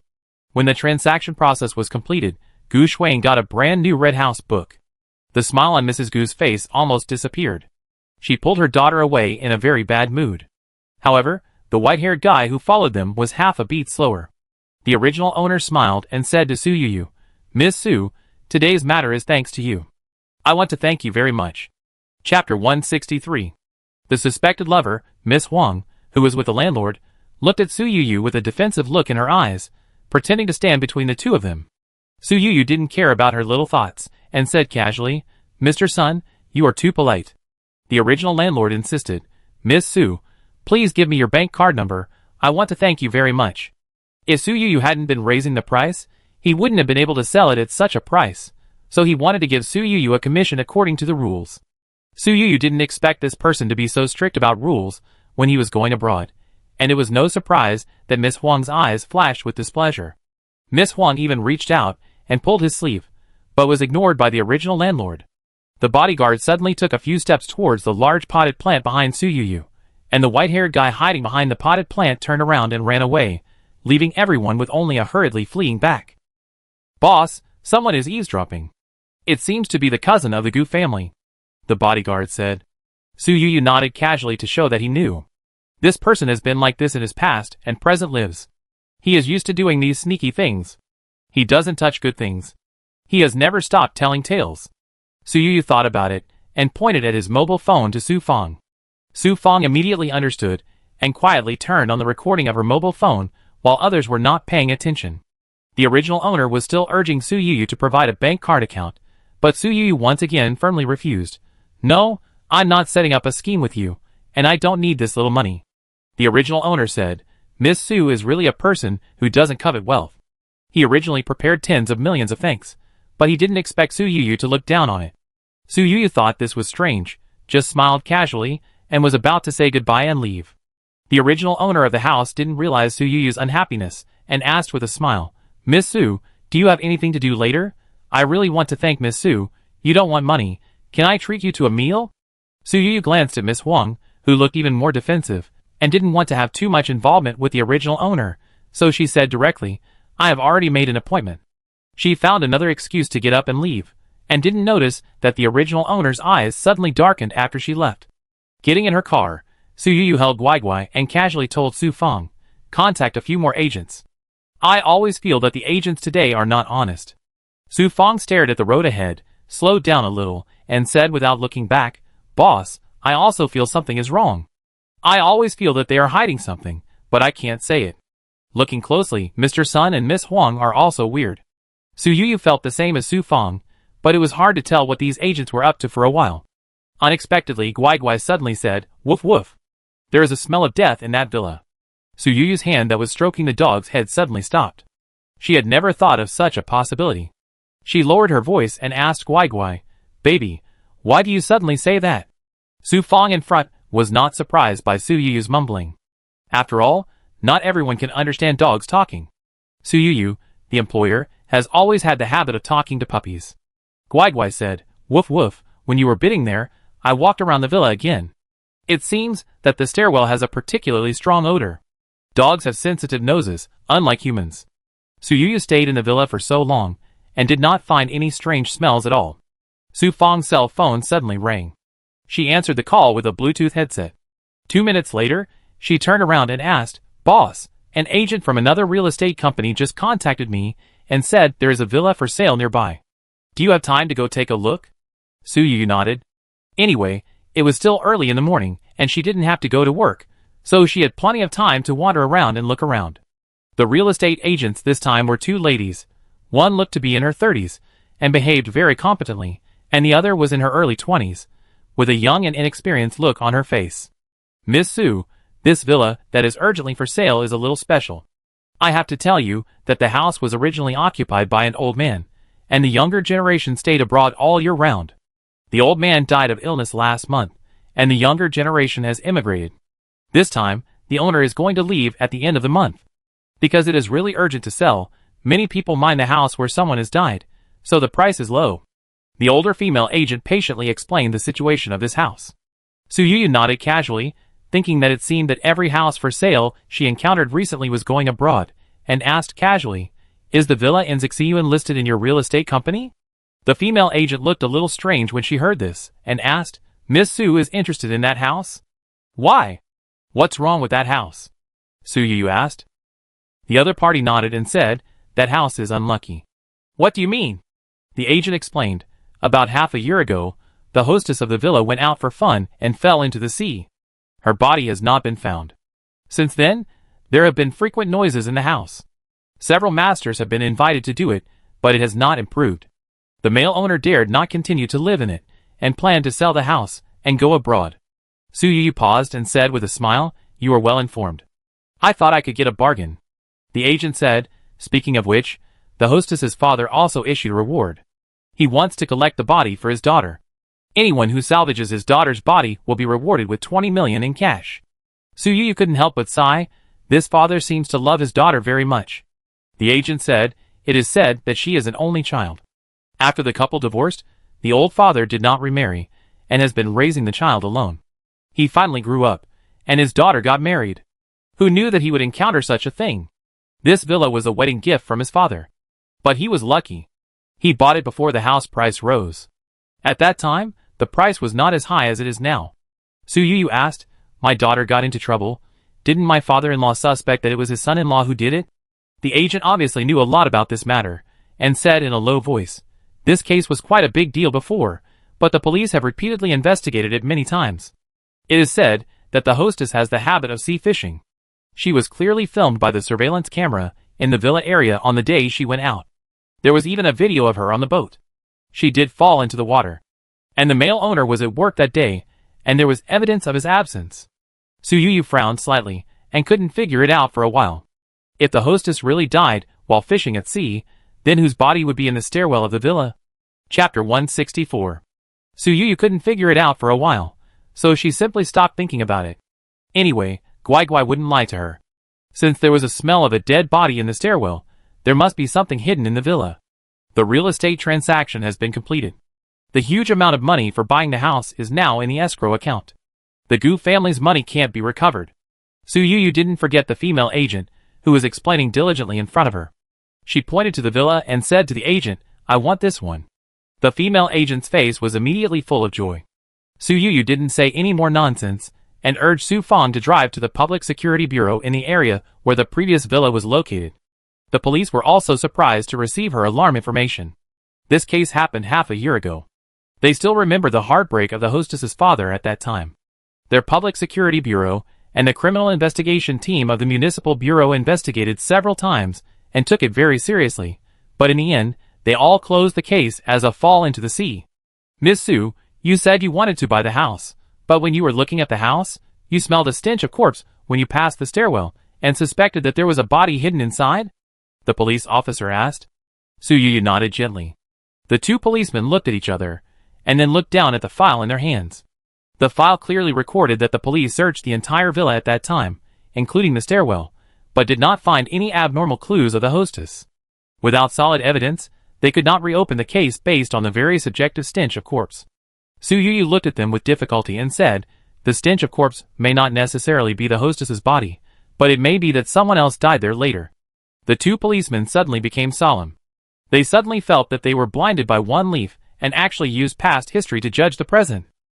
Moreover, they also felt that the incident of falling into the sea half a year ago was a bit strange. The hostess of the villa often went out to sea, and it was reasonable that she would not be so careless. However, the investigation has always been about evidence, and the monitoring results were too obvious, which made the case seem too simple. Soon, the police applied for a search warrant, and Su Yu did not leave, but followed them to the villa with bodyguards. Coincidentally, the villa is now bustling.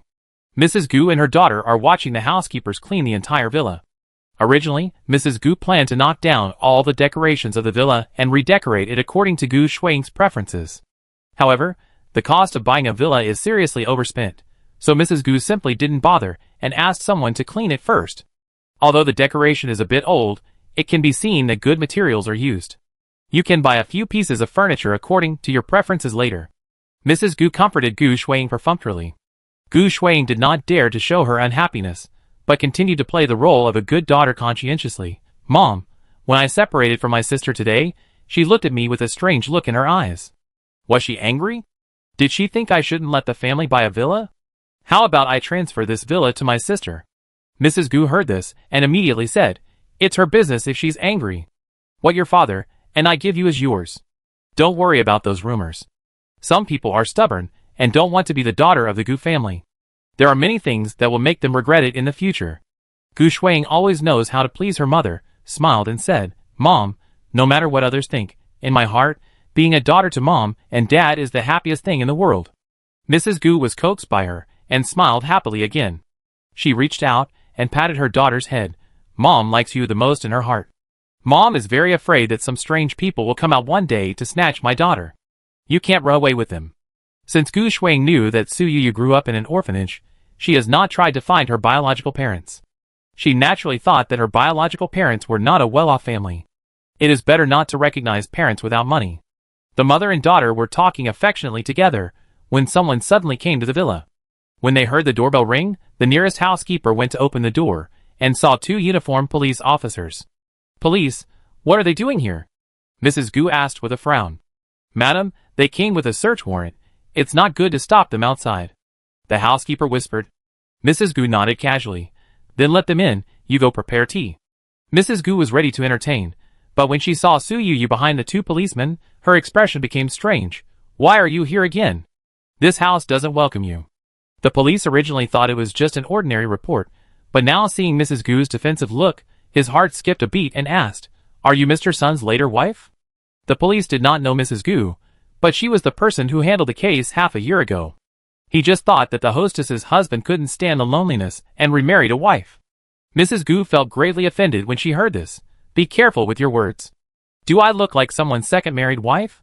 I'm a first married woman. My husband is Gu Jianming. Our family just bought this house from Mr. Sun. The police immediately said, sorry, I didn't find out the situation clearly. But they still didn't let go of their scrutiny, and even had a vague sense of tension, as if Mrs. Gu would be detained immediately if she showed any abnormality. Su Yuyu looked at Mrs. Gu and thought to herself, this person is still like this, always talking about her first married identity, and still taboos others from knowing that she is a second married woman. The police officer explained, Mrs. Gu, we received a report that there is a corpse smell coming from the stairwell of your house. This is a search warrant. Please cooperate with our work. Mrs. Gu was angry again. How can the house I bought today have a corpse smell? You have to be responsible for saying such things. Don't you know how much impact a murder has on a house? Haunted houses and ghost houses in the market are generally priced low, so many people would rather buy haunted houses to live in order to save money. Of course, there are also many unscrupulous people who deliberately conceal the news when they are selling haunted houses. The policeman said with a serious face, Mrs. Gu, since we have received the report, we cannot ignore it. If no problems are found after the inspection, it can be regarded as clearing the name of your house. I hope you can cooperate with our work. Mrs. Gu turned her head and glared at Su Yuyu. It's you. It's you who reported the case, right? You ungrateful wolf, you can deny your own parents, and now you are trying your best to make trouble. You are just jealous of Ying. Su Yuyu spread his hands. Yes, I am jealous of her, jealous that she has to rely on pleasing you to buy a haunted house. Chapter 165. Mrs. Gu looked at Su Yuyu's weird look, and she was more and more certain that Su Yuyu was deliberately making trouble. But the police officer came with a stamped search warrant, and Mrs. Gu didn't dare to refuse even if she was reluctant. The puppy barked obediently, looked back at Su Yuyu, as if urging the shit shoveler to follow, and then the puppy ran directly to the stairwell on the second floor like a shadow. When this house was built, the stairwell was deliberately reserved, which could be used as a utility room and also facilitated the owner to transform the elevator room. But the original owner and his wife did not transform this place into an elevator room, but still used it as a utility room. Because of the unusual behavior of Guai Guai, the police looked at Su Yuyu for a second and pretended to ask casually, Miss Su, did you really smell the stench of corpse? Su Yuyu immediately said, I didn't smell it. I want to say that the puppy smelled it and told me. I can understand what the puppy says. Do you believe this? The police laughed. Miss Su, you are joking, but the dog you raise is indeed quite spiritual. What breed is it? Su Yuyu said casually. It has no pedigree, just an ordinary small dog. They looked at the puppy scratching the door frantically, at the door of the stairwell, and reached out to push the door of the room open. Mrs. Gu followed behind them. There is nothing wrong in our villa. There is no stench of corpse. Is someone framing it? Officer, how do you usually deal with false alarms? The police immediately said, if it is confirmed that it is a false alarm, we will also deal with it seriously, and will not let it go easily. Mrs. Gu looked at Su Yuyu proudly, as if she had confirmed that Su Yuyu had made a false alarm, and was waiting to see Su Yuyu get into trouble. While they were talking, Guai Guai was yelling at a wall on the left side of the stairwell. Su Yuyu pointed at the wall and said, can't you smell such a strong stench of corpse? Everyone looked at each other. Apart from a mixture of dust and mold, they really didn't smell any stench of corpse. Su Yuyu, what are you crazy about? If the value of this good house drops because of you, I won't forgive you, said Mrs. Gu. Su Yuyu said casually, look, you are anxious again. If you hadn't just bought the house, I would really suspect that you killed the person. There was wallpaper on that wall, and Su Yuyu tore it all off directly, revealing the white wall behind it. Mrs. Gu said, this is just an ordinary wall. Have you watched too many TV dramas, and thought there was a body hidden in it? If you wrongly accuse my house again, I will definitely investigate it to the end. Turn around obediently and bark at Mrs. Gu. Mrs. Gu took a step back in fear. Su Yuyu, take care of your dog. If it bites me, can you afford the compensation? Su Yuyu reached out and touched Guai Guai's head, saying, don't worry, you are not as attracted to our baby as shit. Mrs. Gu was so angry that she glared at her, uneducated wild girl. Guai Guai continued to bark at her, and Mrs. Gu was so scared that she didn't dare to curse. But Guai Guai didn't let Su Yuyu go, and said unhappily, woof, I don't like shit. Su Yuyu patted Guai Guai's dog head soothingly, and Guai Guai calmed down. Su Yuyu asked the two police officers who were looking at the wall with a serious face, Is there any information related to this wall in the previous case files? Su Yuyu's question evoked the memories of the older police officer. The hostess's father once said that his daughter was tired of climbing stairs every day, so she planned to convert the stairwell into an elevator, and was planning to find someone to do the construction. Later, she had an accident, and the matter was put on hold. When the hostess had an accident, her father was attending a month-long seminar abroad, so he didn't know how far the renovation work had progressed. Su Yuyu frowned slightly, vaguely got some clues, and asked again, such a large villa, even if there is no live-in nanny, there should be a fixed housekeeper.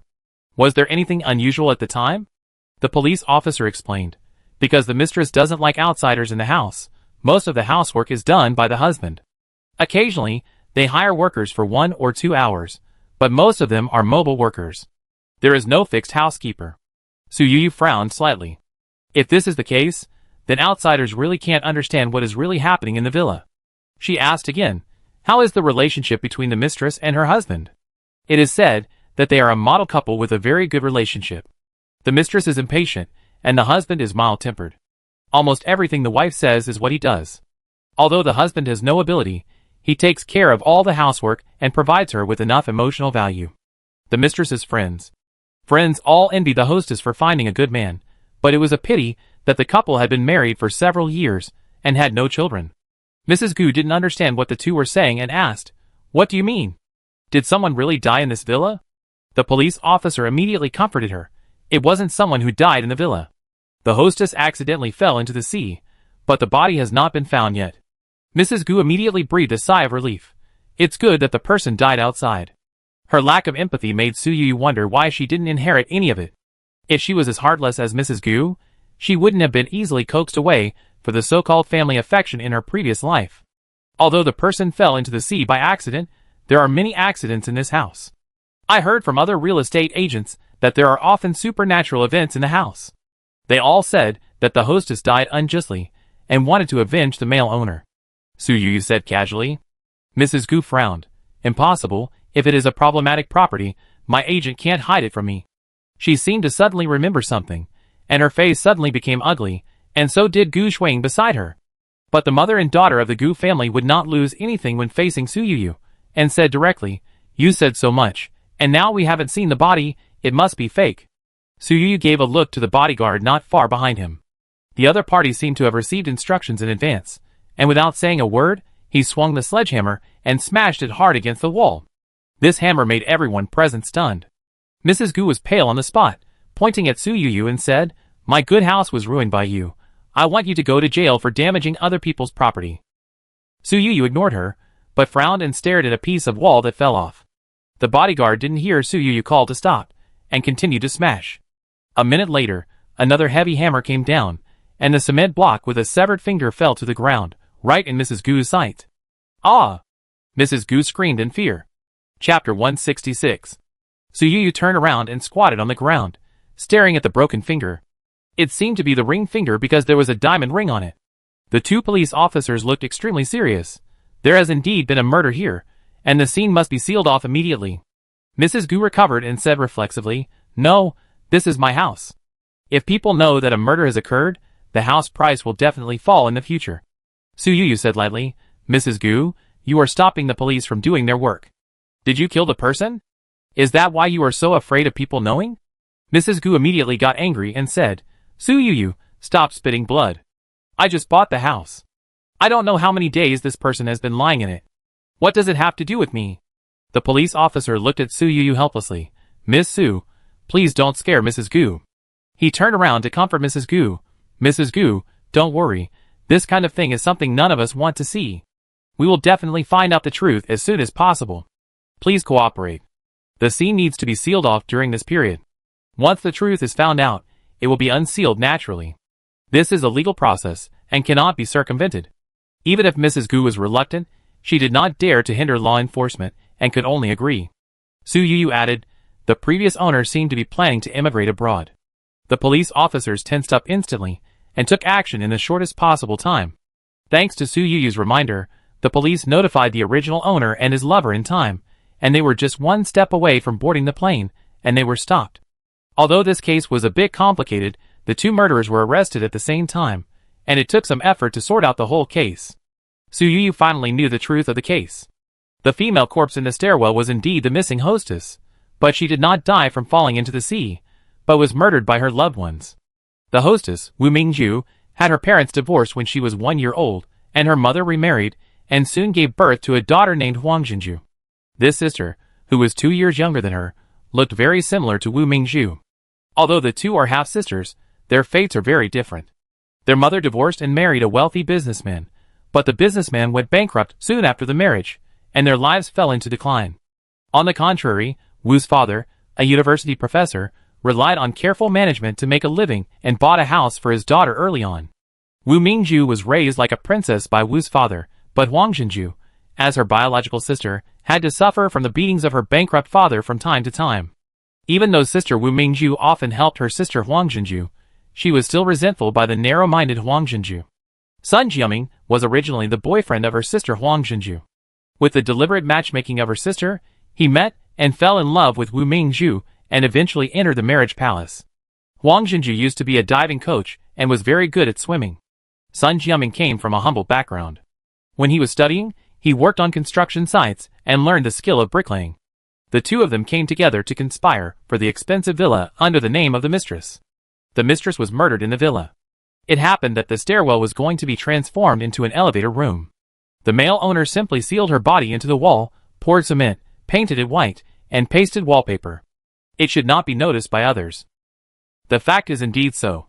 After the villa was put on the market, so many people came to see the house, but no one found the abnormality of the house. If it weren't for Su Yu, who could understand dog language, I'm afraid the matter would have been muddled. After completing the murder, the male owner asked Huang Jinju, the sister who looked very similar to the mistress, to dress up as her and go fishing in the sea, and deliberately fell into the sea under the camera. The most difficult part of this game is not the murder or falling into the sea, but waiting for the mistress's father to leave Shanghai. The father and daughter have a very good relationship. The old father lives in the next community. Even after getting married, they meet almost every day. Whether it is the real daughter or not, you will know as long as you meet. Sea fishing is a common hobby of the father and daughter, and the old father always goes out to sea with his daughter. Su Yu also soon met the collapsed old father. She felt that he looked familiar when she first met him, but she couldn't remember him for a while. Miss Su, I really don't know how to thank you. You must accept this small gift. Professor Wu handed a check to Su Yu while crying. The amount on it was 20 million, which was exactly the reward amount that Professor Wu had offered for finding his daughter's body. Su Yu didn't want to accept it, but Professor Wu was very sincere. Seeing that she didn't want to accept it, he immediately gave it to Su Fang beside her. My daughter, I knew she was not such a careless person. It's a pity that she is so afraid of the dark, but she was sealed in cold cement. The old father burst into tears again. Su Yu's nose was sour, and she couldn't help thinking in her heart, maybe this is what it looks like to be loved completely by someone. Even if you encounter misfortune, there are people who care about you and go bankrupt to find justice for you. Uncle Wu, what are your plans for the future? Su Yu asked. Professor Wu said, try to live a few more years. When I am old, I will leave all my property to any student who is willing to worship my daughter every year. Su Yu couldn't help feeling uncomfortable again. The old man didn't care about his own affairs after his death, but was afraid that no one would worship his daughter in the underground. I heard from the police that you are a university professor. I wonder what subject you teach. Su Yu asked. Professor Wu said casually, I study ancient literature. Su Yu asked again, have you studied Dream of Red Mansions? Professor Wu said, my main research direction is Dream of Red Mansions. I am not afraid of Miss Su laughing at me. My life is only about my daughter, Dream of Red Mansions, and sea fishing. Su Yu was shocked, but she felt it was a great coincidence. She finally understood why she felt that Professor Wu looked familiar. She had read his works, and saw his photo on the title page. I once read a book called Appreciating Ancient Poetry from Dream of the Red Chamber. It seems to be your work? Su Yu asked. Professor Wu nodded gently, wiped the tears from his face, and said, Miss Su also likes Dream of the Red Chamber? Su Yu said, Uncle Wu, I am planning to reshoot Dream of the Red Chamber. After the script is written, I would like to ask you for your advice. Professor Wu was stunned when he heard this, and after a long time he said, my teacher once directed the shooting of that TV series 40 years ago. After that, all the remakes were not satisfactory. I didn't expect that someone as ordinary Esme would have the opportunity to participate in such an important TV series. The version of Dream of the Red Chamber TV series 40 years ago is a classic in the hearts of countless people. Suyu never thought of surpassing the previous work. She just thought that she had already got the full manuscript. If she couldn't reproduce it in front of people, wouldn't it be a pity? Chapter 167. Uncle Wu, you are too modest. I have read so many books on the analysis of Dream of the Red Chamber, and yours is definitely the best. Suyu said. Professor Wu had lost all hope, but now the new project brought by Suyu made him feel like he had found a new pillar. Suyu was relieved when he saw that he agreed. She was not good at comforting elderly people who had lost their only child. Professor Wu thanked Suyu again before leaving. He couldn't help but said, Ms. Su has a cheerful personality. If Nanim were alive, you would definitely become good friends. Suyu felt uncomfortable. From what Professor Wu and the police said, Ms. Wu Mingzhu was beautiful, free and easy, good at work, and loved sports. She was an extremely good girl. It's a pity that she met the wrong person. Suyu gave Professor Wu a complete copy of Dream of Red Mansions. He just glanced at it and couldn't help staring. Is this the complete copy? How did you get it? Suyu smiled and said, It's a coincidence. It's still confidential now. Please don't spread it, Uncle Wu. Professor Wu agreed hurriedly. Soon after the murder case ended, with the police report, almost everyone in the circle knew that the Gu family spent a high premium to buy a haunted house from the murderer. The Gu family immediately became a laughing stock in the circle. Gu Shuang didn't go out for several days in a row. The Star Diamond Prince, who was originally in love with her, didn't pay attention to her in the past 2 days. On the contrary, the white-haired cousin and Lu Xiaoyan came to Gu's house to comfort her. Shuang, who hasn't made mistakes, it's just a moment of trance. Don't take it to heart. Lu Xiaoyan tried to comfort her. Gu Shuang forced a smile on her face and said, Brother Lu, thank you for comforting me. I just feel sorry for my mother. She doesn't like to go out these days, and she doesn't smile much. Lu Xiaoyan said, What's wrong with my aunt? For a family like ours, this little money is nothing. Gu Shuang couldn't respond to this sentence. The Gu family had bad luck several times in a row. If it weren't for the cash flow, the business would have problems. But no matter how much cash flow there was, it would be unbearable to keep wasting it.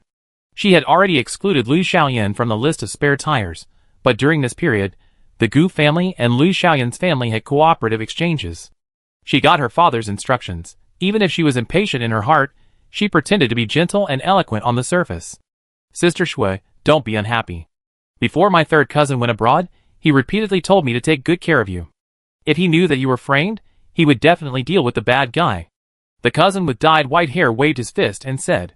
When Gu Shuang heard Gu Yuji's name, her face was dazed for a moment. Gu Yuji said nice things, but every time she needed him, he was always abroad. Although I know that he went abroad. It was because the teacher was going to hold an exhibition, which also involved the matter of the new backer of the Gu family, but she couldn't help but complain in her heart. But Lu Xiaoyan, who was standing by, immediately became concerned when he heard this and asked, Who framed Shuang? Is there anything else I don't know? The white-haired little brother said, It's that Suyu. She is so annoying. I heard with my own ears that the murderer said that he would give her a thank you fee to thank her for helping to raise the price. If she hadn't interfered, how could Aunt and Sister Shui buy the villa at such a high premium? Lu Xiaoyan was visibly angry. When we first met, I felt that this Su was not a good person. I didn't expect that she would bully Shuang behind my back. I will never let her go. Gu Shuang's eyes were slightly red, and she said, Sister suffered a lot when she was living outside, so she hated us. This is also unavoidable. I don't blame her. Lu Xiaoyan's understanding of the mess in the Gu family came from the last Lu family dinner, and his understanding still remained on the statement that Gu Shuang and Suyu were fraternal twins. Your Gu family is not happy to see your child go missing. She hates you for this. The price of the house was directly raised by nearly 100 million. It's really too much. You have no overall view at all. Lu Xiaoyan stood up for Gu Shuang. The white-haired cousin kept agreeing. I don't recognize such a person as my cousin. I really don't know what my aunt and uncle think. They actually want to recognize their relatives. Gu Shuang saw that her cousin had gone off the topic and immediately asked, You said you saw it with your own eyes. Did you see the murderer give money to your sister? The cousin said. The murderer asked her for her bank card account number. I wanted to hear more, but her bodyguard found out and drove me away. I didn't continue to listen. Gu Shuang's eyes suddenly turned red. For such a small amount of money, Does she know how sad her parents are? She can tell her family if she needs money. How can she do such a thing? She said this as if she was sure that Su Yu took the murderer's money. Lu Xiaoyan on the side suddenly said, "She is working with the murderer to set up a trap. We can call the police and sue her for fraud." Gu Shuiying immediately said. Sister was also confused for a moment. How could she go to the police station? If she is a girl, it will be so ugly if she is detained. When Lu Xiaoyan thought of Su Yu, who had robbed him of several hundred million, being locked up in prison, he felt inexplicably relieved, but pretended to be standing up for Gu Shuiying and said, "Shuiying, you are too kind. You don't know how to resist when you are bullied."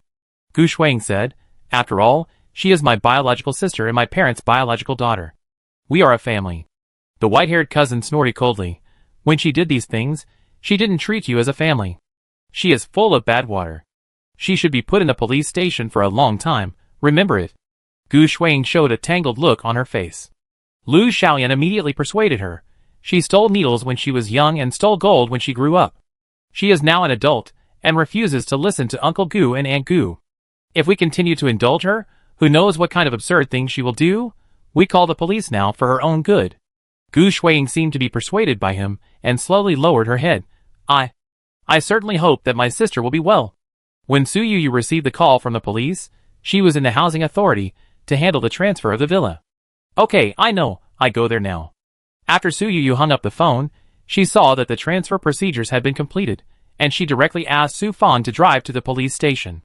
"Ms. Su, don't worry, we are just routine inquiries. As long as you prove that you have no financial dealings with Huang Jiaming, this matter will not be counted on you." The person in charge of this fraud case is also an acquaintance of Su Yu, and happens to be the police officer investigating the homicide case.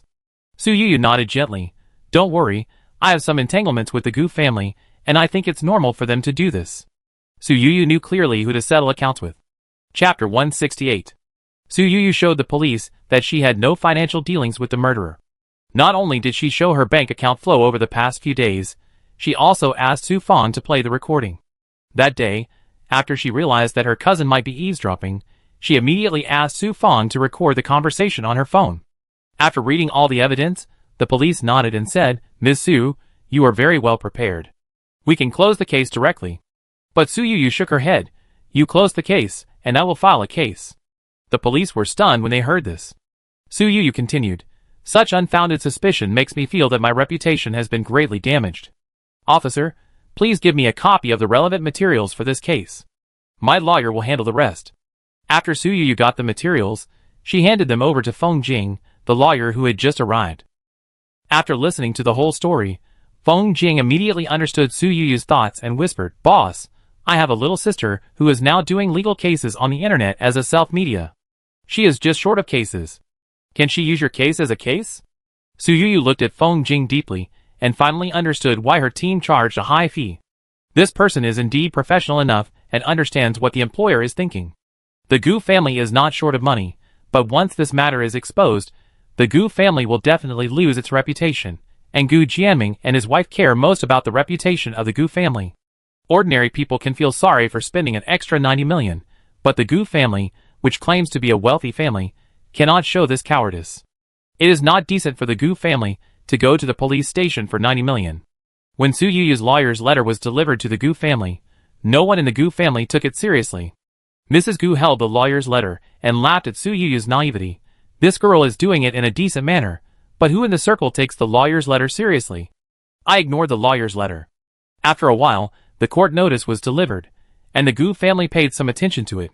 When Gu Jianming heard that it was for the villa where the murder case was committed, he casually said, "It's not a big deal.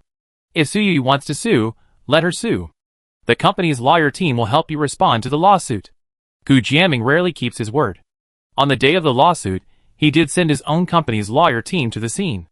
Although they lost the case, the Gu family didn't take it seriously. After all, there was no financial loss. Su Yu's claim was for reputation compensation, and she asked the reporter to apologize in public. Gu Shuiying naturally wouldn't do it. It wasn't long before the entry the daughter of a well-known entrepreneur in Shanghai falsely accused others, but refused to apologize. Became a hot search. Clicking on the entry showed a video, which was a video of a legal blogger popularizing reputation rights litigation, and directly used the freshly released court judgment as an example. Most of the comments below were just watching the fun and not minding the big deal. This idiot daughter of the Gu family just spent hundreds of millions to buy fake porcelain in the capital not long ago, but she made a fool of herself again when she returned to Shanghai. Didn't someone on the internet brag about her being the most beautiful daughter of a wealthy family? Why does she do such stupid things?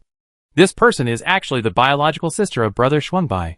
Can you please stop embarrassing yourself and stop dragging our brother down? The person who said this is a fan of Gu Xuanbai. The Gu family likes to brag about being a wealthy family with hundreds of millions of dollars. Now it can be seen that it is indeed a wealthy family, but looking at the IQ of the wives and daughters, it is known that it will not last long. Gu Jiaming was furious at home because this matter was posted online. Now all the partners in the company are asking me if this is true. How do you want me to answer? Stupid and irresponsible thing. He cursed fiercely now, but he completely forgot who was protecting Gu Shuiying at the beginning. Mrs. Gu whispered, "Husband, as long as we pretend to be dead and deny it, the things on the internet will be gone after a while, and we don't need to take those people seriously." Gu Jiaming's eyes were fierce. If it is really some public opinion, it would be fine. Now I have sent a message to several interested partners, but they all refuse to accept it. If it affects the family business, then we will all be finished. Mrs. Gu was also afraid that it would affect the business. If the company earns less money, her living standard will also decline. She immediately changed her previous attitude of not fearing boiling water, grabbed her daughter and asked, "Is it too late to let Shuiying apologize in public now?" Gu Jiaming did not speak, but it was obvious that he hoped that Gu Shuiying would take the initiative to stand up. Gu Shuiying was embarrassed. She was not the kind of young lady who had no proper career. She was now running the Gu family's museum, and had many fans on major social media. She had also promoted herself as the most beautiful daughter of a wealthy family on the internet. Originally, she planned to rely on this title to fight for a good marriage for herself. Letting her apologize to Su Yuyu in public, wouldn't it ruin her hard work for many years? How could she be willing? But her way of survival in the Gu family was to please the Gu couple. If both of them gave up on her, then she really didn't know what to do. She always plays the role of a well-behaved and sensible daughter. Even if she is reluctant, she can only force a smile and say, "Don't worry, Mom and Dad, I will definitely solve this matter." Gu Shuiying did not apologize publicly, of course. The one who apologized publicly was the cousin who caused trouble. "I didn't expect that I would cause so much trouble to others by calling the police in anger. This matter is purely my personal behavior. I am young and hot-tempered. I didn't expect to involve my relatives." Su Yuyu took a casual look at this person's apology letter, and knew that he was pushed out to take the blame. But the heat about this matter on the internet has passed. But whether Gu Shuiying apologized or not, the impact on the Gu family was real. Su Yuyu did not continue to dwell on this matter. She is now sitting face to face with Lu Daji. Sometimes she thinks it's funny. She is obviously a person who doesn't have a serious job, but her schedule is always full. "Miss Su, I tell you again, there is nothing that the Red Dragon King wants that he can't get. You don't want everyone to make a scene, do you?" Lu Daji looked like he had something on Su Yuyu. Su Yuyu frowned slightly, and couldn't remember what she had on him. The reason why she was willing to meet with Lu Daji was very simple. The hole in the secret room in the basement of the villa had been repaired after a few days of urgent renovation work by the renovation team. Now that there was no treasure in the house, she didn't plan to live in it, so there was no need to keep it in her hands. If the Red Dragon King wanted the villa, he could just buy it. "I am willing to sell this house to the Red Dragon King. You can tell him this when you go back, and you can report to him," Su Yuyu said. Chapter 169. Lu Daji was prepared to pester Su Yuyu, and even use special means when necessary. Since Su Yuyu gave in, he naturally wanted to push for more. "This is our Dragon King's house. How can you ask the Dragon King for money?" Su Yuyu frowned slightly and said with contempt, "Your Dragon King is a poor man? I thought that people like him should not be short of money. It seems that I overestimated him. Lu Daji has only been with the Red Dragon King for a year and a half." Naturally, he understands the Red Dragon King's temperament, and immediately said, "Don't talk nonsense. Our Red Dragon King is not short of money." Su Yuyu sneered, "He is not short of money, so you are acting on his own? You didn't even ask. How do you know that he is unwilling to spend money to buy back the house?" Lu Daji was skeptical when he heard this. The Red Dragon King gave him the order to take back the house, and he did not say that he could not buy it back. When he trembled and conveyed these words to the Red Dragon King, Lu Daji thought that the Red Dragon King would be furious, but he didn't expect that the Red Dragon King only looked unhappy for a moment and asked, "Did that girl really say that?" Lu Daji nodded vigorously and said, That girl is very arrogant. She is only willing to sell the house, and is unwilling to transfer it directly. It's really too much. The Red Dragon King frowned slightly. You haven't found out the girl's background yet? Lu Daji said helplessly. Uncle, I followed her these days, and saw her in Gujia. I found out that the person was not right, so I inquired carefully, and learned a shocking news. This girl was the eldest daughter of the Gu family, who was living outside, and she was a twin with the youngest daughter. When the Red Dragon King heard the word Gu family, he immediately became unhappy again. Can't the Gu family even manage their own people? Lu Daji spoke objectively and said, at the last Lu family banquet, this girl embarrassed the Gu family. She refused to admit that she was a child of the Gu family, and was unwilling to recognize her relatives. It is said that the rich circle has seen enough of the jokes of the Gu family. The Red Dragon King's expression eased slightly, but there was a little more sarcasm in the corner of his eyes. The Gu family is really in decline. They can't even subdue a little girl. Lu Daji heard the word subdue, and felt it was very strange. He didn't think it was used to describe his own daughter. Uncle, there is one more thing. This stinky girl has a close relationship with Lu Jingyao. It is said that they have traveled abroad together, and have a deep relationship. Lu Daji said. When the Red Dragon King heard the word Lu Jingyao, his brows furrowed tightly again. Lu Daji looked at his expression, and suddenly remembered the rumors he had heard before. It was said that the Red Dragon King once wanted to be a guest of Lu Jingyao, but was politely rejected by this young business upstart. The Red Dragon King has always held a grudge. What an ungrateful thing. The Red Dragon King scolded softly. Lu Daji didn't know who he was scolding, but he lowered his head heavily, and didn't dare to refute a word at all.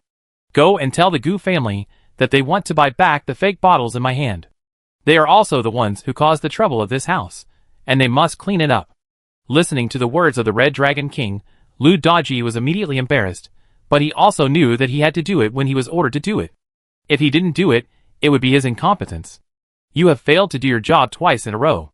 If you don't punish me, it will be difficult to convince the public. The Red Dragon King suddenly said. Lu Daji's neck tightened, and he knelt down and said, Uncle, I am willing to pay a fine.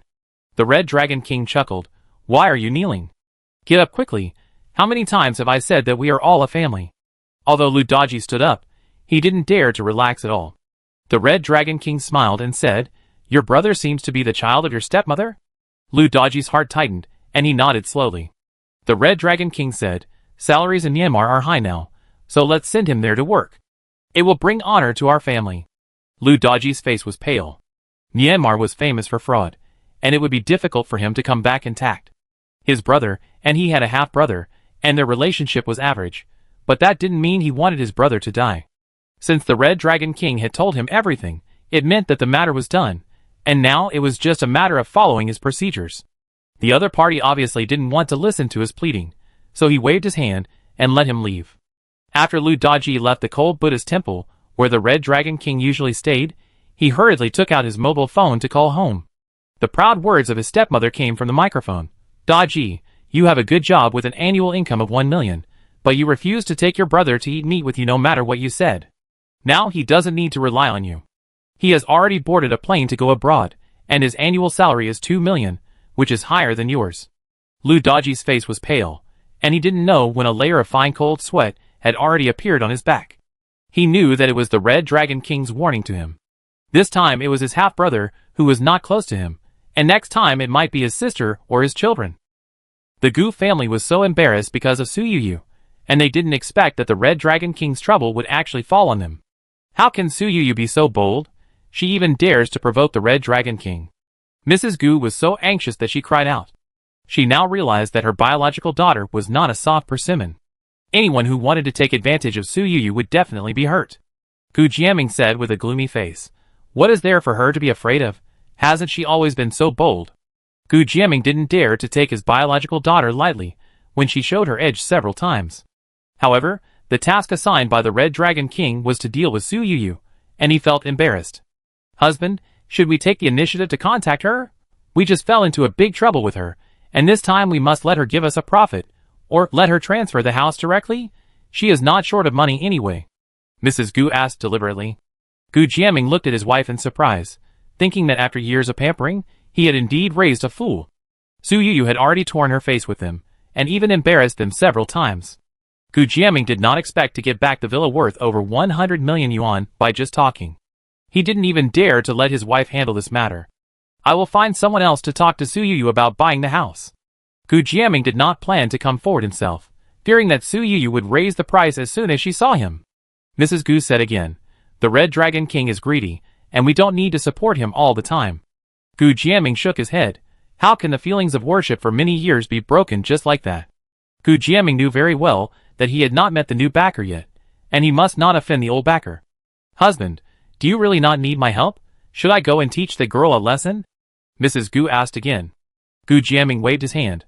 "I have other plans." Mrs. Gu pretended to be sorry, but when she left Gu Jiaming's sight, she immediately smiled. She was also afraid that her husband would throw this troublesome matter to her. Now that the matter has been turned down, she can still be the pampered Mrs. Gu. She turned around and called another rich lady, asking heartlessly, "Mrs. Wang, is it convenient for you to play cards this afternoon?" Chapter 170. Gu Jiaming acted very quickly. Su Yuyu received news the next afternoon that someone was interested in the old house she had. Su Yuyu naturally understood what he meant. She didn't offer a high price, but she had to pay an agency fee compared to the last purchase price. After all, she had paid the agency fee for the house.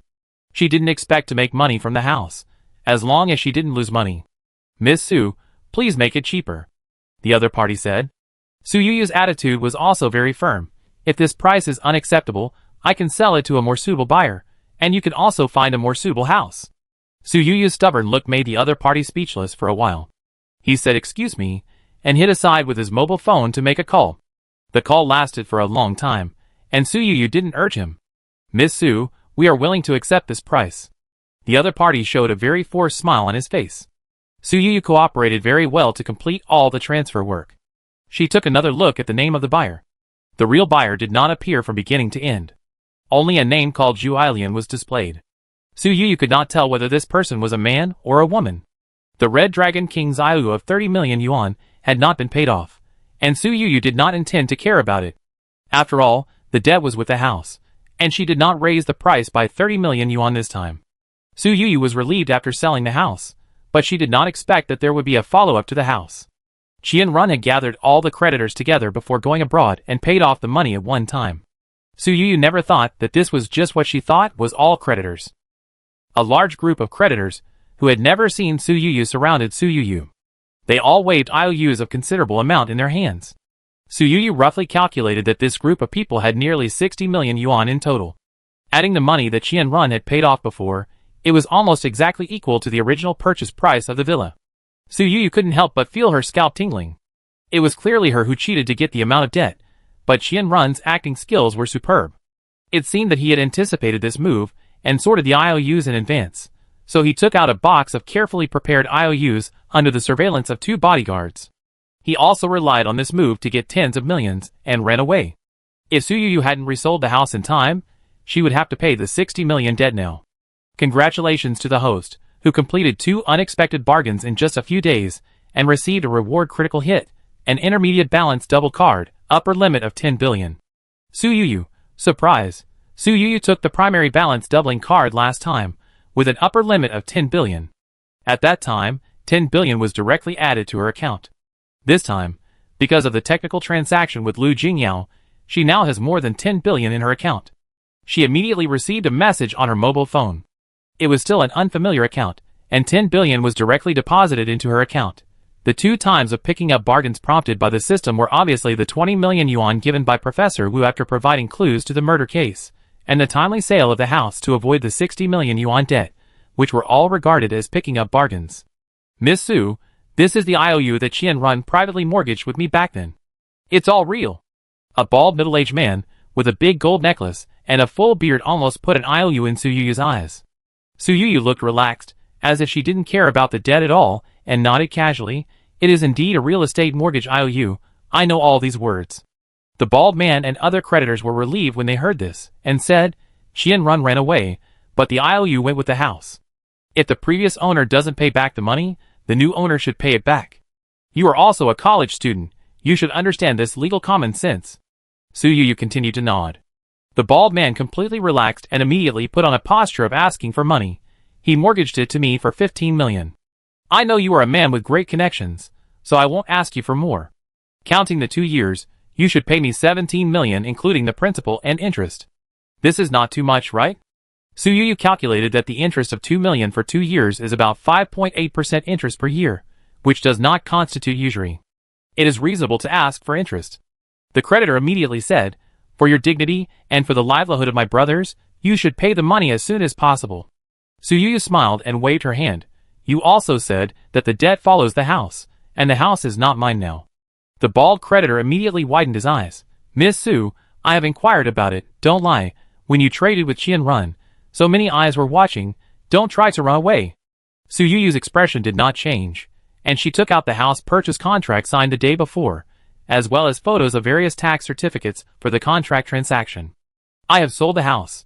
You go to the new owner to ask for the money, Suyu said with a smile. The bald creditor was dumbfounded.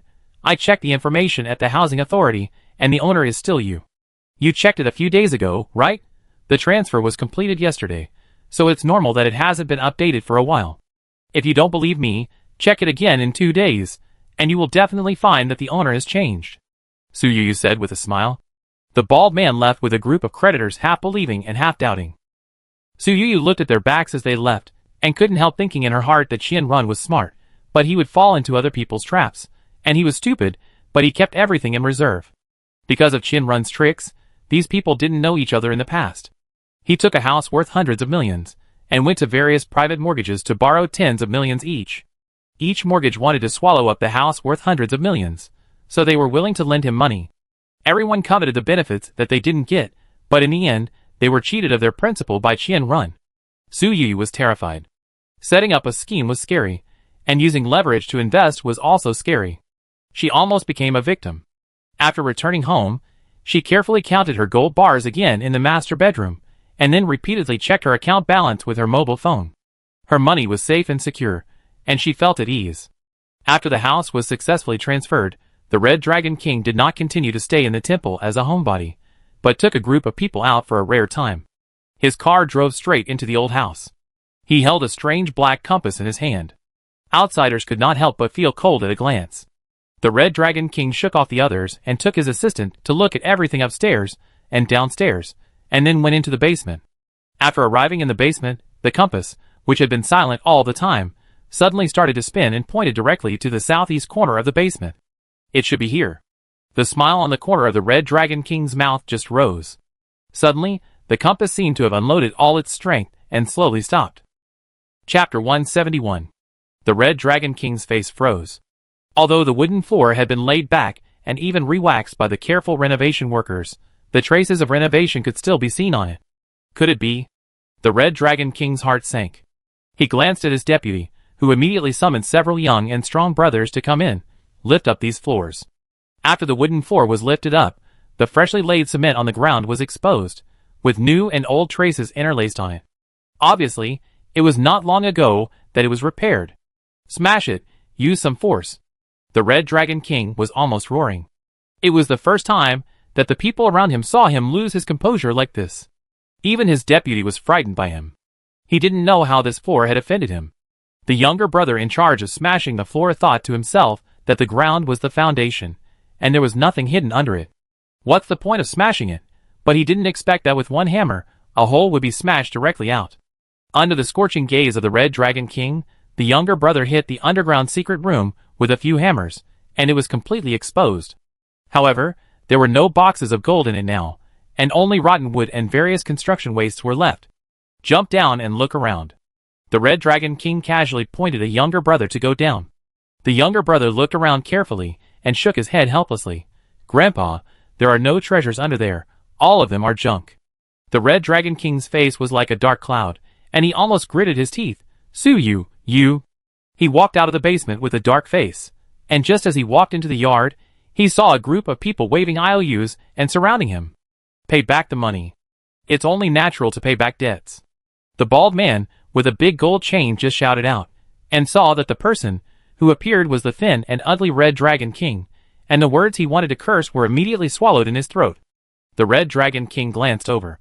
The bald man's momentum suddenly weakened by 3 points, and he shrank his neck and said, Why are you here? I'm here to see Zhu Ailian. She bought this house.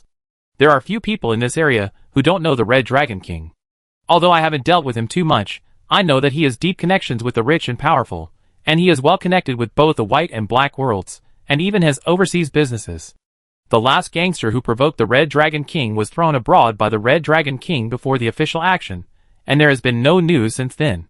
The Red Dragon King didn't pay any attention to the bald man at all, and got into the car with a gloomy face without even looking at him. Although the bald man was unhappy, he didn't dare to show any disrespect.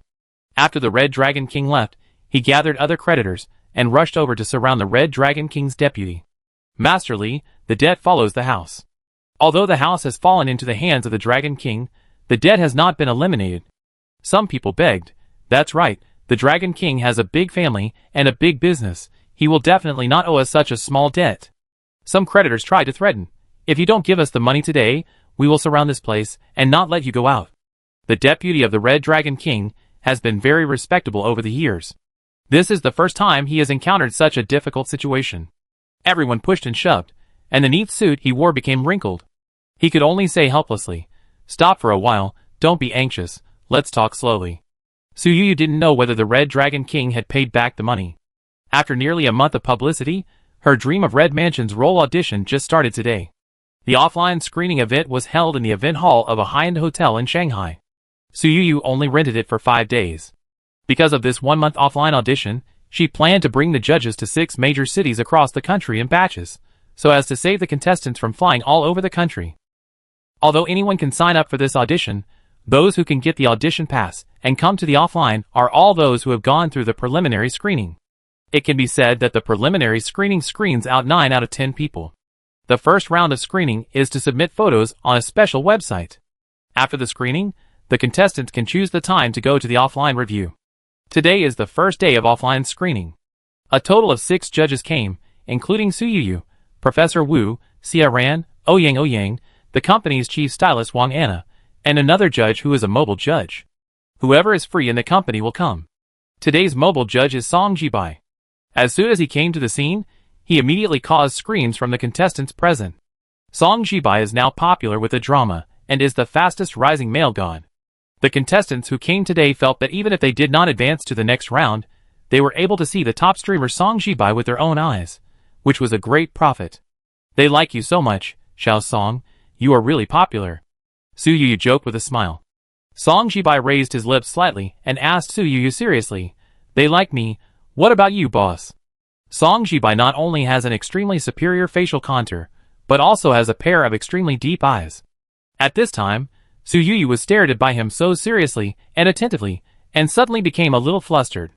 Suyuyu cursed Song Jibai for breaking the rules in her heart, but still forced herself to calm down and said, "Of course I like you too, you are my cash cow." Song Jibai's eyes darkened when he heard this. With such an answer, it was obvious that Suyuyu still didn't really take him to heart. The selection officially started. The first female contestant, who walked in, made everyone present shine with her appearance. Suyuyu looked down at the information card she got. This contestant wanted to compete for the role of Lin Dayu. "My name is Zheng Shuang. My parents have always said that I look like Lin Dayu, who is weak and frail. Although I think Lin Dayu is sarcastic and fussy, I still want to try this role." Suyuyu couldn't help but frown when she heard this. Professor Wu said directly, "Lin Dayu is not sarcastic." Zheng Shuang was unhappy and said, "She made a fuss over a palace flower. Isn't she fussy?" Suyuyu couldn't do anything about this person, so she said, "Tell me what you think of the role of Xia Jingui." Zheng Shuang asked, "Who is Xia Jingui?" Suyuyu was stunned. She thought that Zheng Shuang was beautiful, so even if she couldn't play Dayu, she could try. She tried other equally beautiful roles, but was stunned by her question and couldn't help asking, "How much of Dream of Red Mansions have you watched?" Zheng Shuang said, "I saw the selection of palace flowers, and I felt that Lin Dayu was too stingy and unpleasant, so I continued to watch it." Suyuyu felt that she didn't need to activate the role suitability comparison card, and said, "You have a problem with your understanding of the role, and you are not suitable for this role. Please let the next person come in." Zheng Shuang's appearance conditions are actually very good. Although she is now wearing makeup, Wang Anna next to her can see that this person has a very good foundation. At this time, she couldn't help but say, "Boss, she doesn't seem to have had plastic surgery. It's a pity to be eliminated like this." Chapter 172. Plastic surgery is popular in the entertainment industry now, and it is difficult to find some natural faces. It is rare to meet her today, and Wang Anna is reluctant to eliminate her easily. Su Yuyu shook her head. She has a problem with her understanding of the role, and her temperament is extremely stubborn. It is not easy to change her mind. If we force her to stay, it will not only embarrass us, but also waste her time. Wang Anna was persuaded by Su Yuyu, and eliminated this contestant. 6 judges eliminated this female contestant at the same time. She had no chance to stay. She didn't think she did anything wrong. Instead, she stamped her feet hard. If you don't choose me, the crew will choose me. This is the loss of your dream of Red Mansion's crew. Su Yuyu raised her eyebrows when she heard this confident words. After the others left, she whispered to Xiaoran beside her, "Is this contestant famous?" Xiaoran flipped through the contestant's resume and said casually, "She has filmed 2 dramas. Although she only played in low-cost online dramas, she debuted as the female lead and accumulated some fans on the internet." Su Yuyu nodded. So she has the confidence. No wonder she said that. Xiaoran smiled and said, "Boss, you are too particular. If you really don't care, you can keep her and attract some popularity for us." Today's live audition has arranged a lot of camera positions. We have already discussed cooperation with a video platform. In the future, it will be edited and filmed into a variety show and named Dream of Red Mansions. Su Yuyu understood Xiaoran's intention. He left the less famous contestants to be eliminated last, and could even hint at them to advance in advance, so that they could work hard to perform and provide heat for the variety show. But Su Yuyu was unwilling to do so. After all, she had to pursue the ultimate suitability when choosing roles. No matter how long she kept the unsuitable ones hanging around, she would eventually give up. Wouldn't it be harmful to the contestants to let them go? Moreover, in her heart, Dream of Red Mansions was a treasure, and she hoped that the heat the crew received was clean. This kind of false heat comes and goes quickly, and the most important thing is to really shoot a good work. Then the next contestant came in. Su Yuyu raised her eyebrows. She didn't expect to see an acquaintance here. Lu Yi. She had accepted Su Yuyu's invitation to sign a contract with the company, but before the TV series was broadcast, she resolutely chose to change jobs and stabbed Su Yuyu in the back. Su Yuyu looked down at the information in her hand and raised her eyebrows. "You are also here to audition for Lin Daiyu?" Seeing that she didn't vent her anger on herself, Lu Yi smiled and said, "Miss Su, I will play Daiyu and Teacher Song will play Baoyu. We can continue the popularity of the previous work and attract more CP fans. This is good for both of us." Su Yuyu couldn't help laughing. Lu Yi's calculations were pretty good. It's just that the last TV series helped Lu Yi to improve her status. Why did she think she would continue to support her this time? "I think your appearance is not suitable for playing Lin Daiyu. Do you want to try Shirin?" Su Yuyu felt that this suggestion was made from the heart. Lu Yi used to have a heroic look, and she had nothing in common with Lin Daiyu. She could have tried Wang Shifeng, but after not seeing her for a while, Su Yuyu felt that her temperament had changed. She was no longer as bright and lively as before, but looked tired and depressed. From time to time, her eyes revealed a hint of ambition and calculation. Su Yuyu felt that such conditions were more suitable for Shirin. But when Lu Yi heard this, a trace of humiliation flashed across her face. She said, "Miss Su, with my current fame, even if I can't play the heroines like Lin Daiyu or Shui Baochai, I can at least play the roles of Wang Shifeng or Sanchun. Isn't it too much of a bully to send me to play a maid role?" Su Yuyu saw her like this, and knew that she couldn't continue the conversation. She said, "There is no high or low role, only whether it is suitable or not. If you have such a mindset, I'm afraid you will have a hard time." Lu Yi felt that Su Yuyu was cursing her. "Don't worry about my acting career, Miss Su. I'm now taking all the female lead roles." Miss Su's words were nice when she advised me, but are you really willing to let Song Jibai play a supporting role? Before Su Yuyu opened her mouth, Song Jibai said, "I never thought I could only play the leading male role. This time in the Dream of Red Mansion's crew, the role I played was not Baoyu." Lu Yi did not expect such an answer, and immediately responded very quickly, "Even if it is not Baoyu, it will be an important role like Jiao Lian." Song Jibai looked at her with disappointment and said, "The role I will play this time is Lu Xianglian, and I don't have many scenes." Lu Yi turned her head and looked at Su Yuyu in disbelief. "You didn't let Song Jibai be the leading male role in the TV series you are going to shoot, but just a supporting role with few scenes. He is a top star. Why are you bullying him like this?" Su Yuyu felt weird when she heard this. Why did Lu Yi seem to be defending Song Jibai? She explained helplessly, "I am not shooting this drama to promote people." Lu Yi felt even weirder when she heard this. She thought, if it is not to promote people, then who would be willing to act? Song Jibai smiled and looked at Su Yu and said, "The boss wants to concentrate on making a good drama. We are all willing to follow her and be the brick she needs." It is difficult for Liu Yi to describe her feelings at the moment. She really wants to play an important role, and is really defending Song Jibai. She has been shooting in Gansu province for a few months. She played a couple with Song Jibai in the previous drama, which inevitably gave Song Jibai a different feeling. This feeling, as she joined Su Yu's company, heard those messy romantic rumors in the company, such as Song Jibai is Su Yu's meal, and when she saw that Xia Ran arranged her the next role as the third female, she thought it was Su Yu's warning to her. Coincidentally, someone extended an olive branch to her, and she chose to change jobs without hesitation. After leaving, she saw clearly that compared with the current chaos in the company, it was nothing for her lover to be coveted by the boss. Although there were dramas for the heroine, those production teams, like assembly lines, were simply consuming her hard-earned fame. To be honest, she regretted it a little. But now, how could she be willing to fight for the role of Shirin, and play a maid who was dispensable to her? Su Yu also noticed that Liu Ye's eyes were no longer bright now. Although she felt sorry, the selection continued. The third contestant came in. Unlike the first two, she was not a professional. She started to do self-media after high school. With her keen sense of the market, she has now become an internet celebrity with millions of fans. Dear judges, you should have heard of me. My name is Lin Nair. My online ID is Nair, not Nair. The role I will audition for this time is Lin Dayu. Lin Nair, with a slender face, said with a wink. Su Yu really couldn't tell how this person looked like Lin Dayu. Tell me about the similarities between you and Lin Dayu. Su Yu said. Lin Nair said confidently, what we have in common is that we both have the last name Lin, and we are both women. As a member of our old Lin family, she must hope that I can play the role. Su Yu, Chapter 173. Su Yu couldn't help but doubt her life. After meeting so many strange people, she felt that she was not here to be a judge, but to see the diversity of species. She auditioned 7 contestants in a row, but none of them made it to the waiting list. Until the 8th contestant came on stage. Hello judges. My name is Xu Yunling. The role I'm auditioning today is Shi Shangyun. The girl with a long face and big eyes looked very smart and beautiful. Su Yu felt like the sun had suddenly risen. The reason was that the girl was so beautiful. She looked down at the girl's resume.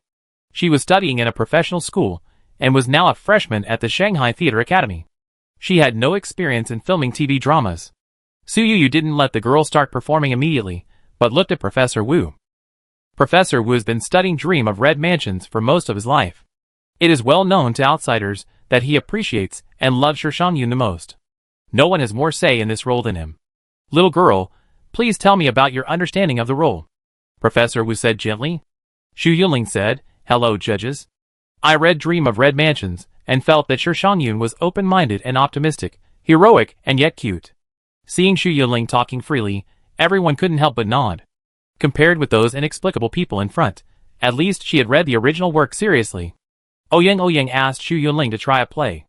The little girl didn't act much, and seemed a little immature. It was really not good. Xu Yunling felt very bad after the performance, and her little face was full of uneasiness. Yu, I want her to try Baoqin's role. Professor Wu said in a low voice. Su Yu knew that Professor Wu was being polite to her, and immediately said, Uncle Wu, if you think she is more suitable for Baoqin, just bring it up. Xu Yunling got another script clip of Shui Baoqin. The audition results are still not particularly good, but acting skills can be honed slowly. It is rare to meet a contestant who meets Shui Baoqin's description, and it is not easy to find. Su Yu gave her a pass, and the other judges' choices were similar to hers. Congratulations on passing this round of screening, Su Yu said with a smile. The little girl almost jumped up with joy. Thank you judges, thank you Teacher Xiao Song. Su Yu couldn't help laughing again. Teacher Xiao Song, these are still your fans. Song Jibai smiled perfunctorily. 8 contestants came in, and 7 of them said they were his fans.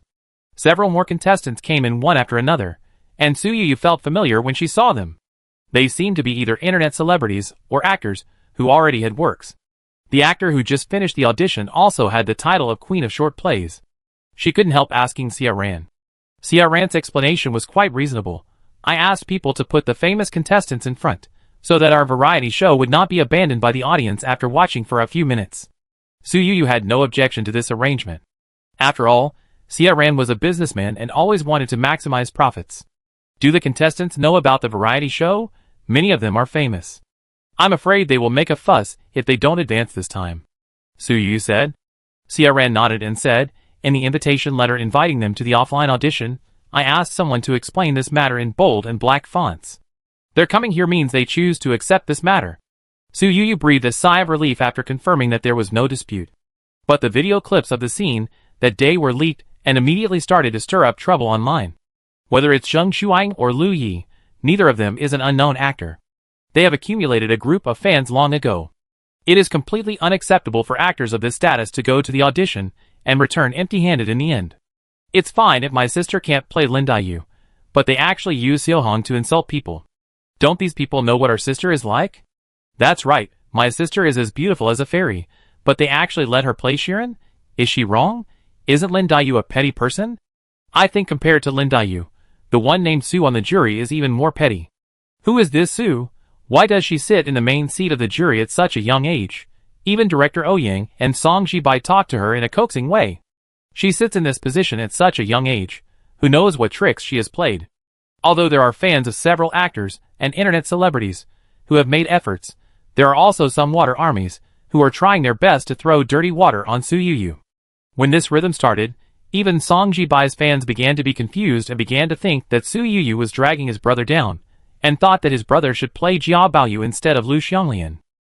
Xiaoran noticed this rhythm at the first time, and then used the company's official Weibo to announce the identity of the judges. Others, including Song Jibai, can be said to be related practitioners, and only Suyu and Xiaoran can be considered leaders. No matter how shameless the fans are, they dare not get angry at the official Weibo, and ask them to fire Suyu as the boss. There is another paragraph after the official Weibo announcement.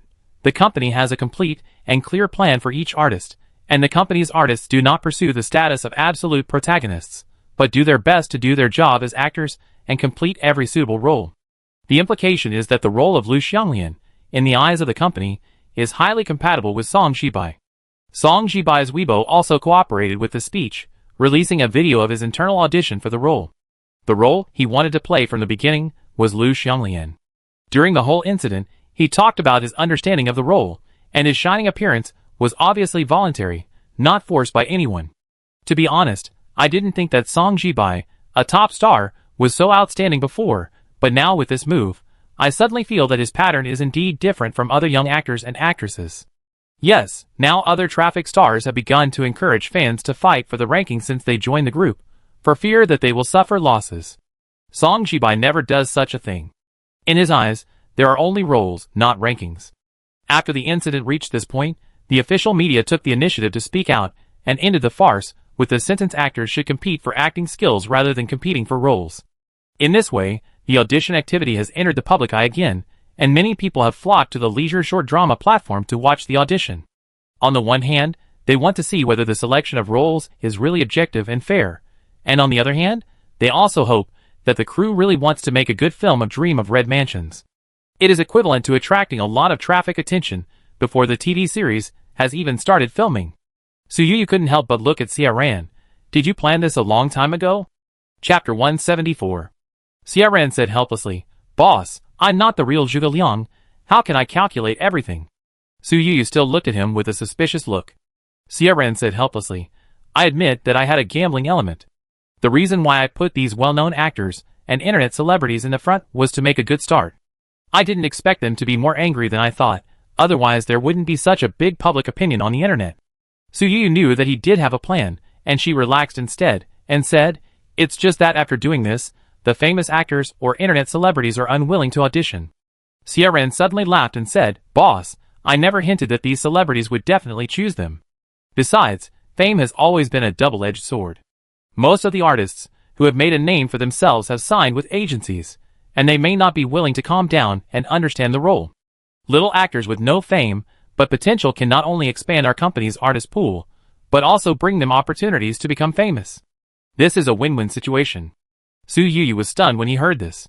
Xiaoran continued, We will travel all over the country for this audition, and try our best to select high-quality male and female actors, and then try to get them to sign with our company. If the TV series is a big hit, it means that dozens of stars have been cultivated in one go. Suyu listened to Xiaoran's big words, and she couldn't help drooling when she imagined that situation, But if the foundation for her entertainment company to soar to the sky is that the TV series can really be a big hit, stars need to be cultivated. Once the popularity can't be sustained, they are likely to fall behind, and the hard-earned traffic will be wasted in vain, which will ruin people's future and be regrettable.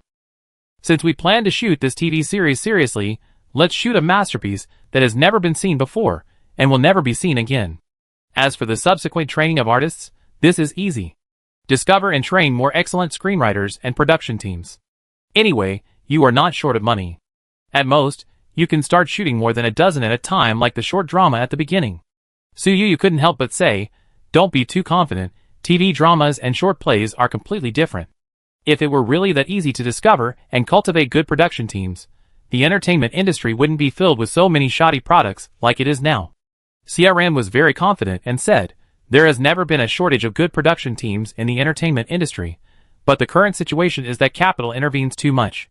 Capital wants to promote people and make quick money through fan economy, so it will promote people in a hurry, suck the blood of other characters, and grab the highlight roles of other characters, just to add brilliance to the actors it wants to promote. With so many investors in a play, it is natural that such a situation of each having its own ulterior motives will occur. You are different from these short-sighted investors. Compared with promoting actors, you care more about the overall quality of the series. We are more of a sole proprietorship model, so we don't have to worry about too much interference. Soo-Yu was praised by him, and suddenly realized that she, the boss, usually did nothing, but the company was unexpectedly thriving. Rounding off, is the boss the biggest hindrance to the company? CRN continued, if the management does not interfere too much in the creation, our company will enter a positive cycle. Now even the short dramas are praised as fine works. There are rumors that Yu's works must be fine works. You just wait to collect the money. Soo-Yu couldn't help blushing. She suddenly regretted that she was too hasty in doing things at the beginning. There was no need to use her own name as the name of the company. If she had known this earlier, she would definitely give the company a high-sounding name. CRN said again, Boss, Shu Yuling has signed the contract. With her contract as a template, other potential artists are also interested in signing with our company. Soo-Yu was afraid that CRN would miss the right actors because he was only focused on making money, so he reminded him, even if the artist is signed with another company, as long as the role is suitable, he must be confined to his house, and he must not do things that suppress the role in order to promote his own actors. CRN said soothingly, don't worry, everything else is secondary, making the best dream of Red Mansions is the main thing. If this TV series is well made, our company's brand will be completely established. I will not do such a thing of throwing the baby out with the bathwater for the sake of temporary benefits. CRN took out another acquisition plan and gave it to Soo-Yu. Soo-Yu opened it and took a look. The acquisition was not an entertainment company, a video website, or a manufacturing company, but a novel website. Why buy a novel website? Soo-Yu didn't quite understand. CRN explained, the company may take a big step in the future. We will sign so many artists at once and increase the film and television production team. When several crews start shooting at the same time, original scripts are too slow, and incubating film and television IPs is faster. With our own novel website, we can build a cultural and entertainment system, and develop high-quality screenwriters from novel authors. Soo-Yu felt as if she had listened to a business report. She also felt more and more that it was necessary to snatch CRN back from under the bridge. This man took one step, and looked 3 steps ahead. As long as he was given enough time, it would probably take no more than a few years for Soo-Yu to build a business empire. Since you think it is necessary, just buy it. Let me know when you need money. Soo-Yu showed full trust. The novel website CRN wanted to buy was a small website that was once popular, but was hit and declined as capital entered the novel market in recent years. But even so, Soo-Yu thought it was a billion-dollar deal, but she didn't expect that it would only cost $200 million in the end. On the day when the novel website merger was approved, a line of words suddenly appeared in front of Soo-Yu. Congratulations to the host, you have completed 2 unexpected leaks in a row, and received the task reward, Metaphysical Protection Shield X1. Soo-Yu was a little confused. Which 2 leaks? She felt like she had missed something important. The system quickly explained. Shu Yunling, a beautiful actress, who was tortured to madness, because of the unspoken rules of the entertainment industry. She should have been shining under the spotlight, but because of her extreme beauty, she attracted countless covetousness. Because she could not bear the pain and torture, she became mentally ill. Soo-Yu recalled Shu Yunling's beautiful and spiritual face, and was immediately grateful. Fortunately, this little girl joined her company. Su Yu saw that the beautiful little girl was in her palm, so how could she bear to let her face these ugliness? Huahong Novel Network. A top IP that looks ordinary, but actually hides a top IP that can support countless up masters. Su Yu's eyes lit up, and he immediately started to ask, which IP is so powerful on Huahong Novel Network? Chapter 175. Although buying a novel website does not mean occupying the author's film and television copyright, it means having the right of first refusal.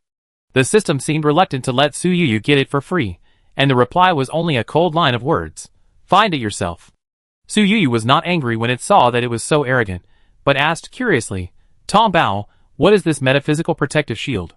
Su Yu lightly clicked to receive the reward, and the next second a flash of white light passed, and she had a layer of transparent golden protective shield on her body. Before she could sigh, she heard a sound like an eggshell breaking, and the golden protective shield suddenly shattered to the ground and gradually disappeared. The metaphysical protective shield has been used, and the host is now in an unprotected state. Please complete the task as soon as possible to obtain the next metaphysical protective shield. Su Yu? Su Yu didn't feel anything, and the reward she just got was gone, and her head was confused. Do you have to be so plastic? Su Yu couldn't help but say that she felt like she was receiving an experience card, not a protective shield, but more like a flash of fireworks in front of her eyes. The system's reply was particularly cold. Just because you can't see the attack doesn't mean it doesn't exist. At this time, in a Chinese-style courtyard more than 10 kilometers away from Su Yu, in a room that looked like a Buddhist temple, a thin middle-aged man in a black robe sat cross-legged on a cushion on the ground. There was no modern lighting in the room, but 7 circles of candles were lit around him, making the room very bright. He was facing a painting with 3 skulls tightly connected together. Looking at it for a few more seconds would make people dizzy. There was no one around him, but there were bursts of low chanting in the air. In the yard outside the house not far away, at this time, 7,749 people were divided into 7 rows, and knelt in the entire yard. Lu Daji knelt in the first row, and suddenly he felt cold all over, and his expression became trance. He felt like a small boat in the sea that was hit by the waves, and like a small rapeseed that had been drained of water. It seemed that all of a sudden, his spirit and energy were completely gone, and he became confused. He looked around, and the faces of the younger brothers beside him were exactly the same as his trance. Brother! A cry suddenly came from the room. Although Lu Daji was curious, he didn't dare to look into the room at all. He even raised his hand to block the younger brother behind him, who stretched his neck to look inside. Be honest, don't look around. Lu Daji scolded in a low voice. The younger brother shrank his neck and asked in a low voice, Brother Lu, what do you think we kneel here every month for? If I didn't kneel for 2,000 yuan a day, I wouldn't kneel. Lu Daji has a higher status than the younger brother in the Red Dragon King's team, and the price for kneeling here for a day is also higher, and he can get an extra 10,000 yuan. Although they say they kneel for a day, they actually kneel once a month, and each time they kneel is no more than an hour. As long as they kneel, they can get at least 2,000 yuan, so most of the younger brothers are happy to kneel here. But today, the kneeling time seems to be particularly long. It seems to have exceeded an hour. Even if there is a cushion underneath, everyone feels more or less uncomfortable in the knees. Just when everyone was at a loss, a man suddenly walked out of the room. He was the deputy of the Red Dragon King. His surname was Zhang, and everyone generally called him Master. Go and ask Dr. Wang to come over, Master Zhang said with a sullen face. Lu Daji stood up immediately after hearing this, but he didn't know if it was because he knelt on the ground for too long. At this time, his legs and feet were numb. He staggered and almost fell to the ground. Fortunately, the younger brother next to him was quick to support him. Master looked at Lu Daji and said with a hint of meaning, You have worked hard today. Go and rest first. Lu Daji responded respectfully. The master looked at the younger brother next to Lu Daji and said, Go and ask for help. The younger brother was young, and even though he had also knelt for such a long time, he was still very agile in getting up. Almost as soon as he agreed, he rolled into the next yard without stopping at all. The master narrowed his eyes slightly, and looked at the figure of the younger brother running frantically, and said softly, It's good to be young. When Lu Daji heard this, his heart suddenly stopped. He vaguely remembered that the reason why he could be a middle-level manager in the team like now was because his former leader was like him today, physically exhausted, and the master turned to ask the younger self to do things. At that time, he was also a younger brother, working behind a big brother named Zhao. Where is brother Zhao now? Lu Daji tried hard to recall, and only then did he find some memories related to Brother Zhao from the corners. The other party had messed up something, and was sent to other places to expand business. For more than a year, Brother Zhao, who loved to share fishing videos, never sent him fishing results again, and his circle of friends was stuck with sharing photos of morning fishing a year ago. Dr. Wang came quickly. He was the exclusive doctor of the Red Dragon King. He wore a brown long gown and hanfu, and carried an old-fashioned medicine box in his hand. The Red Dragon King is different from others. He looks like an extremely old-fashioned person.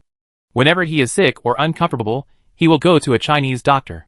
He does not trust any Western doctor. He not only supports Dr. Wang, but also uses the villa next door as Dr. Wang's Chinese medicine clinic. The Chinese medicine clinic preserves a large number of precious Chinese medicinal materials. Everyone who passes by the yard can smell the rich herbal smell inside. After Dr. Wang entered the house, he saw the Red Dragon King lying on a couch on one side. His face was like gold paper, and he did not look like he was able to call the wind and rain before. The doctor just put his hand on the Red Dragon King's pulse, and couldn't help but let out a hiss. "Dr. Wang, what happened to my elder brother?" Master Zhang asked. The latter frowned slightly. What did the Dragon King do? Why did he suddenly lose both qi and blood? Dr. Wang is considered to be one of his own. At this time, Master Zhang's face was gloomy, and he did not hide it from him. He said, "Brother tried to perform a magic, which was originally a sure thing, but for some reason, it was backfired, and he vomited blood all over the floor. Now there is still a pool of black blood on the ground, which looks very creepy." Dr. Wang sighed and said, "Such a serious loss cannot be made up in 1 or 2 times. Master Zhang looked anxious and said, "Is it useless to take EP101? Dr. Wang shook his head and said in a low voice, "Master, if it really doesn't work, you can take him abroad. Some things are not convenient to do in China, but they are completely different abroad." Master nodded helplessly. It was not until 7 o'clock the next morning that the Red Dragon King woke up slowly. Water. Master guarded a whole bowl by the bed, and immediately sent warm water into the Red Dragon King's mouth. "Brother, who were you casting spell on earlier?" Master Zhang asked. The Red Dragon King's heart was still in agony, and he uttered a name with a gloomy face. "Su Yuyu." Chapter 176. The Master's eyes showed a hint of surprise when he heard this. The orphan abandoned by the Gu family? The Red Dragon King nodded silently. The Master said, "Brother, something is not right. This person is strange. Brother, you have never failed in such a big show." The Red Dragon King naturally understood this truth. With a gloomy face he said, "Go and check, you must find out who she belongs to. Who is behind her?" The Master said helplessly, "Brother, we have checked so many times. She is just an orphan. At most, she has a close relationship with Lu Jingyao. Although the Gu family is a blood relative, they cannot control her. It seems that there is no one standing behind her." The Red Dragon King shook his head vigorously. "No, there must be someone behind her. I am not just doing a backlash." The Master thought for a while and said, "I will ask someone to find out again. Brother, your current physical condition does not allow you to participate in this year's discussion meeting." The Red Dragon King looked ugly. At this time, a younger brother came in from outside the house and said, "Grandpa Dragon King, Master, the Gu family wants to see you." The Red Dragon King is now very impatient with the Gu family. Let them go. The younger brother went out trembling. Master whispered, "Brother, although you are angry with the Gu family is still useful after all, and you can't suppress them too harshly.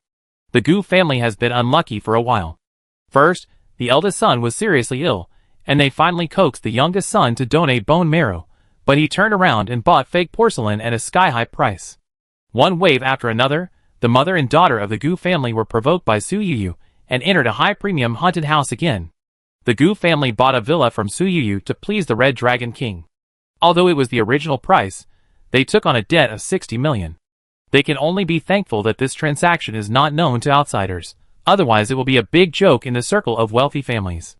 Even if the Gu family has sufficient cash flow, it is now a bit overwhelmed.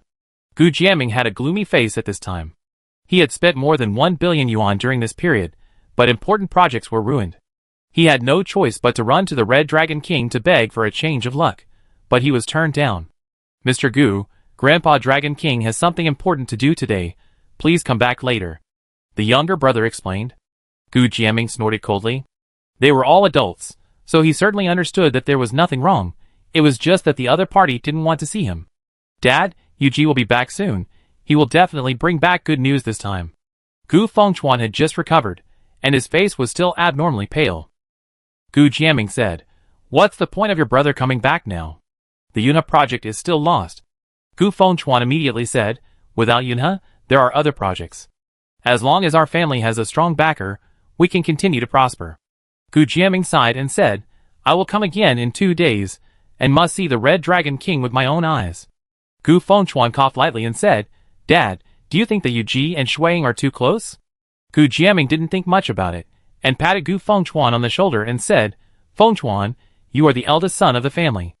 Although Shuang, she is not your biological sister, but you have raised her in our family for so many years, you have to take care of her like your own sister."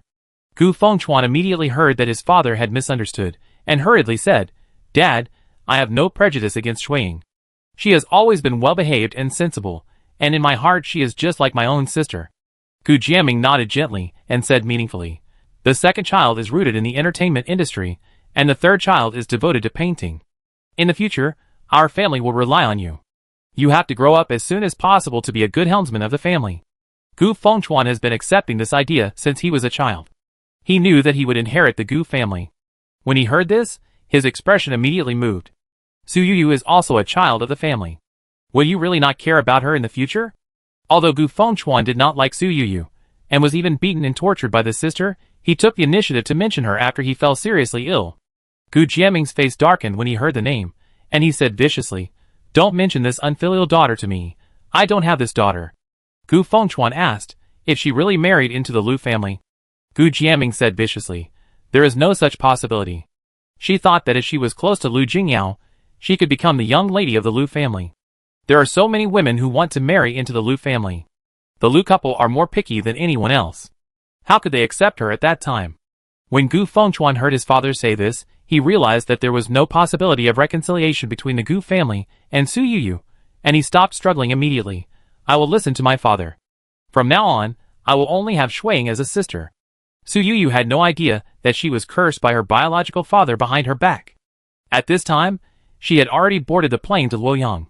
"It's a pity that I came here for the audition this time, otherwise I could have a good look around Luoyang," Su Yuyu said casually. "You can come to visit the Peony Flower Fair next year," Lu Jingyao suggested from the side. This time, when he learned that Su Yuyu was going to Luoyang, Lu Jingyao used the excuse that he had business to deal with in Luoyang and happened to be traveling with her. Su Yuyu had to bring a lot of staff with her, and her private plane couldn't accommodate them. Lu Jingyao generously provided her with his private plane, but he squeezed into Su Yuyu's plane. Su Yuyu nodded gently. Since she became rich, she likes to enjoy life more than before.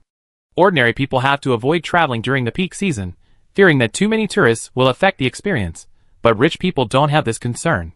Even if they visit Disney, they can choose to rent the whole place. Lu Jingyao continued, "It never snows in Shanghai. Every year, our family has the habit of going out to enjoy the snow. This year, my mother wants to go to Huangshan to enjoy the snow."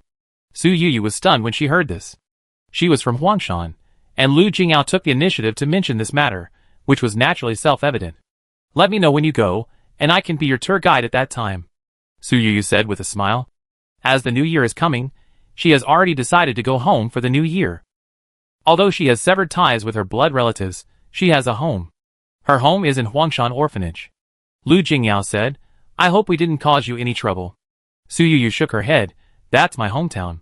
A few more tourists will increase the GDP of my hometown. How can I think it's a trouble?" Lu Jingyao was completely relieved and gave a shot in advance. "My parents are a little."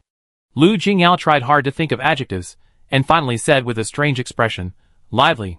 Su Yuyu couldn't help laughing and said, "Uncle and aunt are getting younger and younger, which is a good thing." The plane landed in Luoyang. There were already fans cheering at the airport.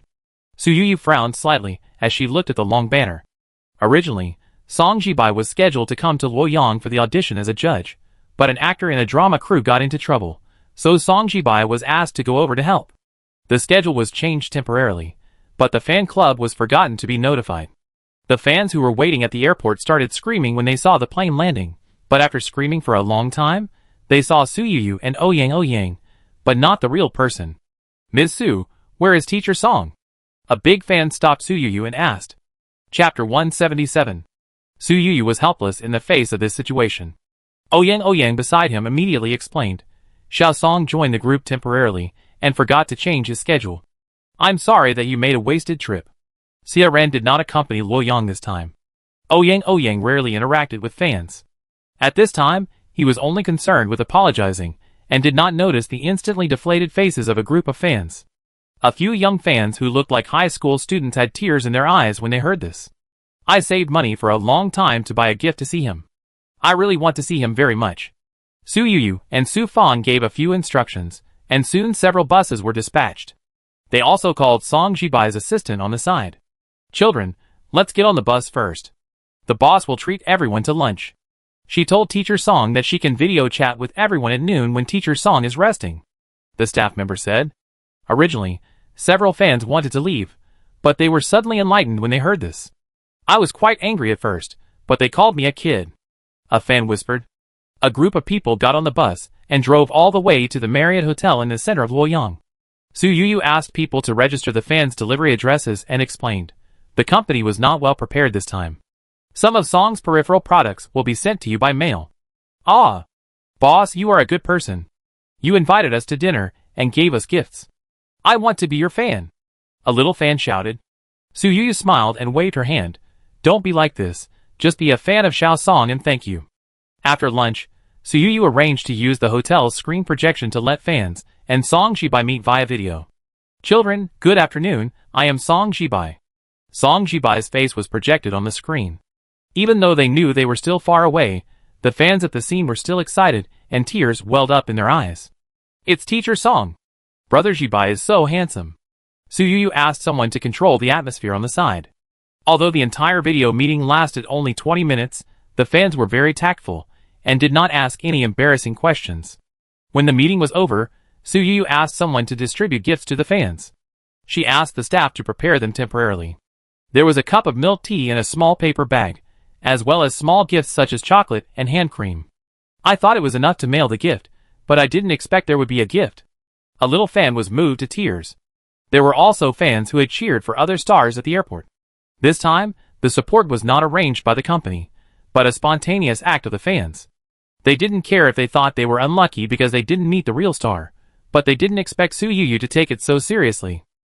Ms. Su, will you always support Teacher Song? The big fan asked with courage. Su Yuyu nodded, looked into the eyes of the big fan, and said with a serious expression, Mr. Song is my first signed artist. You may not know that his first short play and first TV series were tailor-made for him by me. In the next 2 years, there will be a movie tailor-made for him. The fans blushed with excitement when they heard this. Some people became fans of Song Jibai from the short play, and said, No wonder Mr. Song's short plays are so good, Miss Su. Thank you very much. When Su Yuyu heard this, she almost forgot her identity as a capitalist. Fans regard the career of stars as more important than their own lives.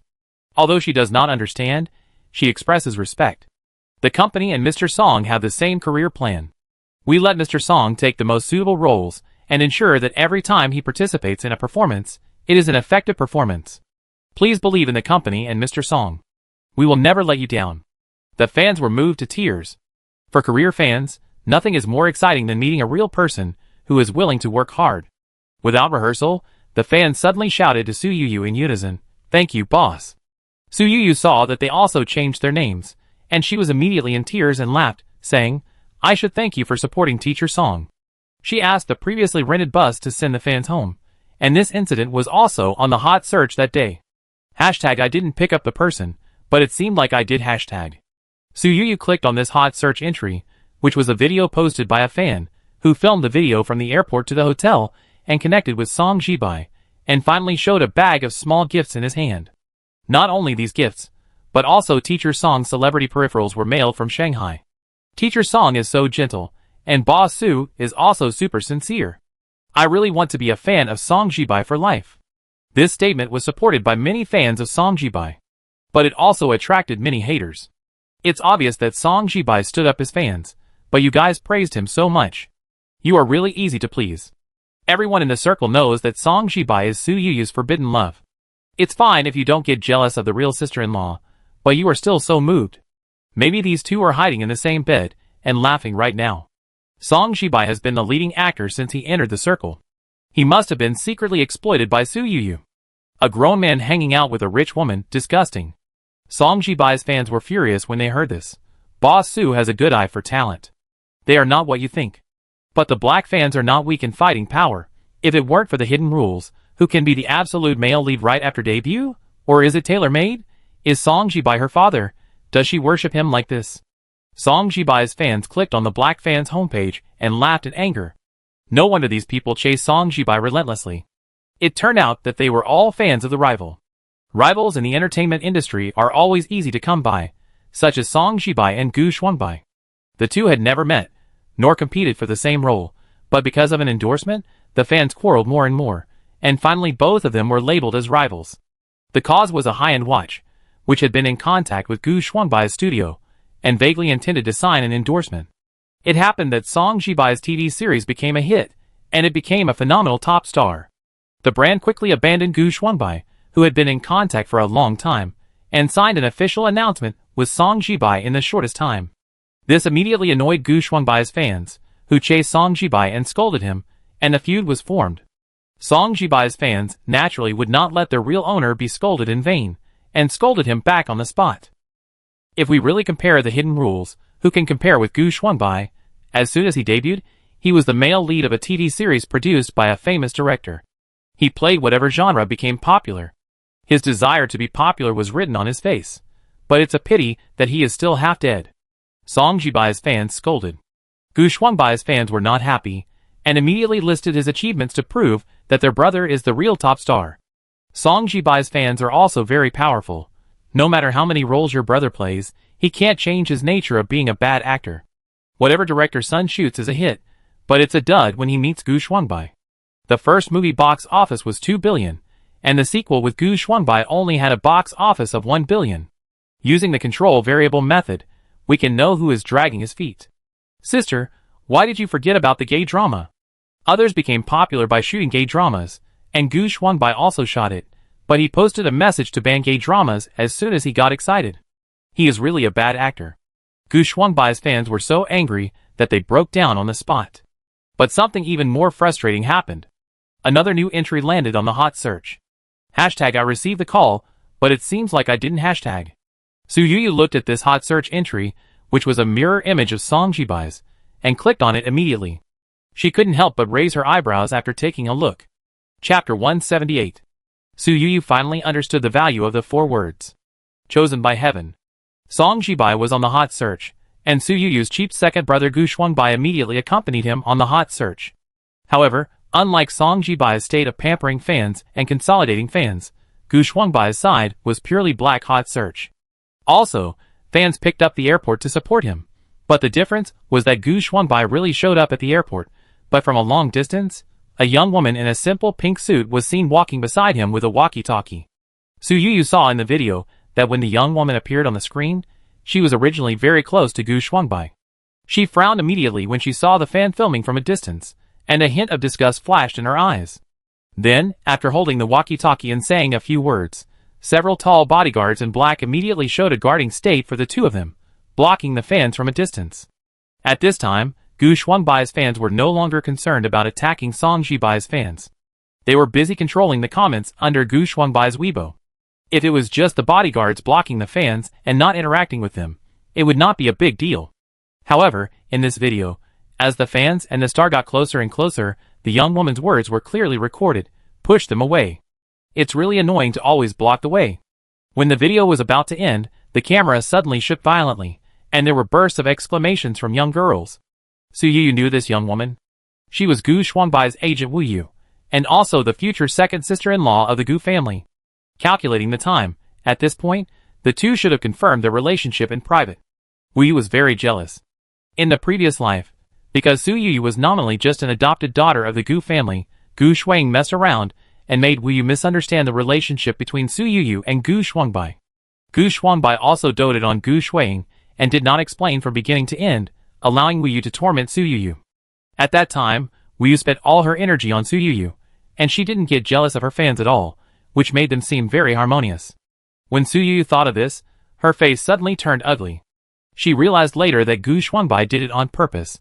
If Wu Yu had tormented Su Yuyu, she wouldn't have tormented fans, which would save him a lot of time and effort.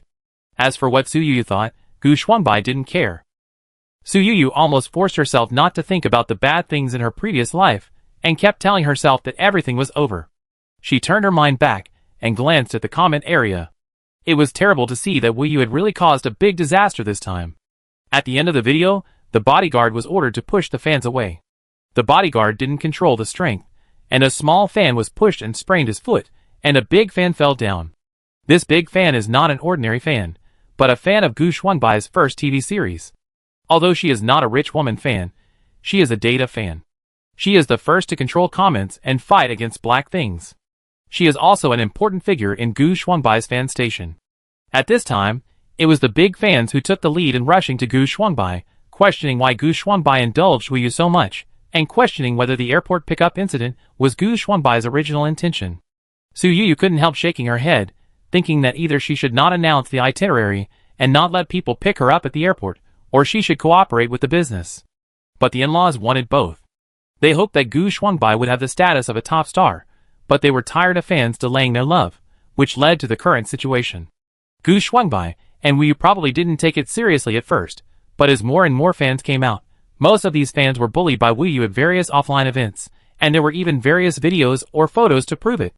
Originally, they only doubted Wu Yu's attitude, but gradually, fans began to judge Wu Yu's business ability. Wu Yu was not an unknown agent. She debuted as an artist at the beginning, and filmed several TV series in succession, all of which had no splashes, proving that she had no audience appeal at all. Later, she inexplicably transformed into Gu Xuanbai's agent. Fans questioned why Wu Yu could directly transform into an agent for a top male star, but Su Yu knew the inside story very well. The Gu family is a snob. Wu Yu can become the second sister-in-law of the Gu family because she is also from the rich circle, but not from Shanghai, but from the capital. Wu Yu and Gu Xuanbai got the script of She Chases Him, and he can't fly away. She fell in love with Gu Xuanbai at first sight.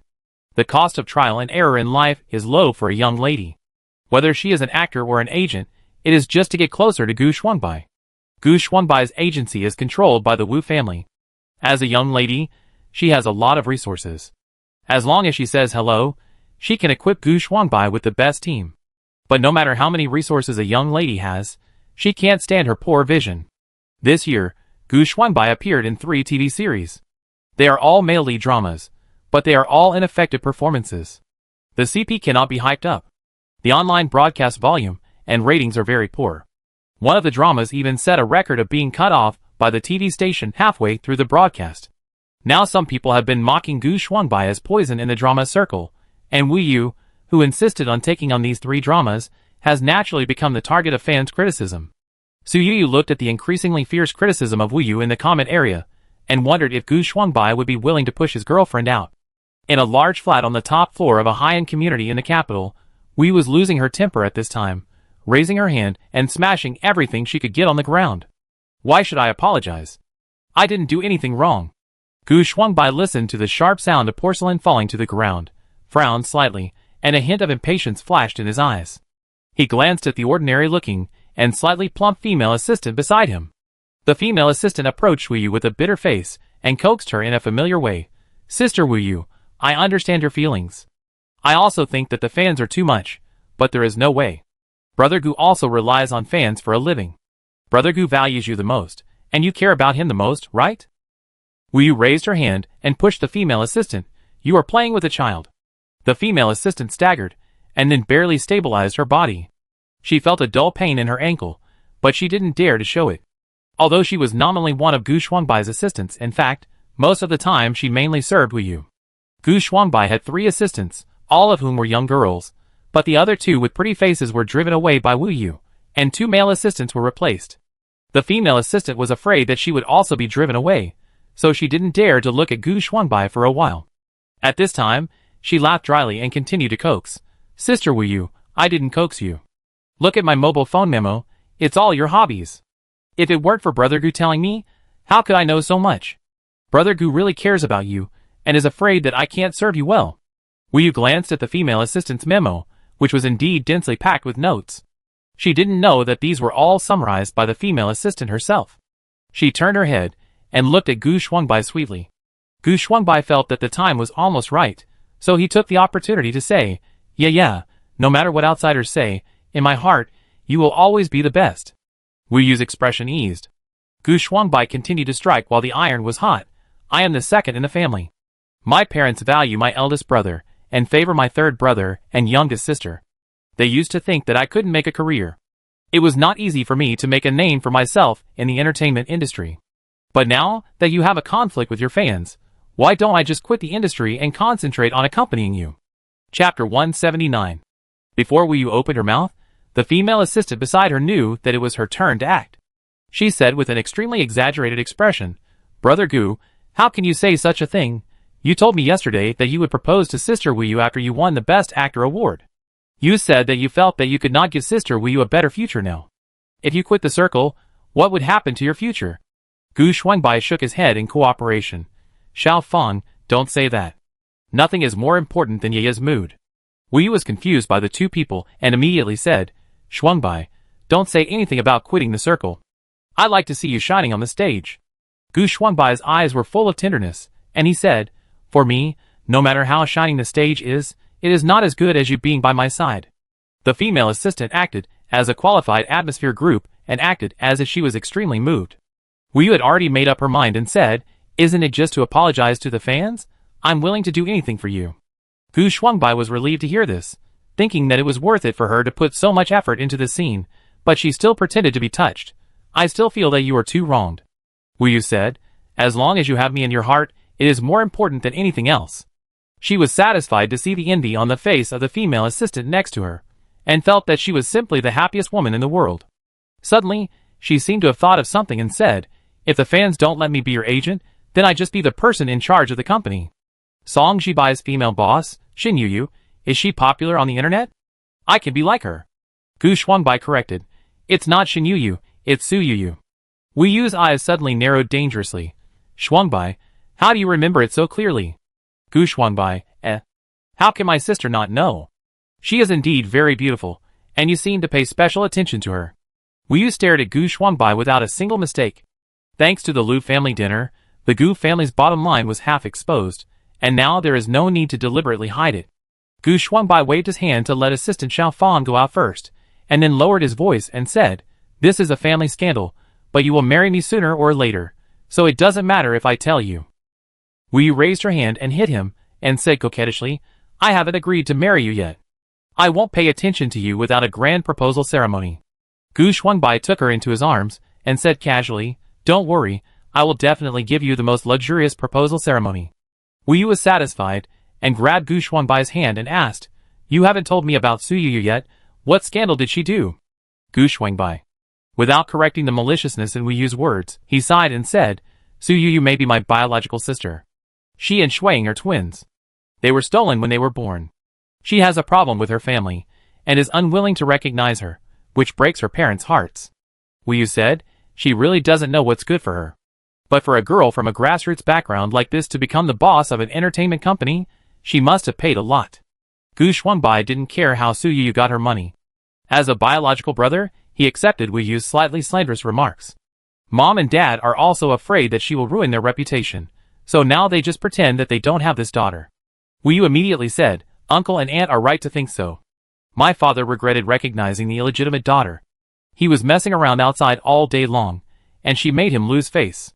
Gu Shuangbai nodded and said, My mother often praised you for your good upbringing behind your back, saying that it was all because of your aunt's good upbringing, and that legitimate children are more noble than those illegitimate daughters.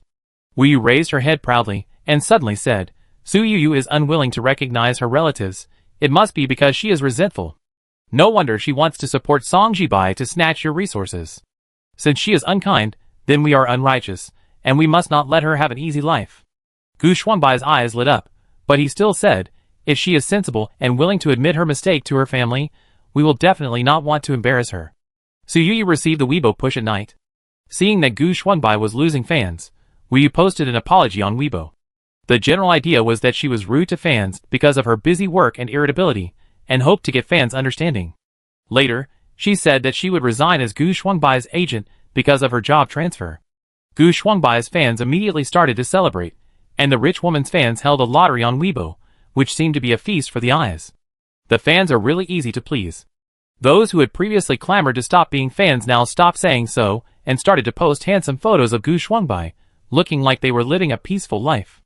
Su Yuyu didn't continue to pay attention to her cheap brother. She and her group stayed in Luoyang for 5 days and made a major breakthrough on the first day of the audition. The candidate for Lin Daiyu, who had been vacant for a long time, actually found the first candidate this time.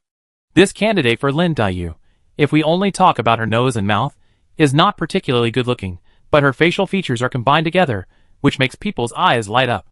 Su Yuyu even felt that the description in the book, 2 curved eyebrows that seemed to be frowned but not frowned, and a pair of eyes that seemed to be crying but not crying, are embodied in front of her. Without even activating the character adaptation comparison card, Su Yuyu wanted to make a decision on the spot.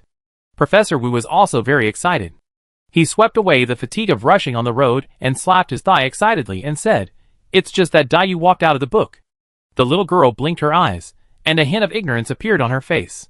She looked even more lively and lovely in this way. "Boss, let's sign her immediately and start training her etiquette now," Ouyang said anxiously. His worry was not unreasonable. The little girl was young now, only 17 years old.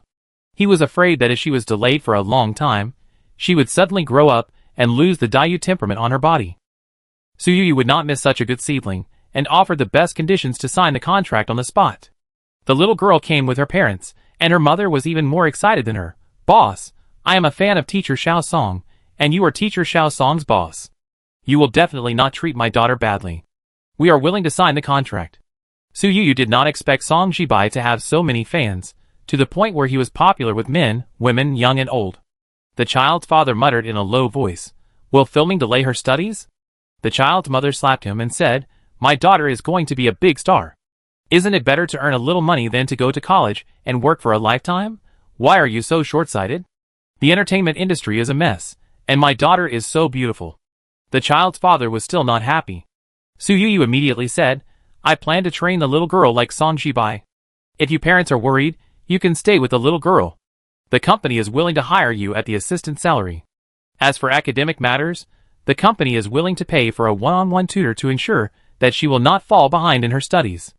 The last trace of hesitation on the child's father's face disappeared when he heard this. But when the little girl heard about one-on-one tutoring, her mouth suddenly drooped. Su Yuyu asked someone to draft a contract on the spot. Regardless of whether the little girl would eventually play Lin Daiyu, she would never miss an actress with such good looks. As the contract was signed and sealed, a line of system prompts slowly appeared in front of Su Yuyu. "Congratulations to the host, you have completed the task of picking up leaks on your own and received the task reward, 3 customized scripts." Su Yuyu, surprise, it's the same reward as when you picked up Song Jibai. Su Yuyu thought to herself, she knew that this little girl would be a superstar at the same level as Song Jibai in the future. Chapter 180. Su Yuyu opened the system panel. Wen Shiyan, when she was 19 years old and in college, became popular because of the title of the most beautiful schoolgirl. She signed a contract with an agency and became an idol trainee. Before she officially debuted, she was hidden by the company because she could not accept the unspoken rules. Later, with the support of her parents, she passed the civil service exam and was admitted to the Shanghai Taxation Bureau. She successfully terminated the contract with the agency. This superstar who should have been shining has never set foot in the entertainment industry since then. Su Yuyu glanced at the nervous look on the faces of Wen's parents towards their daughter, and couldn't help thinking that a happy childhood really healed a lifetime. Some people were driven crazy by the unspoken rules, while some people always had the support of their parents and family behind them. Even if they were in trouble, they could turn around. Su Yuyu didn't like the smoky things in the entertainment industry, but it was also a reminder to her that the wind would not stop even if the tree wanted to be quiet. People in the entertainment industry were floating, and they had to pay attention to the psychological conditions of the artists at all times. She thought to herself that when she returned to Shanghai, she would recruit a professional team of psychologists for the company and open a small class on ideology and morality to prevent the company from raising lawless lunatics. Su Yuyu's eyes fell on the word superstar again, and the corners of her mouth couldn't help but rise wildly. No boss would dislike having too many top superstars in the company. Song Jibai had just become popular, and the company was very cautious in operating him. They didn't randomly accept messy business endorsements for him. Until now, he has only 2 endorsements. The quality of these 2 endorsements is very high. One is a high-end watch, and the other is a high-end mobile phone. Even though there are not many endorsements, The money Su Yu invested in Song Jibai in the early stage has long been paid back.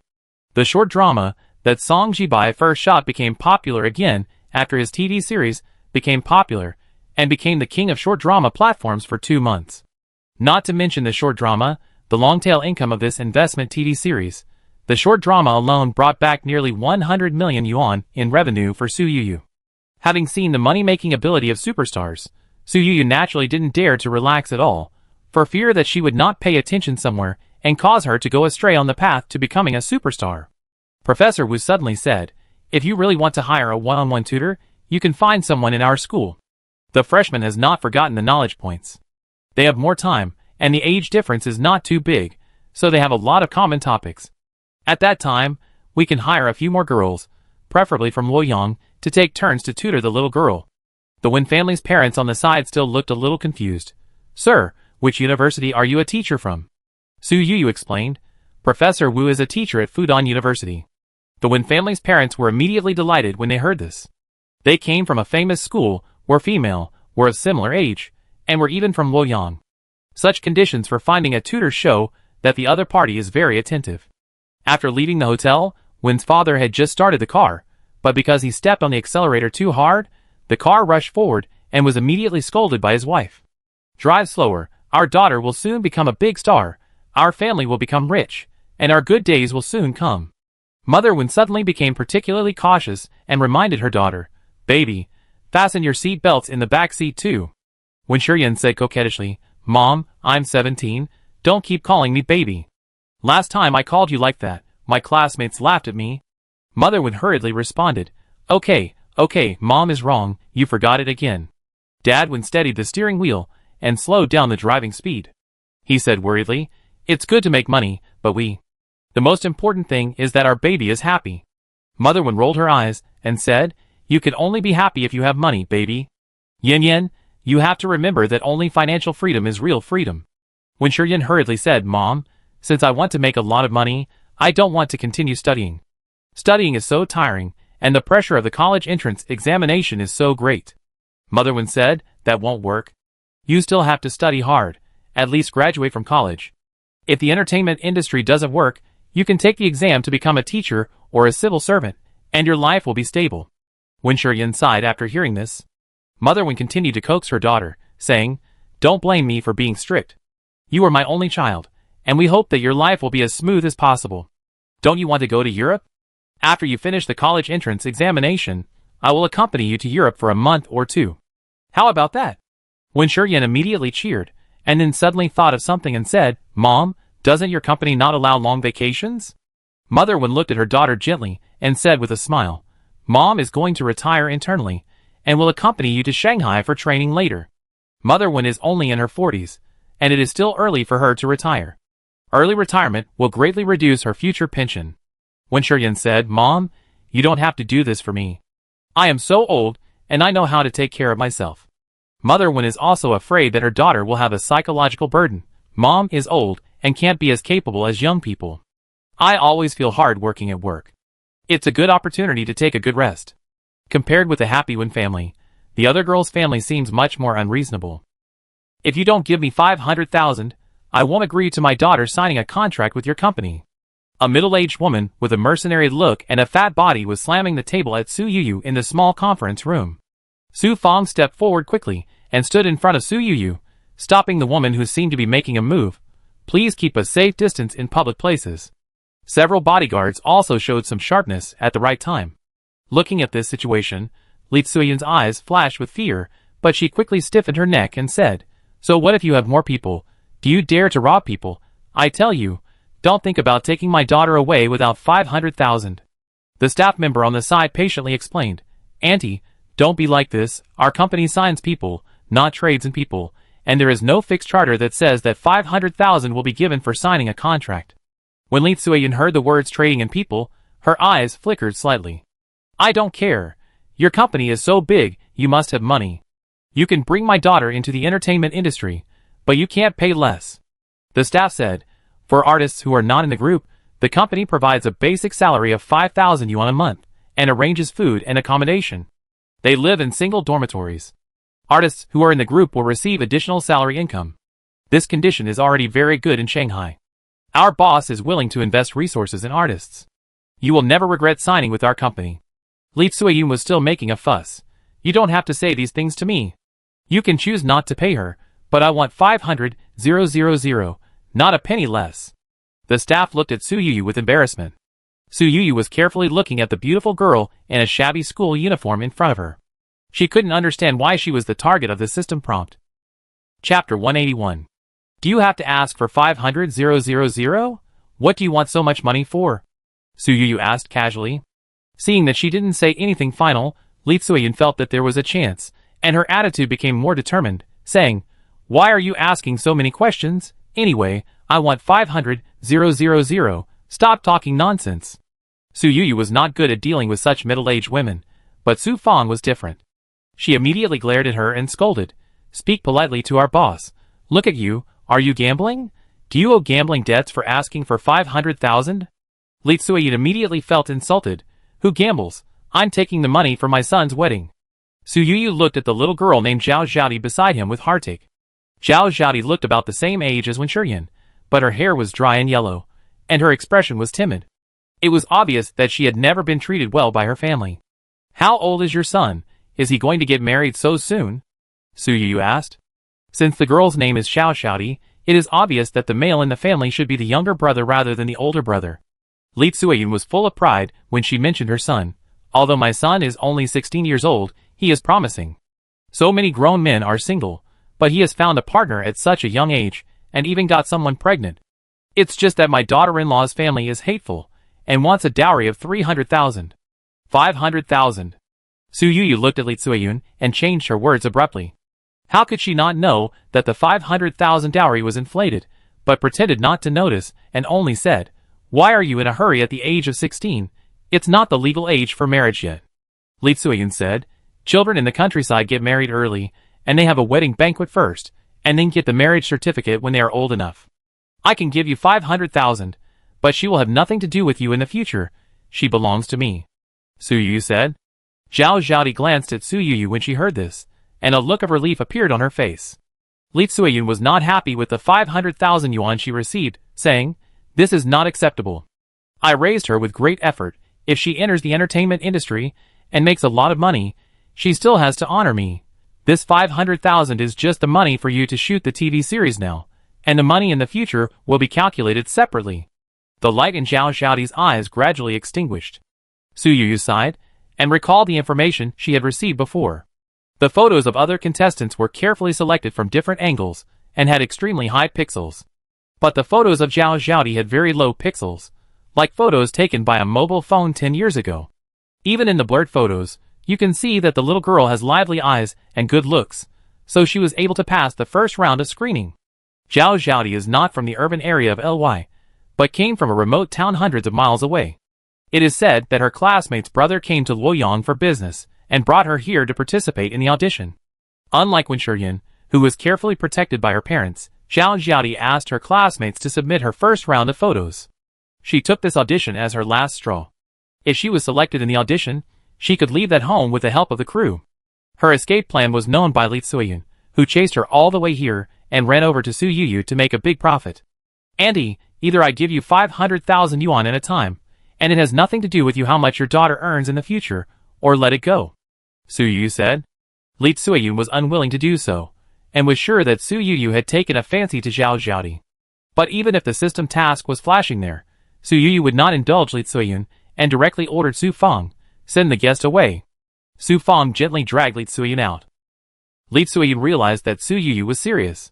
She kept Zhao Zhaodi to save up the dowry for her son.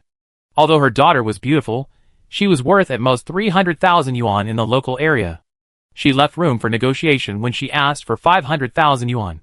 Unexpectedly, Su Yuyu agreed directly.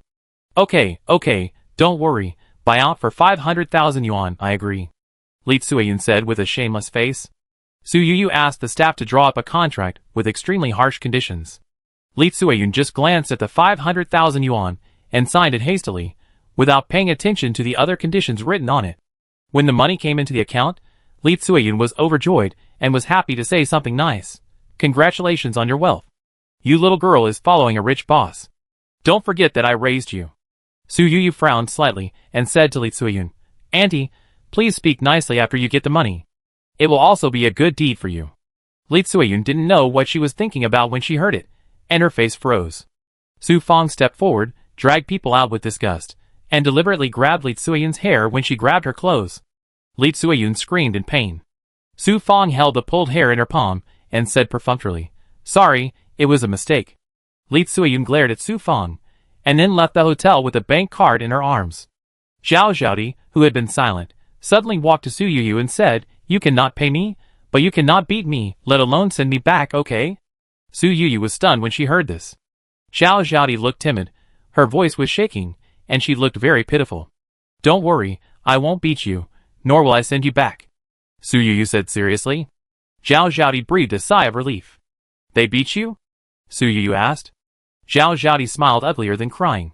Su Yuyu sighed and asked again, "How old are you?" 17 years old. "Then you should be in the 3rd year of high school?" A hint of inferiority flashed across Zhao Zhaodi's eyes, and she shook her head. "I have no more books to study." Su Yuyu felt even more distressed. "Do you want to study?" Zhao Zhaodi nodded vigorously. "Yes, I have very good grades in school, and I am the first in our class." Su Yuyu's eyes became softer. "Then I will send you to continue studying and take the college entrance examination, okay?" Zhao Zhaodi's eyes suddenly lit up. "Really?" Su Yuyu nodded gently. "As long as you let me study, I am willing to do anything," Zhao Zhaodi said. Coincidentally, at this time, Su Yuyu saw Su Fong who had returned, and said to Zhao Zhaodi, "It just so happens that there is something for you to do, pull out a hair." Although Zhao Zhaodi didn't understand, she still did it. Su Yuyu just poked the system to ask for the task reward, but the system did not respond.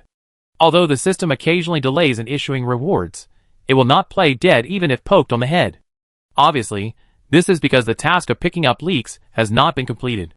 Because Su Yuyu applied for expedited, the test results came out before the Luoyang audition was over. Previously, Su Yuyu felt that the mother and daughter did not look alike, and they were not biological children. "She is not my mother?" Zhao Zhaodi looked at the paternity test results, her eyes widened, and suddenly seemed to think of something. "No wonder, I always feel that my mother is very gentle, and shouldn't be so fierce." Su Yuyu immediately asked, "Do you still remember what she looks like?" Zhao Zhaodi shook her head and said, "I can't remember clearly, but I remember that her voice is very nice, as soft as singing, and different from everyone around her." She tried hard to recall, but her mind became more and more confused, and her expression became more and more painful. Su Yuyu hurriedly told her not to think about it anymore. "It doesn't matter if you can't remember, let's call the police first and deal with Li Tsuyun." Zhao Zhaodi looked puzzled and said, "Maybe my mother found me somewhere." Su Yuyu shook her head and said, "Even if a child gets lost, it is difficult for him to run to a place where his accent has changed. Li Tsuyun's movements and demeanor are not like those of an ordinary person. Remember, she is not your adoptive mother. She is either a human trafficker or a buyer." Chapter 182. The police took the case of human trafficking very seriously. Zhao Zhaodi thought that her mother had been at home all these years, and did not travel around like human traffickers, so she thought her mother was just an ordinary person, not a kidnapper. In the police interrogation room, Li Tsuyun did not admit it at first.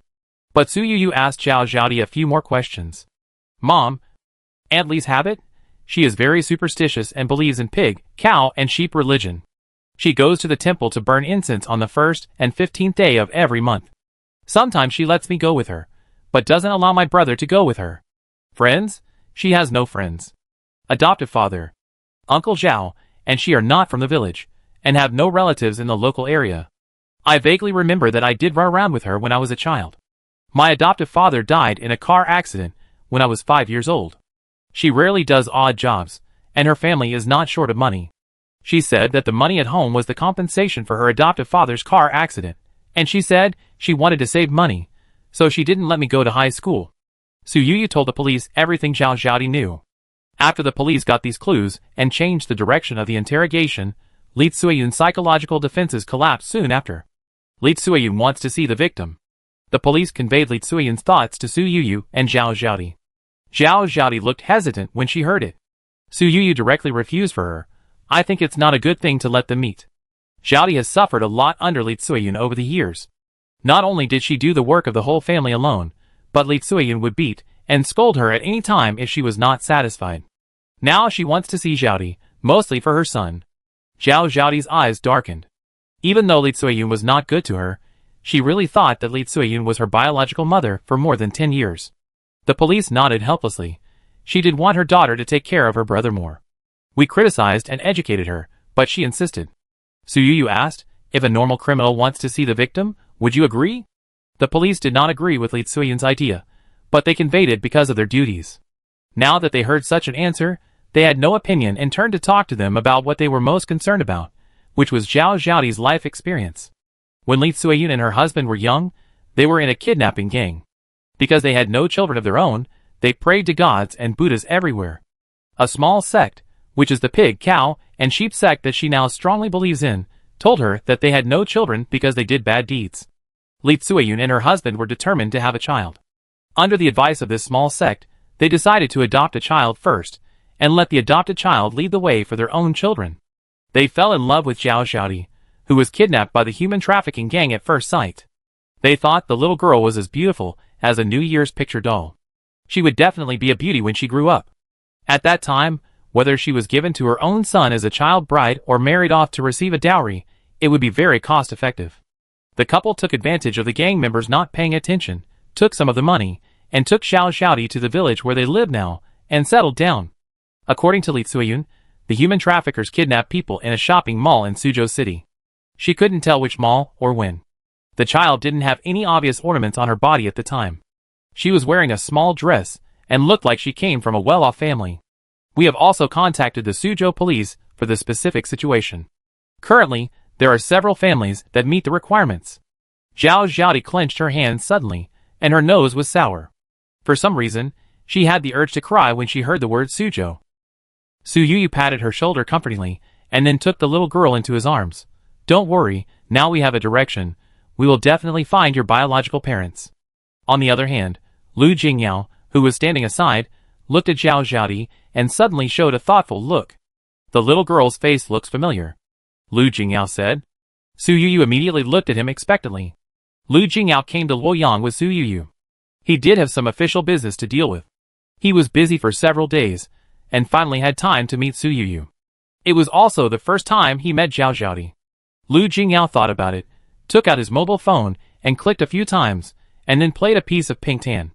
Blue bricks with tile paint. Zhao Xiaoti's face suddenly showed a trance, as if the long-forgotten memory was suddenly awakened. My grandmother's relatives seem to have lost a child, but I can't remember whether it was a boy or a girl. Lu Jingyao said. Su Yuyu immediately said, if it is really the child of your grandmother's relatives, then the family is indeed well off. Xiaoti will have no worries about food and clothing in the future, and no longer have to worry about not being able to study.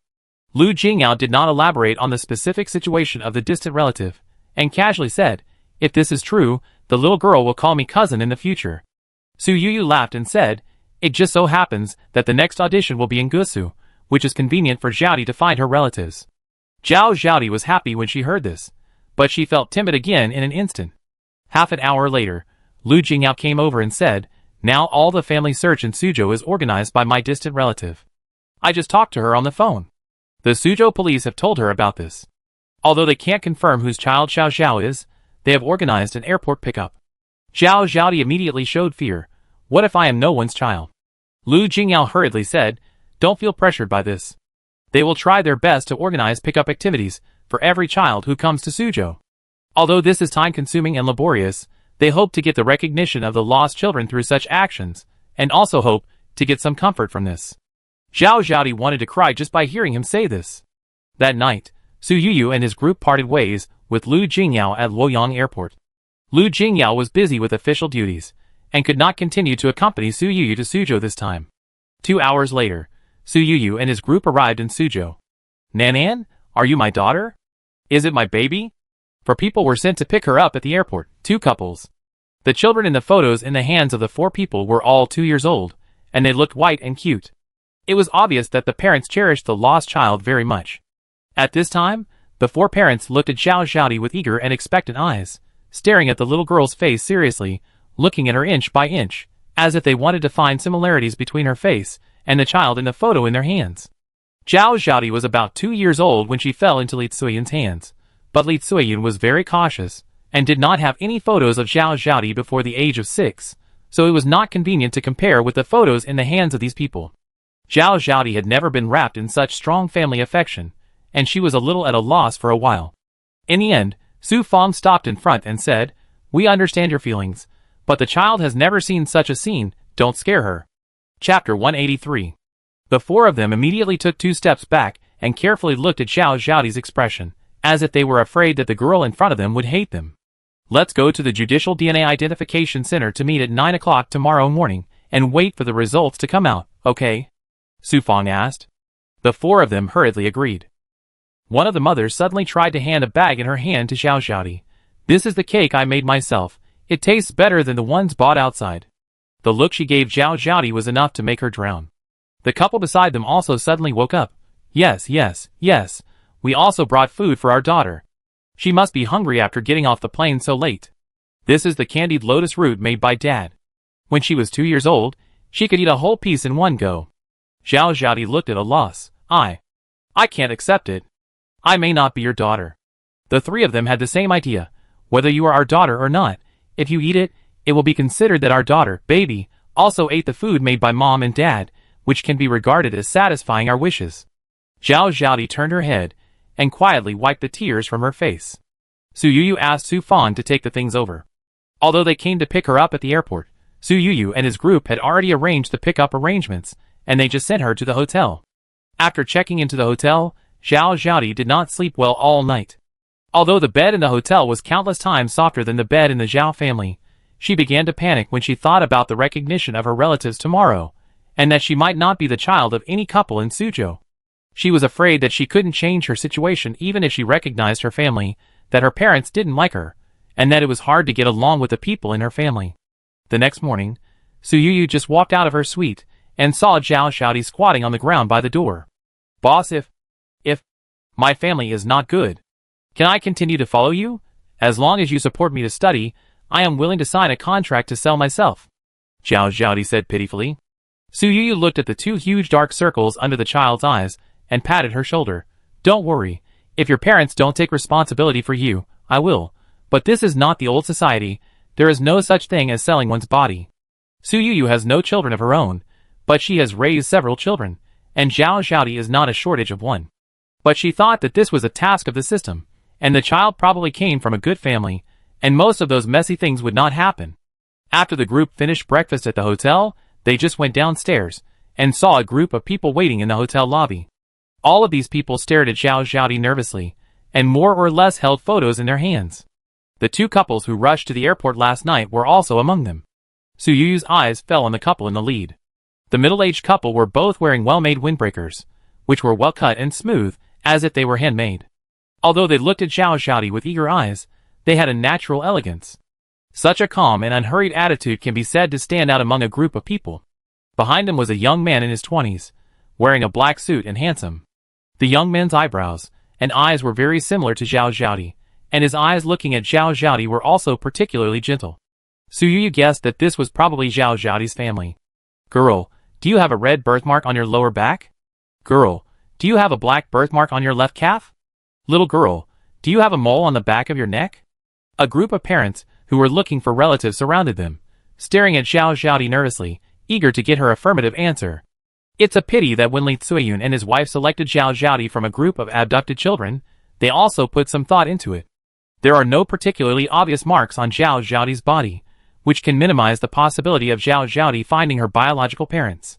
As Zhao Zhaodi shook her head, the light in the eyes of the parents who asked about the characteristics gradually extinguished. One of the mothers suddenly cried while holding the photo. "Where did my daughter go? Why is it so hard to find?" Such crying gradually spread among the crowd. Zhao Zhaodi's denial meant that they had returned empty-handed again. Another part of the people who still had hope also looked sad at this time. After all, those who gathered here were all people with the same suffering. Zhao Zhaodi was not good at facing such a situation.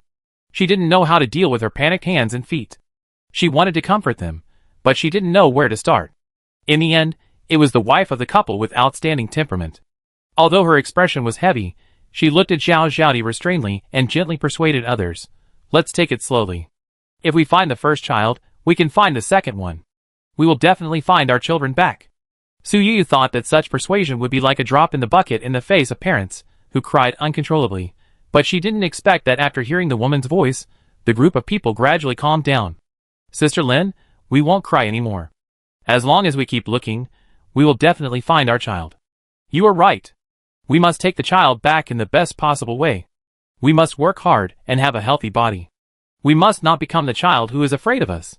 Under the comfort of Ms. Lin, the parents who confirmed that Zhao Xiaodi was not their child left in an orderly manner. A group of people turned to the Judicial DNA Identification Center. Until the end of the sampling, Ms. Lin's eyes followed Zhao Xiaodi closely, and the expressions of her husband and son behind her were no less than that. As an official paternity testing agency, the Judicial DNA Identification Center normally produces results in 7 working days. But this time, the matter was urgent, and it was considered an expedited case. They said it might take 3 working days at the fastest. The other parents gradually left, leaving only Ms. Lin and her family of 3. Xiao Xiao, can I call you that? Ms. Lin asked gently. Zhao Xiaodi nodded gently. She couldn't deny her feelings. She had a natural liking for Ms. Lin in front of her. Is this your first time in Suzhou? Ms. Lin asked. Zhao Xiaodi nodded. Ms. Lin continued. The results of the identification have not come out yet. I will accompany you to play around Suzhou in the next 2 days, okay? Although Zhao Xiaodi wanted to play, she still shook her head firmly. Annie, this is too much trouble for you. I will just stay in the hotel and wait for the news. You really don't have to be so polite. Ms. Lin smiled and said, you don't have to feel burdened by this. Whether you are my daughter or not, I really want to stay with a cute girl like you for a while. Zhao Xiaodi really liked her and hesitated for a while. Ms. Lin was very sincere. She took out her ID card. You can take a look at my ID card. Don't worry, Auntie is not a bad person. Auntie secretly thinks that if you are my daughter, I accompany you to play in Suzhou, which is equivalent to spending a few more days with my daughter. Zhao Xiaodi listened to this and felt that her heart was burned by something. Chapter 184. Zhao Xiaodi hesitated and looked at Su Yuyu for help. Su Yuyu nodded at her and said with a smile, we are busy with the audition and can't accompany you. It's rare that Ms. Lin is willing to help, so you can accompany her. I let Xiao Wang go with you. Zhao Xiaodi was relieved to see that there were bodyguards accompanying her, and the trip to Suzhou was settled. Ms. Lin's expression softened visibly, and she said, Ms. Su, you are a noble person with many things to do, so it's not easy to disturb you. There will be a banquet at home the day after tomorrow night. Please be sure to come. Su Yu nodded in agreement. Ms. Lin was very particular about her work. When she sent Zhao Xiaodi back to the hotel that night, she also personally sent a dinner invitation to Su Yu. The day after tomorrow is not a big day. Ms. Lin's invitation clearly stated that it was specially hosted. Su Yu asked Zhao Xiaodi about the details of her interactions with Ms. Lin during the day. Zhao Xiaodi was no longer sleepy when she mentioned this, and her mouth chattered like a little sparrow. At first, Aunt Lin and Uncle Zheng accompanied me. Later, Uncle Zheng had to work, and Aunt Lin's eldest daughter Sister Zheng also came. Boss, you will never guess who Sister Zheng is. Sister Zheng won the Winter Olympic skiing championship. She is such a big shot, but she has a very good temper, as gentle as Aunt Lin. They took me to the Suzhou Museum. I didn't know how to scan the code, but they didn't laugh at me. Sister Zheng taught me very patiently. They also took me to listen to Pingtan in an old courtyard. I felt that place was a little familiar. Maybe I had been there in a dream. Pingtan was really good. I really wish I was from Suzhou. At noon, Aunt Lin took me to a family in the alley for lunch. She said it was authentic Huaiyang cuisine. She also took me to her home for a nap. Aunt Lin's house is very big. It is said that it was built according to the humble administrator's garden. By the way, at noon, I said I couldn't sleep. Aunt Lin stayed by my bed and sang a lullaby to me to sleep. It was very beautiful. The more Su Yu listened, the more she understood. Although the results of the paternity test had not yet come out, Ms. Lin was so close to Zhao Xiaodi that she was probably sure that this was her daughter. Now she was just waiting for the test results to officially recognize her. Do you like them? Su Yu asked. Zhao Xiaodi nodded vigorously. I really hope I am their daughter. Unfortunately, they are so capable, but I am stupid. I am definitely not their child. Su Yu patted her shoulder comfortingly and said, you always get first place in the exams. You are not stupid at all. Children are always easy to coax. Zhao Xiaodi couldn't help but smile when she heard the compliment. Gusu is very close to Shanghai. The reason why Su Yu also set up an audition in Gusu was very simple. Lin Daiyu was from Gusu. She thought that people are born with the right environment, and were afraid that she would not find a suitable Lin Dayu in other places. She didn't expect to find Lin Dayu in Luoyang in the end. However, the selection of people at the Suzhou venue was also very smooth. In just 2 days, 7 girls were selected. There was a girl who looked very similar to Wen Shiyan in terms of eyebrows and eyes. Su Yuyu directly selected her as a candidate for the age official. When the evening of the banquet, Ms. Lin was also very serious and sent her eldest son and daughter to pick them up. Mr. Zheng Xiao and Ms. Zheng are twins, and their faces are very similar. Obviously, the 2 children were raised very well by Ms. Lin and her husband. Mr. Zheng Xiao has a handsome appearance and outstanding temperament. Ms. Zheng may have had a dark skin because she was an athlete. The whole person looks energetic and has a healthy spirit all over her body. The common point between the two is that they look at Zhao Xiaodi with distressed eyes. Zhao Xiaodi and Su Yuyu were sitting in the same car. The little girl never stopped talking all the way. Sometimes she said how great sister Zheng was, and sometimes she said how smart brother Zheng was. Of course, the one she praised the most was Ms. Lin. Boss, I just learned that Annie Lin used to be a university professor. After she lost her child, she quit her job and founded a charity foundation to find her children. Over the years, she has helped many parents find their children. It's true that great people are excellent at everything they do. Su Yuyu looked at the girl's eyes full of admiration and said with a smile, she has helped so many people, and sooner or later, she will be able to find her own child. Zhao Xiaodi nodded vigorously and said, those parents who are looking for their children, listen to her especially, because she really helps when there is something. She tells those parents every day that they have to find their children and live a good life. If they can't take care of themselves, how can they take care of their children when they come back?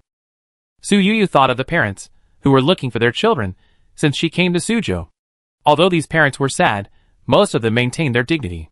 She didn't expect that it was Ms. Lin's credit. The car drove on the road for an hour and a half, and the car drove more and more off the road, and finally followed the Zheng family's car slowly into an open gate. The car stopped in a parking space not far from the entrance, and the group walked instead. As they went deeper into the courtyard, Su Yuyu's eyes became more and more surprised. The couple's family background was richer than she imagined. Along the way, there are Su-style buildings, pavilions and towers, and the scenery changes with every step, which makes people dazzled. After walking a few hundred meters, they arrived in front of a unique courtyard. The 3 words Little Reunion were written on the gate of the courtyard. The calligraphy was vigorous and powerful, obviously from the hands of a famous artist. This courtyard is not the end. There are various rockery and flowing water scenes behind it. Su Yuyu guessed that the banquet was held here to facilitate the guests, and avoid the guests from being unable to walk because the journey was too long. Mr. Zheng and Ms. Lin were already waiting at the gate of the courtyard. Ms. Lin wore a plain cheongsam today, covered with a lotus pink silk shawl, with delicate makeup on her face, and her long hair was tied up with an emerald green hairpin. Su Yuyu looked down and saw that Ms. Lin was wearing the same emerald green bracelet on her fair wrist. Su Yuyu had sold such jade materials before, the best imperial green, and just such a bracelet was estimated to cost tens of millions. After a few pleasantries, the group turned and walked towards the courtyard.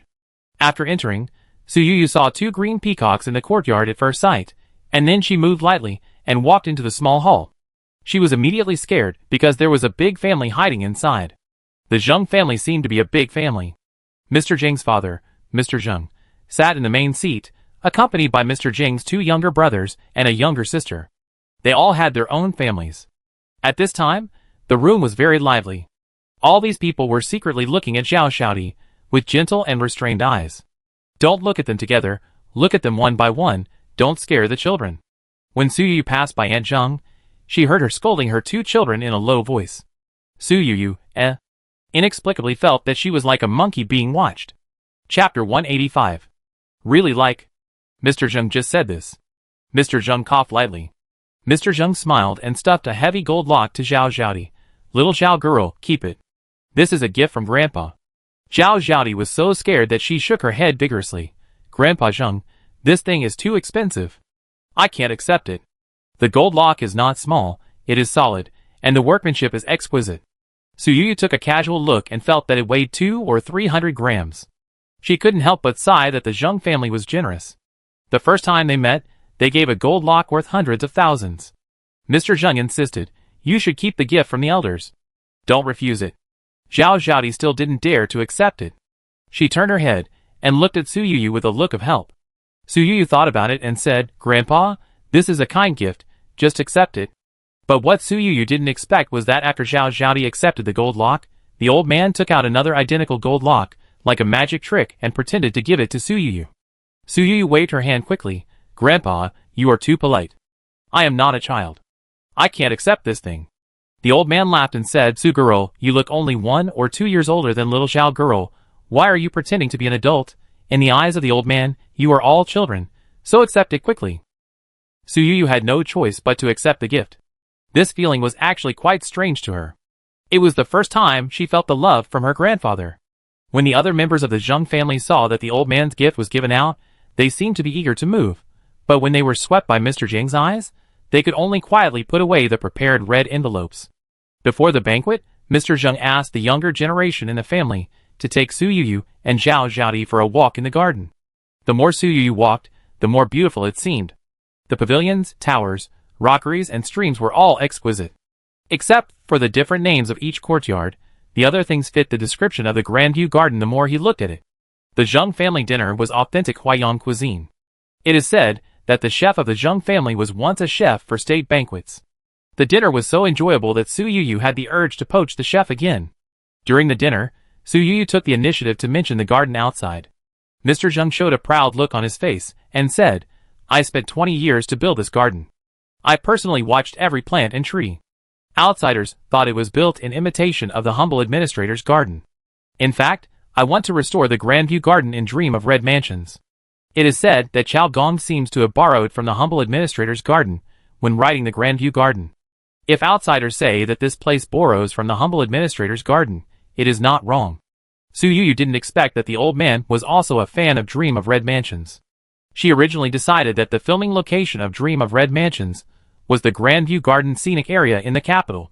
But on the one hand, the Grandview Garden scenic area in the capital has been in disrepair for a long time, and on the other hand, it is not convenient to shoot in the scenic area. If we can borrow the Zheng family's garden, it will be great. But before she opened her mouth, Mr. Zheng took the initiative to say, "Miss Su, I heard that you came to Gusu this time for the casting of the crew of Dream of Red Mansions. In the past, when others asked me to borrow the garden to shoot a TV series, I ignored them. But Miss Su, you are different. You saved Xiao Zhao from the fire pit and punished the kidnapper buyer. You are a person of good character. Regardless of whether Xiao Zhao is my granddaughter or not, I am willing to provide this garden to you for free. I also believe that you can definitely make a good TV series." Su Yu was moved and said, "Grandpa, you have sharp eyes, and you can see my thoughts at once. I really want to borrow your garden, but please don't say it's free. Our crew is not short of money. We can't let you suffer a loss." Hearing this, the old man thought that although Su Yu was young, she was really open in her work. No wonder Lu Jingyao said so many good things about her behind her back. There is no rush for money. Let's talk about it when we need the garden. The old man smiled and changed the subject. Zhao Zhaodi sat obediently beside Su Yu, and her eyes suddenly fell on the photo on the wall. The Jing family has a photo wall with photos of family members on it. The largest photo now is the photo of Miss Zheng winning the Winter Olympics. Zhao Zhaodi turned around and looked at her with admiration. "Sister Zheng, you are amazing." Miss Zheng touched her head lovingly and said, "I am not that amazing, but my family discovered my talent very early, otherwise, it would not be so easy to win the championship." Miss Zheng's road to winning the championship is easy and difficult. She was discovered to have a talent for skiing when she was 3 years old. She also likes this sport and perseveres to achieve today's success. But skiing is not a cheap sport. Many people may never have the opportunity to get in touch with serious skiing in their entire lives, let alone discover their talent for skiing. Seeing Zhao Zhaodi staring at the photo below the championship, Miss Zheng explained, "This is the aurora I took in Finland. It's beautiful, right? But it's even more beautiful in reality. I take you later." "Ahem," Mr. Zheng reminded. Miss Zheng didn't dare to put too much pressure on Zhao Zhaodi, and instead introduced other photos. "This is feeding pigeons in Prague Square. Whenever I feel bad, I will go to play with the pigeons." Miss Zheng paused with a smile, and then realized that every time she felt bad over the years, it seemed to be because of the atmosphere at home. Every time she mentioned her lost little sister, the atmosphere at home became so heavy that it seemed to be frozen. Almost everyone was in pain, and even her deceased grandmother kept muttering "Nuo" before she died. "Are pigeons abroad more obedient? Are there no pigeons in China?" Zhao Zhaodi asked in a low voice.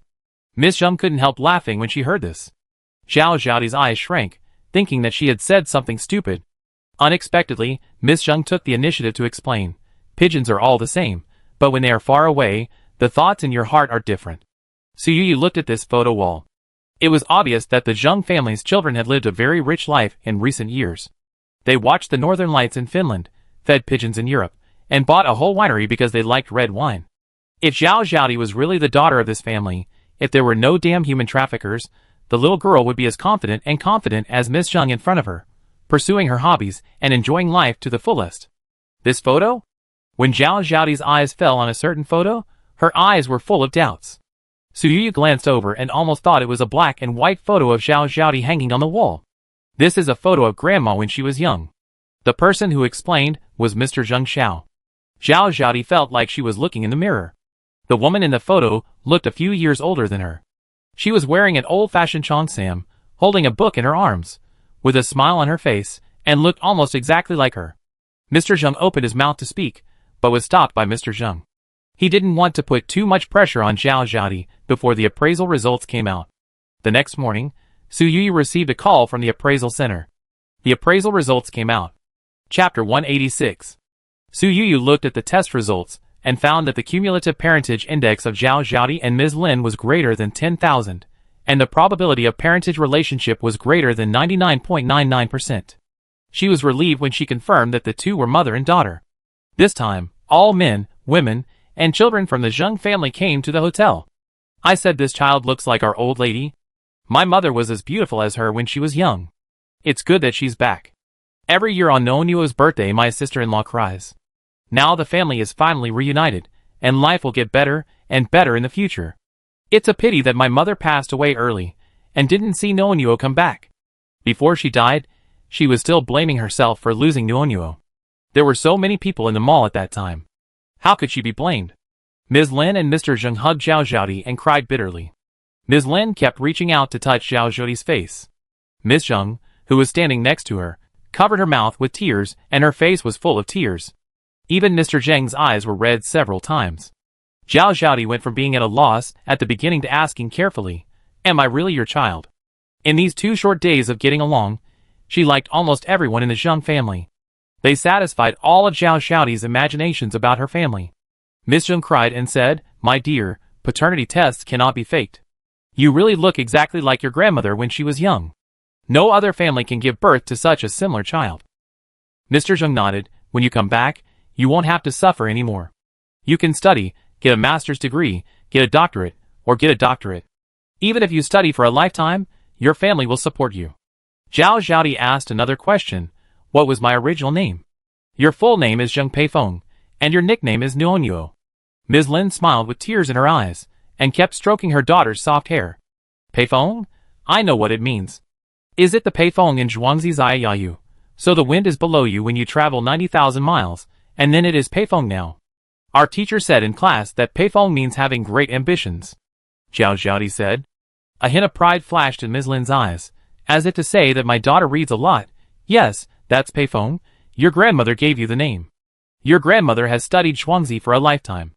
Among all the grandchildren, she likes you the most, and you are indeed the most like her." Zhao Zhaoti thought of the photo she saw on the photo wall before. The grandmother she had never met, and her almost shared the same face, so she naturally felt very close. Zhao Zhaoti asked again, "Does your family also have great expectations for your daughter?" When she was in the Zhao family, her dreams and expectations were only worthy of her younger brother. As a daughter, she seemed destined to be a stepping stone. In our family, we never care about gender. Every child is a treasure in the family. We also hope that everyone can find something they like to do. The person who said this was not Ms. Lin, but Zhao Zhaoti's aunt. When Miss Zheng thought of her sister's current name, she couldn't help but wipe her tears and said, "It's all the fault of that human trafficker. You could have lived such a good life." Miss Zheng felt sorry for her sister suffering for so many years. She could have enjoyed herself like herself, and pursued the things she loved with all her strength instead of being a tool for seeking children. Zhao Zhaoti couldn't help crying when she saw her sister crying. Seeing that there was going to be another round of crying, Aunt Zheng couldn't sit still and rushed to stuff the red envelope she had been holding for a long time into the niece she just recognized. Other relatives also woke up one after another. Just like the Spring Festival rush shopping, They squeezed over and forced the red envelopes in their hands to Zhao Zhaodi. Zhao Zhaodi was so flustered that she didn't know where to put her hands and feet. Ansheng held her hand and said, "My dear, you must accept the red envelope when we meet.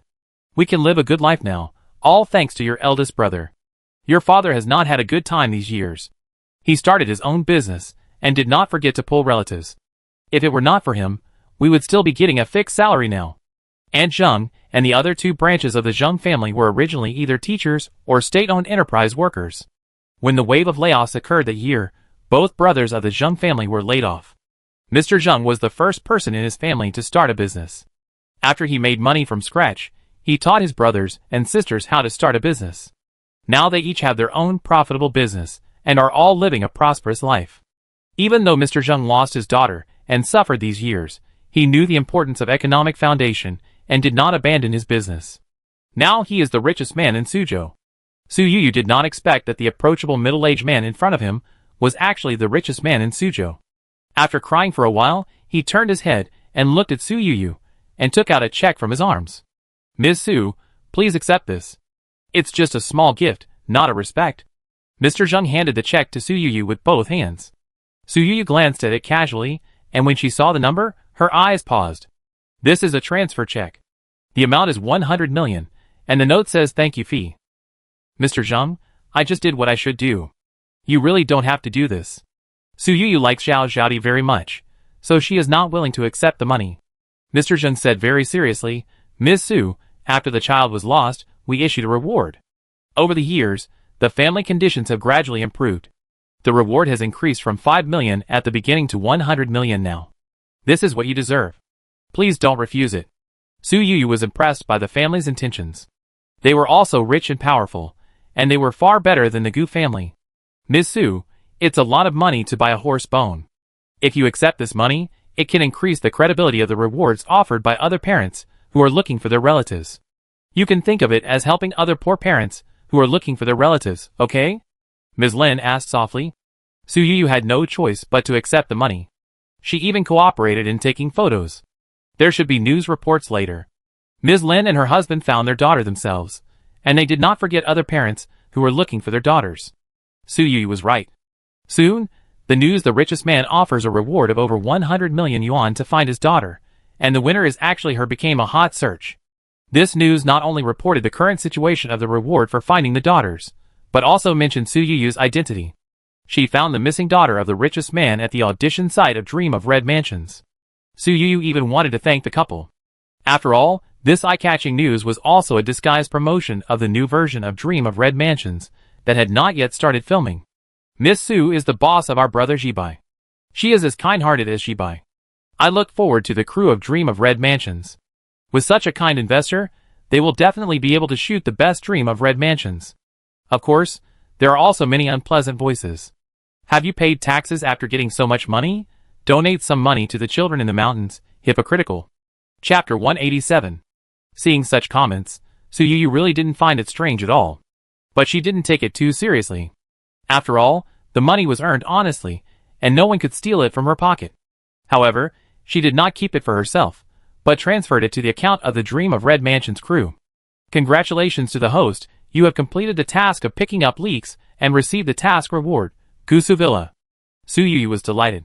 Is this another reward of a house? She knew it was not simple as soon as she heard the name, and the system must be a fine product.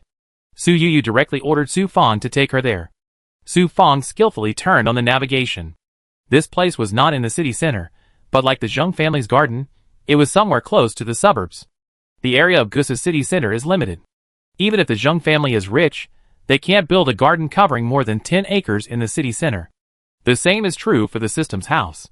The villa that Su Yuyu got was comparable in size to the Zheng family villa, with pavilions, towers, carved beams, and painted buildings, making people feel like they were in a dream hundreds of years ago.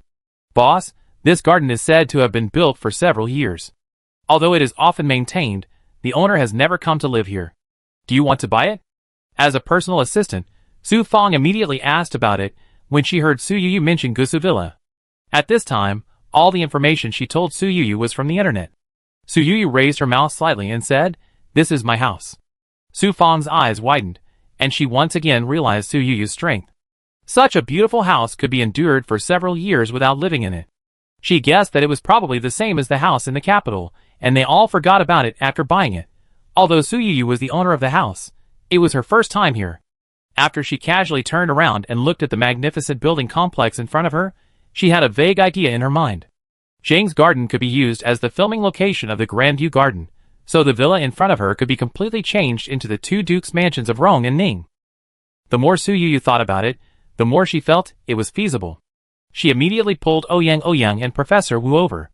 Ouyang was even more excited than her. "Boss, you are really a hidden talent. With this house, we don't have to travel all over the world to shoot. Most of the scenes will be shot in Suzhou, and we can guarantee that the dream of Red Mansions can be restored exactly as it is." Professor Wu, who was standing by, had been in poor health due to his age, but when he saw the garden, his waist and legs were no longer sore, and he walked around the garden several times without anyone's support. The layout of this courtyard is really good. The courtyard in the northeast corner completely meets the description of Lixianjuan. It can be put into use just by hanging a new plaque. Su Yu nodded and said, "It's good as long as it's suitable." Professor Wu, if you think there are any changes that need to be made, just ask someone to make them. You are an expert, and we will listen to you. Professor Wu actually joined the crew of the Dream of Red Mansions 9 years ago, but he was angry and left after working as a consultant for 3 days. There were too many things that were not well known in the crew. The main creative staff did not even read the entire version of Dream of Red Mansions, and dared to start filming directly. In his opinion, it was just a foolish dream. Sure enough, the final presentation of that version of Dream of Red Mansions was extremely poor. The 12 beauties, who should have bloomed in full bloom, did not have any spirit under the lens of that director, but instead looked ghostly. Professor Wu felt that he was very lucky to meet someone like Su Yu, who was willing to shoot a TV series with heart. When the TV series was presented to the public, he felt that he had no regrets in his life. Su Yu took people to 2 other audition venues. She thought that even if the audition was huge, Dream of Red Mansions was a rare book after all. Now that the global aesthetics have been downgraded, it would be good to be able to select half of the actors. She didn't expect that she was very lucky. After the audition, almost 2/3 of the actors were almost decided. For the remaining 1/3, the crew did not continue the audition, but picked and chose in the entertainment industry and accepted internal recommendations. Among the roles that have not been decided, other roles are easy to choose, except for the 2 main roles of Shui Baochai and Shi Shangyun, who have not had a particularly suitable candidate. Although the cast has not been found, the main creators of the crew have returned to Gusu, and the actors stayed in Gusu Villa to start etiquette training and read the script. When Su Yu was dazzled by the actors' resumes, He Jiting suddenly came to Gusu. "Boss, why didn't you call me when you were selecting people for Dream of Red Mansions? You don't know how excited my family was when they heard that you were going to reshoot. They all hope that I can participate. I am an artist of our own company. Please choose me quickly. This is called keeping the fat water in the field." He Jiting was anxious and turned around Su Yu. Su Yu looked her up and down, looking at her jumping appearance, and didn't figure out which role she was suitable for a while. She thought to herself that with her lousy acting skills, she might as well play a maid in a TV series. Before she opened her mouth, Professor Wu happened to come over for something. Seeing He Jiting's innocent look, his eyes suddenly lit up. "Boss, is this the actress who came to audition for Shi Shangyun?" Professor Wu asked. Su Yu wondered if there was something wrong with Professor Wu's eyes. "She's a bad actress and can't stand hardship, so she'd better not come and hold us back," Su Yu said. He Jiting was not angry when she heard this, but said, "I can't stand hardship normally, but I can for Dream of Red Mansions. The elders at home said that if I can really play a role here, they will buy me a yacht." Su Yu finally understood why this stinky girl was so concerned. He Jiting and her sister He Jilan are 2 extremes. He Jilan is diligent and motivated, and is the template of the heir that the elders are most happy to see. As the youngest daughter in the family, He Jiting is spoiled and only wants to make herself happy. She is a pure playboy. Professor Wu said with a smile, "If your acting skills are not good, you can slowly improve them. Sometimes it is more of a test to see if the actor and the character have similar temperaments." "Boss, why not let Anna come over and try makeup on this kid?" Wang Anna was invited over soon. As the chief stylist of the crew, she had already known the makeup and costumes of several main characters. When she heard that it was Shi Shangyun's audition, she immediately took a few assistants and prepared He Jiting in the shortest time. Alive! Professor Wu looked at He Jiting with admiration in his eyes. Su Yu also had to admit that He Jiting's changed appearance really looked like that. She still felt uneasy in her heart, and quietly took out the role suitability comparison card awarded by the system. Su Yu originally planned to activate the card during the audition stage, but later found that the primary selection mainly selected beautiful and smart actresses, and this card was not very useful, so she held back. Now that the play is about to start shooting, Su Yu didn't save it anymore and directly clicked to activate the card. Ding! The character compatibility comparison card has been activated. Hejiting. The compatibility with Shi Shangyun is 90%. Chapter 188. Su Yu didn't expect surprises to come one after another. Boss, I won't call you Xiao Xiaodi anymore. Call me Zheng Peifeng. Don't call me the wrong name. Zheng Peifeng repeatedly warned Su Yu. Xiao Xiaodi cancelled her ID card and changed her name to Zheng Peifeng. She has already received a new ID card. Su Yu actually wanted her not to call him boss. After all, although they had signed a very demanding artist contract, everyone knew that they signed the contract just to snatch the little girl from Li Suiyun. Zheng Peifeng refused to change his words, and said confidently, I don't care whether the contract is invalid or not. In my heart, you will always be my boss. If I encounter trouble in the future, I will ask the boss for help. Looking at the little girl's trusting and admiring look, Su Yu couldn't help laughing. Okay, I will support you for the rest of my life. After recognizing her relatives, Zheng Peifeng's mood improved. Her condition improved visibly, and she became more lively day by day. It was only a dozen days since they last met. When they met again, Zheng Peifeng's originally sallow face had become white and clear. Ouyang said that a girl has changed a lot when she grows up. Unlike the malnourished bean sprouts before, Zheng Peifeng now looks like a rich and beautiful woman. Boss, I think Peifeng can try Shui Baochai. The more Ouyang thought about it, the more suitable it seemed. Zheng Peifeng's experience in the first half of her life had nothing to do with Shui Baochai. Even in the Luoyang audition, the little girl was originally going to audition for the role of Xiangling. Su Yu had experienced what happened to Hejiting, so she didn't refuse immediately, but quietly took out the role compatibility comparison card. Zheng Peifeng. The compatibility with Shui Baochai is 92%. Su Yu was shocked when she saw the result. Anything over 90% is a very high compatibility. After all, she secretly compared Xu Yunling before, and the girl's compatibility with Lin Daiyu was actually only 86%, but this was already the highest compatibility with Lin Daiyu among all the actors. With a 92% compatibility with Shui Baochai, Zheng Peifeng is definitely Shui Baochai. Everyone thinks you can play Shui Baochai. Are you willing to join the crew to film? Don't worry, it won't affect your studies. When the time comes, just like Yunling, I will hire a one-on-one tutor for you to ensure that you can go to college. Su Yu said. Zheng Peifeng didn't have much idea about acting, but she really liked Su Yu. The most important thing was that the filming location of the TV series was set in Gusu, and she didn't have to leave her family, so she immediately agreed. Ms. Lin and Mr. Zheng also supported their youngest daughter's choice. Now that Nuonyo has joined Miss Su's crew, we have nothing to worry about, Ms. Lin said with a smile. Su Yu felt that Zheng Peifeng's task of picking up leaks seemed to have a particularly different meaning. They were all picking up leaks to save people. For Lu Jingyao, it was a grace of life. For Song Zhibai, it was a love of saving his mother. And for Xia Ran and Ouyang, it was a grace of knowing someone. Only for Zheng Peifeng, it was more like a restoration of order. She should have had a brilliant and smooth life, but because of the trafficker's momentary evil thoughts, she suffered a lot. In just 10 days, Zheng Peifeng seemed to have changed into a different person. Su Yu felt the huge change brought by the task of picking up leaks in her, like a new life. Can you do more tasks like this? I want to help more treasures return to their loved ones. Su Yu asked the system softly. The system's reply seemed ruthless but affectionate. System tasks are randomly refreshed and cannot be controlled. The treasures see the light of day again, just like the birds return to their nests. Please be modest, and do not be greedy for success. Su Yu, Okay, the meaning of each task is the same. Are there any more tasks? I am in a hurry to complete them. She did not expect the system to reply, but she did not expect the system to suddenly say, you are still in the novice protection period, so nothing serious has happened. The novice protection period will end at the end of the year. You should pay attention to safety. Su Yu, shocked, she had experienced life and death crises during the so-called novice protection period. If the novice protection period ends, will she be bathed in gunfire and rain of bullets every day? The system did not continue to answer. After the two important roles were cast, the crew of Dream of Red Mansions was successfully launched. Su Yu did not continue to watch in Gusu, but took people back to Shanghai.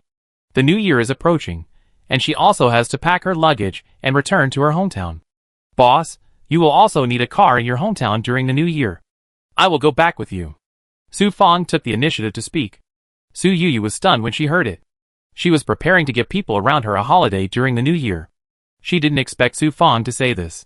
Aren't you going to accompany the children during the new year? Su Fang shook her head. Boss, you need me more here.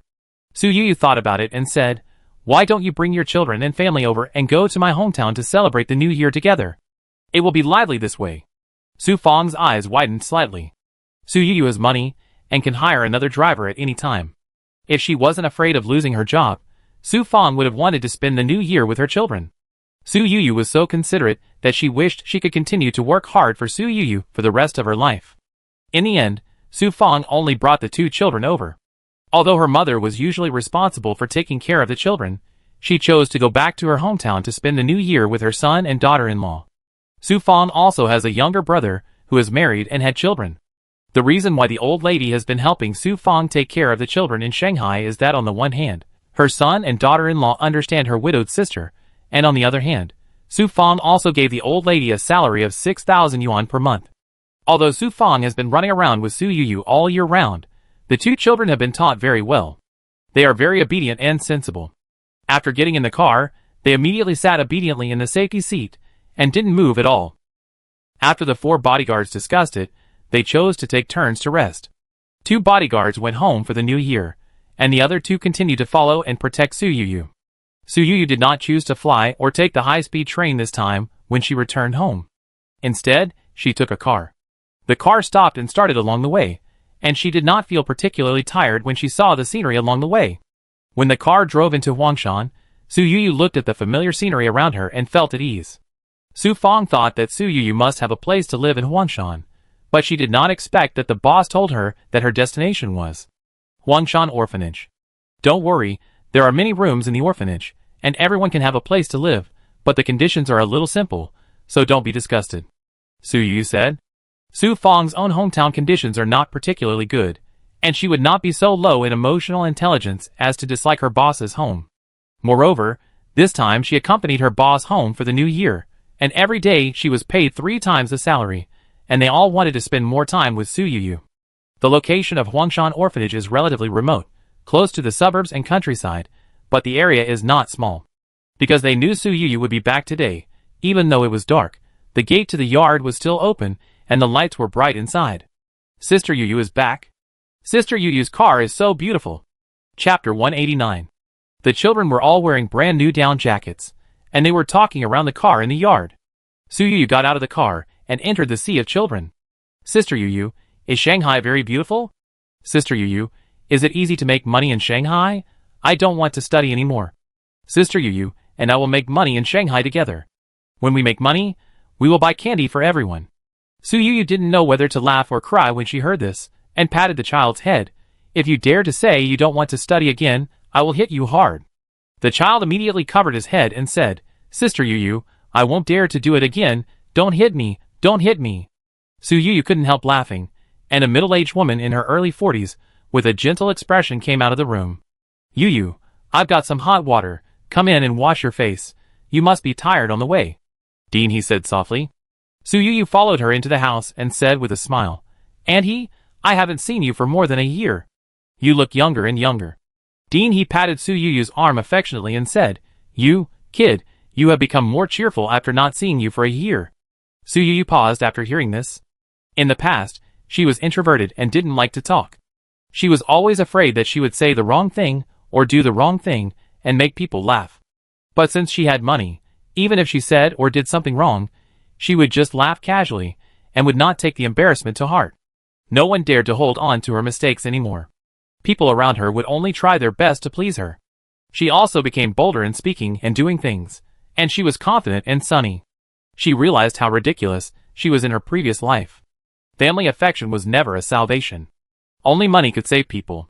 Dean, he said lovingly, Mother Su used to worry that you were too introverted and would suffer in society and be bullied by others. Now if she knew you had become like this, she would be very happy. Su Yuyu couldn't help but smile when she heard her mention the former Dean Mother Su, Maybe it's because Dean Mother is blessing me in heaven that I can live so well now. Dean, he nodded. There are so many children. Indeed, your mother likes you the most. She always says that you are smart and sensible, and you will definitely be admitted to a good university. Su Yuyu's heart softened when she heard this.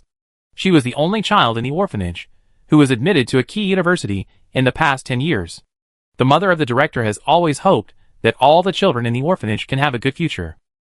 Unfortunately, the mother of the director passed away when Su Yuyu was in the second year of high school, and she was unable to see her go to college. Dean, he said again, I read the news and know that you are a boss now, but it is not easy for you to make money.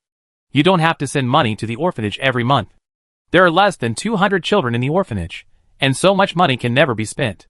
Su Yuyu actually didn't think she had sent too much money to the orphanage. Compared with her income, 5 million a month was really nothing, and it couldn't even keep up with the interest she earned from putting money in the bank every month.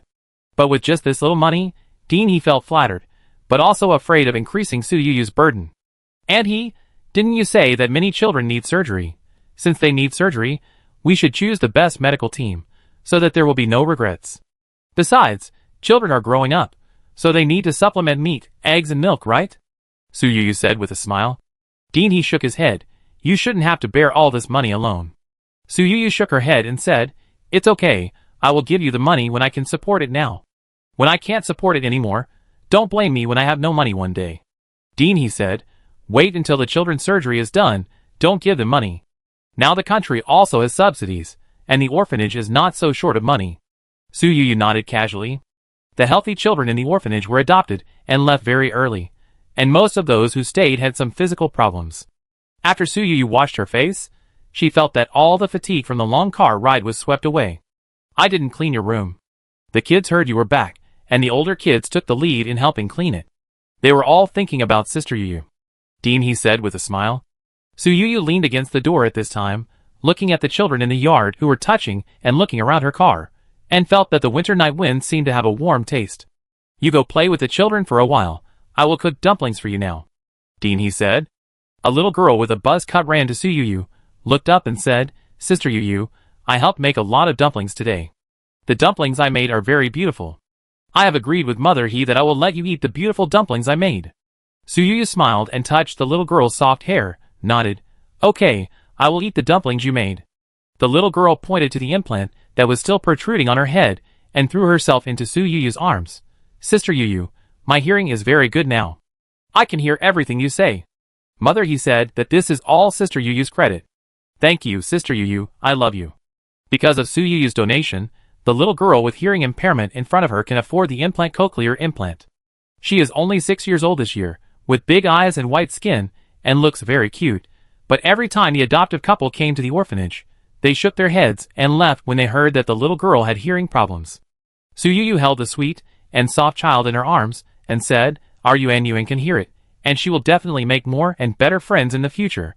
Yuan raised her head and said, Sister Yuyu, I can go to a normal school in the future, and I will become a very, very powerful adult when I grow up, just like you, Sister Yuyu.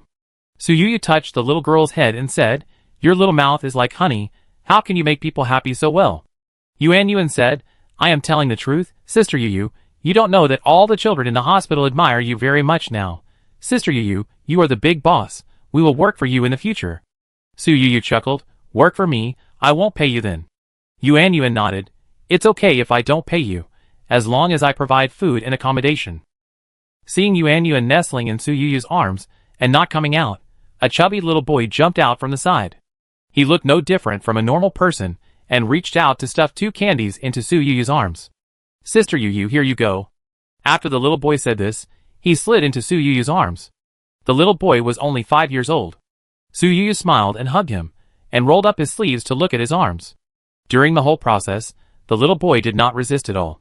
Su Yuyu saw that there were no bruises on her arm, so she breathed a sigh of relief and said, Lele is so good. Lele looked up and said, Lele remembers everything Sister Yuyu said. Chapter 190. Su Yuyu patted his little head and said, Since you are so obedient, I will take you to the playground tomorrow. Lele's face was immediately full of joy. Yuan on the side asked anxiously, Sister Yuyu, don't forget me, I want to go too. How could Sister Yuyu forget our Yuan? Don't worry, I will take you too. Dean ran over to remind Yu, the dumplings are cooked, call your companions to come and eat. Su Fang followed Su Yu all the way until she sat at the dinner table. She couldn't help but ask in a low voice, "Boss, what did you check on the child just now?" Su Fang felt that he was a good person, and he didn't look like the kind of person who would secretly bully children behind their backs. Su Yu said, "Lulu has always been looking forward to having a father and a mother. Every night, he would imagine that his parents would hold him to sleep. In his sleep, he would unconsciously suck his arms and pretend to be held by his parents, so there were always bruises on his body." Su Fang's nose was sore when she heard this, and she wanted to cry instantly. After a long while, she said, "I can't understand it. The little girl is hearing impaired, but Lulu looks healthy. How could there be no family willing to adopt him?" Su Yu sighed and said, "This child is a congenital syphilis carrier, passed down from the mother's womb. After his mother gave birth to him, she threw him directly at the door of the orphanage." Su Fang's eyes inevitably showed horror. Su Yu was not surprised by her reaction and explained, "He is just a carrier. He will not inherit the disease in the future, nor will he pass it on to others. It's just that his lifelong tests will be positive, but everyone who wants to adopt him will run away faster than anyone else when they hear about syphilis." Su Fang was a little ashamed. To be honest, she just wanted to pick up her 2 daughters and run away from here. People are so prejudiced, this kind of thing is unavoidable, but fortunately our orphanage has been running well, and it feels like home. Su Yu said. She was just deceiving herself. There were too many children in the orphanage. Even though the several directors were very good people, they still couldn't take care of the psychological condition of every child. Moreover, every time an adoptive parent came to choose a child, it was both hope and torture for the children. They were naturally happy if they were selected, but being rejected again and again was a long torture for them. As a healthy girl, Su Yu was also adopted before, but her adoptive parents found out that she was pregnant after adopting her, and returned her to the orphanage at the speed of light. At that time, she was only 6 years old. After 3 days of being pampered by her parents, she was as happy as she was at that time, and as painful as she was after being sent back. Later, there were adoptive couples who liked her, but Su Yu really didn't want to experience that kind of pain again, so she refused to be adopted. She watched her adoptive parents eagerly looking forward to the arrival of their biological children, which made her mistakenly believe that biological parents and adoptive parents are different. She firmly believed that her biological parents must not have deliberately wanted to abandon her. If they found her, they would definitely treat her well. But unexpectedly, after recognizing her relatives in the previous life, it was more painful than being abandoned. Su Yu said to the orphanage is now rich, and we can hire a few more kind-hearted caregivers. The children are eager for family affection. If there are more caregivers to accompany them, they will not look forward to adoptive parents too much. He looked at Su Yu distressfully, and naturally understood what she was thinking, and said, "No matter how good the caregivers are, they are not as good as their parents in the eyes of the children. Sometimes, I really think that Sister Sue's decision was wrong. Children in the orphanage should not go to schools outside. Originally, the orphanage had its own exclusive elementary and junior high schools, and they would not leave the orphanage until they were about to go to high school. However, due to insufficient funds, and the fact that the new director felt that the children in the orphanage should see more of the outside world, the exclusive school was disbanded, and the children now attend local schools. Children see too many normal parents and children getting along in local schools, and they will only look forward to adoptive parents. But the adoption relationship is always a two-way journey, and it is difficult to meet the right parents." He suddenly thought of something and said, "In the first half of the year, someone came to our orphanage to check on you, saying that they might be your biological parents. Did they contact you later?" Su Yu lowered her eyes and said, "They contacted, but they recognized the wrong person." He immediately looked regretful and said, "At that time, I thought you could finally find your family because they said it with details. It's a pity." Su Yu said in her heart that there was nothing to regret. If she really went back to such a home, it would be a real hell on earth. After eating dumplings, he led Su Yu on the way again. "Thanks to the money you gave to the hospital, 3 months ago, I hired someone to renovate the bathroom in the hospital and installed a heater in it. This winter, the children will no longer complain about the cold when taking a bath in it," he said with a smile. Su Yu did not make any special arrangements. She randomly picked a bathroom to take a bath. The conditions here were not as good as her residence in Shanghai even after the renovation, but it was much better than when she was young. Her room was at the end of the corridor. Originally, 8 children lived in it. Now there is only a bed, a set of tables and chairs, and a wardrobe. These things should be specially bought by Dean for her. Su Yu thought she would not be able to sleep at night, but she didn't expect to fall into a deep sleep as soon as she touched the bed. The sound insulation in the room was not very good. The next morning, Su Yu heard Guiguai's cry. Guiguai arrived at the new place, but he was not shy at all. He was chased and played by a group of children, and he looked quite happy. "Why did you get up so early? Go brush your teeth and wash your face first.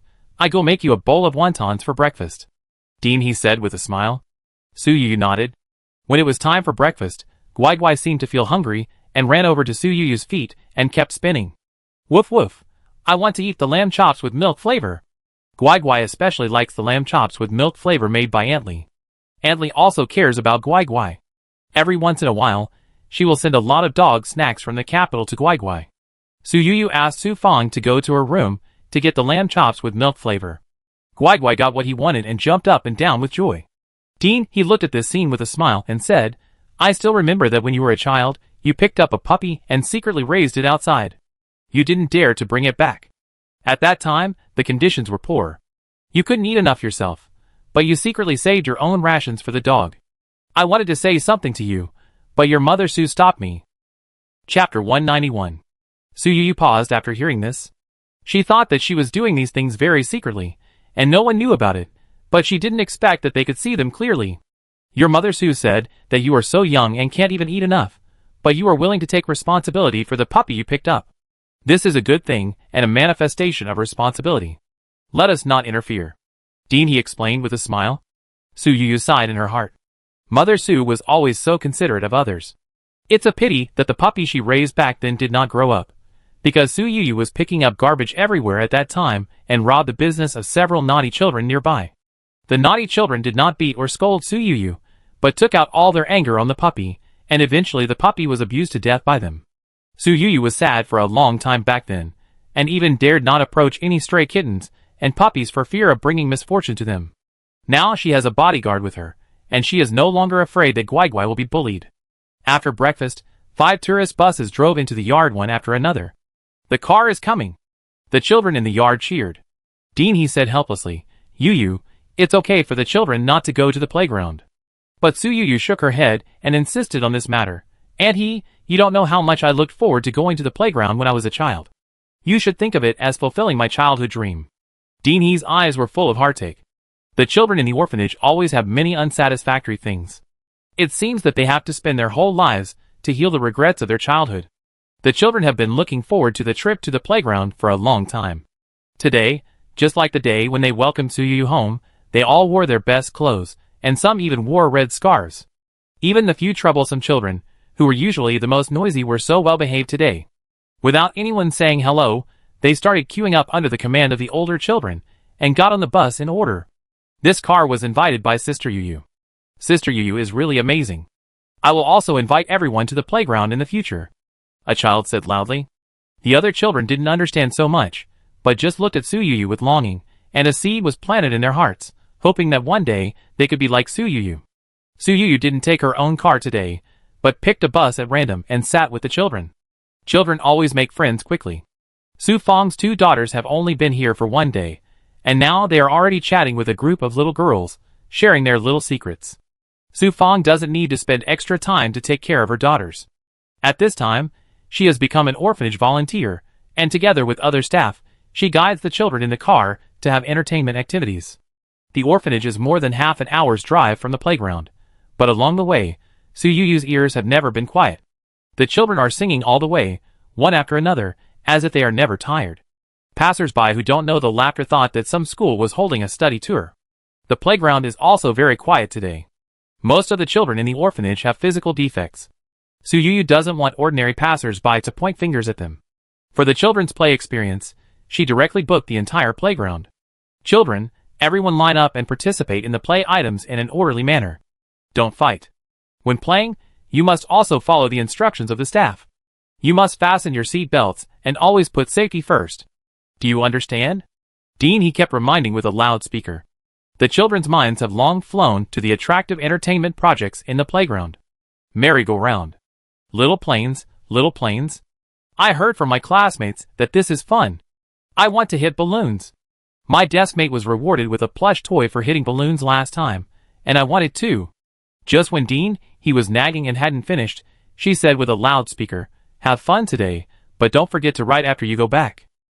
Suyuyu suddenly smiled and snatched the loudspeaker, and then said to the children, "Disband, let's go play." The children cheered. Sister Yuyu is the best. Dean, he was so angry that he kept slapping his thigh and shouted, "How can you go out to play without writing a travel diary? Isn't it a waste of play? Older children have to write in English." Suyuyu laughed so hard that she fell backwards and said, "I knew that Aunt he would definitely say this, so I had foresight, and snatched your loudspeaker." Dean, he felt angry and funny, and said, "Let them write a travel diary to record what happened today. When they grow up, they will remember that it was because of you that they could have fun." Suyuyu explained. "And I invited the children to play in the amusement park not to make them grateful to me. I hated writing diaries when I was a child. There was nothing worth writing down, but I racked my brains to make up stories for the so-called practice of writing."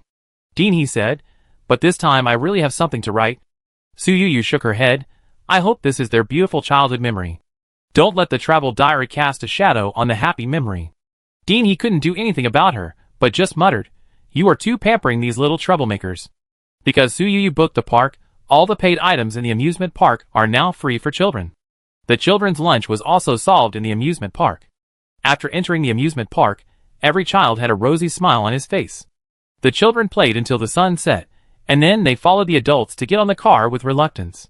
I really want to live in the amusement park. I envy my classmates so much. As long as he does well in the exam, his parents will take him to the amusement park to play. Children's thoughts are always innocent and straightforward. Suyuyu couldn't help laughing when she heard it. She also clearly felt that since the trip to the amusement park, the children have become more attached to her. Some people even used her as a wishing machine. Suyuyu did not always satisfy the children's ideas, and no children complained about her, which only made her more clingy. Suyuyu felt that after returning to the orphanage, the days seemed to have become longer. She didn't play with her mobile phone much, and she didn't even pay extra attention to the news from the outside world. She could play with the children all day long, from dawn to dusk, as if she had become a child herself. Until the 29th day of the 12th lunar month, Suyuyu got up early and made glutinous rice balls with the children together with Dean. The glutinous rice balls had just been fried when the bodyguard suddenly ran in. "Boss, Mr. Lu is here." Suyuyu was stunned when she heard it. She knew Lu Jingyao was coming to Huangshan, but she thought he would come after the new year, and she couldn't understand why he came before the new year. The bodyguard added, "His parents are here too." Chapter 192. Suyuyu was even more confused. She had known that the family of 3 would come, but now they were just here to enjoy the snow, and they hadn't been at home for years? What's worse, the first snow of this year hasn't started yet. Lu Jingyao and his father and mother were standing in the yard at this time, and there were people accompanying them to move large and small bags from the car. The east wall needs to be repaired, or at least raised a little. It's too short now. A taller person can get in with just a turn. Lu's father pointed at the wall of the yard. Mother Lu said, "There are still too few flowers in the yard, and the flower beds need to be well trimmed. When the flowers bloom in spring, the children will be bathed in the fragrance of flowers every day. How happy they will be." Lu Jingyao said helplessly, "Mom and Dad, this is not our home. How to repair it is the director's business." Mother Lu rolled her eyes at her son and said, "You are the only one who talks too much. You nag every day like a housekeeper. I am also kind-hearted. Only with a good environment can the children be happy every day. Am I wrong?" Lu Jingyao, Father Lu hurriedly comforted his wife. He is a grown man, but he has been chasing people for half a year without any progress. You should understand that the old virgin has a lot of resentment. Lu Jingyao. Shock. Suyuyu paused and couldn't get closer for a while. She seemed to have heard something extraordinary just now. Mother Lu turned around and noticed Suyuyu's arrival. The corners of her mouth, that were originally drooping down, instantly performed a Sichuan opera face-changing on the spot. "Miss Su, it's been a long time since we last met. You look even prettier than last time," Mother Lu said enthusiastically. Suyuyu showed a hint of doubt on her face at the right time. "Auntie, we don't seem to have met." Mother Lu was embarrassed for just a second, and immediately said, "At the Lu family's dinner party on Linhuai Road, Jingyao's father and I met Miss Su, but there were so many people at the time that we didn't have time to say hello." Father Lu nodded with a smile. "Miss Su is quick to speak, you just said a few words at that time." Before Father Lu finished speaking, his face suddenly twisted. He slowly turned his head and looked at the hand that his wife tightly twisted on his arm, silently swallowing what he wanted to say. Mother Lu smiled and said, "On such a good day, don't mention those who make Miss Su unhappy." Su Yu felt warm in her heart. Lu Jingyao was a bit cold-tempered, but his parents seemed quite approachable. Dean He, as Su Yu's elder, came out a step late at this time. After the introduction of the two young people, she exchanged a few words with Lu's parents, and then turned to look at Lu Jingyao with burning eyes. Dean He is also an experienced person. It is normal to accompany parents to visit Huangshan, but before the new year, he specially brought his parents to visit and brought so many gifts. What Lu Jingyao is thinking, she can naturally see clearly. What does Mr. Lu do for a living? How did you get to know our Yu? Dean He didn't pay much attention to the internet, so she naturally didn't recognize Lu Jingyao's well-known face. At this moment, she was like an ordinary parent, caring about her child's friends. It was just that the strange look on her face, and the admiration in her eyes, that could not be concealed, looked like she was looking at her son-in-law. Mother Lu casually said, "This child does a small business to barely make ends meet." The two children seemed to have met at work, and have some business dealings. Su Yu slightly widened her eyes. Mother Lu's words were really too modest. If Lu Jingyao was doing a small business, what were others? Dean He nodded after hearing this, thinking that Su Yu's business was not small now, and Lu Jingyao had business dealings with her. Most of the time, the scale of their business was similar, and he was worthy of Su Yu. It's not easy for young people to start a business nowadays. Not losing money is already a success. Mr. Lu is very promising if he can make money. It's all thanks to you two for your good parenting that you have raised your son so well. When Lu's mother heard her son's upbringing being praised, she smiled proudly and said, "Dean He, don't call him Mr. Lu all the time. It's too flattering. Just call him Little Lu." Dean He didn't think there was anything wrong with the name, and said directly, "Yu, Little Lu and his parents have come all the way here. Don't just stand in the yard. Bring them into the house for some tea." Su Yu looked at Lu Jingyao's face, and seeing that he accepted the name Little Lu well, she led the family of three into the house with confidence. The tea in the orphanage was not very good. The tea stems were too thick, there were too many broken tea leaves, and the tea leaves were too large. It was completely inferior to the expensive tea that the Lu family usually drank. But none of them showed any disgust on their faces, but honestly held the tea and sipped it one sip after another. Mother Lu could also see that Dean He really loved Su Yu, and said with a smile, "When I first met Yu, I thought she was a very outstanding girl, independent, sunny and confident. Now I think she is like you, Dean." Dean He was also very proud of Su Yu's current achievements, but he still waved his hand and said, "This child was mainly taught by the former Dean when she was young. Thanks to her mother Su's good teaching, I took care of more other children at that time. If her mother Su's spirit in heaven saw her so successful now, I don't know how happy she would be." Mother Lu also sighed, "You and Dean Su are both kind-hearted people, so you can get the children's true love." Dean He immediately became humble and said, We do this job, and it is natural to do all these. In fact, Yu can succeed because she has been smart since she was young. Other children want to improve their grades, so their parents enroll them in tutoring classes and hire private tutors. Our hospital does not have such conditions, and her mother Su, and I do not know much about learning. She was pitiful at that time. When she encountered something she did not understand, she would pester the teacher to ask. The teacher joked with me that he did not take a break during the entire break, and did not even have time to drink water. He was busy explaining the questions to her. With this energy, she was able to go to a good university in Shanghai. Probably all parents in the country have this common problem, and they all like children who love to read and study. At this time, the eyes of Lu's parents looked at Su Yu with more appreciation. Dean He is also very worldly wise, and asked about Lu Jingyu's situation. "My son's college entrance examination scores allowed him to choose any school in China, but his grandfather went abroad for medical treatment at the time, and he was afraid that outsiders would not be able to take good care of the old man, so he followed him to study abroad. We originally wanted him to continue his graduate studies abroad, but he had already achieved success in his business at that time, so he simply returned to China to develop his business." When Lu's mother talked about this, she could not hide her pride on her face. Dean He's eyes lit up. She thought Lu Jingyao looked smart, but she didn't expect him to be a real academic master. She couldn't help thinking in her heart that if the two young people could get along well, the child they gave birth to would definitely be an academic master. Chapter 193. Neither Lu Jingyao nor Su Yu thought that good grades were something worth praising. They couldn't stand the crazy flattery from the parents in the room. If they continued like this, they would probably be praised for sneezing. Therefore, the two of them left the room in tacit understanding. You didn't even tell me when you came, so I could have someone pick you up, Su Yu said. Lu Jingyao said apologetically, don't blame me for being abrupt. I heard you say you wanted to go back to the orphanage once, so I asked the driver to navigate here.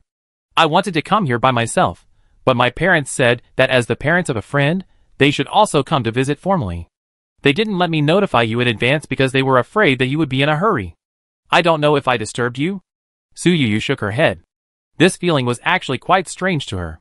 After all, since she was a child, this was the first friend who came from afar to visit her, and it was a very formal visit with his parents. She used to think that Lu Jingyao was a big customer and a partner with a lot of money. Although they said they were friends, she always felt that there was something between them. Now that barrier seemed to have disappeared completely. She could now say that Lu Jingyao was a good friend. Thank you, Su Yu suddenly said. Lu Jingyao paused after hearing this. What is there to thank me for? I should thank you for being our tour guide. Su Yu didn't say anything, but smiled at him, thinking that the dean's mother was worried that she had no friends, and was also worried that she would be cheated by her friends. Now that she has made a true friend, the dean's mother should be relieved. Lu Jingyao asked again, you should have something to do today. You don't have to worry about me. Just do your own thing. Su Yu paused after hearing this. What she had to do every year after frying glutinous rice balls. She turned her head to look at the green on the east mountain and said, I'm going to the mountain. Although Lu Jingyao knew that this was where Su Yu grew up, he couldn't help but worry about her safety and asked, can I go with you? After Su Yu hesitated for a moment, she thought that Su's mother was looking forward to her making friends, and taking Lu Jingyao with her would be a sign of the old lady's approval.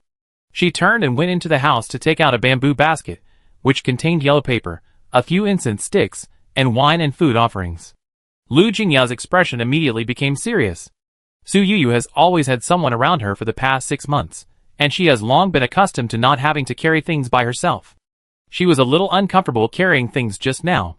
If it weren't for the inconvenience of letting Su Fang and the bodyguards follow her to the place she was going to, and she was worried that Lu Jingyao was a guest, she wouldn't have carried things by herself, and at this moment she felt that the things were too heavy and uncomfortable.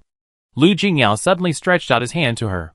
Su Yu was stunned, and Lu Jingyao bent down slightly and reached out to take the basket of things. Su Yu felt that Lu Jingyao was a little more pleasing to the eye. Su Yu led the way. Her mother, the director, had never married or had children of her own. She was still thinking about the children in the orphanage until she passed away. Before she died, she specifically asked that she be buried where she could see the children. The two of them walked slowly up the mountain along the mountain path, one in front and one behind. The mountain road is difficult to walk on. Walk slowly, Su Yu reminded Lu Jingyao. Lu Jingyao said, I'm wearing hiking shoes today, so it's not a big problem. Su Yu only then noticed that Lu Jingyao, who usually wears a 3-piece suit, was wearing a casual suit today, and he was indeed wearing a pair of black hiking shoes.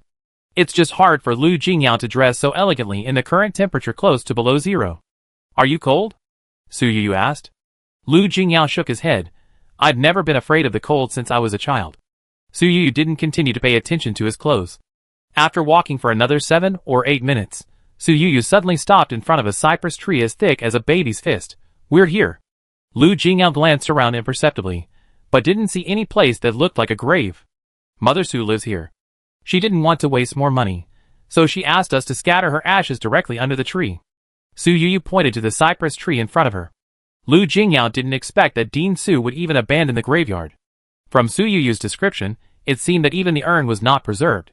Su Yu squatted down, and Lu Jingyao took out the offerings from the basket and skillfully rubbed the yellow paper into a perfect fan shape. Then Su Yu took out a lighter and lit the yellow paper and incense sticks. Mother Su is a particularly firm materialist. Not only does she not want a graveyard, she even asked us not to visit her often. She said that the living should move forward and not always think about the dead. Su Yu explained. Lu Jingyao said softly, this director Su is really an extremely open-minded person. She must be very important to you. Su Yu nodded gently and said, the children in our orphanage, the girls have her surname Su, and the boys have director his surname He. My name was given by her. She said that she hoped that I would be leisurely and comfortable all my life without having to work hard. Su Yu secretly apologized in her heart. She was extremely useless in her previous life. She completely failed the expectations of the director's mother. It's a pity that she was blinded by family affection at that time. She couldn't see who was really good to her. She gave everything for a hopeless family affection, and finally ended up in an irreparable end. She can rest assured that you are like this now, Lu Jingyao said. Su Yuyu nodded vigorously. Life after having money is truly worry-free. No matter whether it is bought with money or not, at least now everyone around her is trying their best to make her happy. As for family affection, it's all bullshit. The yellow paper burned cleanly. Su Yuyu felt as if she had let go of something. She stood up and bowed to the cypress tree. Lu Jingyao also slowly bent down. Mother Su, this is my friend Lu Jingyao. Look, I made friends outside, Su Yuyu said, pouring a glass of wine on the ground. Lu Jingyao also cooperated and said gently to the cypress tree, Mother Su, Yuyu is a very good friend. I am very happy to have her as a friend. I hope you can bless her to be happy all the time. Su Yuyu turned her head after hearing this, and her eyes became a little warmer, which was considered as tacitly accepting his address to her. Mother Su, I will come to see you again next year and talk to you again, Su Yuyu said with a smile. A breeze blew, and the branches and leaves of the cypress swayed slightly, as if responding to Su Yuyu's words. When turning around, Su Yuyu staggered, and Lu Jingyao quickly supported her. His movements were extremely fast and restrained. He just helped her, and immediately let go of her hand. His movements were so fast that it seemed like an illusion to Su Yuyu. When they returned to the orphanage, the elders were still chatting enthusiastically. When Lu's mother saw the two of them returning together, her eyes flashed with excitement. The two children have a good relationship. They go in and out together, just like a young couple.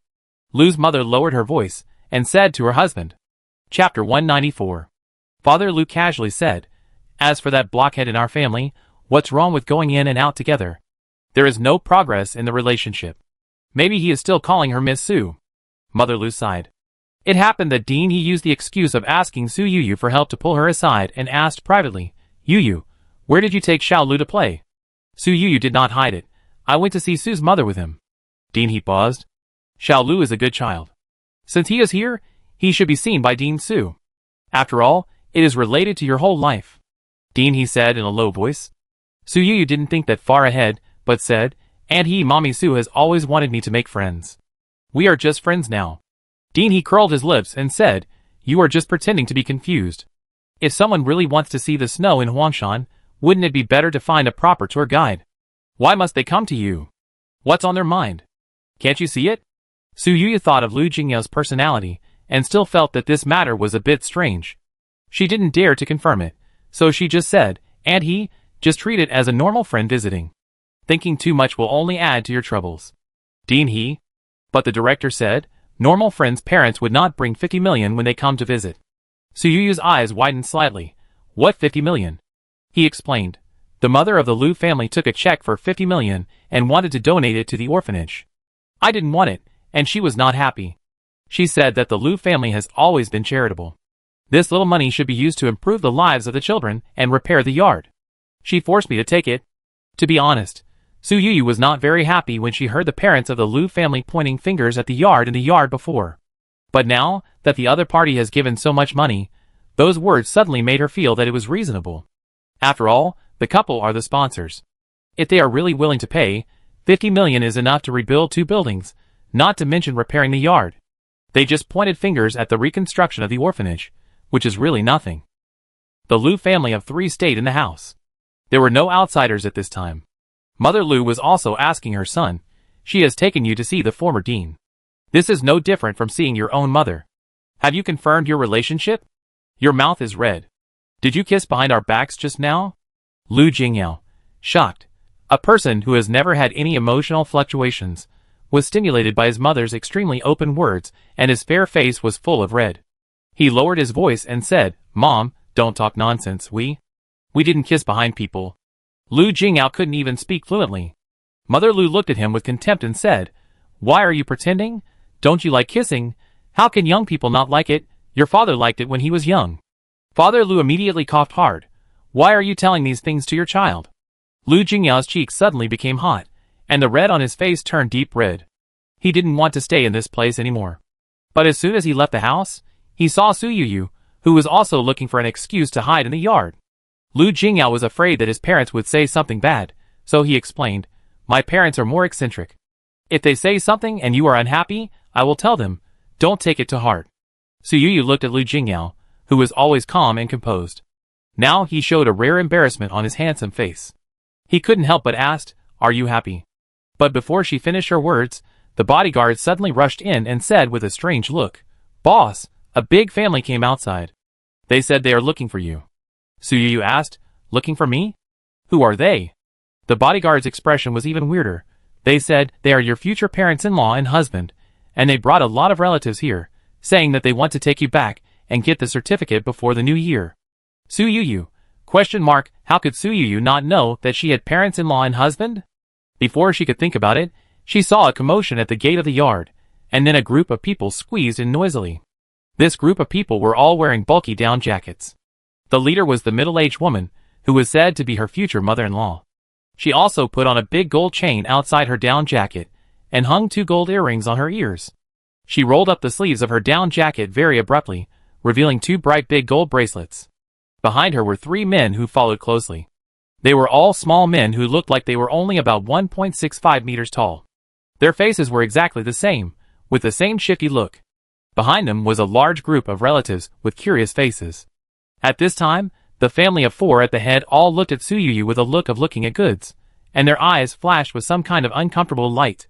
"You are Su Yu? You are so beautiful. No wonder my son has been thinking about you all the time. You are just a little short. It would be better if you were taller." The first half of the middle-aged woman's compliment seemed forced out, and the second half of the sentence seemed to be her nature. She also had a sense of blaming Su Yu for seducing her son. Su Yu frowned and looked at the other person. She was 1.68 meters tall, taller than the 2 short people next to the middle-aged woman. She couldn't understand why the middle-aged woman had the nerve to criticize her height. "This is my youngest son, Wang Xiuhu. Do you remember? You were classmates in elementary school. He liked you at that time. Now is the right time. You are a talented man and a beautiful woman. It is a match made in heaven," the middle-aged woman said carelessly. Su Yu was confused. She almost thought she had missed some key plot. Why did they talk about marriage right away? "I'm not interested in him," Su Yu said. The middle-aged woman immediately said, "Emotions can be cultivated slowly after marriage. Girls' blooming period cannot be delayed. If you meet a good boy, you must grab him with all your strength. No matter how good a woman's job is, it is not good. Finding a good home is the real good." Su Yu almost vomited after hearing this. "By the way, I heard that you are doing big business in Shanghai. Our daughters-in-law have to return to the family. In the future, your business in Shanghai can be handed over directly to my son. It is better for women to stay out of the spotlight." Su Yu almost laughed when she heard this. This man not only wanted her, but also wanted her business. It seemed to be a waste of time to be polite to her, so she directly ordered the bodyguard, "Throw him out." The 2 bodyguards just took a step forward, and the middle-aged woman suddenly shouted, "What are you doing? Are you going to molest me? I tell you, Su Yu is my daughter-in-law, and I am here today to get engaged." Chapter 195. While the middle-aged woman was yelling, she called the 3 short men behind her, and handed 2 boxes of milk and 2 large bags of snacks to Su Yu. "Su Yu, our family owns a factory. When you marry here, you will be able to live a good life as a young lady. Don't be ungrateful," the middle-aged woman said with a little pride. She seemed to really think that her family was very well off. Su Yu looked at the 2 bodyguards, who were afraid to approach the middle-aged woman, and said helplessly, "Why are you so stubborn? You can't touch old women. Throw the others out first." The 2 bodyguards took action immediately, but the 2 short men were quite flexible. In addition, the Wang family brought a bunch of relatives to help, so the bodyguards could only grab a few relatives and throw them out. The middle-aged woman was so anxious that she screamed, "No one wants a wife with such a bad temper like you. You will not be able to get married sooner or later. If I hadn't seen that you were an orphan and didn't need a dowry, I would not have looked down on you. You are not allowed to hire a bodyguard in the future. You should stay at home to pass on the incense to our Wang family." Su Yu was too lazy to pay attention to her, and just waited for the bodyguards to clear the people. However, she didn't expect the middle-aged woman to rush up and grab her directly. If Lu Jingyao and Su Fang hadn't protected her in time, she would have been caught by her claws. Before she could finish her words, a person suddenly rushed out of the room behind Su Yu. "No one wants your son. Our Yu is so outstanding that everyone is vying to make her their daughter-in-law. You are reluctant to give a dowry, but I am willing to give it. I am willing to give hundreds of millions, tens of billions, Or even hundreds of billions as long as she likes my son, Lu's mother said loudly. The middle-aged woman sneered and said, You keep talking about hundreds of billions. Do you think you are the mother of the richest man? You are so shameless. Su Yuyu looked strange when she heard this. Lu Jingyao, who was standing by, suddenly said, Madam, please stop your unreasonable behavior. I have called the police. The middle-aged woman glared. What if I call the police? The man is unmarried and the woman is unmarried. It's her blessing that my son likes her. The police will probably help to matchmake her when they come. The middle-aged woman dared to say this because she didn't see Lu Jingyao calling the police at all. She thought he was defrauding her. She thought of following the old method of her hometown. After snatching the person back, the young couple would be locked in a room. Then everything would fall into place. The middle-aged woman continued to talk to herself. I heard that you still send money to the orphanage every month. I tell you, once you enter our Wang family, you can't move money out. I don't agree with this. Su Yuyu knew it was difficult to persuade such a self-talking person, so she simply kept silent and saw what bullshit she could say. Unexpectedly, Lu's mother seemed to have finally found a place to display her martial arts skills. She rolled up her sleeves on the spot and said proudly, A good daughter-in-law should help her parents. Not only should she help herself, but she should also help her parents-in-law together. Dean He, you don't have to tell Yuyu if there is anything wrong with the orphanage in the future. Just tell me, and I will solve it for you. I will pay the money and do the work. I will let some stingy people know what real good parents-in-law are. Su Yuyu couldn't help laughing, turned her head to look at Lu Jingyao, and said in a low voice, Your mother is really righteous and is willing to save my face like this. Lu Jingyao didn't know what to say for a while. Was he going to say that his mother was serious and not just acting? Wang Xiaohu, Su Yuyu's so-called elementary school classmate, couldn't hide the shock on his face after seeing Lu Jingyao's face, and suddenly pulled the middle-aged woman's sleeve. Mom, it seems to be the richest man in the country. Wang Xiaohu stuttered. Su Yuyu barely recognized this elementary school classmate until he spoke. When she was in elementary school, there was indeed a classmate in her class who usually spoke normally, but would stutter immediately when nervous. However, more than 10 years have passed, and Su Yuyu can't remember what he looked like. Wang's mother was stunned when she heard this. She just thought Lu Jingyao was handsome, but she didn't expect that she was so good at talking. She went to the orphanage to propose marriage and directly mentioned the future daughter-in-law of the richest man. But she was used to throwing tantrums. She rolled her eyes and said with her neck stiff, The orphanage is full of children without parents. If I didn't pity you, I wouldn't come to propose marriage. Forget it, you have such a bad temper. Our Wang family doesn't want you anymore. Saying that, Wang's mother turned around and wanted to take her husband and son away. Before leaving, she didn't forget to take away the generous gift she brought. This time it was Lu's mother's turn to be unhappy. Don't leave. How dare you say that about my future daughter-in-law? Hurry up and apologize to her, otherwise I will never let you go. Wang's mother didn't listen, turned around and ran, but just as she reached the door, she was blocked by a police car. Hello, who called the police? The police asked politely. Lu Jingyao raised his hand gently.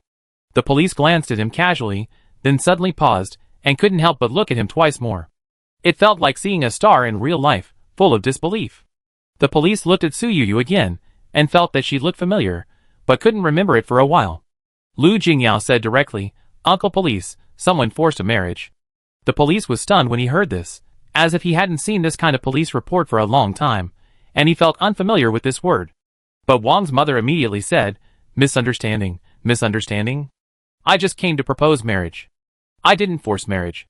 Lu Jingyao said, She just asked Su Yuyu to go to her house now, saying that she wanted to get the certificate before the new year. Wang's mother took 2 steps back in fear. I just said this casually.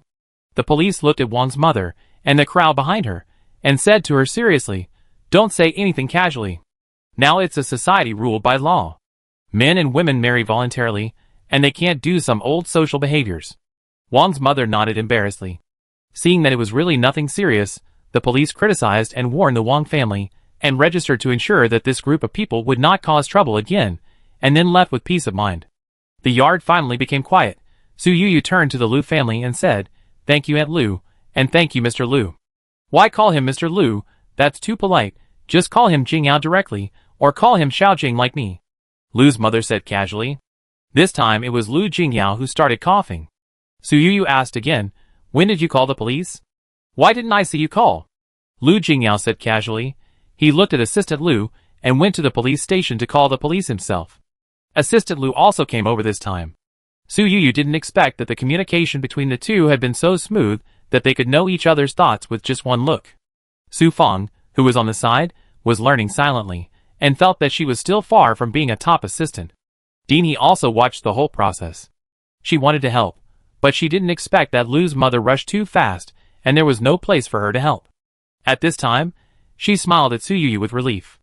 Lu Jingyao suddenly said to Su Yuyu, "Yuyu, I want to ask you something alone." Chapter 196. Su Yuyu was stunned when she heard this. She didn't know what Lu Jingyao wanted to say to her for a while, but she still cooperated and pulled him to a small room in a remote location in the backyard. The room was very small, only a few square meters. The cramped environment reminded Su Yuyu of the small stairwell where she rented a house for the first time in Shanghai. At this time, there were some cardboard boxes randomly placed on the floor of the room, and the only furniture was a shabby, dirty cabinet. Although this is just a utility room, it was my secret base before. Su Yuyu skillfully moved the small, dirty cabinet against the wall. There was a hole in the wall behind the cabinet. There was an iron box the size of an adult's palm in the hole. The iron box had long been rusted. Su Yuyu opened the box casually and looked at the 2 lollipops stored in it. She couldn't help but raise her eyebrows. Other children actually found this place and hid treasures in it, Su Yuyu said with a smile. Seeing this, Lu Jingyao immediately understood that this iron box should be where Su Yuyu hid things in the past. After she left the orphanage, the box was not abandoned, but someone continued to hide things in it. Su Yuyu didn't feel embarrassed at all about stealing children's snacks. She picked up 2 lollipops and handed one to Lu Jingyao after seeing that it was still within the shelf life. "Eat it, I treat you." Su Yuyu looked generous as if she was consuming her own things. Lu Jingyao reached out to take it. It seemed to be a lollipop of some unknown brand, but because it was handed over by Su Yuyu, Lu Jingyao took it very carefully. Su Yuyu held a lollipop in her mouth and asked leisurely, "Mr. Lu, do you have anything to say to me?" Lu Jingyao was just impulsive before, and now staring at Su Yuyu's eyes, he was a little flustered. Even so, he knew that he might get a result that he would not be happy with. But he has always been a man who moves forward courageously, and he feels that the time is almost right now. "I like you," Lu Jingyao said. Cough, cough, cough. Su Yuyu coughed violently when she heard this. Lu Jingyao patted her back slowly and asked with a smile, "Is my love so terrible?" Su Yuyu's mouth was filled with the smell of low-quality lollipops, and her mind was confused for a while. She didn't even dare to turn her head to look at Lu Jingyao when she heard this, so she could only shake her head vigorously. In her heart, Lu Jingyao was a ruthless money-making machine, and she always felt that it would be difficult for such a person to have such feelings. Lu Jingyao didn't mean to force her, but said, "My parents know my thoughts very well, and I hope their behavior doesn't cause you any trouble." Su Yuyu shook her head. "It won't bother you." Although the attitude of Lu's parents was extremely obvious, there was not much forcing in their actions. They even donated a huge amount of money to the orphanage and helped her out. "You don't have to rush to give me feedback. I just think that you should have the right to know about this matter." Lu Jingyao's expression was unprecedentedly gentle. Su Yuyu felt that this was a bit strange. It didn't seem like a confession, but more like the police explaining the case to the victim's family. It seemed too formal. However, when she turned her head, she saw that Lu Jingyao's eyes were full of gentle light, and her heart trembled. It was as if a hand gently plucked her heartstrings. Lu Jingyao just stared at her. "I have had prejudices against many people, but you are the only one who made me change my prejudice and realize my mistakes." Su Yuyu paused after hearing this. Perhaps because Lu Jingyao had apologized for this matter before, her emotions were very stable when the old matter was brought up again. "You are a very good person, but I am not as good as outsiders think." Lu Jingyao still remembered the first time they met. Even if he was unwilling to admit it, he accepted that he was a normal man. At the auction, Su Yuyu really caught his eye, as if she was completely in line with his aesthetic taste.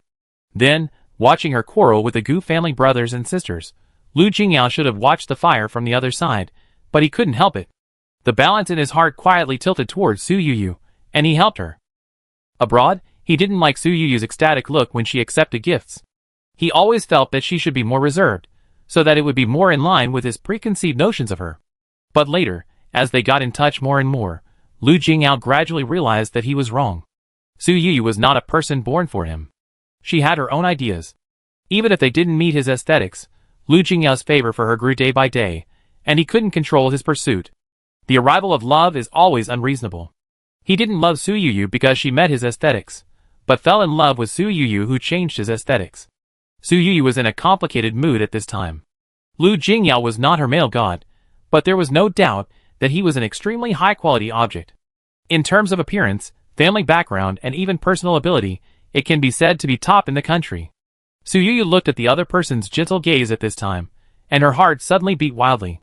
She suddenly left her sight, and did not dare to continue looking at Lu Jingyao.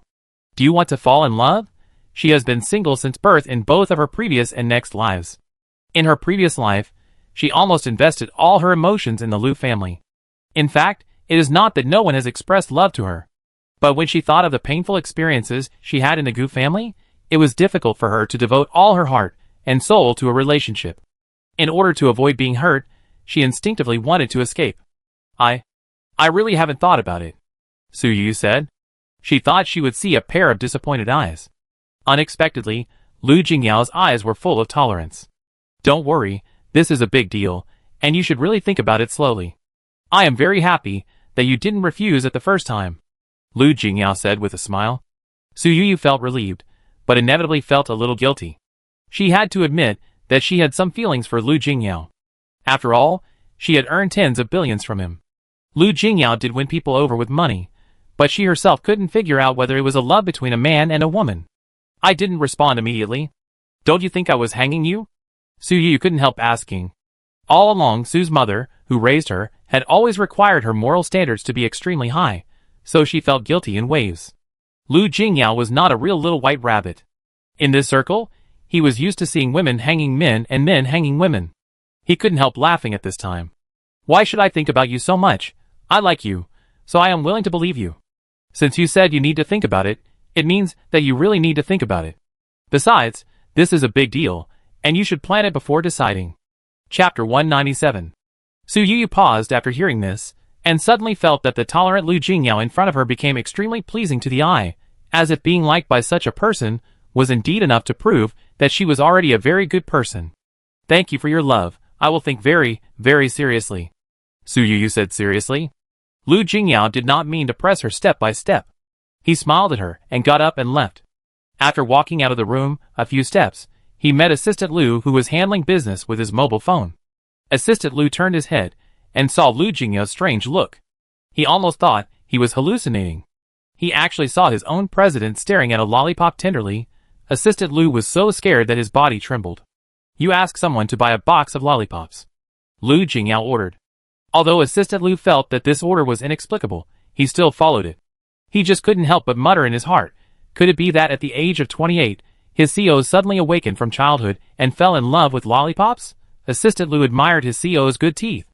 After all, older people would feel toothache after touching a little candy, but he still delivered a box of lollipops to Lu Jingyao in the shortest time. Lu Jingyao returned to the now empty small utility room, moved the small cabinet away, took out the iron box inside, opened it, and stuffed the whole box of lollipops into it.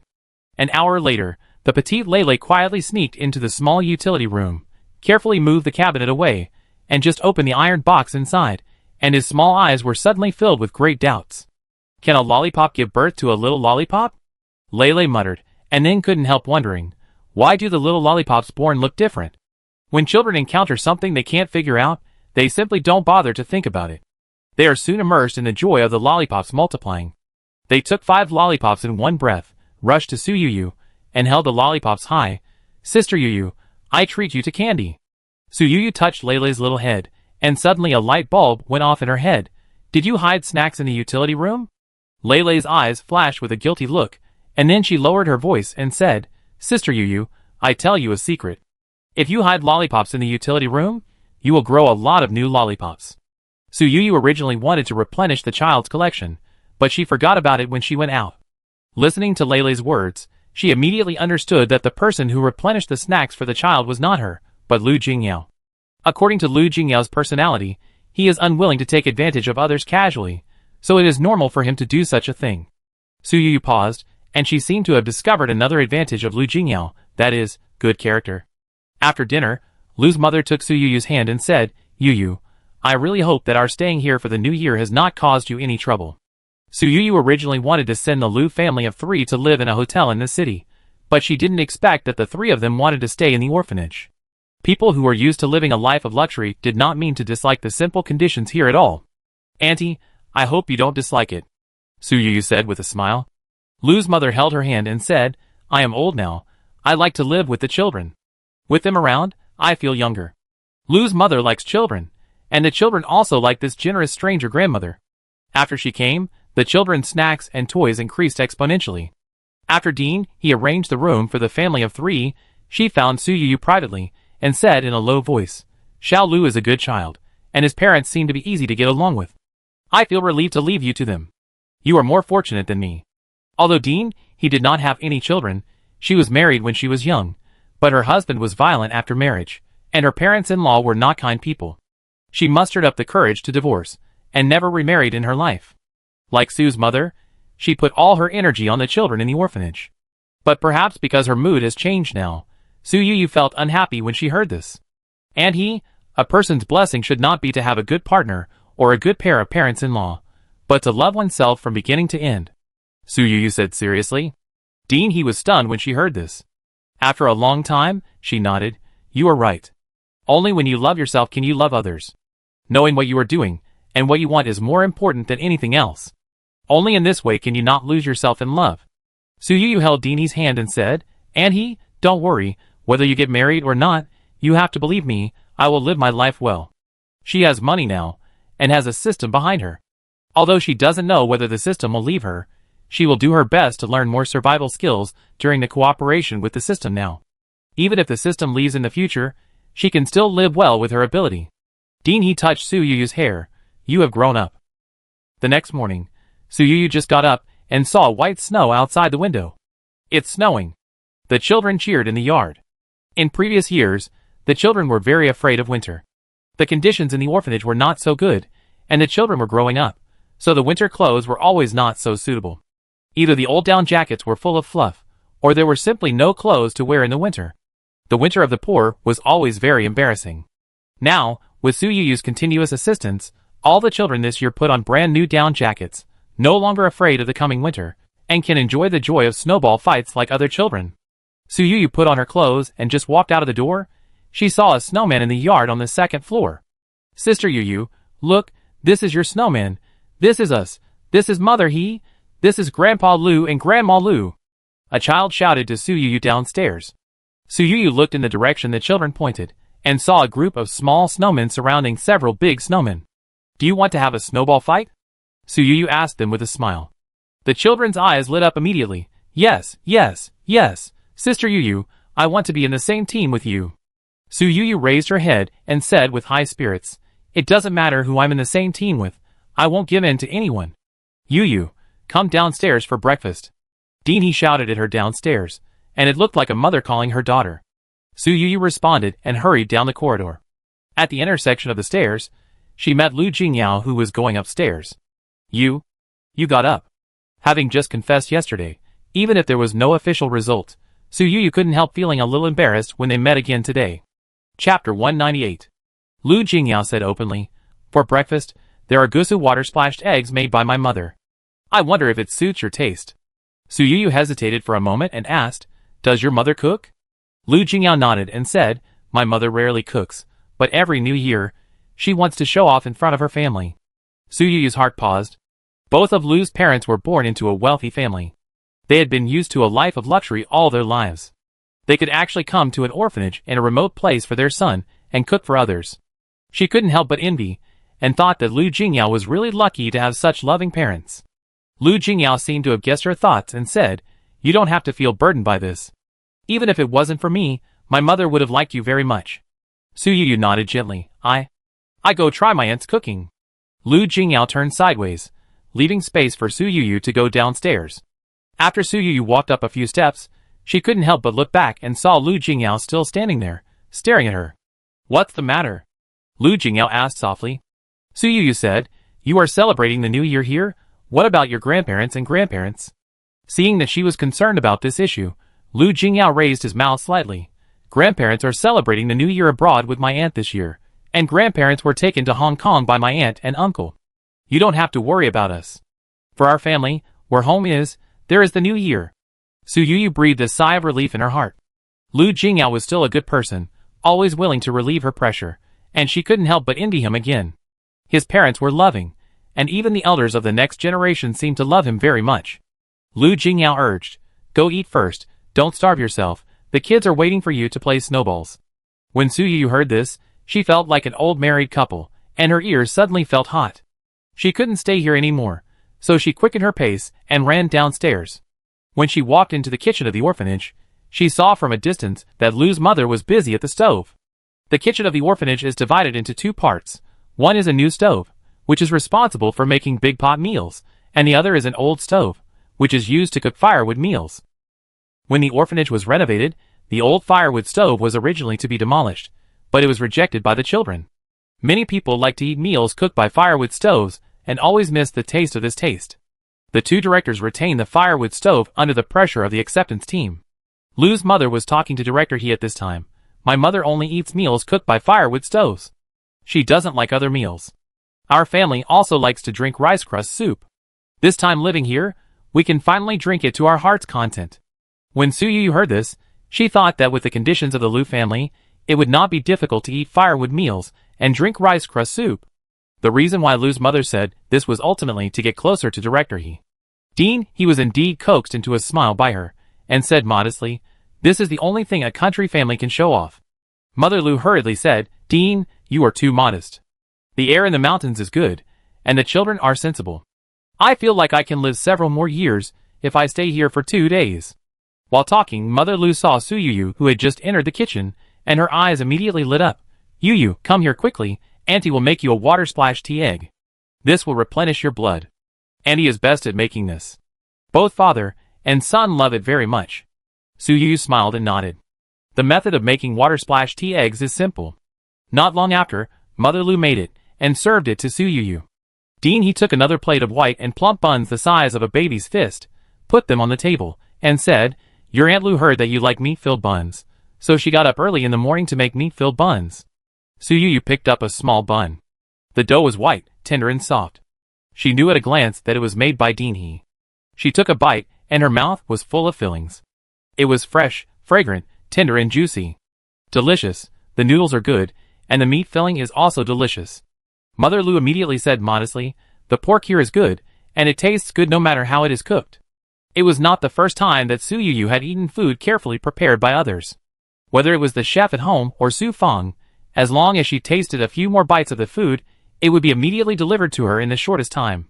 2 months ago, Su Yuyu just casually mentioned the old hen soup, and the next morning, she received the old hen soup that Su Fang's mother had cooked all night.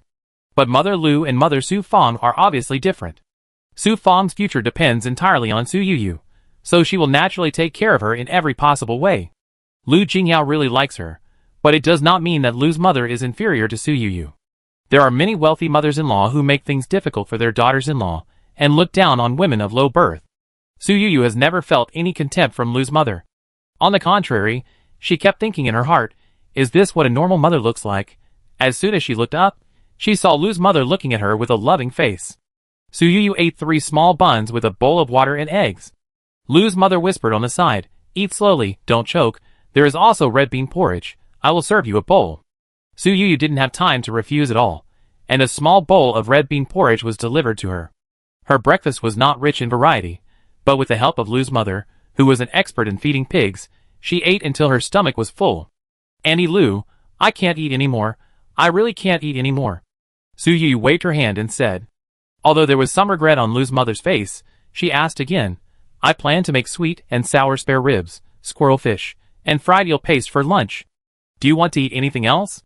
Su Yuyu immediately shook her head, "Aunt Lu, this is already very rich. I am not very picky about food." Lu's mother said, "You are too polite with Mom." He coughed lightly. Lu's mother immediately changed her words and said, "Why should I be polite to my aunt? Even if you and Jingyao can't be together, I have already regarded you as my daughter because you saved Jingyu's life." Su Yuyu paused with her chopsticks in her hand. She suddenly felt that she couldn't stay in the kitchen anymore. Mother Lu was too enthusiastic, and she couldn't help wanting to escape. Fortunately, Lei ran in and shouted at Su Yuyu, "Sister Yuyu, have you finished eating? Everyone is waiting for you to play snowballs." Su Yuyu stood up immediately. Mother Lu said quickly, Don't move too hard after breakfast. Be careful of gas drop tosses. Help them build snowmen first, and then play snowballs in 30 minutes. After that, Mother Lu said a little embarrassedly, am I nagging too much? You should take care of your body as early as possible. Don't think about tossing hard when you are young. It will be too late when you are old. Su Yu Smiled and shook her head. She wanted to escape from the feeling of being cared for not because of money, but also wanted to sink. Don't nag, I will listen to you. Chapter 199. Su Yu was dragged out of the kitchen by Lei. Lu Jingyao changed his clothes and was standing next to a snowman under a tree in the yard, tilting his head to look at the snowman's face. Su Yu rarely saw him showing such a childish side. How about making a snowman first? My stomach is too full, and I can't run now. Su Yu said to Lei. Lei liked to stay with Su Yu and instinctively wanted to get close to this big sister with a comfortable breath. She said, then I tell Xiaoguang and we accompany my sister to make a snowman first. Soon, a group of children ran over behind Lei. Sister Yu, let's make a puppy, just like a good boy. A child suggested. Su Yu nodded. The child immediately said, Sister Yu, Guai only listens to you, you should let him stand still and be a model, okay? After the snow, someone put a small cotton jacket on Guai. At this time, the puppy was standing under the eaves, stretching his head to look over here. Guai, come here quickly. Su Yu waved at the puppy. The puppy reluctantly ran over and stood up against Su Yu's calf. His dark eyes were full of vigilance against a group of children. In just a few days after returning home, Guai had experienced the process of establishing and breaking off relations with the children. Now facing them, the puppy would hide as far away as possible. Woof woof. Shit shoveler, I don't want to play with these little bad guys. They threw mud on me. Throw snowballs. My hair is almost rubbed off. Guai barked and complained to Su Yu. Su Yu patted the puppy's head soothingly. Although Guai barked fiercely, Su Yu saw that it was still in good spirits and did not seem to be injured. It can be seen that these children still have some sense of propriety. They all like Guai very much and want to make a Guai snowman. Su Yu said with a smile. Before Guai spoke, a group of children immediately rushed to say, we want to make mini Guai snowmen, one for each of us. We like Guai the most. Guai, who had been avoiding the children, immediately showed a smug look on his face after hearing this, and was no longer as alert as before. Woof woof. I knew that human cubs could not resist the charm of this king. Su Yu nodded vigorously and said, yes, our Guai is the most lovable. Guai raised his head high, like a victorious general, and walked towards the children without Su Yu urging him. However, as soon as he approached, he was immediately drowned in the children's rubbing, as if they were waiting for this moment, not to make a puppy snowman, but purely to pet the dog. Woof woof. This king was deceived by these cubs again. Guai shouted helplessly. Here. Lu Jingyao, who had been silent, suddenly reached out his hand to Su Yu.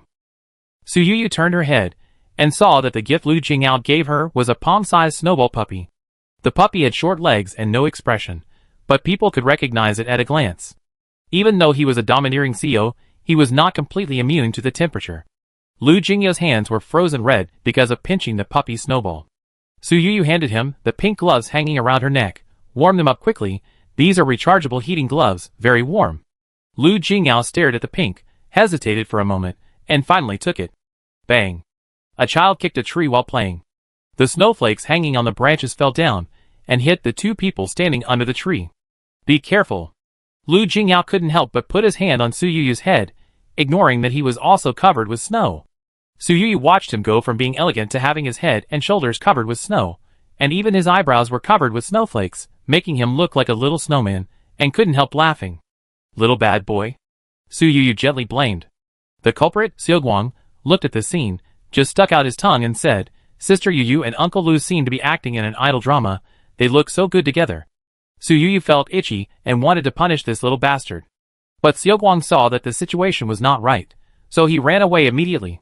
Lu Jingyao stretched out his hand, and gently brushed the snow off Su Yu's shoulders. Su Yu looked at his focused and serious movements. Her eyes, which were always cold, seemed to be full of stars at this moment. Her curled eyelashes trembled slightly. Even if there were still a few bits of snow on her cold face, she still looked so dazzling. Su Yu almost forced herself to look away. She was really afraid that she would fall unconsciously if she looked at it too much. After all, not everyone can face the top beauty all day long without being moved. Lu Jingyao suddenly asked, Is there snow on my head? It feels a bit cold. Su Yu felt that it was terrible. This man was handsome and rich, and she felt that her ears seemed to itch even more when he was so close to her. Lu Jingyao also lowered his head suddenly. Su Yu took a step back in fear, and after a moment, she realized what she was going to do, and reached out to gently brush away the remaining snow on his head. Not far away, Lu's mother looked at the young man and woman under the tree. The man was handsome, and the woman was beautiful, and she felt extremely pleasing to the eye. She couldn't help but took a picture with her mobile phone. "Thank you," Lu Jingyao said softly. Su Yu said casually, "You're welcome." Then she looked away, and sighed again in her heart that it was only because Lu Jingyao didn't make a debut, otherwise he and Song Shibai would definitely kill all the male traffic in the entertainment industry. "Boss Lu, the snow tongs are back." Assistant Lu ran in with a big bag of snow tongs. After seeing Su Yu and Lu Jingyao, he immediately pulled out 2 snow tongs and handed them to them. "I want the duckling one." "I want the bear." "The dinosaur." A group of children surrounded Assistant Lu and asked for snow tongs, forgetting to play snowballs. Although a snow tong is not expensive, the children in the orphanage did not have this treatment before. After all, every penny of the orphanage must be spent on the blade. Su Yu took the peach heart snow tongs in her hand and pinched a small peach heart. As soon as she handed it to Lu Jingyao, she couldn't help but feel a little annoyed. If it was a duckling snow tongs, it would be fine. Why did she pinch a peach heart, making it like a confession? Lu Jingyao held the snow-white peach heart at this time, smiled, and then placed it under the tree with great care. Su Yu breathed a sigh of relief. The looting mission has been started. Please arrive at the target location as soon as possible. Su Yu was stunned. The system has been quiet for many days. Why is there a mission during the Chinese New Year, going out to rob money during the Chinese New Year? Chapter 200. Lu Jingyao noticed Su Yu's expression change immediately and asked, "Are you feeling uncomfortable?" He was afraid that Su Yu would be frozen by the ice and snow. Su Yu shook her head gently. "I have to go out." Lu Jingyao looked around and saw that everything was white. He also clearly remembered that Su Yu did not receive any calls, and even her people did not come. Such a sudden decision. It seems that there is only one reason for this sudden decision. Lu Jingyao still felt that something was wrong. Although the snow had stopped, there was too much snow on the road, and it was too deep. It was not rational to drive out. According to Su Yu's usual thoroughness and caution, she was not the kind of person who had a serious procrastination problem, and would delay important matters until bad weather. Su Yu did not give Lu Jingyao too much time to think. She had already called Su Feng and 2 bodyguards to go out. Because it was indeed inconvenient to drive on the ice and snow road, the system was kind enough to tell the approximate distance. After Su Yu learned that it was about 3 kilometers, she chose to walk there. As soon as she stepped out of the door, Lu Jingyao followed her. "The road is slippery in the snow, I go with you." Su Yu's heart paused. When she went out to pick up bargains, she sometimes even kept it a secret from Su Feng and others. She didn't like to bring more irrelevant people with her. Last time He Jiding asked to accompany her, she refused. Now the person who asked to accompany her was Lu Jingyao. Okay. Su Yu's reason had not yet been cleared, and she had already agreed. Lu Jingyao's face showed a visible joy. He didn't know what Su Yu was going to do when she went out, nor did he know whether what she was going to do was right or wrong, but just accompanying her seemed to be enough to make him happy. Lu Jingyao's entourage was also quite a lot. When mixed with Su Yu's people, they immediately looked mighty. Su Yu and Lu Jingyao walked side by side at the front. They walked out of the gate of the orphanage, and walked slowly along the road. The orphanage is located in a remote area, close to the mountains, and the terrain is relatively high, so the first half of the road is all downhill. The road was slippery in the snow, and Lu Jingyao never looked away, fearing that Su Yu would fall if she wasn't paying attention. Walk slower, walk slower. When Lu Jingyao saw Su Yu's eagerness to slide down the slope, his heart was in his throat. He never knew that he would be so nagging, and he wanted to tell all the dangers in one breath, fearing that Su Yu would fall into the trap if she wasn't paying attention. Su Yu looked at the system flashing non-stop, and she was actually very anxious. She didn't know what she was going to pick up, and she was afraid that if she was late, she would fall into the hands of others. But when she saw Lu Jingy's worried eyes, she actually slowed down her pace. Su Yu's bodyguards were used to their boss's various sudden actions, but Assistant Lu and his 2 bodyguards, who followed Lu Jingyao, were full of doubts about the uncertain itinerary. Assistant Lu couldn't help asking, "Miss Su, where are you going? If it's convenient, you can actually let us help you go. Why do you have to work so hard?" Assistant Lu said this because he was afraid that Lu Jingyao would feel bad if Su Yu fell, and he was also afraid that Lu Jingyao would have an accident when traveling with her. To a certain extent, the money and wealth of these accompanying personnel all depend on Lu Jingyao and Su Yu. If they fall, according to the temperament of the two bosses, they will be given a work injury, which will not affect their wages. But if Su Yu or Lu Jingyao falls, the injury will affect their earnings, which will actually affect their bonuses. Su Yu shook her head. Now she didn't know the specific person to pick up the bargain, so she couldn't say it too firmly. I still want to go and see it myself. Assistant Lu complained in his heart, but Su Yu said so. No matter how much he worried, he could only suppress it in his heart and watch the actions of the two people in front more carefully. If the road condition is good and someone who exercises regularly walks 3 kilometers, it may take only 20 minutes to reach the destination. But it was difficult to walk in the snow, and it was downhill. The group walked for almost an hour before Su Yu stopped. Her destination was a small village, where 2-story rural self-built houses with red bricks and white walls could be seen everywhere. At the entrance of the village, the 3 big characters Qingjia Village were written. She also knew this place because she went to elementary school in this village. Qingjia Village is about 8 kilometers away from the city, which is not really close. Just looking at the fact that there is only one farmhouse in the village, you can tell that the tourism industry in Qingjia Village is not developing smoothly. Su Yu stood in front of a yard, looking in from outside the yard, and saw an old house with 3 large bays inside. The old house has been in disrepair for a long time, and most of the white walls have fallen off, revealing the yellow earth bricks used in the past. It looks out of place among a pile of beautiful self-built houses. Under the pressure of wind and snow, this house looks extremely dangerous and seems to fall down with a push. The courtyard wall had collapsed halfway, revealing a huge gap, the height of which an adult could step over with 1 foot. Boss, a gentleman should not stand under a dangerous wall. You and Miss Su should stay a little further away from this house, in case the courtyard collapses again. Assistant Lu reminded Lu Jingyao softly. Su Yu took a step back honestly, staring at the golden pointer of the system, which was now pointing from the courtyard wall to the locked old house. Sister Su. Su Yu said. Su Fang immediately perked up and asked, Boss, what do you want? Su Yu said, find out who owns this house and see if we can buy it. Su Fang immediately agreed and walked towards the village. Lu Jingyao glanced at Assistant Lu, who hurriedly said, Miss Su, I don't have anything to do either. I see if I can help Sister Su. Su Yu did not refuse. After all, Assistant Lu was always capable. The 2 assistants entered the village one after the other. Su Fang had a clear purpose and went directly to the village committee. Although it was snowing today, and it was New Year's Eve, there were still people on duty at the village committee. The old house at the entrance of the village? It's Cheng Laosher's house. Cheng Laosher had 2 children. His son died early, leaving behind a daughter, Qing Yatu.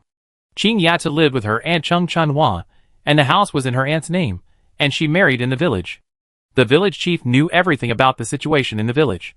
Su Fang felt that this relationship was a bit confusing, and asked, Village chief, since Qing Yatu and her aunt still live in the village, is there no one living in the house now? In recent years, every household has been trying to build a 2-story building. Who would be willing to live in an old house? Speaking of it, their house was the first in the village 40 or 50 years ago. Many people wanted to live there but couldn't. The village chief said. Su Fang asked curiously, since every household has built a small building, why didn't they demolish this house and build a new one? Did they find another residential plot to build a new house?